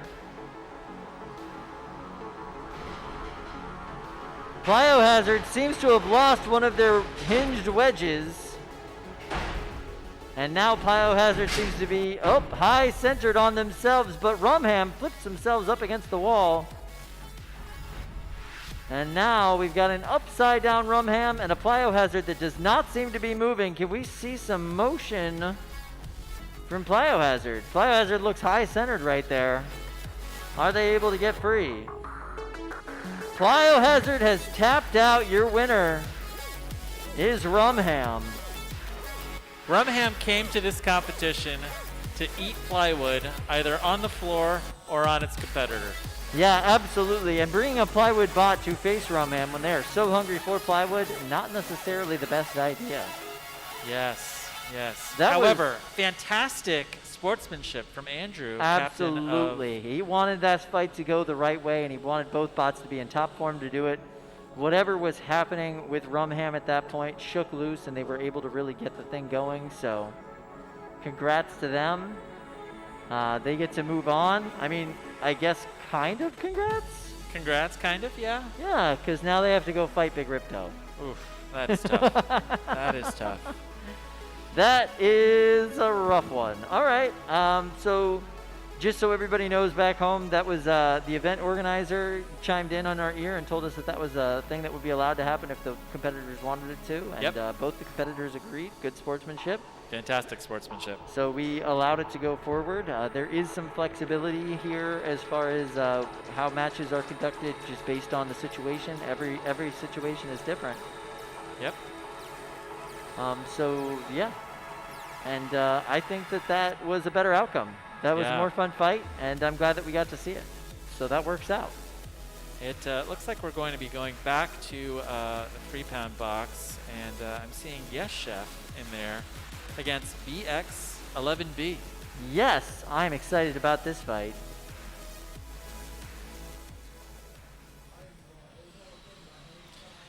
Kyle, when you look at this video, how many beetle weights do you see? Well, is it 2 or is it 4? It's Have we lost our definitely minds? 2. It's definitely 2. Fool me once, shame on you. Fool me again, shame on... You can't fool me again. You can't, okay, yeah, I think that's We're the bringing quote. back jokes from 2004 here. That's kind of fun. If you're one of those nerds who actually followed politics back in 2001, we just told a banger of a joke. Yeah. Now, the really interesting thing about these two robots, and I think what we may see in the next minute or so, is reliability. Yeah. We've seen pretty so-so reliability from BBX. Or BX11B. BX11B. Yep. And just absolutely bulletproof reliability from Yes Chef. Yeah, Yes Chef does not seem to quit.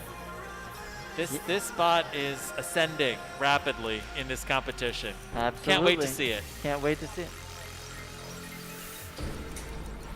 That's really fun. The driver just told us that he's been watching Norwalk for years. Yeah. So. This is probably a dream come true. You can't really ask for a much better performance from a bot like Yes Chef. You know, this is definitely one of the good things about all of the time at home folks have had thanks to the COVID.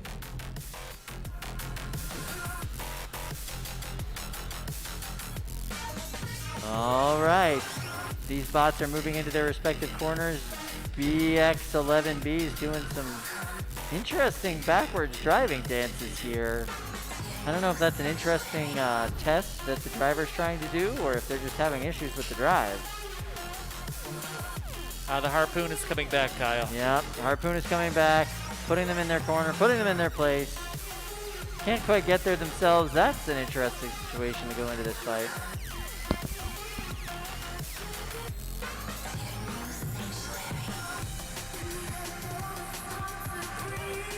All right, our bots are ready to go.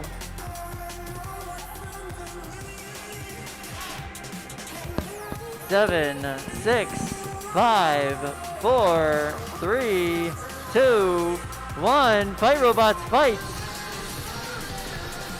BX11B driving, doing that weird backwards drive.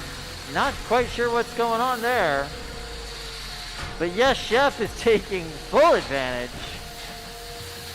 Yes Chef is dialed in, and it looks like we may have lost the weapon on BX11B. Popped in the air.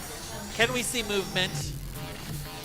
Can we see movement? I see That the looks driver like over a dead there. bot right there. Trying Waggling to get the sticks.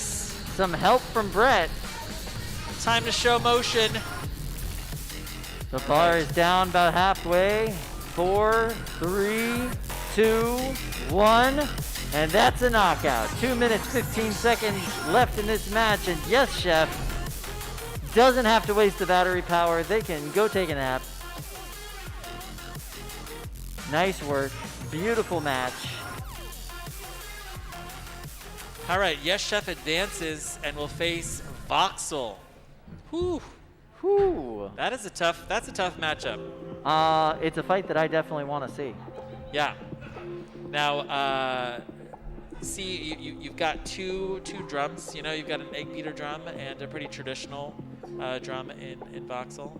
Yep. I guess you could call Voxel an egg beater, right? I mean, you can. It would be a long boy egg beater if we're gonna get technical long about boy it. egg beater. Yeah, I like absolutely. That. That's a good description. Yeah. Yeah.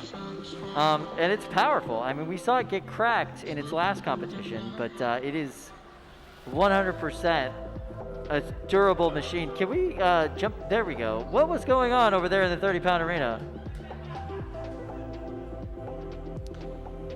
Fluffy was giving one of the arena crew a ride.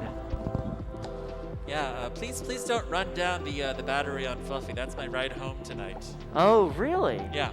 I mean, it's 4-wheel drive. It's going to be a little cold, but you know, it's definitely not an all seasons ride. You know what I mean? Yeah. I have faith that it can get me all the way there. I'll bet it can. Yeah. I'll bet it can. Yeah, it could definitely get you there.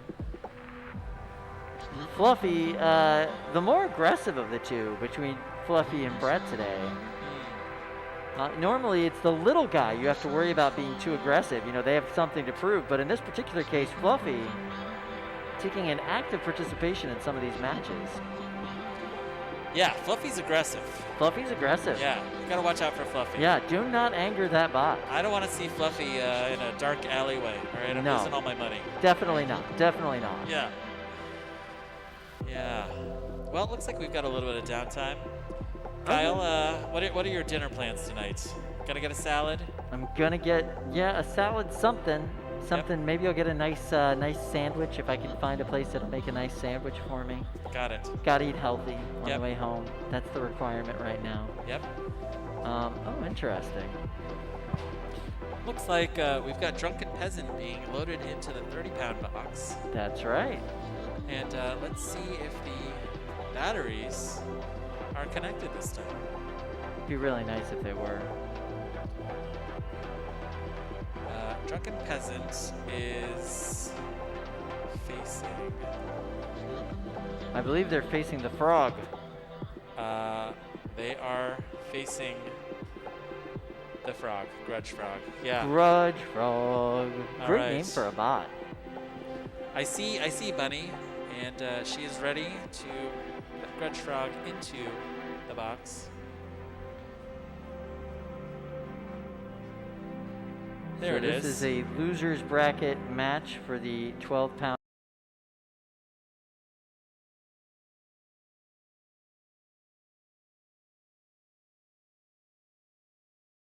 The winner of this match will have to go on to face Kitten Mittens. And as we've seen, if you have to face Kitten Mittens, you might not be the same afterwards. So,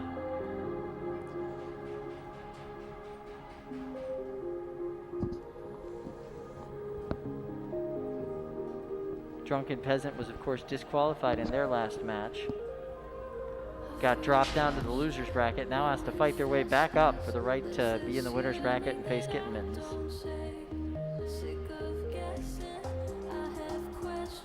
All right, both these bots are in the corners. They're testing their weapons now.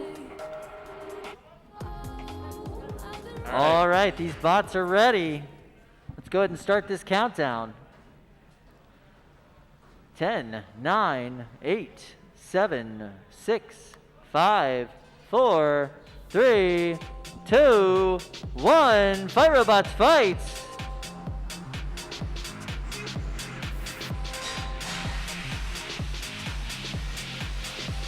Weapon on weapon contact, and Drunken Peasant is got one of its forks bent in. Absolutely.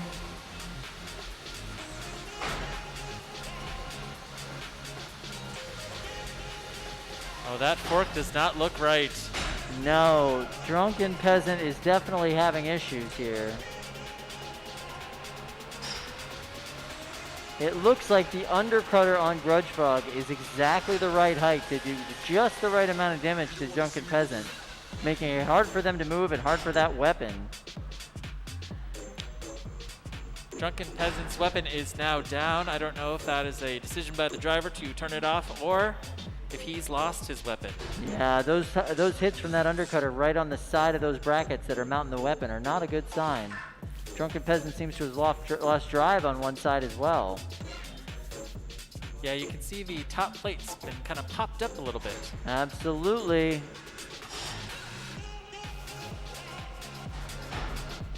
And there goes the wheel. But that actually shook something loose. Drunken Peasant able to move around a little bit better. They are still not able to get that weapon functional. Drunken Peasant looking like it has been to the bar for a little bit too long. And now we wait for the frog to put the peasant out of its misery. Let's see if we can see a couple more big hits in the last 80 seconds of this match.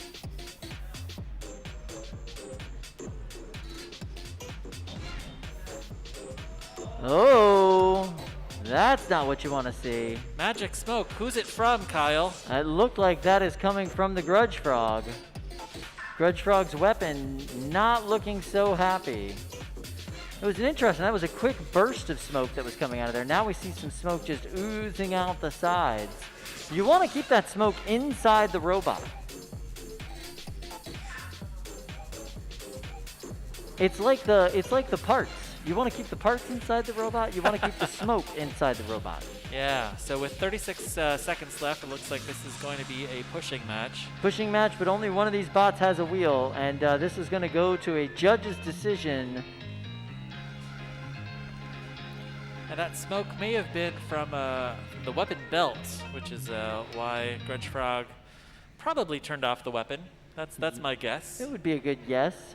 Hopefully it wasn't any of those nylon gears shearing or doing strange things. So we're not at a 9, 8, 7, 6, 5, 4, There's 3, the weapon. There's the 2, weapon, Kyle. 1, and that's the end. Please turn off your weapons if they're still functional and make your way over to the door if you can. If not, Fluffy will help you in an aggressive manner. All right, this is going to go to the judges. Hi, judges. How are you? Right. Pretty good. How are you guys? I think we could do a vote on this one. Yeah, maybe hands in the air vote. What do you say? Yeah, that works. Okay. All right. How about Drunken Peasants? Any hands in the air for Drunken Peasants? Interesting. There were no hands in the air for Drunken Peasant. All right. Maybe Grudge Frog. Any hands in the air for Grudge Frog? Oh. It's a unanimous decision. What do you expect from Grudge 3 guys that think pineapple goes on pizza? You know? Hey, we didn't say that. I didn't say that. I would definitely downvote that pineapple on the pizza. Now we're getting strong opinions from Okay. these guys. That's what I like to see. I need to know David's opinion. I'm neither for or against it. I won't go out of my way to get it, but I'll also eat it if it's presented to me. Fair enough. Fair enough. Okay. Okay. Your thoughts on this match? Can we bring the judges back? Yeah. I think it's pretty straightforward. The forks on... Oh, great, I forgot their names. Drunken Peasant, there you go. Drunken Peasant, yep. Got bent in really early, and I think that probably ended up seizing up the beater, and then after he lost the wheel, it was all over. Yeah, absolutely. It's really great to see kind of like these high kinetic energy weapons really, and especially this undercutter, you know, do what it came out to do, which is really take apart that those front forks. Beater Fantastic, actually ran great longer match. than I Yeah, expected Zach. from that abuse. The beater itself held up to the abuse longer than I expected. The forks were getting bent in and the beater was still spinning. And the frame was getting tweaked and the beater is still spinning. It did eventually stop spinning, of course. And then the spurt of magic smoke later on from the undercutter, that was pretty cool. Yeah, it was fairly one-sided, but it was longer. They held up longer than I expected for that kind of a fight. So Drunken Peasant, Grudge Frog. Grudge Frog moves on to face Kitten Mittens next. Got two anthropomorphic animal robots facing each other. Now, David, I hope that you're not secretly pulling for Grudge Frog because of your affinity for frogs. Well, I'm not sure how much Grudge Frog has committed to being a frog, honestly. I'm used to the robots looking a little bit more like the animals they describe, but that's okay.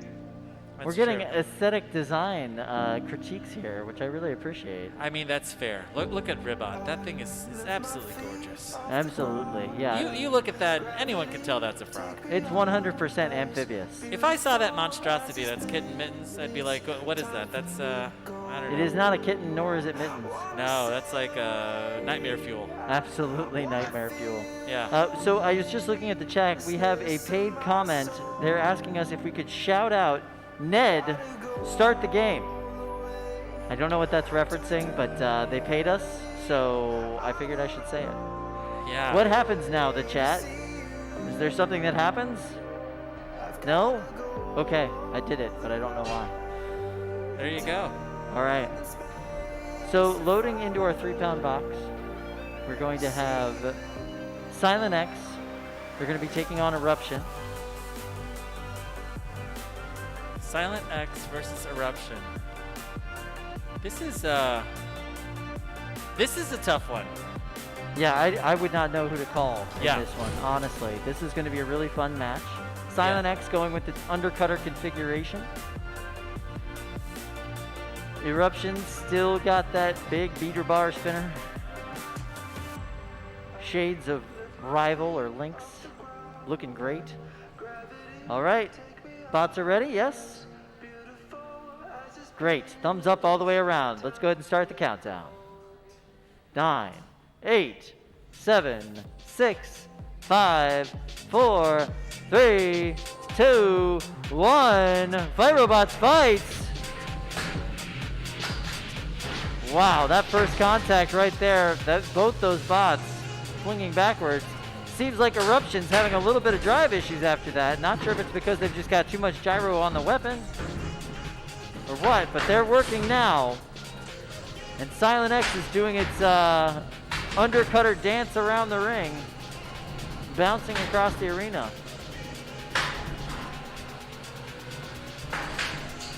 This wedge on Eruption is taking lots and lots of damage from the undercutter on Silent X. Chunks of plywood spreading all across. It's snowing plywood dust inside that arena right now with all of those hits that Silent X is making on the floor.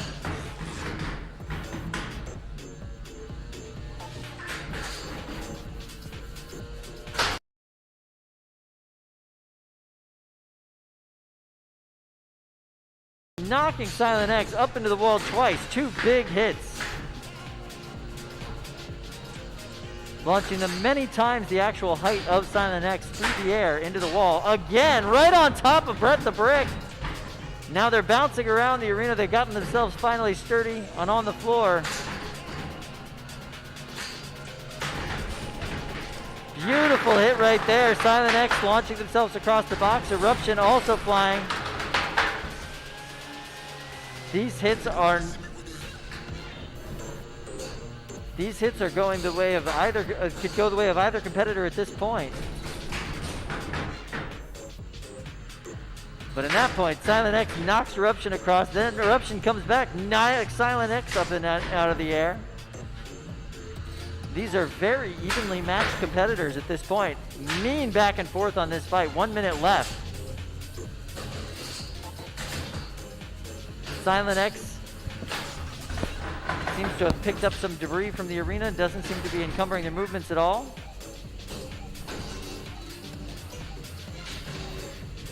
And now Eruption on its head. Only one wheel really making contact with the ground. Silent X comes in for a hit, flings themselves all the way across the box. They're still doing the dance. They finally landed.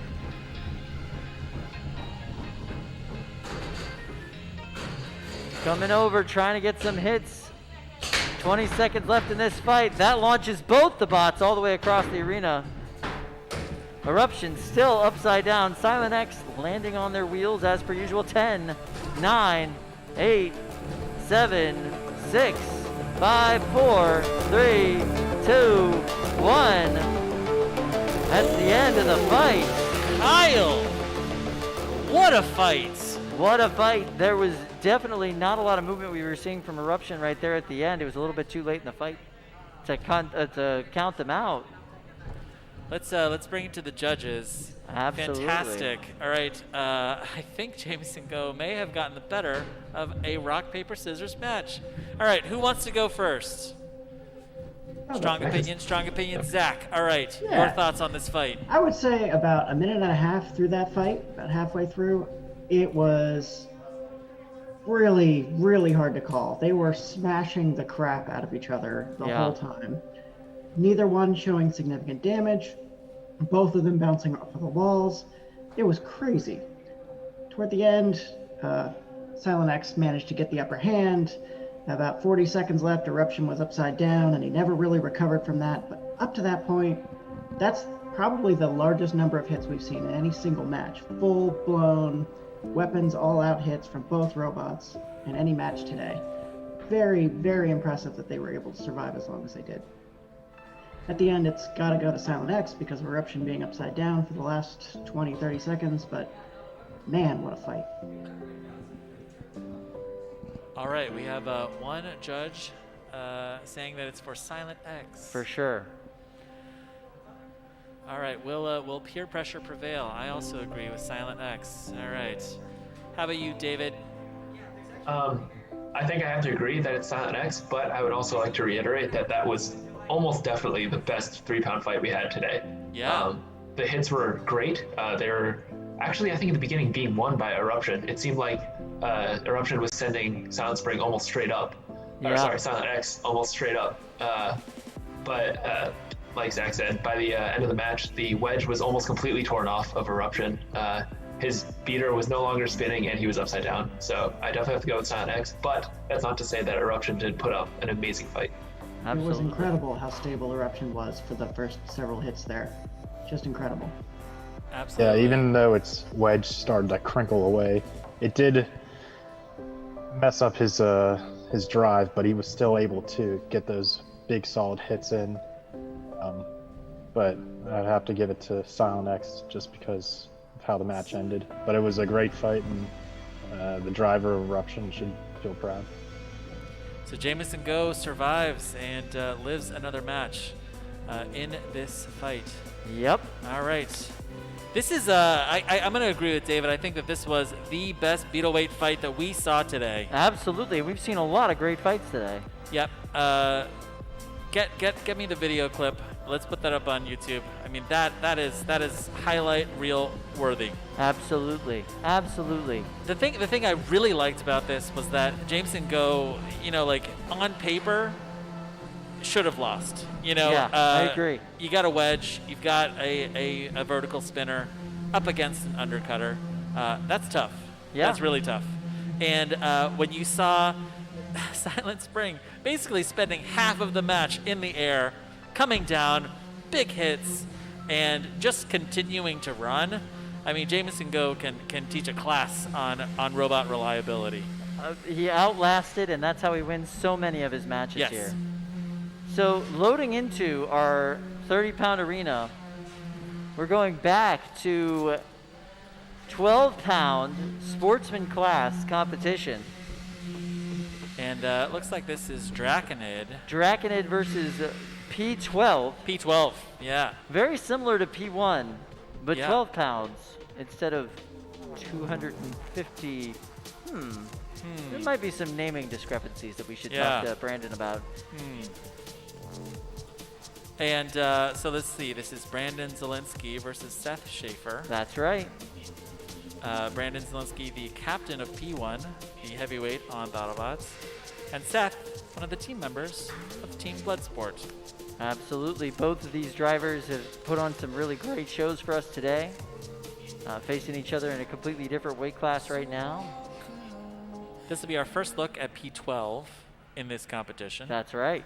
That is right. And what I'm really looking for is speed from this robot.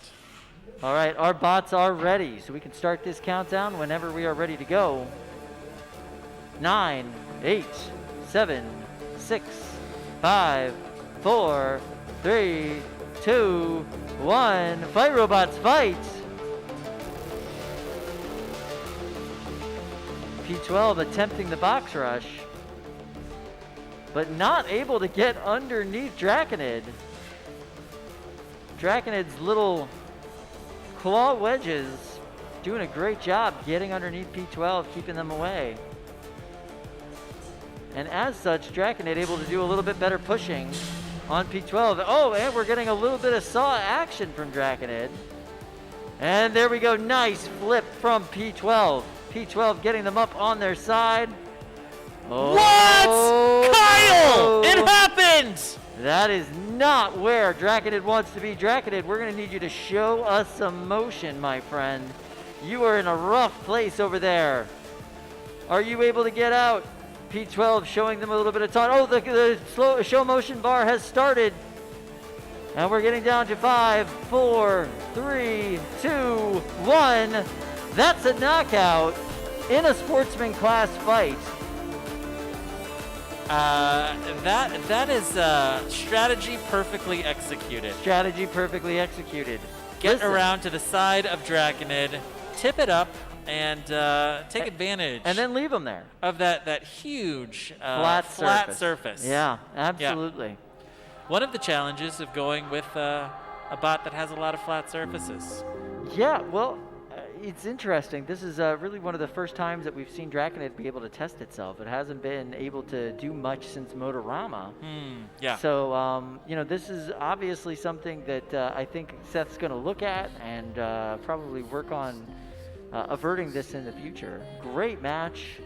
The beginning was all Draconid. I think they were doing a great job. You know, getting some hits with that saw. They were getting underneath the wedge with their little claw wedges and wedgelets, and it did not work out for them. Once P12 was able to get under the side, that match was over.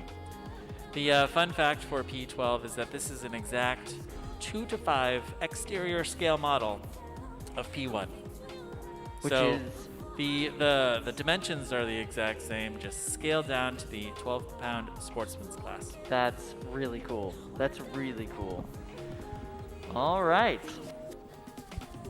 So as we move over into the 3-pound arena, we're going to have Bison. And they'll be facing Unknown Avenger here in the losers bracket. This is round 5 of the losers bracket. And yeah, what we see here is 2 control bots. I think we're going to see a lot of pushing in this match, Kyle.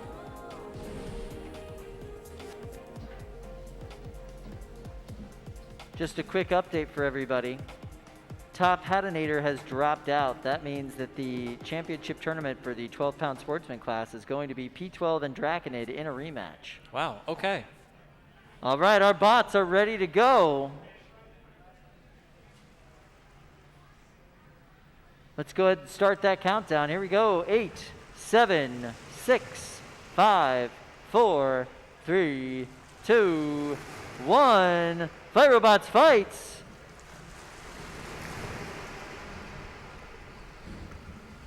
Unknown Avenger. These are 2 control bots attempting to gain control. We'll see who's got the low ground. We'll see who's got the pushing capability. Unknown Avenger has been zippy and very pushy all day. Bison had a little bit of traction issues earlier in the day, trying to get that fixed. They're moving a lot better now. Obviously been doing some work in the pits to try to take care of this situation.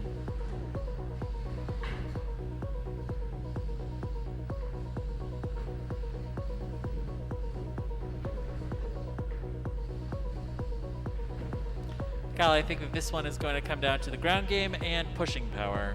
Can you push your opponent into the wall? I think the challenge is that neither of these weapons are very destructive, so we're probably going to see something go the full 3 minutes unless True. So something far, catastrophic happens. I feel like we're seeing a lot more robots. control from the Unknown Avenger. Yeah. That could flip around at any moment. Both these bots are very well driven. Both these bots have very effective weapons for this weight class. But the ground game seems to be going to the Unknown Avenger. As you can see, they were able to get under that hinged wedge. A little over halfway through this match at this point. If Bison wants to start scoring some control points, they need to start doing it now. Hopefully getting around to the sides of Unknown Avenger.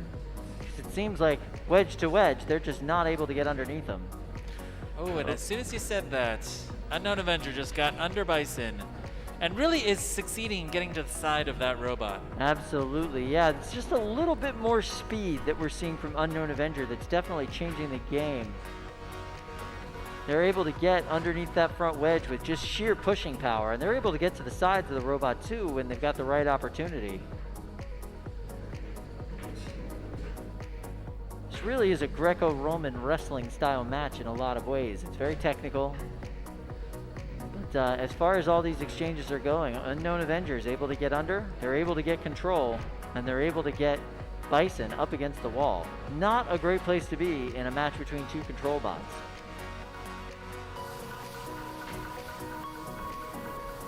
So we're down to 15 seconds left in this fight. 10, 9, 8, 7, 6, 5, 4, 3, 2, 1. That's the end of this fight. Robots, please make your way to the door if you can. And this one is going to the judges. And Bison, right there at the end, needed a little help getting to the door, if that affects any of your decisions there, fellas. I don't envy your decision here, because we saw two push bots pushing one another around.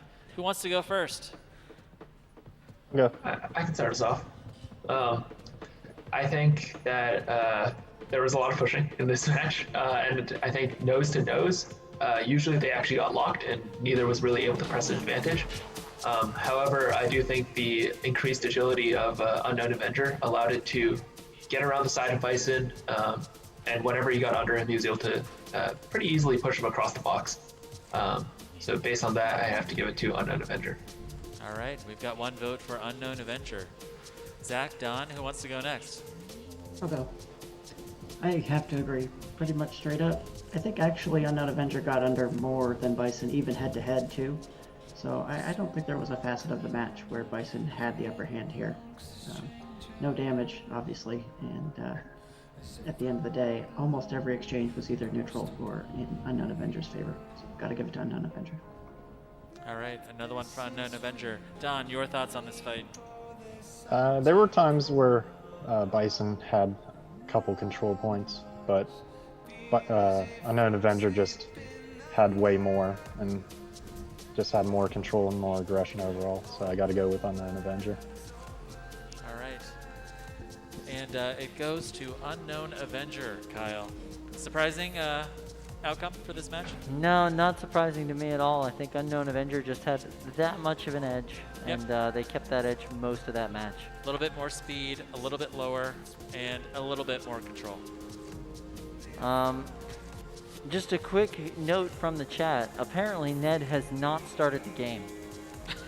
Somebody paid £5 to us to get Ned to start the game, and Ned still hasn't started the game. Ned, I'm disappointed. All right. Oh, and Ned did respond, it looks like. He says, I'll make a 40-minute expose video on you. That seems vague and threatening. Vague and threatening. Yeah, exactly. The chat on YouTube is a very strange place to be. I highly recommend going checking it out. There's some interesting conversation there. There's also really great pop-ins from people like Mike from Mr. Psycho. He's been popping into the chat. Ray, I noticed Ray Billings was popping into the chat. I saw Craig Danby. Craig Danby likes to pop into the chat from time to time. We've got Jevin Woodrow. Jevin Woodrow, yes, absolutely. A big fan of the news, popping into the chat, which has been really nice. So it's been interesting. I highly recommend going and checking it out, hearing what people have to say about the fights, getting into the conversation, discussing the controversies with everybody else. Now, at this point in the competition, do we even know who's going to go next? We're seeing, big bots, little bots. No. Yeah. At this point, we don't. I mean, at this point, what we're waiting for right now is to see who's ready. It's the attrition is really kicking in at this Who's ready? point. Yes. Folks are having to spend a lot more time repairing their bots. Yeah. They typically have 20 minutes Yeah. to get their bots together, but life happens, things happen, and robots happen. So it's a pretty difficult thing to do. So we'll see how that goes moving forward. Yeah, just like in the big competitions, the later you go into the night, the harder it is because you are using up all of your spares. Perhaps you are in trying to think innovative innovative ideas on the fly because you've run out of spares.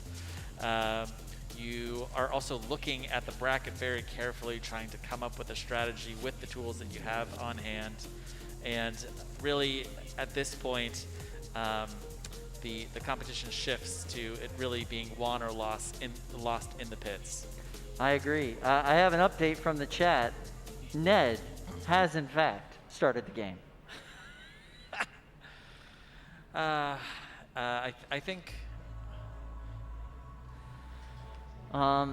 Yeah, it's interesting. We've got a lot of interaction going on in the chat today. It's been mostly positive and a little bit silly. All things that you want to see.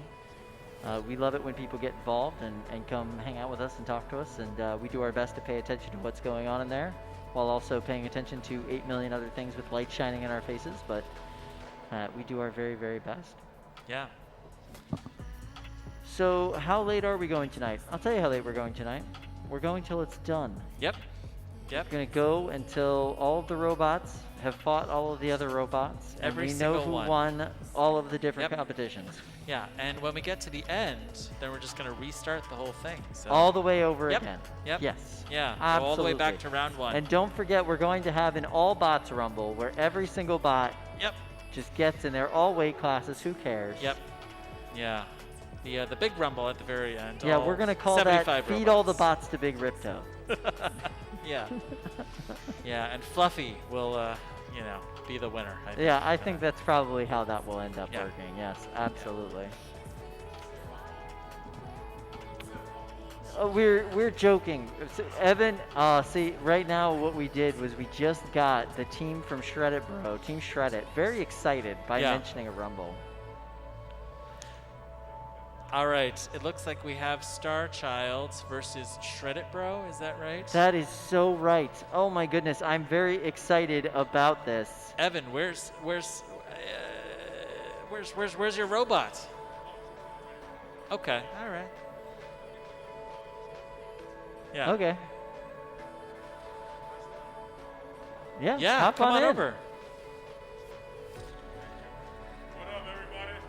All right. No, yeah, you're on. Hello. Is it me you're looking for?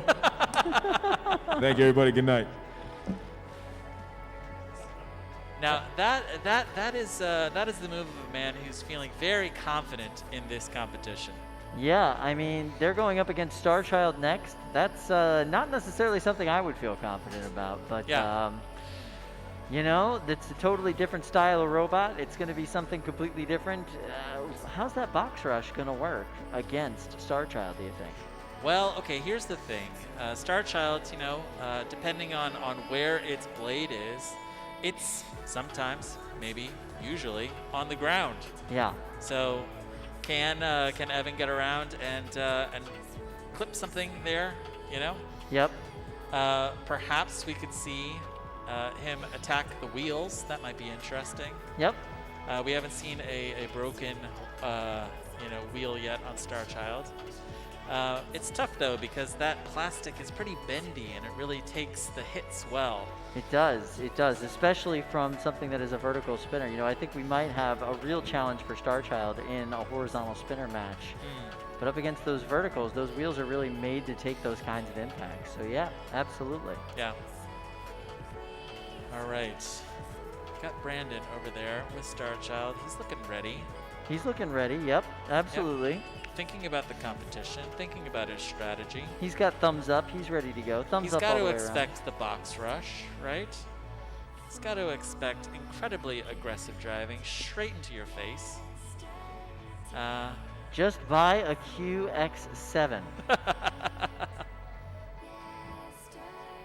This advertisement was brought to you by Brandon Zielinski's Shiny Watch.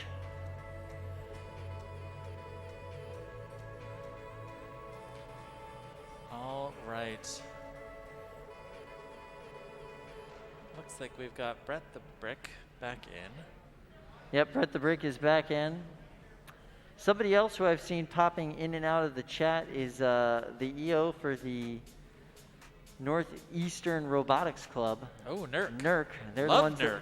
Oh, NERC big runs fans. the. They've been giving encouraging words to this kind of inaugural competition in this space. And you know, at the beginning of the day, when we were having a lot more quirky issues, you could see this beautiful space right here. You can see the two big air systems on those two arenas, so we can suck out all those dangerous gases before people get involved in them.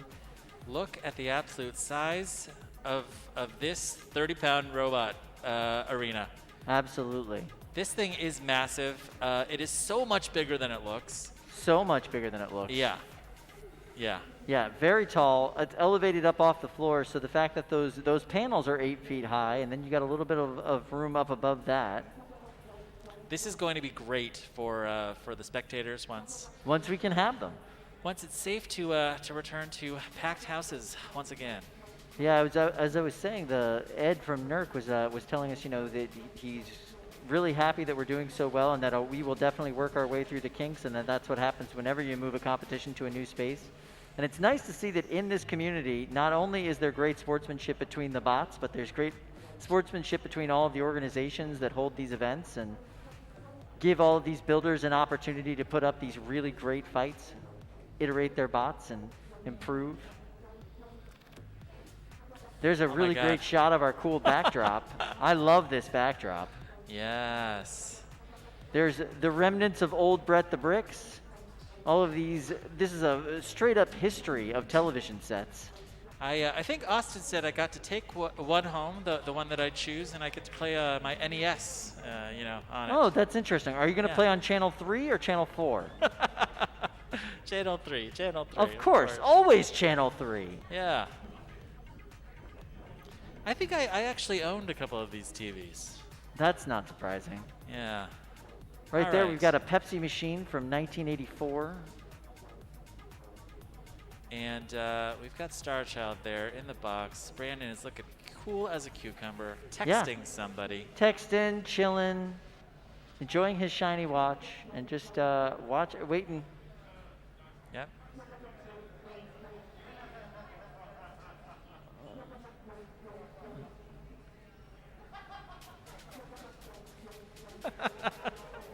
In case you're wondering, that was event organizer Austin McCord going behind us there. Yep.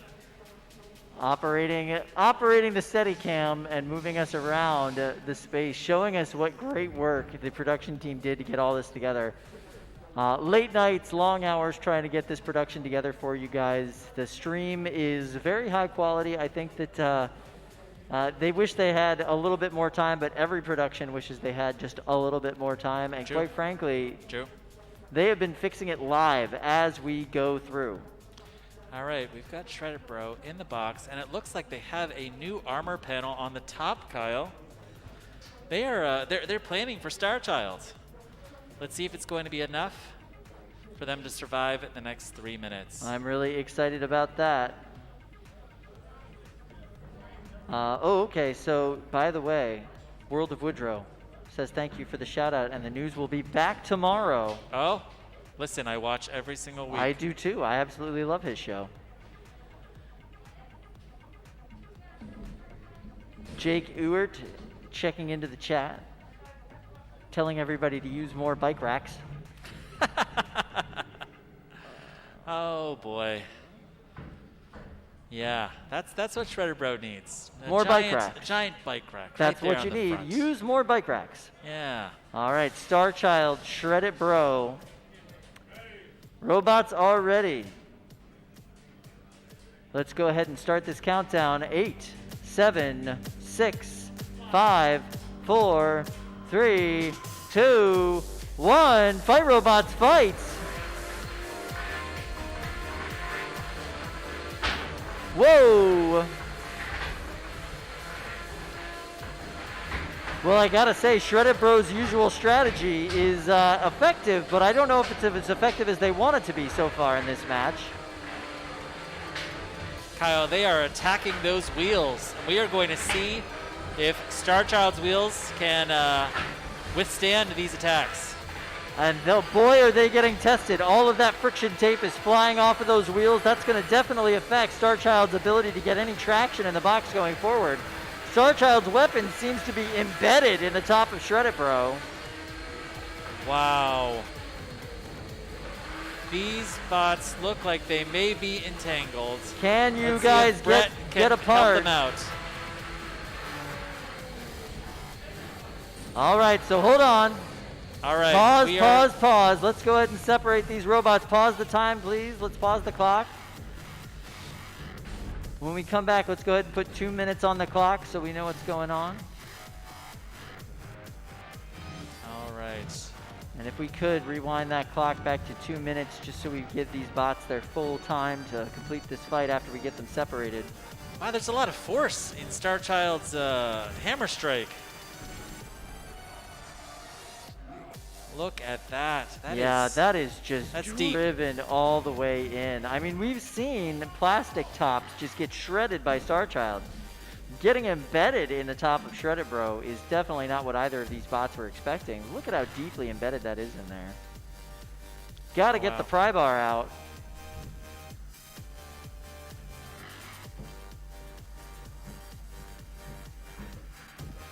A little nail puller pry bar trying to get these two bots separated. Yeah, that is pretty deep, Kyle. Yeah, that's a lot. And now we've got the multi-tool in there, multi-tool pliers. Doing the wiggle. You gotta get the wiggle.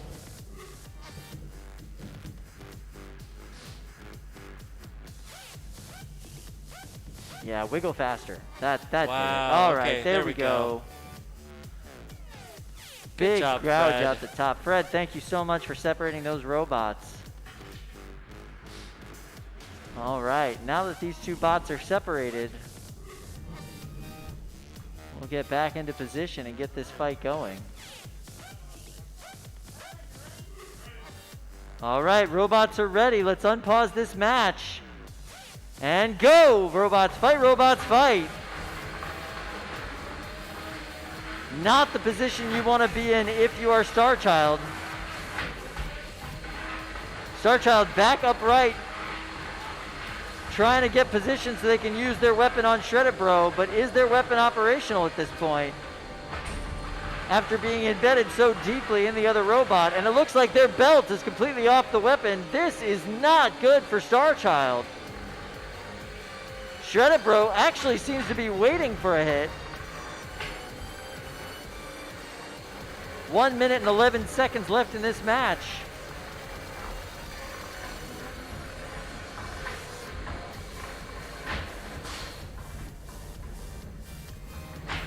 Whoa, there we go. Nice big hit there from Shred It Bro.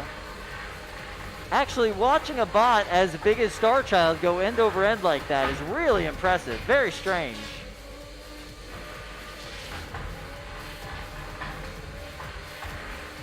So now Star Child in full-on thwackbot mode. They have no more active weapon. That's gone. It is just a dangling belt on their arm.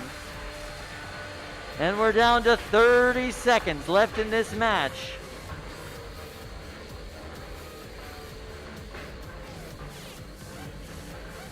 Oh, Star Child's up in the corner. 20 seconds left. They were able to get themselves down. 19 seconds left in this fight. Shred It Bro's weapon still functioning. They are still driving like it's nothing.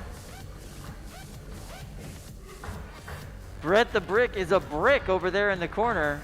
3, 2, 1. This fight is over. This will go to the judges. Ooh, Kyle. That was awesome. That was a fantastic fight. Yeah. I don't think this is what either of these builders were expecting. All right, on over to the judges. What do you think here? Who wants to start off? Somebody feeling jazzed? Jazz.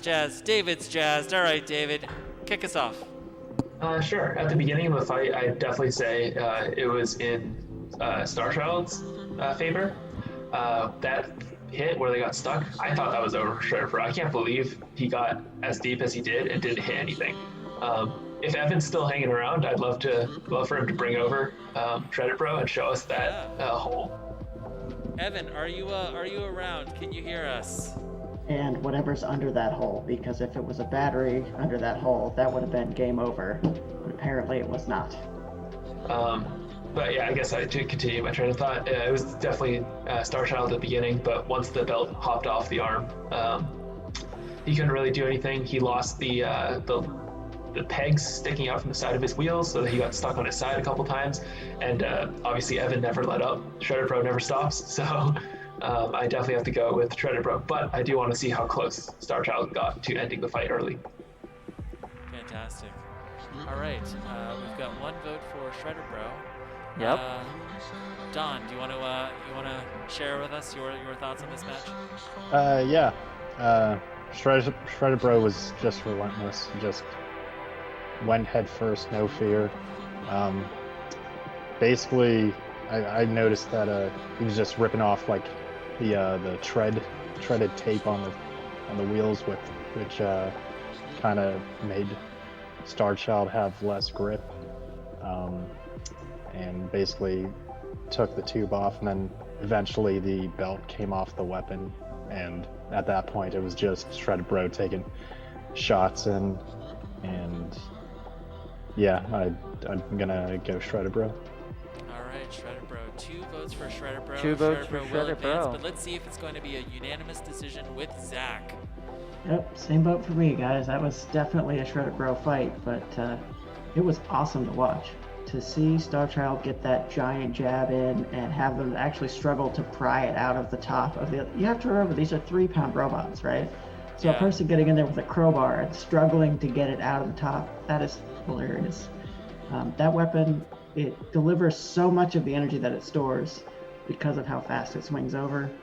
He drives it so well. I really thought that was going to be the fight right there, and then it didn't turn out to be, and it just got turned around, and then it was just pieces slowly chipping away, the traction tape disappearing, and then he didn't have enough torque to really swing it, then the belt, and at the end it was just, looked like he was getting pounded pretty good. So it was a great fight, but it's definitely got to be Shredder Bro. All right, it's a unanimous decision for Shredder Bro. All right, thank you very much, judges.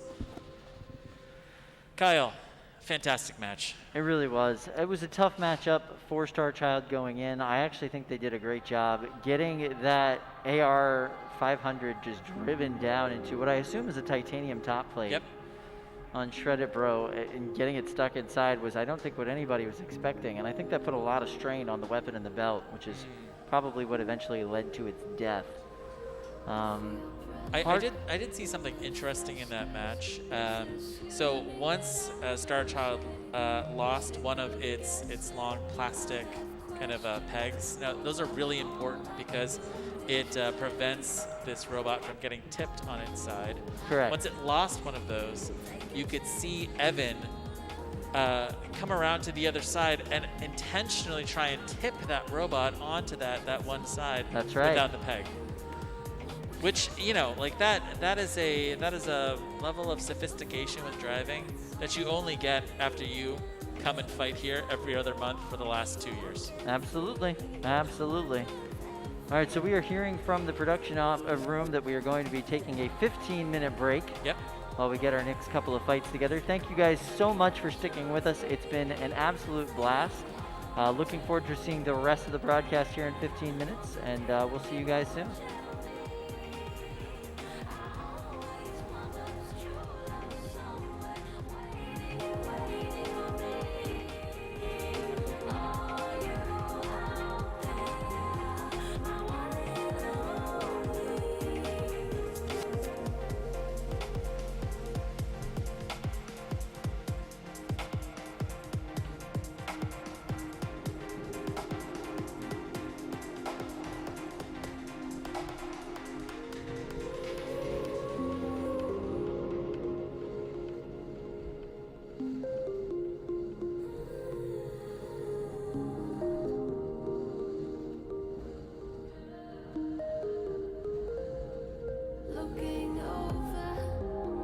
shoulder, 'cause I don't wanna pass you up. Am I getting any closer?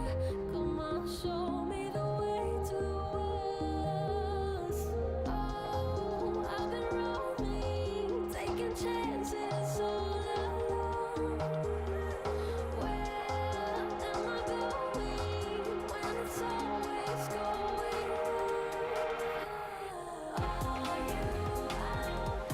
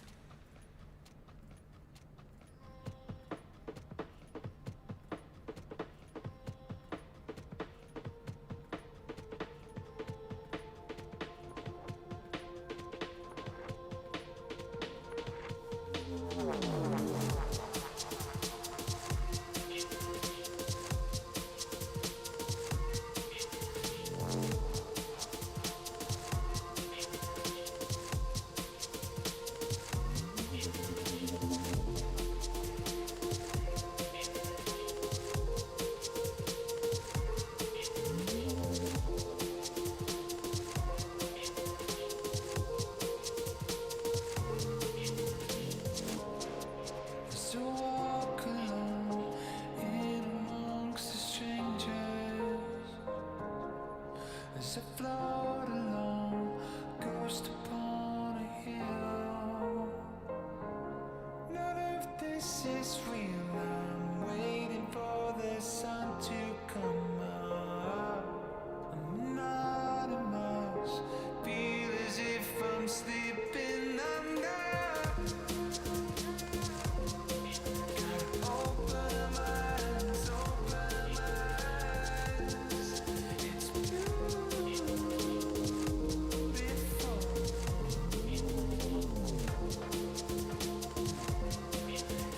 Open my eyes, open my eyes. It's beautiful.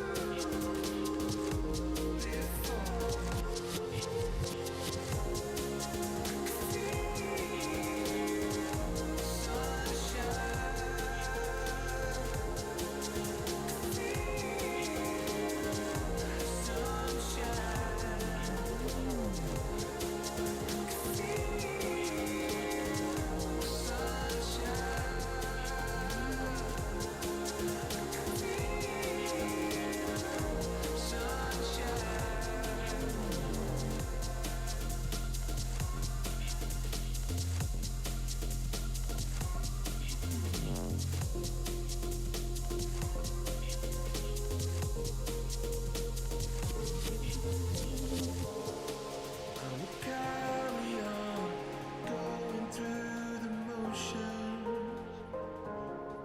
and the time is lost, walls are closing in. How did I get here? I'm still alone amongst the strangers. I'm anonymous, through the clouds I see an angel. Open my eyes, open my eyes. It's beautiful.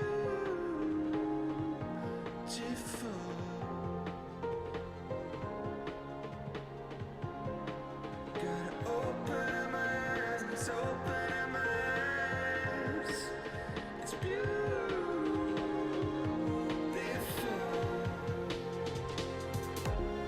I can feel sunshine.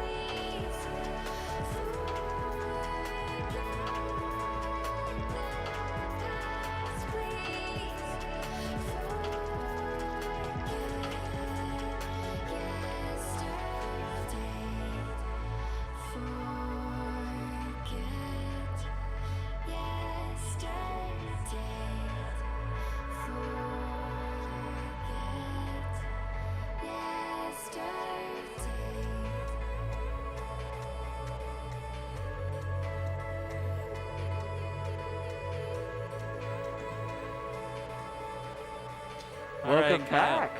And we are back. It's good to be back. Yep. Let's see. It is 9 o'clock Eastern. 9 o'clock Eastern. This competition started at 11 a.m. So That's this right. is officially hour 10. This is hour 10. I got here a little bit. I got here about 8 o'clock. What time did you get here this morning? I rolled in at 8:29 because they told me to come at 8:30. Nice. 1 minute early. I like that. Yep. I'm really enjoying myself here. The reason you and I get invited to this competition and we get to announce here is because we have a moderately successful BattleBots podcast. Yep. Robot combat podcast in general called Behind the Bots. You can download Behind the Bots on any podcast server, any podcast player. Yep. And it will come up for you. We are not the only BattleBots podcast, but I think we're at least in the top 4. Yeah. Well, we have one of the largest staffs, maybe. Maybe that's what we can hang our hat on. We can definitely hang our hat on that, yeah. We have the most number of co-hosts. We have the most co-hosts Yeah. of any BattleBots podcast. Every week we sit down and we have these long, in-depth conversations with builders. Yep. Learn about their lives, learn about their history, their careers, how they came to compete on this crazy show, BattleBots, which is on the air right now. Absolutely. We have a new episode coming out Thursday on the Discovery Channel. Very much so. Looking forward to that. We are about through the qualifiers in BattleBots, and we are right on the cusp of the championship, what they call the round of 32. Round of 32 is looking really interesting this year. I can't wait to see who actually ends up being in it.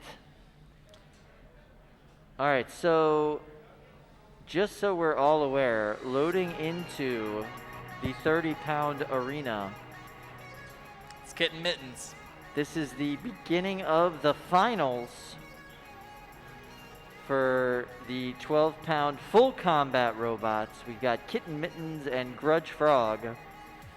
Now, if Grudge Frog wins this fight, yep, then we get to go into a second fight between these two. Yep.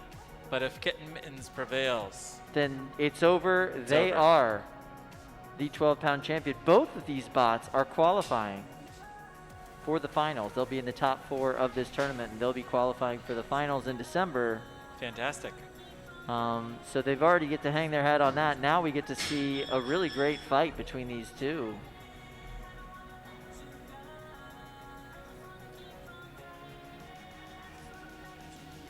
All right, so these guys are getting all together. We're going to see if everybody's ready to go.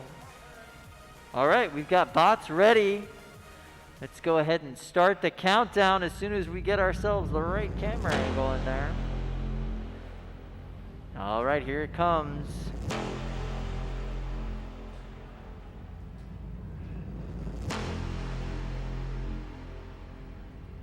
Ten, 9, 8, 7, 6, 5, 4, 3, 10, 9, 8, 7, 6, 5, 4, 3, 2, 1. Fight robots, fight for real this time. Okay, Kitten Mittens turning their way around. They overturned a little bit there. They're trying to do the walk. They're controlling themselves, kinda. It's actually really impressive how that thing maneuvers itself around the box. They're really able to keep the front of their robot pointed. It's very scary, a little disconcerting. Grudge Frog trying to find a good angle. They do not want to get anywhere near that spinner if they can avoid it. They want to keep their robot mostly one piece. Whoa, look out. Grudge Frog, be careful. That thing is a robot eater. Even Fluffy is keeping its distance from Kitten Mittens. Kitten Mittens with its cute little kitty cat ears. Kyle, that thing is menacing. Oh yeah, it's absolutely terrifying, but it's also got like a degree of cute, which makes it a little bit more disconcerting in my opinion. Oh, there we go. These robots finally reached out and touched each other. All right, Kitten Mittens, will it be able to self-right? Yes, and wow, I've got to say, Grudge Frog, even though it is chunked up right there in the front, the weapon's still spinning, the bot is still moving. It's just a mound of aluminum that is supposed to be a certain shape. It is now not. And now Grudge Frog finds themselves in a scary position and they are backing out. Yes, sir. Back right out of there. Don't be anywhere near that. The Grudge Frog team wants to preserve their robot. They have lost a huge chunk of armor. Kitten Mittens getting up to speed. And now it is now another game of cat and mouse as we get into the last minute of this fight. This is a really exciting 12-pound final. Kind of reminds me of like old submarine movies. You know, these two bots are trying to find each other. Oh, and when they do, the results are devastating. Grudge Frog is stuck up on the side, and there goes Fluffy. Fluffy here to help. Aggressive assistance from Fluffy. All right, Yeah, what's going on? There he goes. Kitten Mittens is walking itself over. It maybe overwalked a little bit. Now I need to see some motion from Grudge Frog. Grudge Frog, are you moving? No, I think Grudge Frog is, here we go. 5, 4, 3, 2, 1. That's a knockout. Kitten Mittens with 2 devastating blows on Grudge Frog. Grudge Frog was not able to keep fighting after that second blow. Kyle, standing ovation for Kitten Mittens. Yeah, 100%. Well done, Kitten Mittens. That was a great fight. This is a devastating robot. Simplicity at its finest, and it wins this competition. That thing is scary.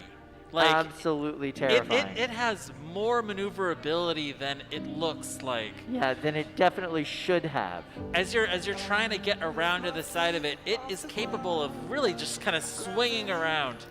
And the most incredible thing here is that it looks like Grudge Frog has had its whole head caved in. Yeah, absolutely. So picture this, Luke. You've walked into your house. Yep. You've closed the door, you've hung up your jacket. All of a sudden, out of the kitchen, out of the bedroom, out of the foyer. Yep. From all directions, Kitten Mittens. Just multiple regular size, 15-pound Kitten Mittens. Yeah. Just walking towards you. I mean, I think that might be the most terrifying thing. Kyle, this I really want to see if we can see this one hit where Grudge Frog gets its whole head caved in, because it looks graphic. It is graphic. The fact that Grudge Frog is functioning as well as it is after that hit. That armor did a great job absorbing all that impact and protecting the internals, but man, what a hit. I don't know about you, but I would love to see Grudge Frog. I don't know if Funny can hear me. Or, yeah, Kitten Mittens as well. Oh my God. Wow. All right. Now, Luke, congratulations. Fantastic.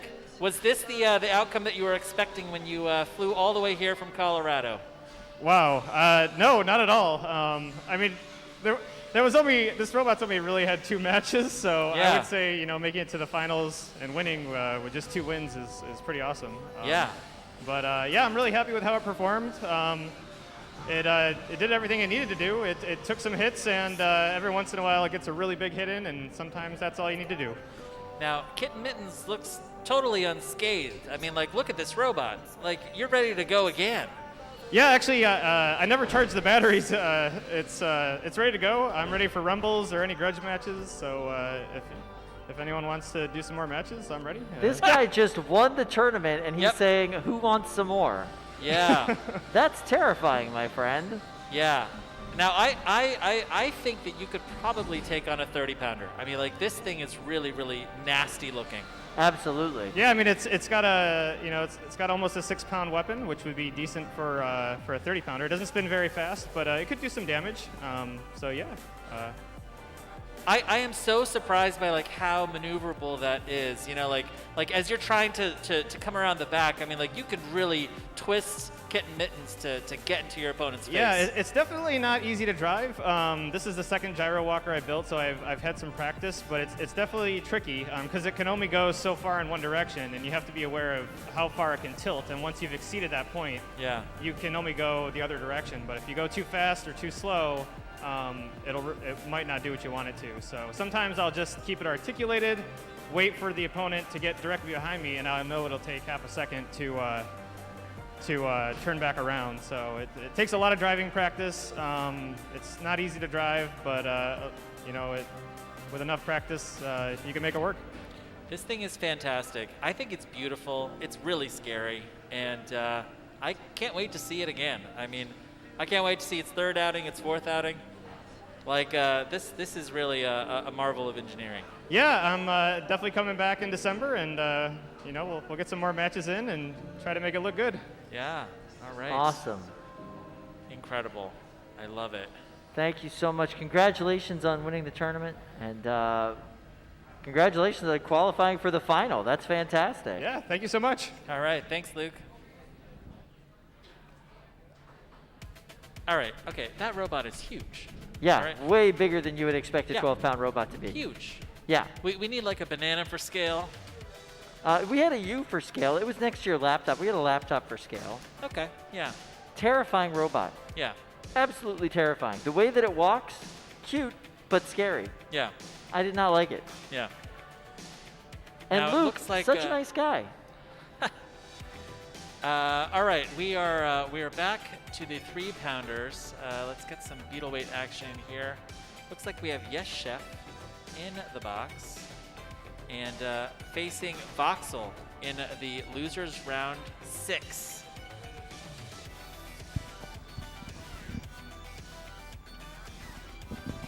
The box is locked. Looks like both of the competitors are ready.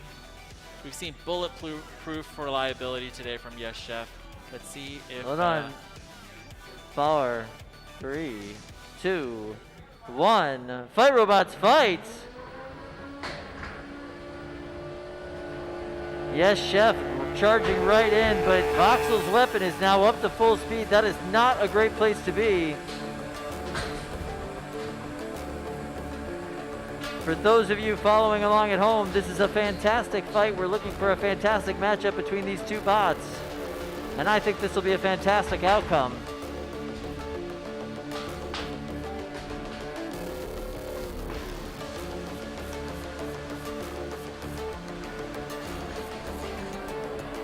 Egg beater on egg beater, and it looks like one of Yes Chef's forks has been bent in.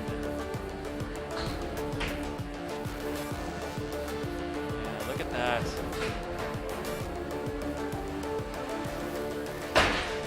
Oh. Whoa, oh my goodness. Yes, Chef just went clear up to the sky with that hit. Voxel. Whoa, Yes, Chef's weapon is not in a happy place right there. Voxel's weapon still going full bore. This is not a great place for Yes, Chef to be. They have had a great run today, but they are in a rough place right now. Voxel taking them apart piece by piece with that big long boy drum.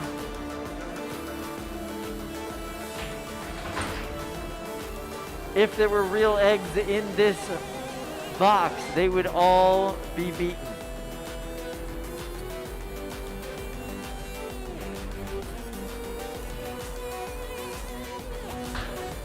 Down to 1 minute and 10 seconds left in this fight.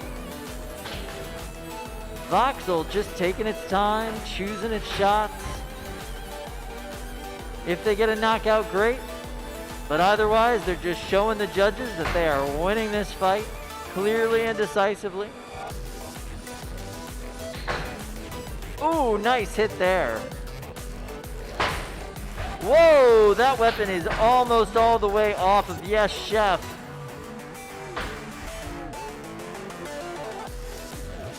Wow.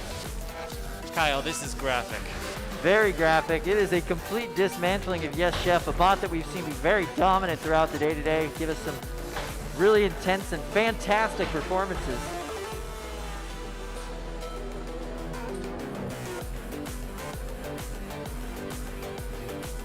And we're down to the last 15 seconds of this match. And 10, 9, 8, 7, 6, 5, 4, 3, 2, 1. That's the end of the match. Weapons down. Drive to the door if you can, but I think that Hello Chef or Yes Chef is going to need a little bit of assistance from Brett the Brick. One half of their drive was not working at the end of that fight. And we could see Voxel doing a little dance, getting back to the door, feeling good about their chances. So we're going to go to the judges and talk to them about that match. That was a really intense fight. Yeah. I got to give it to Yes Chef for staying in there the entire match, for continuing to go. Not tapping out. Not tapping out, even when their weapon was in that position. You never know what could happen if you go the full 3 minutes, and they were able to stick with it and go the full 3 minutes. First tournament, first robot fight ever was today for Yes Chef and that driver. And Alex was telling us earlier that he's been a BattleBots fan ever since the original run of the show, and for him, this must be a dream come true. Absolutely. Fighting here in Norwalk. All right, judges. What are your thoughts on that fight? Should we do a show of hands? Oh, show of hands, yeah. All right. So who thinks Voxel won that fight? Do I get a vote, Kyle? Yeah, I'll take a vote too. Oh, wow, it's 5. It's 5 to 5. It's unanimous. Unanimous decision. I would love to get your thoughts on the fight, though. You know, we saw 2 punishing egg beaters. Maybe we can go with David to start, seeing how you like to run drum spinners and here at this competition. What did you see in this fight? Well, I actually have a question for the builder of Yes Chef, if he's available. Yeah, is Alex here? Alex, are you still here? From Yes Chef. David Jin is calling you, Alex. Alex, if you're available to come talk to David Jin, he would love to chat you up. Here he comes. Here he comes.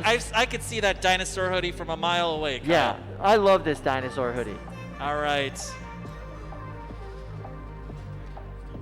Yeah, Alex, right here. Dude, fantastic fight. Thank you. All right. David Jin's got some questions for you. Awesome. Can I ask you where you bought that cutting board from? Yeah, where did you buy the cutting board from? It's from work. What?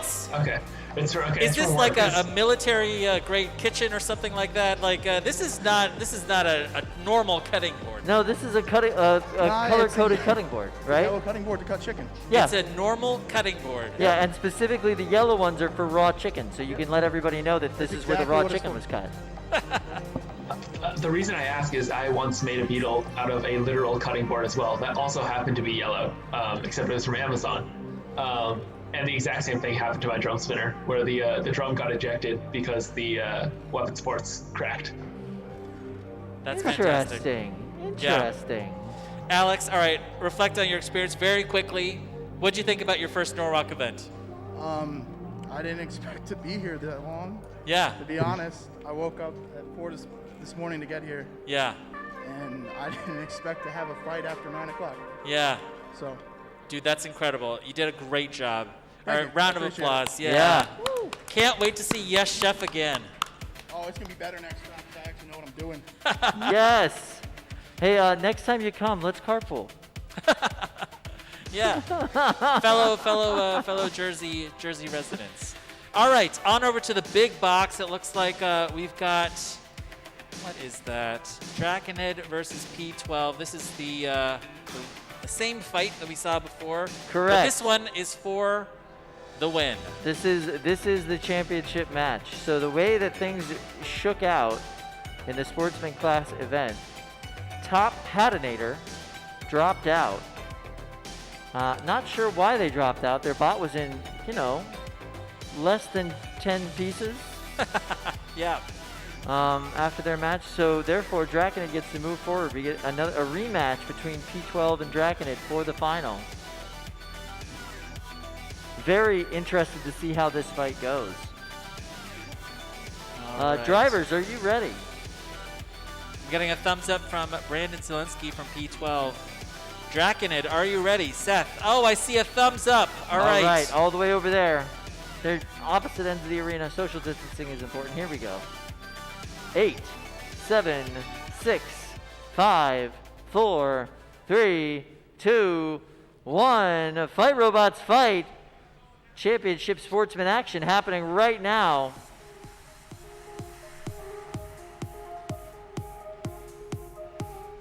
Draconid, he's got something on the side of his bot there. What's going on with that? Yeah, I think it's maybe he's taped some material to the side of his robot. Looks so that like it, yeah. A little bit of gaff tape love, trying to avoid that problem they had in the last fight with P12.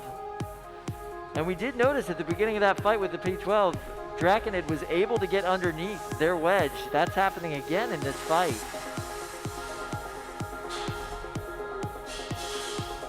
Grinding away at the front end of P12, Draconid. Getting those saw points. Now, saws are allowed in sportsman competition, but the tip speed has to be kept low. There's no high kinetic weapons allowed. They are scoring points every time they grind away at their front wedge, but not doing any significant damage. Just some fun sparks coming off of it.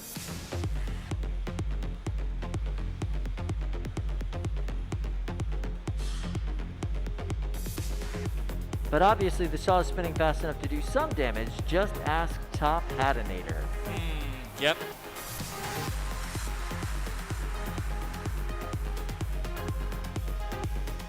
All right, we're coming up on the halfway point of this match. No clear winner so far. We've seen great driving from both of these builders. Absolutely. Jockeying for position, trying to figure out a way to get underneath the side of each other.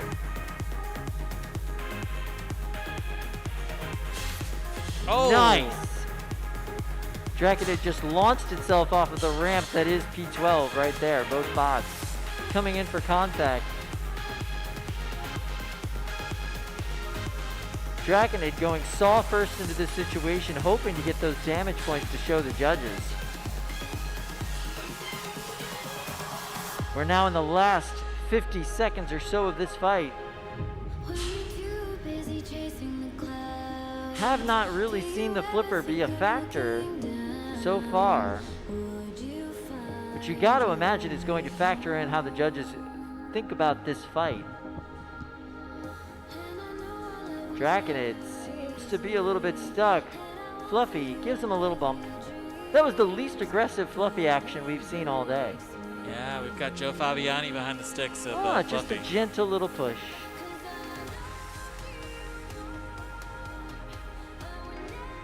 P12 driving, doing donuts. We're coming at the last 10 seconds of this fight. 9, 8, 7, 6, 5, 4, 3, 2, 1. That's the end of the fight. Weapons off. Please drive to the door if you can. Sure, do a little dance first. Absolutely. We like to see a spin dance. That's fun. All right. This one's going to the judges. This is the final match of 12-pound sportsman. And it's going to go to the judges. Whew. Tough one to call. Who's feeling very opinionated? Yeah, Zach is. I can see it all over your face, Zach. Yeah, for sure. Let's kick us off. I don't know about very opinionated. Here we have a match with two sportsman robots with no significant damage and not a ton of control. I would say P12 probably had a little bit of an edge on control. When they went head-to-head, it was usually a toss-up, but he ended up on the side a little bit more often. We never saw the lifter. I don't even know if it was working in that fight. I think he could have had a little bit bigger advantage by using the lifter as a horn, basically, as a wedge stop, to prevent Draconid from skipping up over the top. We never really saw that, but Draconid saw never really did anything but make some sparks. Both of them are very fast. I didn't see a clear edge on either side there. I think I have to give this one to P12, but P12. It was close. All right, Zach is voting for P12 here in the finals. All right. Can I go next? David, let's hear it. Ooh, a third split. Come on, do it. I think we're going to have a split here. I agree with a lot of what you said. However, I did notice that Draconid did one thing that I really liked, which was when he went wedgelet first into P1, as you guys mentioned, he clearly went underneath. He was winning the ground game. However, he decided not to do that every time. He took the more aggressive strategy and turned around and led with the saw. I know the saw didn't actually do anything, but the aggressive intent of that, I really liked. He could have just sat back and gone wedgelet first the entire match, and he probably would have ended up at least stalemating P12 in like a low ground war. However, he decided to turn the bot around, risk going up and over P12, and lead with his active weapon instead. So I think that gives him the slight edge. It's a really close match. I don't think it's clearly one or the other, but I think that gives a slight edge to Draconid. Wow. Aggressive Intent. That's the name of my next bot. Aggressive Intent is a great name for a bot. great. I Put gotta on a say, t-shirt. I agree show. with David and his assessment of this fight, but the judge's decision is in. Yeah. All right. It looks like we're headed toward a split decision. Don, which one of these judges here swayed you in their argument? Well, let me start off by saying it was a close match, as it's already been said. But yeah, Draconid did good at stopping P12 and getting under it at times. P12 remained aggressive, staying on him and stuff. But there was one point in the match where P12 was able to, or Draconid used P12 as a ramp. And that was the only time that was a significant point.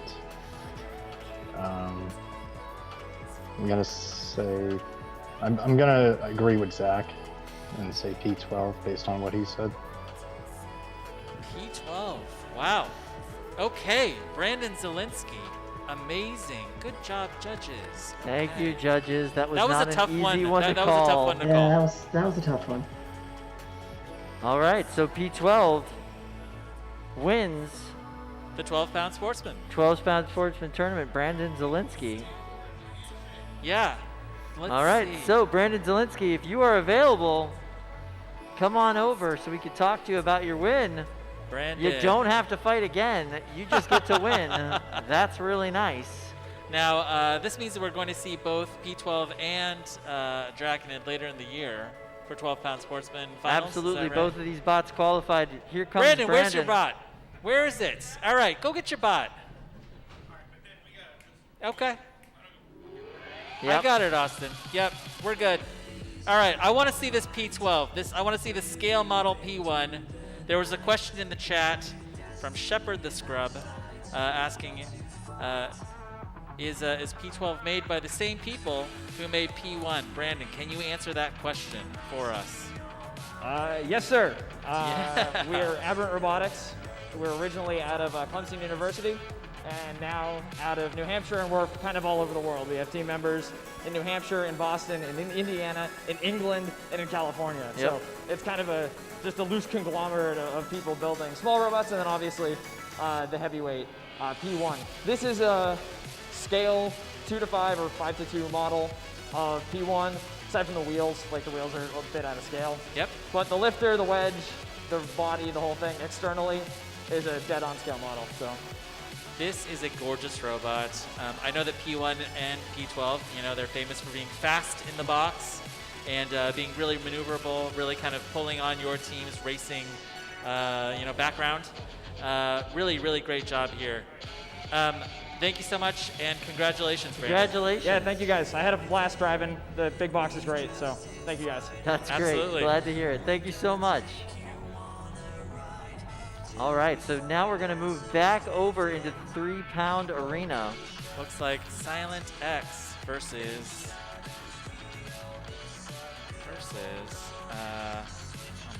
the Unknown Avenger. It was right there, tip of my tongue. I All know. right. All right. We're getting a thumbs up. Builders are ready. Builders are ready. Let's go ahead and start that countdown. 9, 8, 7, 6, 5, 4, 3, 2, 1. Fight, robots, fight! 3 minutes is on the clock. Oh my goodness, that big wedge on the front of Unknown Avenger is doing its job. The undercutter on Silent Spring flinging itself across the box as each one of these hits. Silent X is doing everything that it can. As you can see, the control stick on the top of Unknown Avenger is already bent to the side, probably from coming into contact with Silent X's weapon. Boom, big pop up in the air.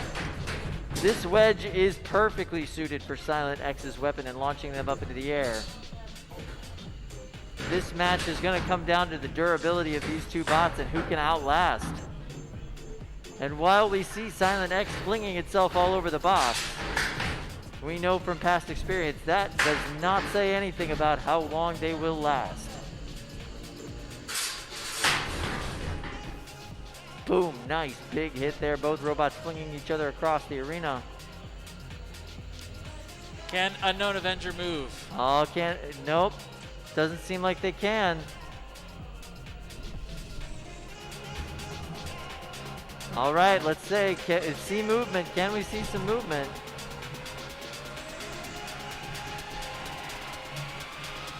Showing motion, the bar has started. And here we go. 5, 4, 3, 2. That's a knockout. Silent X moves on. Unknown Avenger does not proceed through this tournament. Now, Silent X is going to move on to face Mauser, which is a very similar robot to Absolutely. Unknown Avenger. Curious to see if they're going to see the same outcome. Now, in theory, you would imagine that Mauser is going to come out with a big plow on the front to try and break that undercutter. Probably Jameson Go is going to run with another undercutter, you know, in We this, don't know. this match. We have no idea. That's the fun thing about Silent X is we actually have no idea. In theory, it would, but you're right. You're absolutely right. We're gonna get a little bit of instant replay action as they clean up the box and get our bots loaded in for the next fight. The wedge here on Unknown Avenger is really doing a lot of work, and but the challenge is you really gotta hit Silent X hard to get that robot to stop moving. Yeah, I don't even know how hard you'd have to hit it to get it to stop moving. All right, so into the big box, we're gonna get bots loaded in. That makes me happy.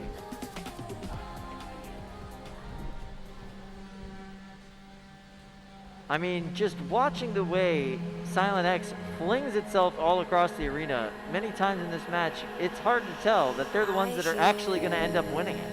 Yeah, yeah. But if you know Silent X, if you know how it works, you know that that's just part of the strategy. That's how it operates. I need to know how Jameson Go was able to build such a reliable robot. It's really incredible how many hits that robot can take and keep on ticking. Wow. Is there a more durable beetle weight in America? What do you think? Honestly, that's a hard thing to say. I don't know. I'm going to go out on a limb and I'm going to say no. I think that we are looking at the toughest beetle weight in America. Silent Spring might be a little bit tougher than Silent X. All right, I'm talking about the silent family. The silent family genre, of the robots. silent diaspora, if you will. Yes, yeah, exactly. All right, so loading into our 30-pound arena. Ooh, it's a good one. This is Rumham versus... This is Runham.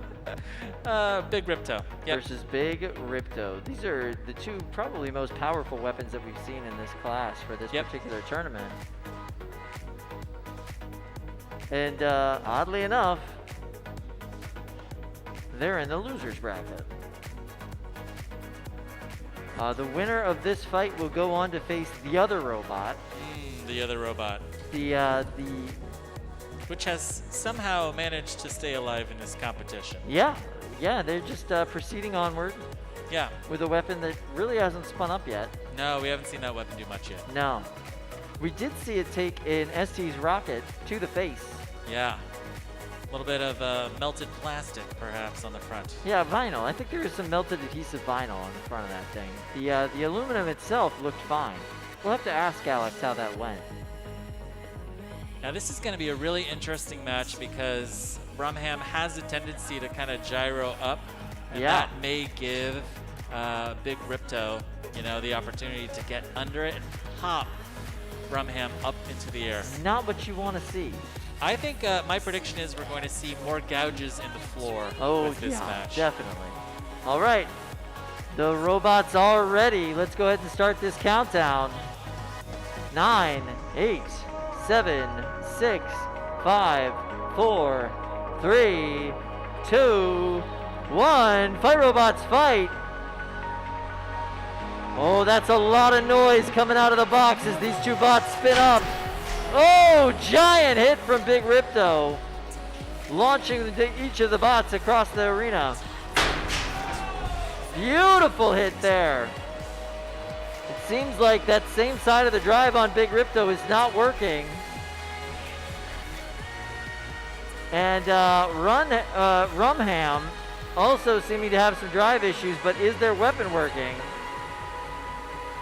Ripto might be stuck on something, but even Fluffy is a little bit too scared to get close to Ripto to see if they can help them get off whatever they might be stuck on. Ripto slowly but surely walking across the box. Looks like Brumham's weapon may be down, and Completely the only way down. to win this fight is to somehow disable that gigantic blade on the top. Whoa! Ripto. All right, Ripto's in the corner. It does not look like they're able to get out of that particular situation that they're in.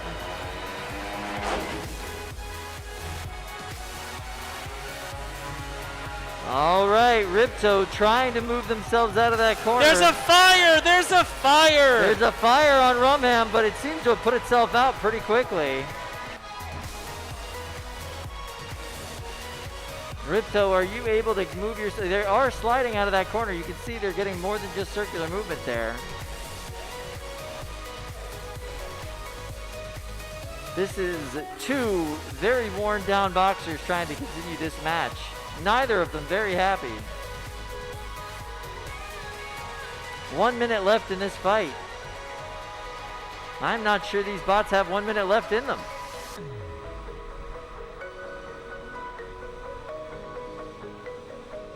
Hobbled, but still going at each other, still aggressive.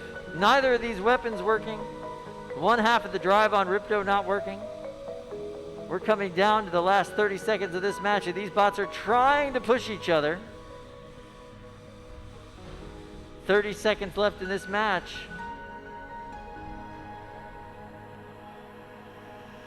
I just heard "oh no." Oh from, no, the that's side not of a the good arena. sign. Oh no.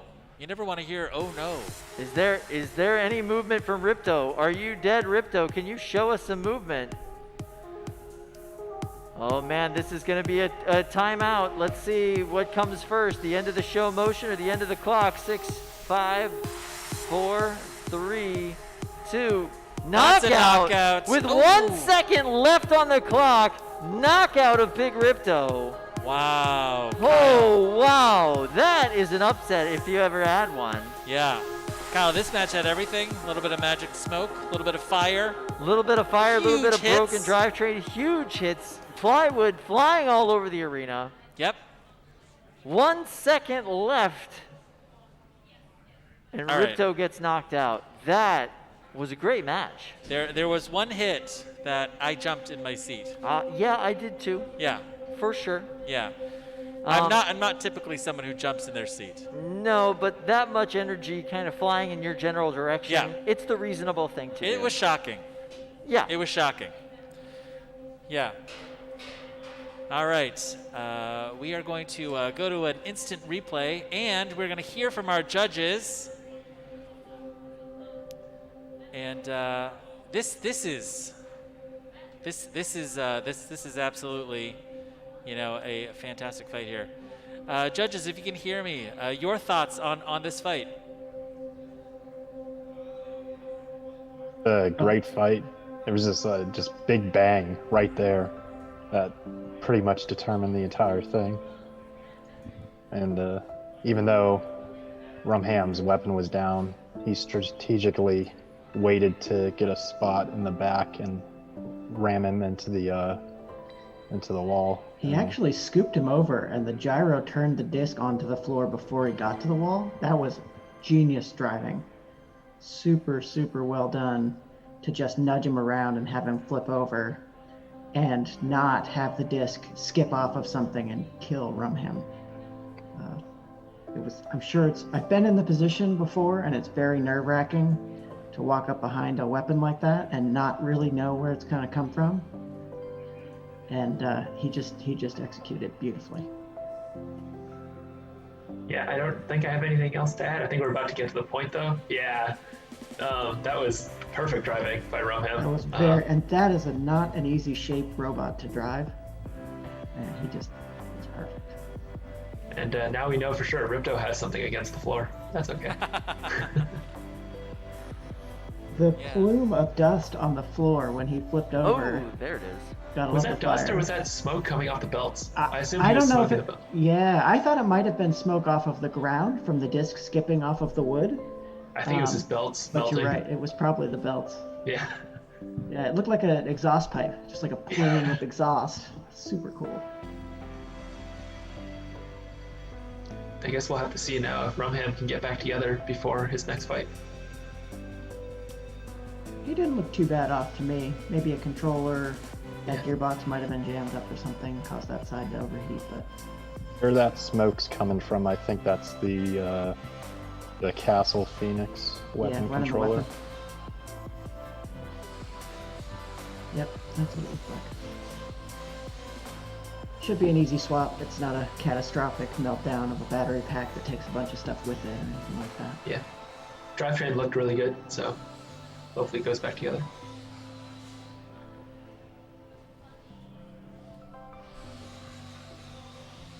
And now we get the ballroom dancing. I am curious if Kyle wants to come and talk to us about what exactly failed on the Gripto. I think that first horizontal hit folded that front corner down and took away his ground clearance, and it was all downhill from there. I'd be curious to see an up close because those corners are mighty beefy. I know hitting them with Trigo barely left a dent before I got ejected across the arena, so that was one monster of a hit. Yeah, that fight had a little bit of everything. Yep. I really enjoyed that. Yeah. Fantastic. Really looking forward to catching up with Kyle Singer maybe afterward and learning exactly what happened to Big Ripto. Yeah, absolutely. Looks like we've got a couple more beetle weights being loaded into the box. What do we have left in the beetleweight competition? Let's see where we're at with everything. This is Voxel.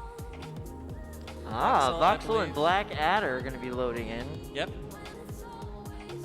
They are looking for a chance to make it through this loser's bracket. Whoever wins here will face the winner of Mouser versus Silent X. And the winner of that fight will have to go on to face Starchild. Starchild. That's right. Wow. And the winner of that fight will then go on to face Shredded Bro. So we might actually get a Starchild Shredded Bro rematch for the final if everything goes just the right way. Yeah. All right, it looks like the box is locked, and we're ready. Robots are All ready. right, Okay, let's it. start this countdown.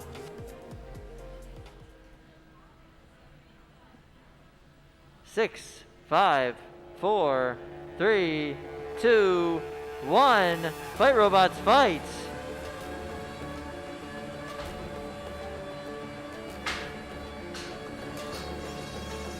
Well, there we have it. Voxel, once again, showing its dominant weapon in this match. No problem going weapon to weapon with Blackadder, grinding away at the bottom plate of the robot.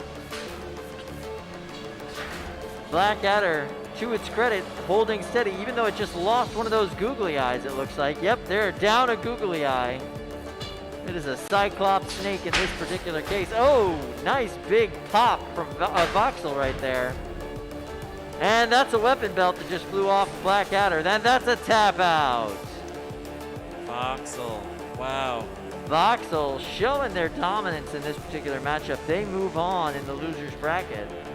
Now, a few matches back, we saw Voxel take out Red Hawk. And now, in this match, we saw Voxel take out Blackadder. Both Blackadder and Red Hawk, similar looking bots, possibly from the same kit maker. Yep. And Voxel really showing that it is capable of taking out a big horizontal. Like it's no problem at all, as a matter of fact. Those belts seem to snap when they go up against him, which is interesting. All right, Voxel will be facing Mouser versus Silent X, the winner of that. But first, we're going to go into an instant replay. Voxel, of course, has to show the wall who's boss before the fight bans.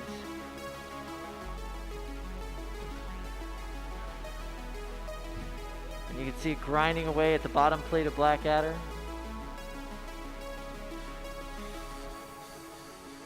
Very gently says, "Excuse me, Brett, you're getting a little bit too close in this interaction." And there goes the googly eye. Honestly, I think that's where the match turned around. Yep, absolutely. That is not cosmetic damage. That is absolutely necessary for the Oh, yeah. What is this bot without its this googly robot. eyes?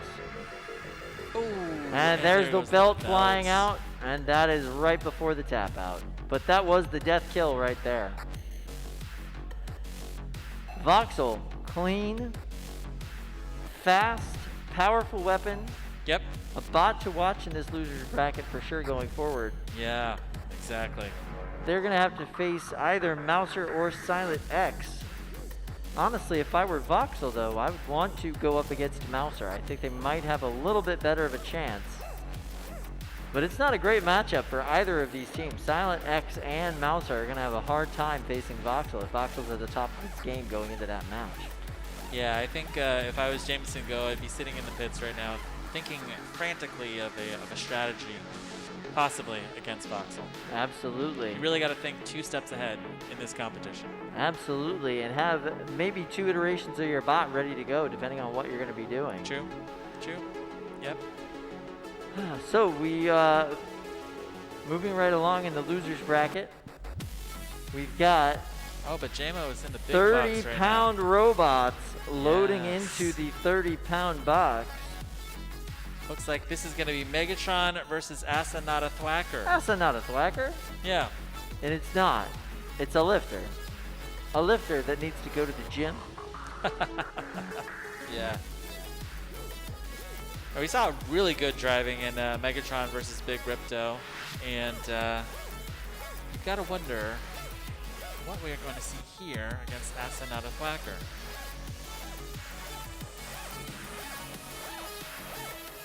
Looks like same configuration, same fork wedged configuration. Yep. Now, in its previous match against Big Ripto, those forks managed to act as almost like keep-away sticks, like keeping. Yeah, the, they were able to simultaneously kind of get under Big Ripto and keep him back. All right, I got to know if Asanata Thwacker is going to have another rocket. All right. Yeah, that's an I wanna interesting see question. That. Yeah. More rockets. More rockets. It kind of looks like there might be one in that front mount on the You bot think so? there. Ooh. It's a good chance. Maybe we can grant a weight bonus for rockets, Kyle.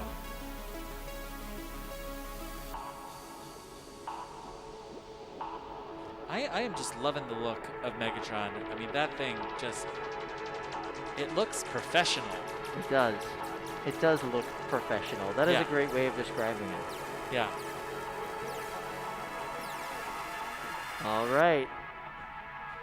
Seems like they're ready to close up the box. Asanata Thwacker is going to move over into their corner. And now that the box is locked, everybody's going to do their safety tests and their twitch tests, make sure all the weapons are working. All right, robots, are you ready? We got thumbs up from all the drivers. Okay, we can go ahead and start this countdown. 9, 8, 7, 6, 5, 4, 3, 2, 1. Fight, robots, fight!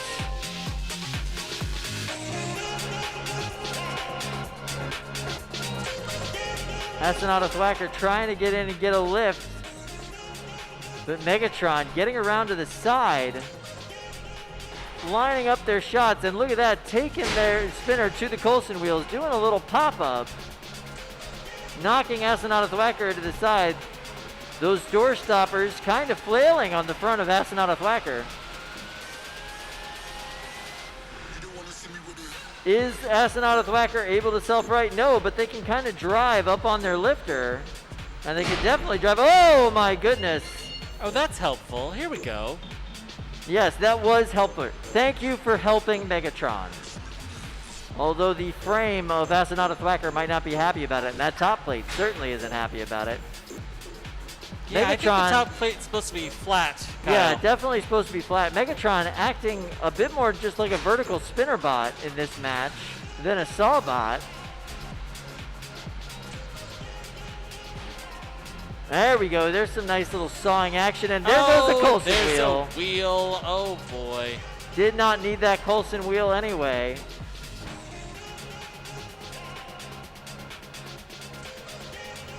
Looks like Astronaut Thwacker is not moving at all. Are we going to begin the countout? Time to show some movement. Time to get moving. Let's see. Show us some motion.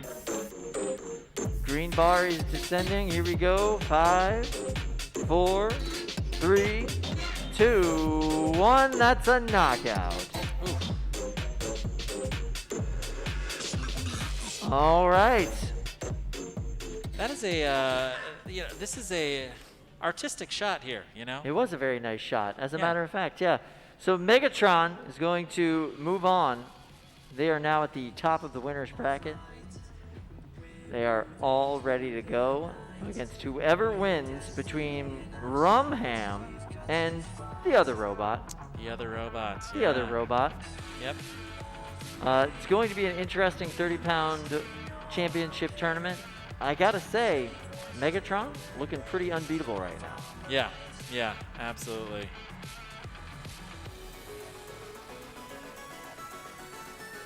All right, we are going to go to a 15-minute break while the next round of bots get ready. All right, we'll see you guys in 15 minutes. Thank you for sticking with us.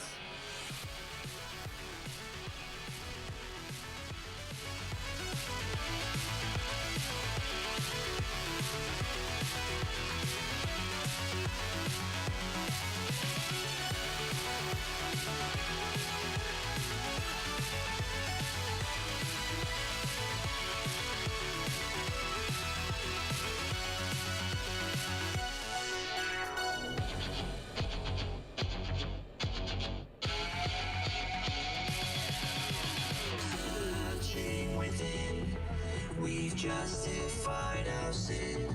We're gonna take you on a ride till we find answers within. Location not here. In shadows we all disappear. Hold on, switch gears. We're gone as fast as we appear.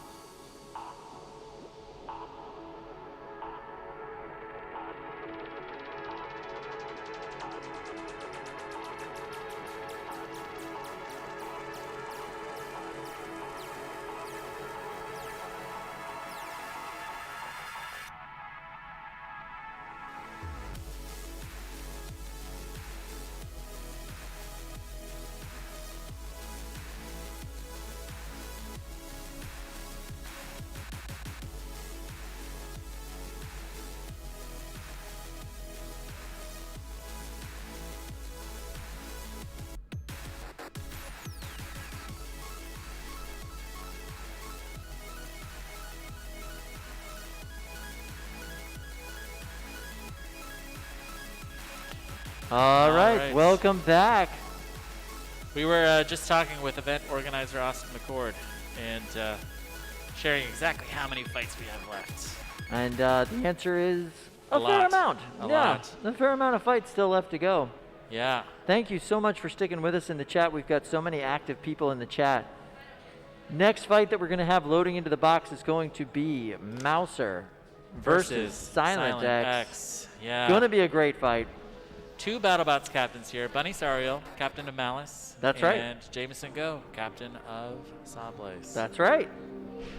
Very exciting. We're going to see a control bot versus some high kinetic energy. We're not sure exactly which weapon Silent X is going to bring to this fight. It usually is a surprise. Could be a vertical spinner. Could be a horizontal spinner. We don't know.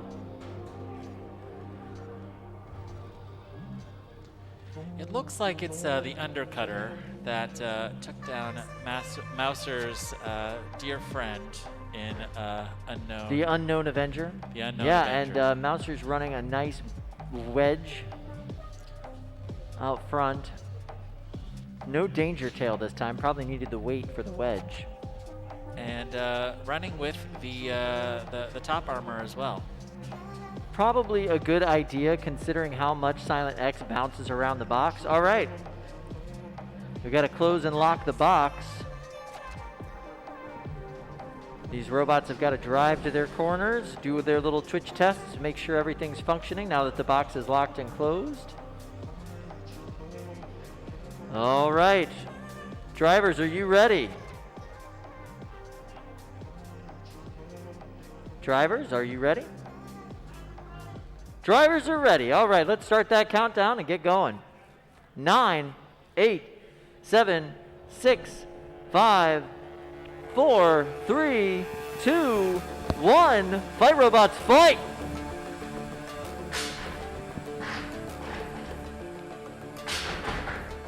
Ooh, there we go. Nice contact between these two robots. You see Silent X flip end over end. They're now undercutter is an overcutter situation. Not great, actually, for Mouser in the sense that they could lose their weapon pretty easily with Silent X in this particular configuration. Dude, look at that cut. Fantastic. Cut in the floor. It's like a CNC router just took a big chunk out of the plywood there. It sounds like a saw in there, like a buzz saw. It does, indeed. Yeah, the power that these 3-pound robots are able to output is really scary at sometimes. But we've seen Mouser take big hits throughout this entire tournament. And this fight is no exception. Silent X is giving them big shots, and they are just taking it and coming right back into the fight.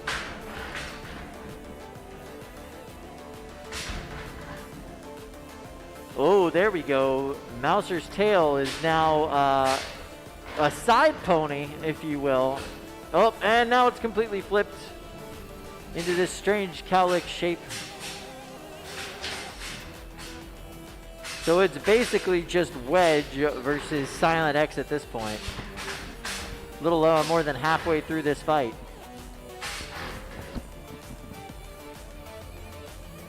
This beautiful close-up footage we're getting from the near-impervious Brett the Brick. Kyle, has it happened? It might have happened. Has the unthinkable happened? Brett, help him out. All right, Silent X, you need to show some movement. Kyle, it's happening. It's happening right now. And 5, 4, 3, 2, 1. And that, my friends, is a knockout. Wow. Dare I say, an upset. Yeah. Mouser. You may dare say. Taking Silent X down with a knockout. This will not go to the judges. This will not go the full 3 minutes. Killing the unkillable robot. Killing the unkillable robot, and all they had to do was completely and totally demolish their own weapon to do it. Wow. Fantastic. All right. Well, I want to see the instant replay. Can we see the instant replay? I absolutely want to see the instant replay. What happened? Yeah.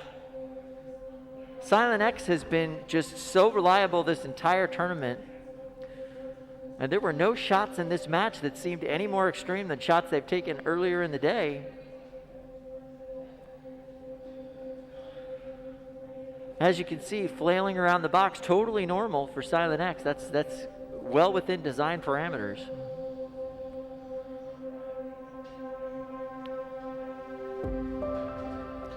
So at this point in the match, seeing Silent X climb up that big wedge. Oh, look at that! Just that absolutely beautiful. Yeah, that little arch cut. Yeah.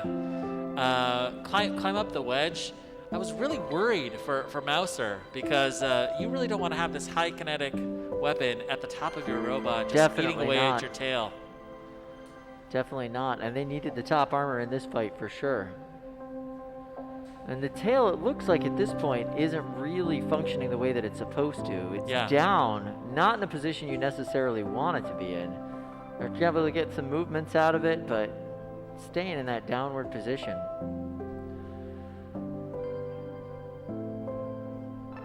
And really, this is the way that you kill a horizontal. I mean, you've got to have a really tough wedge. You've got to just keep driving your face right into it. There we go. That's when the weapon on Mouser was completely and totally dismantled. Ooh, Takes right a few around. more shots. All right, we're about to see this. Jameson hits the wall. Oh, I saw this little black piece of plastic that went flying. Very curious about that.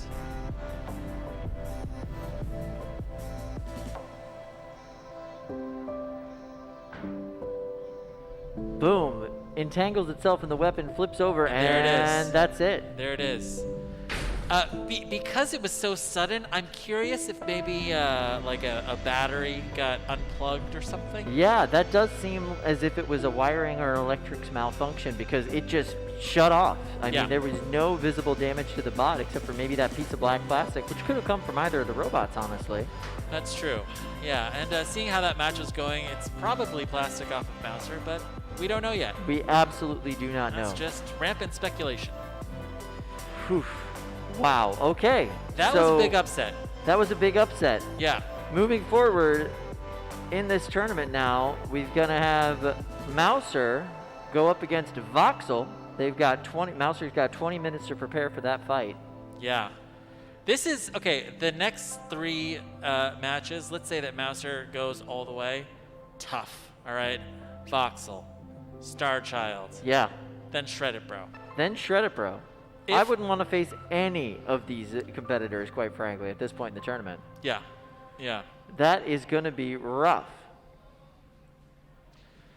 All right, let's kick it over to the judges. Judges, you saw basically the unthinkable. We saw this huge upset, and Silent X is, in fact, fallible. In fact, very fallible, yeah. Yeah. Now, my theory was perhaps batteries, what do you think? You said yourself earlier that Silent X is the more experimental version of Silent Spring. That's correct. One of those things that you end up experimenting with would be, well, how thin can your wires go and how small can you make things? And I'm pretty sure we saw a similar blackout in Silent X's original fight against Green Eggs and Wham. It was just a double knockout, and it was a big hit, but no bigger than what he's used to facing. So whatever that failure mode is, it's a real problem that he'll have to solve. I'm guessing it's the same failure in both of those fights, and the way he bounces around when he hits, he's going to be facing that in maybe 1 out of 3 matches, I think. Yeah. So it's just something he's going to have to take care of.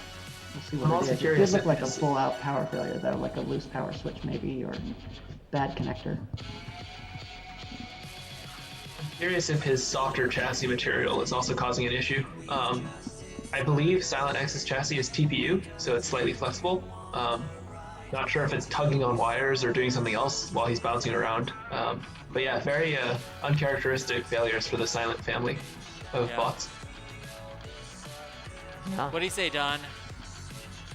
Your thoughts on this loss? Sometimes this happens, and Yeah. sometimes you're winning a match, and stuff happens. Can't really do much about it other than open it up and see what happened. Yeah. But yeah, my guess would probably be something from the main wiring harness that cut the power to the entire thing. One thing I'd like to say is, whenever Mauser, whenever the arm got hit, their arm looked like the self-rider for Bloodsport. I thought that looked kind of cool.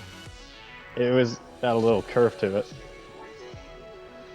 A curve and a little twist. I mean, that is a tough robot. You know, to go 2 minutes in the box with Jameson Go. Yeah. So going forward, Mouser's going to have to face Voxel in the next round. The winner of that fight is going to go on to face Starchild. If you were Starchild, would you want to go up against Mouser, or would you be more interested in going up against Voxel? Probably Mauser, because did Starchild fight Mauser, or did he fight an Avenger? He fought Mauser already today. Yeah, I'd Yeah, probably they already want fought to fight Mauser. Yep. Yeah, Since Mauser it can't doesn't fight have a- back, so he'd have 3 minutes of swinging away at him, hoping to get that big shot in. And there's very little chance of getting killed in the process, but Yeah. fighting a vertical didn't go great last time, so he's probably still got a little PTSD from that. Yeah. Not to say it's impossible, but there's more of a chance of Voxel just going weapon to weapon with the 1 pound, the 3, however heavy the weight weapon is. And then, regardless of the outcome of that match, the winner still has to face Shredded Bro. So. Yeah. Yep. Now, you faced Voxel, or Voxel's been in this tournament quite a few times in the past. Their performance seems very improved in this particular tournament. They're really doing a fantastic job. Do you have any theories on what that could be attributed to? I think that the biggest improvement was their beater bar. I think it cracked at the last event they were at. It did, yeah. Yeah. So it seems to be holding up this time. They're still dishing out super heavy hits, and I think once they figure out how to get traction in that box, because I sure as heck have not figured out how to get traction in that box. Once they figure that out, they'll really be on their way to winning one of these things. That's Not to say true. they couldn't do it today. They could still do it today. That's true. Traction does seem to be a big issue, especially today. Earlier in the day when the paint was really fresh on everything, but now even as all the debris is kind of piling up, it's hard to get your wheels to stick. Yeah, yeah. I mean, the conditions in the box change between every single match. For sure. Yeah. If you were driving in the 30 and you were the first match in there, perfectly pristine floors. Now we've got probably more Bondo than wood in there at this point. Yeah, absolutely. And pristine isn't always great for traction. When it's really, really nice, it's sometimes really, really slippery. I think the original Franklin Institute floor was actually Pergo. It's back when they first had come out with like the laminate flooring, and it was like a skating rink. It was very, very pretty, and it was very miserable to drive a robot on. Once we chewed it up a little bit, it was more like having snow tires. It was a lot better. Yeah. Yeah, I did think that was interesting with the original Franklin floor. These are all factors that are difficult to plan for because you don't sure. really know what the box is going to present you, you know, because it's been a couple matches since the last time you were in there. In this case, we've got two beetle weight boxes. Yeah, so and you don't actually know which one you're going to end up fighting in. Yep. So yeah, that's tough. Yeah, and if there's a lot of sawdust on the floor, because that's kind of tough to get up off of the floor, I can absolutely see there being traction issues. And especially for robots where traction is incredibly important, like Shredder Bro. Could be a factor. Yeah, absolutely. This is shaping up to be a really interesting end to the 3-pound tournament. We've got Starchild, Voxel, and Mouser all vying to see if they can get another fight with Shredded Bro. I don't know. If I had to call it at this point, I think this might end up being Shredded Bro's tournament all over again.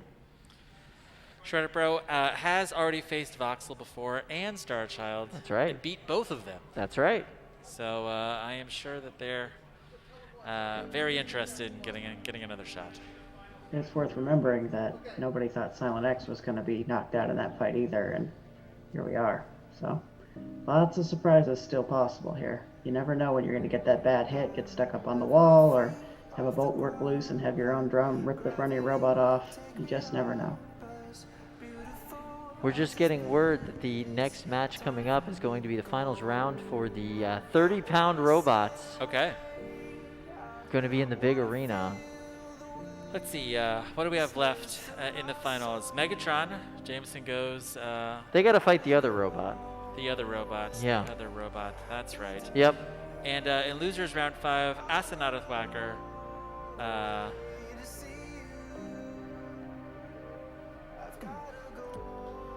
Am I reading this incorrectly, Kyle? No, I don't believe you are. It looks like there is. It's interesting because they have them in as the winner of that match. Astronaut Thwacker winning against the other robot. Astronaut Thwacker forfeiting against the other robot. Then, or not forfeiting, but losing to the other robot. And they'll be facing Megatron. So the other robot, Megatron. It's going to be interesting. Got it. Okay, right. I'm reading it wrong. Yeah. It's 10:30. It is. It's late. My brain cells are moving more slowly. All right. So the other robot being loaded into the arena right now. Yep. And I see Jameson go over there, and he's going to be lifting Megatron into the 30-pound box here in just a second. Excellent. I'm really excited about this fight. This will be the perhaps the final match in the 30-pound tournament. If Megatron wins, this will be the final match. Yep. If the other robot wins, we'll have to do it again to see who the actual winner is, because they came up through the losers bracket.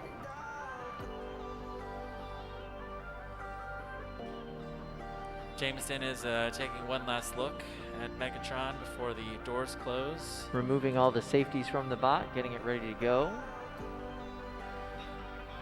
Nice stout 2x4 is the safety on the other robot.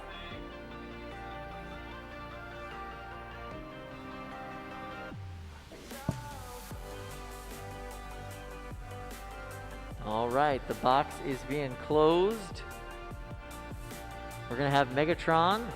We're gonna have the other robot. And this is the championship match for the inaugural 30-pound full combat tournament here at Norwalk Havoc Robot League. Both bots are in position. We've got thumbs up. Let's get this going. Start the countdown.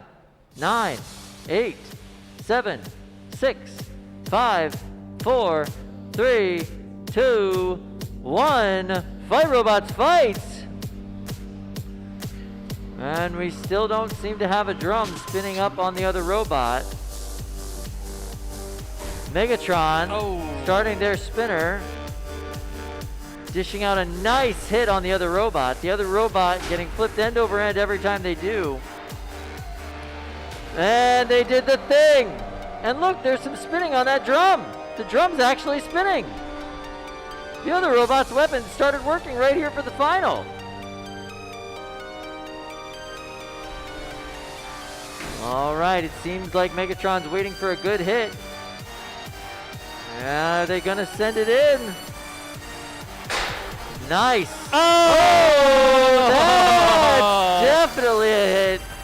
We've got the smoke coming out of the other robot. That smoke is definitely supposed to stay in. This arena is about to get very, very hard to see.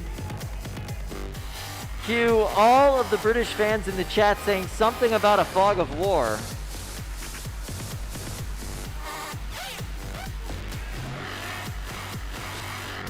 Megatron trying to get in for another hit.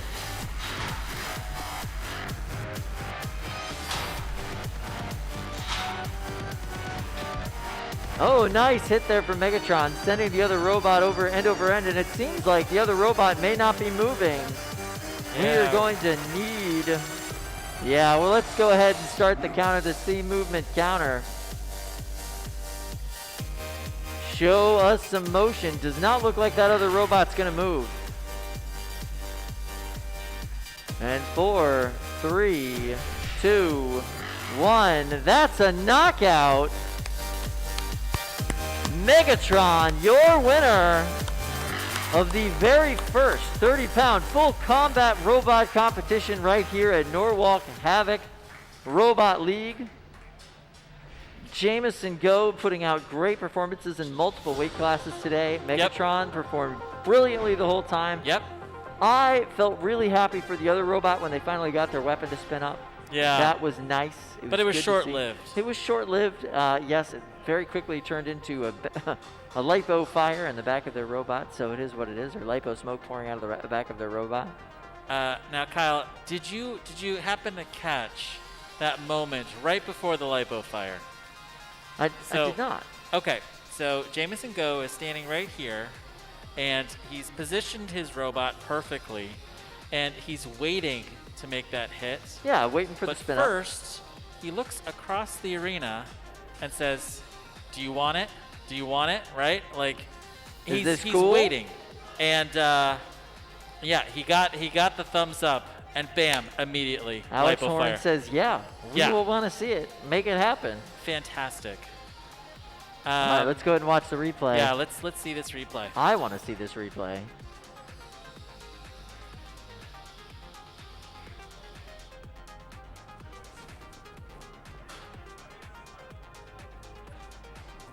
Now, Kyle, like right here, we see our first really big hit right onto the side of that huge piece of plastic, just snapping it in half. Yeah, absolutely. And there we have the other robot doing the thing. Luckily, aggressive Fluffy there to help. So there we see Megatron jockeying for position, and that's when that weapon actually spins up. This is when we think it might be a fight. Oh, but then the weapon stops. Then the weapon starts back up again. And then this is where that conversation happens that you were talking about, Luke. Yep. And the thumbs up is given. Boom. Boom. Oh. And there you see the smoke That's just a lot of smoke, pouring Kyle. out of the robot. That's a lot of smoke. Absolutely. Something, something, something, fog of war. Yeah, you don't want to see that much smoke coming out of your robot. No, definitely not. Now we got a ventilation system inside of the 30-pound box that's just sucking all of that smoke right out of the building. Exactly where we want it all to go, not in here where we can all breathe it. Negative pressure system inside that box, and all of the boxes here at Norwalk. Makes for lipo fires are more interesting, and we let them go here. A lot of other competitions, you know, the fight stops as soon as lipos are hit, are out, but here it's relatively safe, right? You don't want to say something is completely safe when it's not, but it's relatively safe to let those things go, and it's definitely worth the spectacle. Yeah, lipo smoke. Maybe I'll have fewer brain cells tomorrow morning. What do you think? No, we didn't get too much. We didn't get too much at all. Yeah.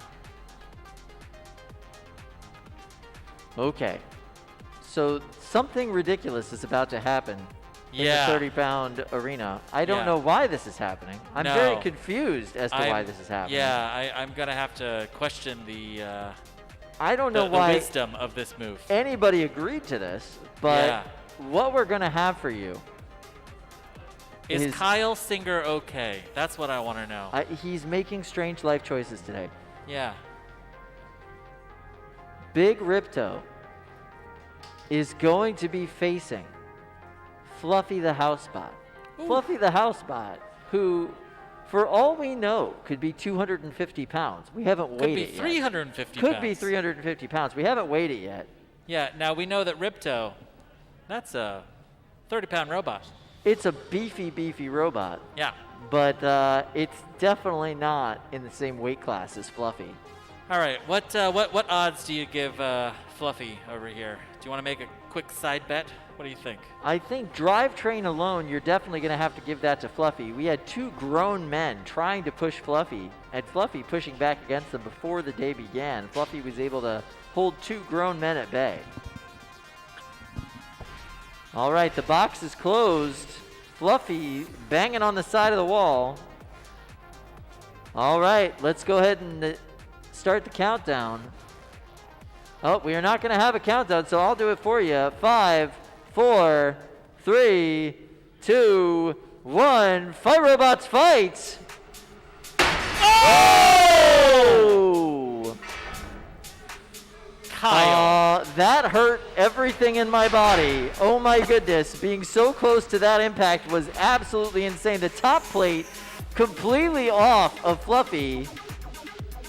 Fluffy retaliates by putting Ripto up against the wall. Ripto seems to be missing a wheel. Not sure what else Ripto is missing. Ripto trying to get away on one wheel. There we go. Good pushing power. Good Ripto. pushing power from Ripto. Yeah, they're actually able to hold up there. There's a belt on the floor. Not sure what that belt's for. I'm guessing it's for the weapon on Ripto. Yeah, it looks like it. Might be one of the weapon belts on Ripto.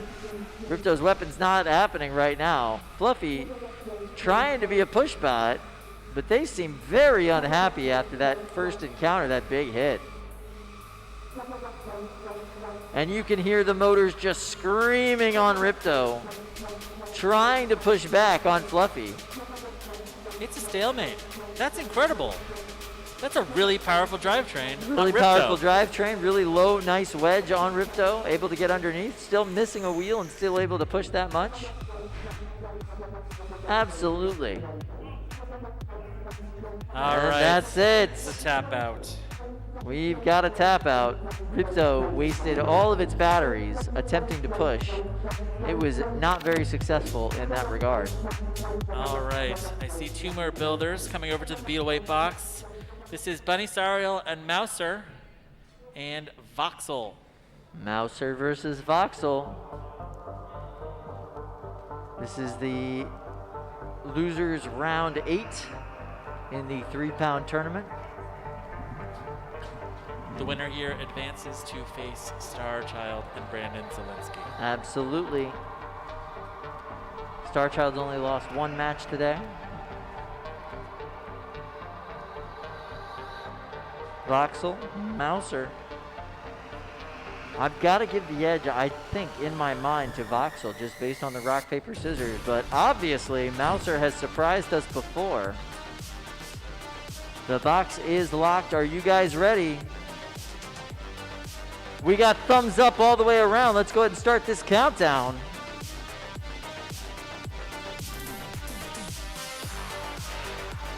Nine, 8, 7, 6, 5, 4, 3, 2, 1. Fight, robots, fight! Big spin up from Voxel right off the bat, and as per usual, Mouser just takes that hit and keeps on ticking. We have yet to see a weapon that really flaps Mouser. They just love to take these big hits, big shots, and come right back at you. Durable, durable little bot.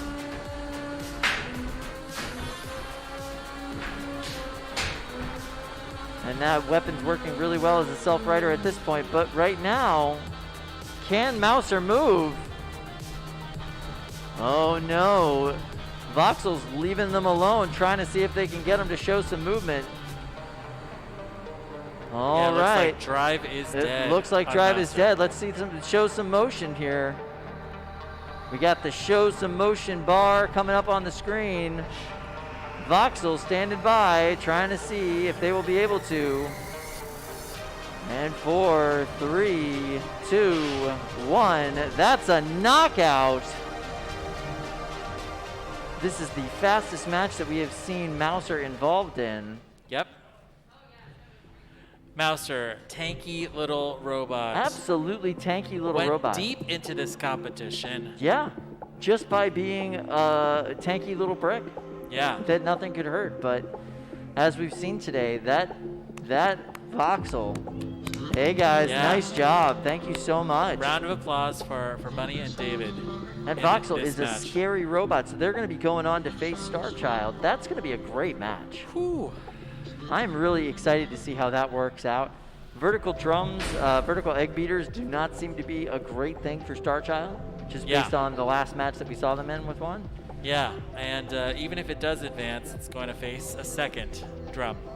Yeah, right up there again with Shredded Pro. Nobody wants to be going into Shredded Pro at the end of this. They've had plenty of time to get their bot all the way back up and functional. We know they're here with 2 bots anyway. Yep. I mean... 2.5 bots. 2.5 bots, you're right. You're absolutely right, 2.5 bots. Yep. This tournament is progressing on forward, and it's a crazy one. All right, so we have 20 minutes for Voxel to go back to the pits and get themselves ready for the Starchild fight. Yep. Who knows if they're going to need all 20 of those minutes, but they have all 20 of those minutes. Yeah. Didn't seem to take too much damage during that Mouser fight. I think if I was Voxel Captain Michael Shore, though, I would want to at least go back to the pits, check on my battery level. Yeah. And see, check all my connections. Absolutely. You definitely don't want to lose because of a loose connection. Yep. And check your wheels, make sure everything's right and tight. Yep. And hopefully be able to send it right back into the box. It is very likely that the next match will be happening in 20 minutes. Yeah, you're not wrong. I mean, they might take every moment of that time to check.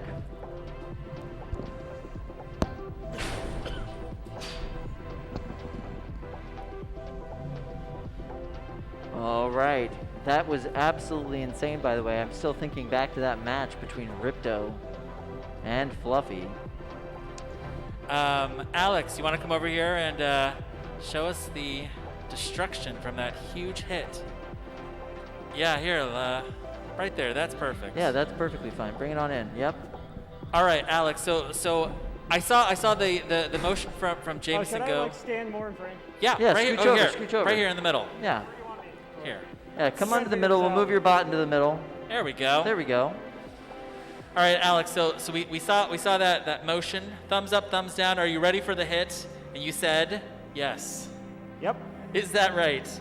All right. Oh, can we flip it over? Can we see Megatron's big hit?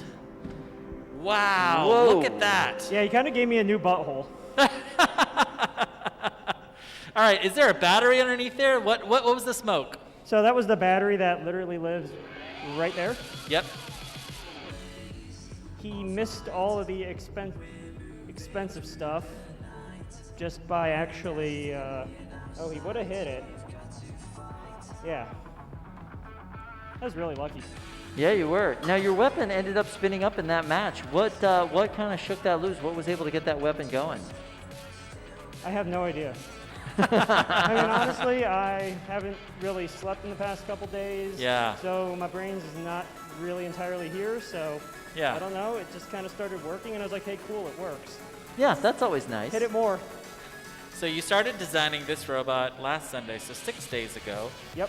I guess, what do you have to say for 6-day-old robots? Well, it lived and died within a week. Yeah. Do you think we're going to see this bot again?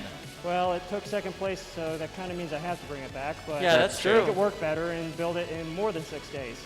Yeah. Good news is all of the big chunky frame rails are completely fine, and I'm going to make a new drum with a different tooth profile because as we learned with Rumham, where he kind of made the teeth go away. Yeah.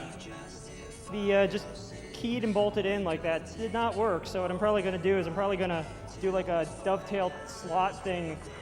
I don't know. I'll have to think about it. Now, this is what? Aluminum? Yeah, this is aluminum that I actually bought from a scrapyard. I have like 200 more pounds of it, so I can make a lot of these drums if I need to. Wow. That's but incredible. I mean, I only made one of everything for this bot because I didn't know if it was going to work. I also have to make money machining parts for people, so I didn't have time to make more than one. Yeah. And also, I just was like, do I really want to make 2 of these in 6 days? Sure. So. Yeah, give you 12 days, I guess, to build yeah. two. To answer the question that at least 3 of you have of, would I do it again? Maybe. Yeah. Would I like to give myself 7 days? Yes. That's good. You might be able to sleep with 7 days, you know? Now, there's these huge gashes here in the aluminum. That is incredible. Yeah, I'm honestly more impressed with the one that's over here that Rumham did in the first fight. 'Cause Yeah. I actually ended up having to grind this down because the actually gouge was so big that it was touching the ground and wouldn't let it spin. And I don't know if you can tell from the video, but it's got a nice dimple here from Wow. the displaced Yeah. material. But yeah, all of these were probably, what's the 30-pound solid waste called? Megatron. Thank you, Megatron. I know he did that. And the other thing I'm going to definitely do is a different, harder teeth material because this was just steel that I had. Yep. Because, I mean, this robot was just an amalgamation of parts I had lying around, material, and way too many energy drinks and late nights. I mean, listen, it worked because you're taking home second place at a pretty tough competition for 30-pounders. Now wait, where's the damage from the Estes rocket that you took straight to the face? Oh, that's actually a fun one. That's right here. A little burn spot. Nice, little teeny tiny char mark. Yeah, actually it's right there, but you can't see that because camera, so it's right there. Wow, I'm bad at pointing and not looking awkward. Now, it looked like in your first fight, like you lost this entire plastic piece, right? All right, so that's a fun story. So I stock a lot of material because I own and run a machine shop. Yep. So I just have material lying around left over from other jobs. So I was like, I thought what I had was inch-thick UHMW that I had double stacked and bolted on. Turns out it was not UHMW, and I learned that the hard way. Ah. Yeah, because I think I recall seeing like just bolts just hanging out. Yeah, I mean, that was the original design. I had actually printed these specifically for fighting Rumham because I was like, I wonder what TPU would do. And then I opted against that because I came up with the UHMW sliders like a few hours after I started that print. I was like, I have all this plastic, I should just use it. Yeah. Turned out it was not I mean, UHMW. yeah, I kind of was also designing this robot as I was machining it. So I was like, design the part, program it, throw the material on the mill, and then go back to CAD and start designing the next part of the frame. Yeah. That's how I pulled it off in 6 days. That's fantastic. So with this kind of sprint, how fast do you think you could make like a top bot, Give me 2 weeks. 2 weeks, yeah. Yeah, I mean, certainly if I had decided that I wanted to build a drum bot sooner, I could have planned things a little better and not had to make the compromises I did. Like, I am not happy with the motor that I chose because it was what I had lying around. And also the pulley retention was kind of But hey, pulley stayed on, belt fell off. That's a new one. Usually it's the other way around for me. Alex, tell us the name of your business. Wedge Industries Precision Manufacturing, wedgeindustries.net. If you want a quote for whatever parts you have, I accept drawings, step files, pretty much whatever, and I can work off of it. Yeah, and Wedge Industries, I'm assuming also combat robot parts? I don't have any specific parts on the market yet. I actually have a couple that I'm developing, and we'll be testing. Actually, Rumham's going to be running them next time he's out here, probably. Nice. And there'll be more on that once I actually get to the point where I produce them. Yeah. Well, I mean, I think it's a great ad for your work that you can build a robot in 6 days and have it take home second place. That's really fantastic. Thank you very much. All right, Alex. Thanks so much, and congratulations. Yeah, he's got to bring this bot back in December. Or some version of it that's hopefully fully functional and ready to go. He said he needed 2 weeks. He's got a lot of time between now and December, so. Yeah, that's at least 2 months. At right? least. Yeah. I think a little bit more than that. 3 months, maybe? Maybe more. Time means nothing anymore. Yeah. Time is a flat disk. One thing that we see from the chat that I thought was really interesting is Lucida points out that the bot was built in the same lifespan of a mayfly. Oh, 6 days. That's right. That's pretty cool. Yeah. If you're on the live chat, if you had any questions for us, maybe we can try and answer them. because we've got, probably another 10 minutes or so before our next beetleweight fight. So we actually have 11 minutes and 45 seconds. Whew, that's great. That before we run out of time and somebody gets disqualified. Ask us almost anything. Well, right now, the question that we're getting asked is, Glitterbomb is asking, how do we sign up? That is a great question. It is a Google great question. Norwalk Havoc, and you can see the list of all upcoming events. We basically have fights every other month. Yep. All the way up until December. Absolutely. Some of the best fights that you see in the beetleweight weight classes have happened here. So today's February 6th. We're going to be back here March 20th.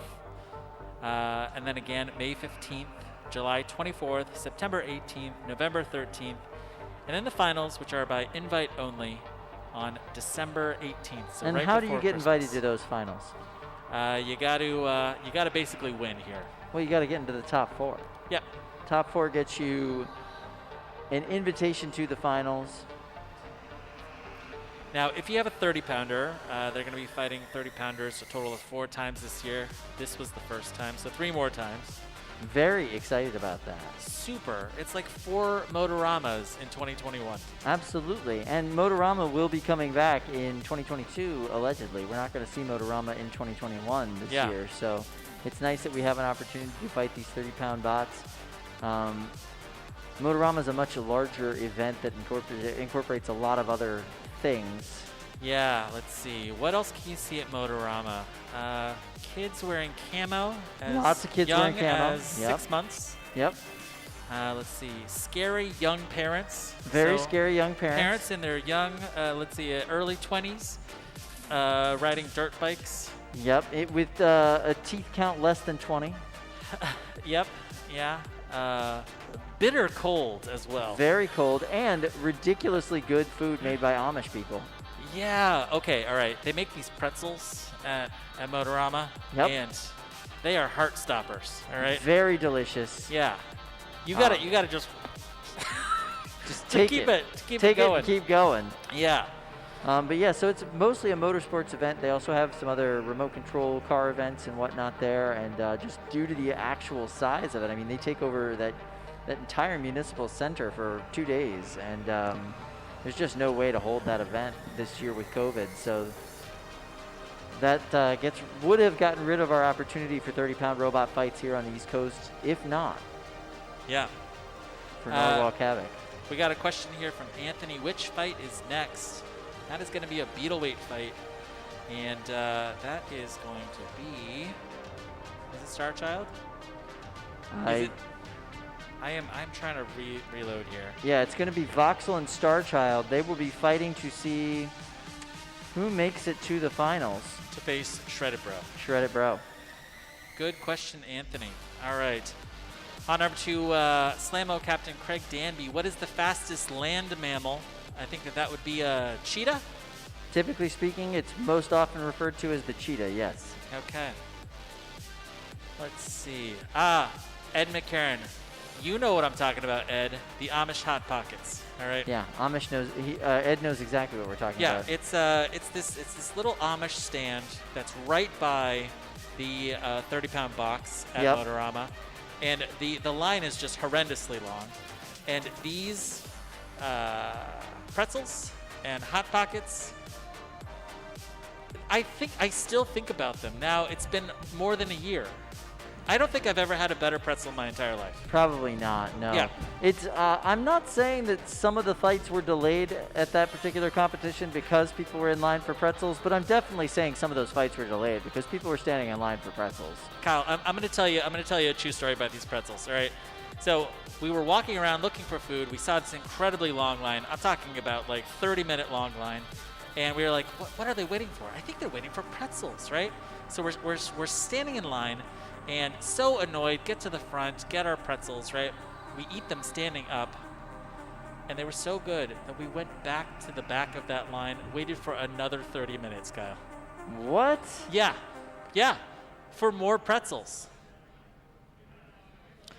All right, we've got another beetleweight fight here. This is Starchild versus Voxel. Oh, these bots are loaded up, and before our time was up too. That makes me happy. All right, so this is the final of the losers bracket. The winner of this fight gets to move on to face Shred It Bro. We got thumbs up. Let's go ahead and start that countdown if we can. 9, 8, 7, 6, 5, 4, 3, 2, 1. Fight robots, fight! Oh, that first exchange did not go well for Starchild. Voxel knocking them into the wall. Able to take little bits and chunks out of those wheels. Starchild's weapon, I'm not sure if it's functioning right now. I just heard Brandon Zielinski shout, no! Oh, that weapon is definitely not working. They are now a thwack bot. A thwack bot against arguably the most powerful vertical spinner in the game today.